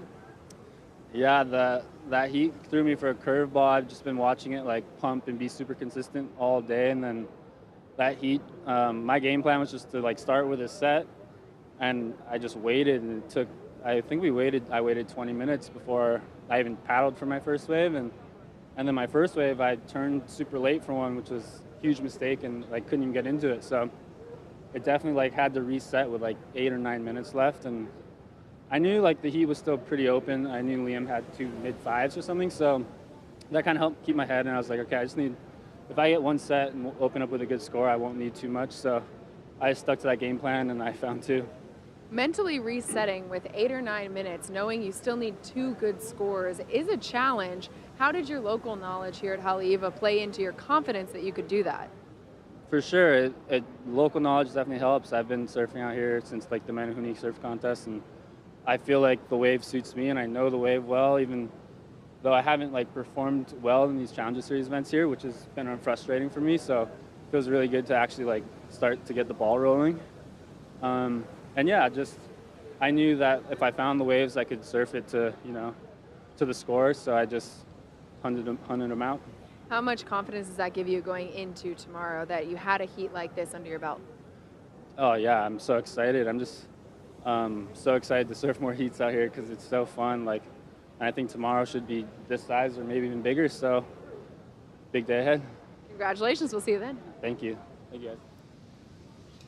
Imai Kalani DeVault, with that win and into finals day, gang, he's moved 5 spots up in the rankings into number 16 with a potential of climbing even higher up on the rankings, Ross. Yeah, and right from day one, he's kind of been my dark horse to win this event, or at least, you know, finish really high up there. You know, he has to go pretty big to qualify, but Imai, he's such a stylish surfer. He's powerful. He's a pretty calm cat, too. He doesn't seem to get too excited, does he, Rosie? No, I mean, even after that last heat, he really did surf a 10-minute heat. He got sucked over the falls paddling for a wave, lost his priority, and came back in a big way. That's crazy. Yeah. Well, today we started with the women's round 32. And heat number 7 of the women's round of 32, Rosie, we saw Betty Lou Sakura Johnson and Sawyer Lindblad make their way into finals today. Let's take a look at that heat right here. Yeah, this was such a fun heat to watch and just to go down because, you know, we had young Zoe Stain just making her name heard throughout the world because she just really took it to these young women. Betty Lou started so strong. She was looking just every part the champion, defending champ out here at Haleiwa. Just beautiful surfing. It's what we expected, but really fun heat to watch. Sawyer Lindblad had to answer back, and she saved herself a spot into the quarterfinals. But Betty Lou, I mean, one wave combos, and she was getting massive scores. Proud of Sakura, Ross? Yeah, it was right when the waves started to jump. It got quite a bit bigger, and actually Sakura was still on her shortboard, so it was like kind of heavy out there, and she was, but that's her. You know, she's attack mode, and she's really confident out here at Haleiwa. So that felt really good for her, but that was a pretty exciting heat. coming out with smiles and a ticket to finals day. Let's take a look at the numbers from this matchup. And really interesting, the South African, Rosie, 8.07 for Zoe, but that wasn't enough. Yeah, that wasn't enough. Sawyer Lindblad had to answer back to that, and she did such a good job of keeping her composure to stay in that second place advancing position. Let's take a look forward to tomorrow's quarterfinal, heat number 4, Betty Lou Sakura Johnson, and she's going to be matched up, Ross, Zoe McDougall, India Robinson, which Betty Lou shared a final with last year, and Teresa Bonvala, where there's qualification implications for Teresa in that heat. That's kind of nice for Sakura because she can control Teresa a little bit, being that, you know, she's there behind her in the rankings, so you can take out one of your competitors. But yeah, I think, you know, it's now we're in the pointy end of the competitions. It's time to, you know, sort of skate into the finals and get it done. And the forecast tomorrow looks all time. Everyone's really excited about those easterly wins. Yeah, well, we had the big swell. We did have challenging wins today. We switched gears into the men's round of 32. Heat number 2 of the men's round of 32, Ross. It was a barn burner. Jesse Mendez, Ethan Ewing, Vasco Ribeiro, as well as Ezekiel Lau. But Ethan Ewing brought his rail game to Haleiwa. Almost lost my lunch during this heat right here. I was so excited. Again, I tell these guys all the time here, they're sick of hearing it, but I'm such a groupie for Ethan Ewing. He's so good, and he delivered. It's really exciting heat, but Jesse was right there too. A couple of sharp backhand snaps. Yeah, I mean that just the point of difference, having Ethan on his forehand and then Jesse Mendez just attacking the lip. But Ross, I'm such a huge fan of Ethan as well. It's just really hard to shake that feeling. Every time you watch him stand up, you're like, wow, it's just like beautiful. And this heat was a heartbreak for Ezekiel Lau. He's going to have to sit on the sidelines and see if he's got enough in the bank on the leaderboard to make that qualifications. But Ethan Ewing coming in here, 9.5, a 7.77 mastery. That third turn was money. You could put that on repeat, just loop it all day long. That was sick. Take a look at the numbers again, 9.5 and a lucky 7.77 for Ethan Ewing Mendez. Excellent score with an 8-point ride. Ezekiel Lau tried his best, but again, he's going to be sidelined and crunching numbers when it comes to finals day. Looking forward to finals day and the quarterfinal heat number 1, where we'll see Ethan Ewing against Leonardo Fioravanti, Clanibal, and Gatian Delahaye, Rosie, who has actually a chance of qualification. Gatian needs to make the final, however. Yeah, that was a really interesting heat to watch there with Gaetan making it through. There was actually a priority interference on Samuel Pupo, and that's how he kind of advanced in like the dying minutes. So, you know, it doesn't matter how you get there. He's in with the shout, and I think he's going to run away with the opportunity. Let's see what he does. I can't wait to see what it is. More drama today, Ross, as we looked at Heat 6 of the round of 32. Kaoli Vas, Maxime Husno, Connor Coffin, and Josh Moniz. I think we called that heat, and this was a big one for Maxime Husno. Yeah, another stacker. I felt like we said that 100 times today. Every heat was so tough, and Maxime controlled his own destiny right here. The Frenchman qualifying with this heat here, sealing the deal. And I love how he sort of just kept fishing on his waves, finding sections, picking his spots, and getting pretty loose too right there. Big old tail side for Maxime. He had to have been pretty stoked on his performance. A clutch performance, but this Tahitian kid, Rosie, always impressive. He is so impressive. He's consistently dropping excellent scores. He had such a high heat total, and he's so under the radar, humble, just going about doing his business. But he really lets his surfing do the talking. I love the way that that kid surfs. Yeah, Kaoli Vas has put up at least one excellent score in each of his showings, round 1, round 2, and this round of 32, Ross. That was a beautiful wave. One of the bigger waves that we've seen ridden in this competition, and Kaoli Vas tagged it twice, got a big score. So like you said, Kaipo, he's getting 9s in every single heat. It's not by accident. He's got really good wave judgment. Take a look at the numbers from that heat number 6 and that big 9.1 for Kaoli Vas. Ticket to finals day, and Maxime Husno. Congratulations, Maxime. He's going to be on the championship tour, Rosie. Yeah, we just qualified our 6th surfer today, so there's not many seats left for these guys to shuffle up and make it through the rankings and qualify for next year's tour. Speaking of that, look at Morgan Siblett, quarterfinal number 3. This is going to be an important heat for Morgan to advance out of against Konoha Garashi, Kaoli Vas, and Federico Moraes if he wants to re-qualify, Ross. Well, you know, a little secret weapon for Morgan Sibilic is he's got Bam Bam in his corner. I think Morgan works with Micro as well, awesome coach, but kind of team Rip Curl is Keikoa Bakasko. He's over there just making everyone laugh, stay calm. And when it's like 10 to 12 feet out here, it's really easy to get nervous, so a little secret weapon there for those guys. Yeah, Keikoa Bakaso, to your point, all-star caddy in the lineup when we look at Sunset Beach, and truly a Haleiwa local, so he knows the stuff over here. Let's take a look into our women's rankings right now. Okay, let's do it. Okay, well, we'll get back to those women's rankings. We're going to throw it to break, actually. But we'll be back with the women's rankings, the men's rankings, a forecast, and the top 5 of the day. Stick around.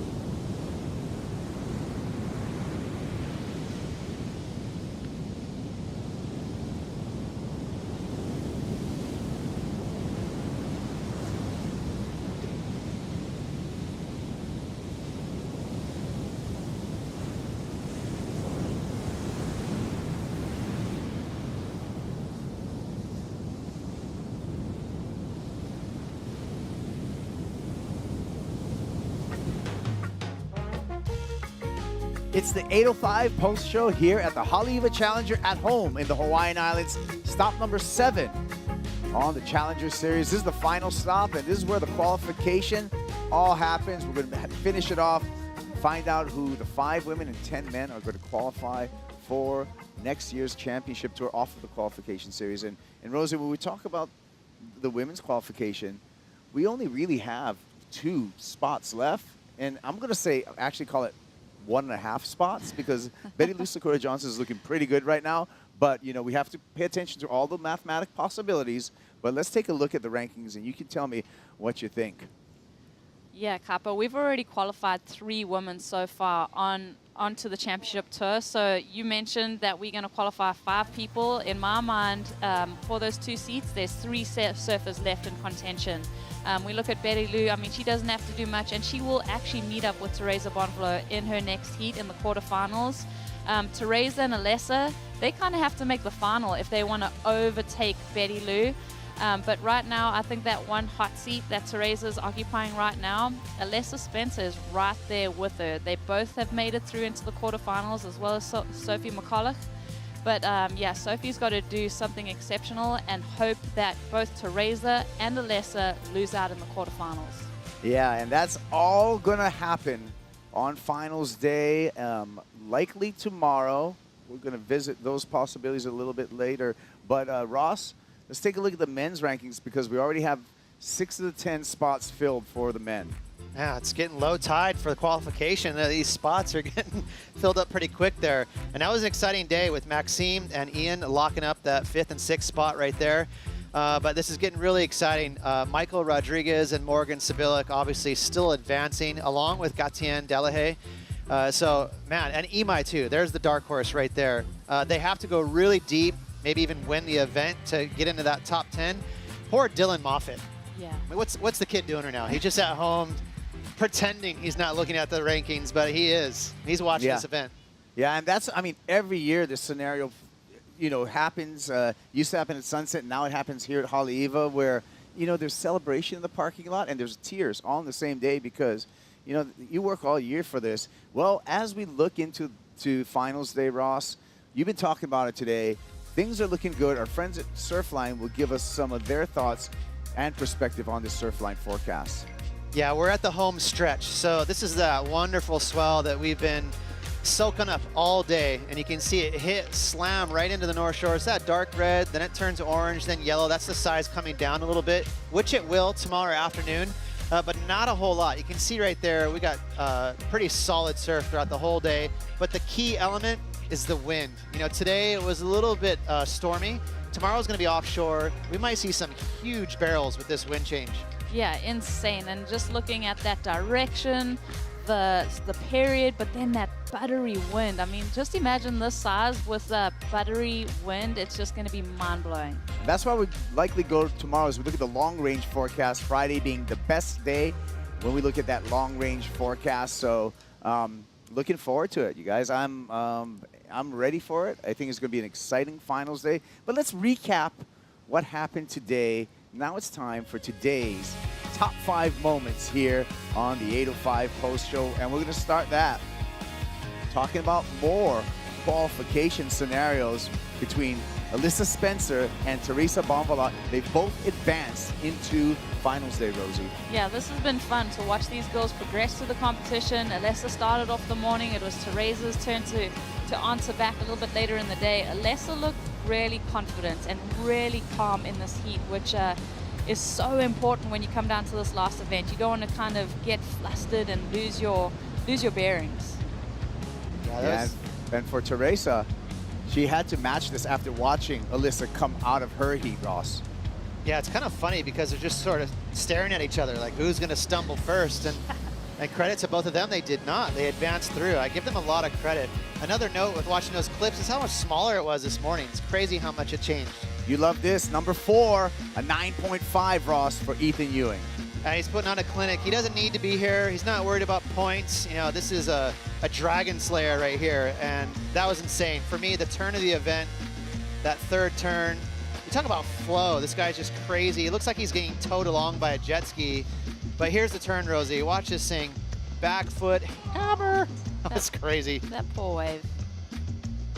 Just precise rail work by Ethan Ewing. Number 3, Amuro Suzuki has made her way to finals day, Rosie. Oh, Amuro was so fun to watch. I mean, that low center of gravity definitely came in handy as she was just picking through these sections, Ross. She just had no lump or bump in her rail line. Even though there was a bit of chatter up the face of the waves, Amuro just kind of set that line, held that rail, and it was really cool to see the way that she progressed through this heat.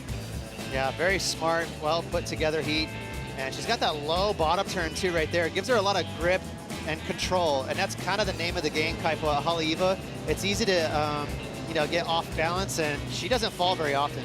No, solid. And number 2, it's going to make you a proud uncle, Ross. Defending champ, John Florence. We're going to see him in finals day. I got a little fun fact for you. He actually broke his fins. He went home and his fins were shattered from some of these turns he did today. No. I'm not even kidding. He sent me a video of it. And so it's just like, that kid has one gear. When the waves are pumping like this, he's great white, eyes are rolling back. He had so much fun. That's so funny. I think there was one turn where he did this mean double hand drag layback on this top third of the wave. He didn't get well rewarded for it, but that last wave too, I think that was one of the naan that he laid down with a little barrel to finish. Ross, you think you can go back to back? Oh, absolutely. You know, you still have to surf clean heats, even though he's kind of the guy to beat. You know, it's easy to catch the wrong wave, but John's on it. He's got a good plan, and especially tomorrow, if it's the same size, the guy's a bit of a two-pick too. You know, he'll be looking for the barrel. And number 1 in our top 5 moments. Congratulations and welcome to the championship tour, Ian Gentile and Maxime Husno. Got 2 new faces, Rosie. Yeah, this is cool. I mean, these guys have been warriors. Maxime, over a decade, just swinging away at the Challenger Series, qualifying series. Ian Gentile, you know, almost had to get the tissues out for both of these guys when listening to them accept their spot on the championship tour. Yay, that's so great. I love it. We got new blood. Hey, Ross, final thoughts for you. It was just a really fun day. And again, you know, if you think today was exciting, tomorrow's going to be like this with offshore wind. I think everyone's going to have a weird night of sleep tonight, just shaking in their boots. Rosie, you ready for finals day tomorrow? Yeah, 14 more heats left in the event to crown a champion and solidify spots on tour. All right. Well, thank you, Rosie. Thank you, Ross. Join us. Check in with WorldSurfLeague.com tomorrow morning. Likely we're going to be going. Enjoy today's highlights.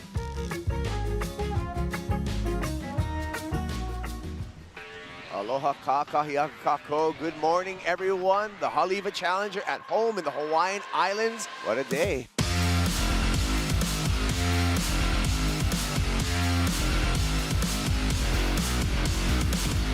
Well, why don't we start off the day, Ross, with an upset. Carissa Moore out of competition. The thing I like the most about this wave, she timed it perfectly and just was like, what's up? You know what I mean? Katie Simmers ends up running out of time. Here's the inside track, has some speed. How's that timing? That's a CT snap right there. Amuro Suzuki, impressive bottom turn, and what a connection. That was so nervous.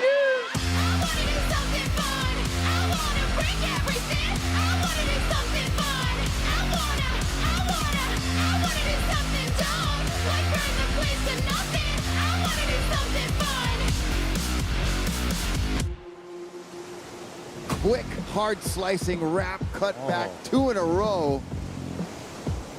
And Jesse whacks it off the top, big spray out the back. Another vertical. Ian, you just found out you are going to be on the 2023 Championship Tour. Looked like Pupo might have been confused on who had priority there. Samuel Pupo interference on the last wave, falls down to 4th.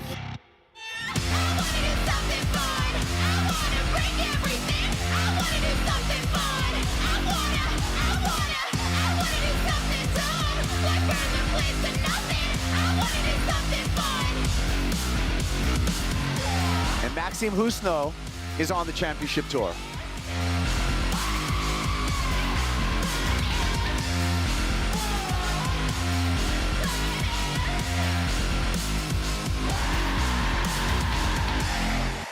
This copyrighted event broadcast is produced by the World Surf League for broadcast around the world and may not be retransmitted, reproduced, rebroadcast, or otherwise distributed or used in any form without the written consent of the World Surf League.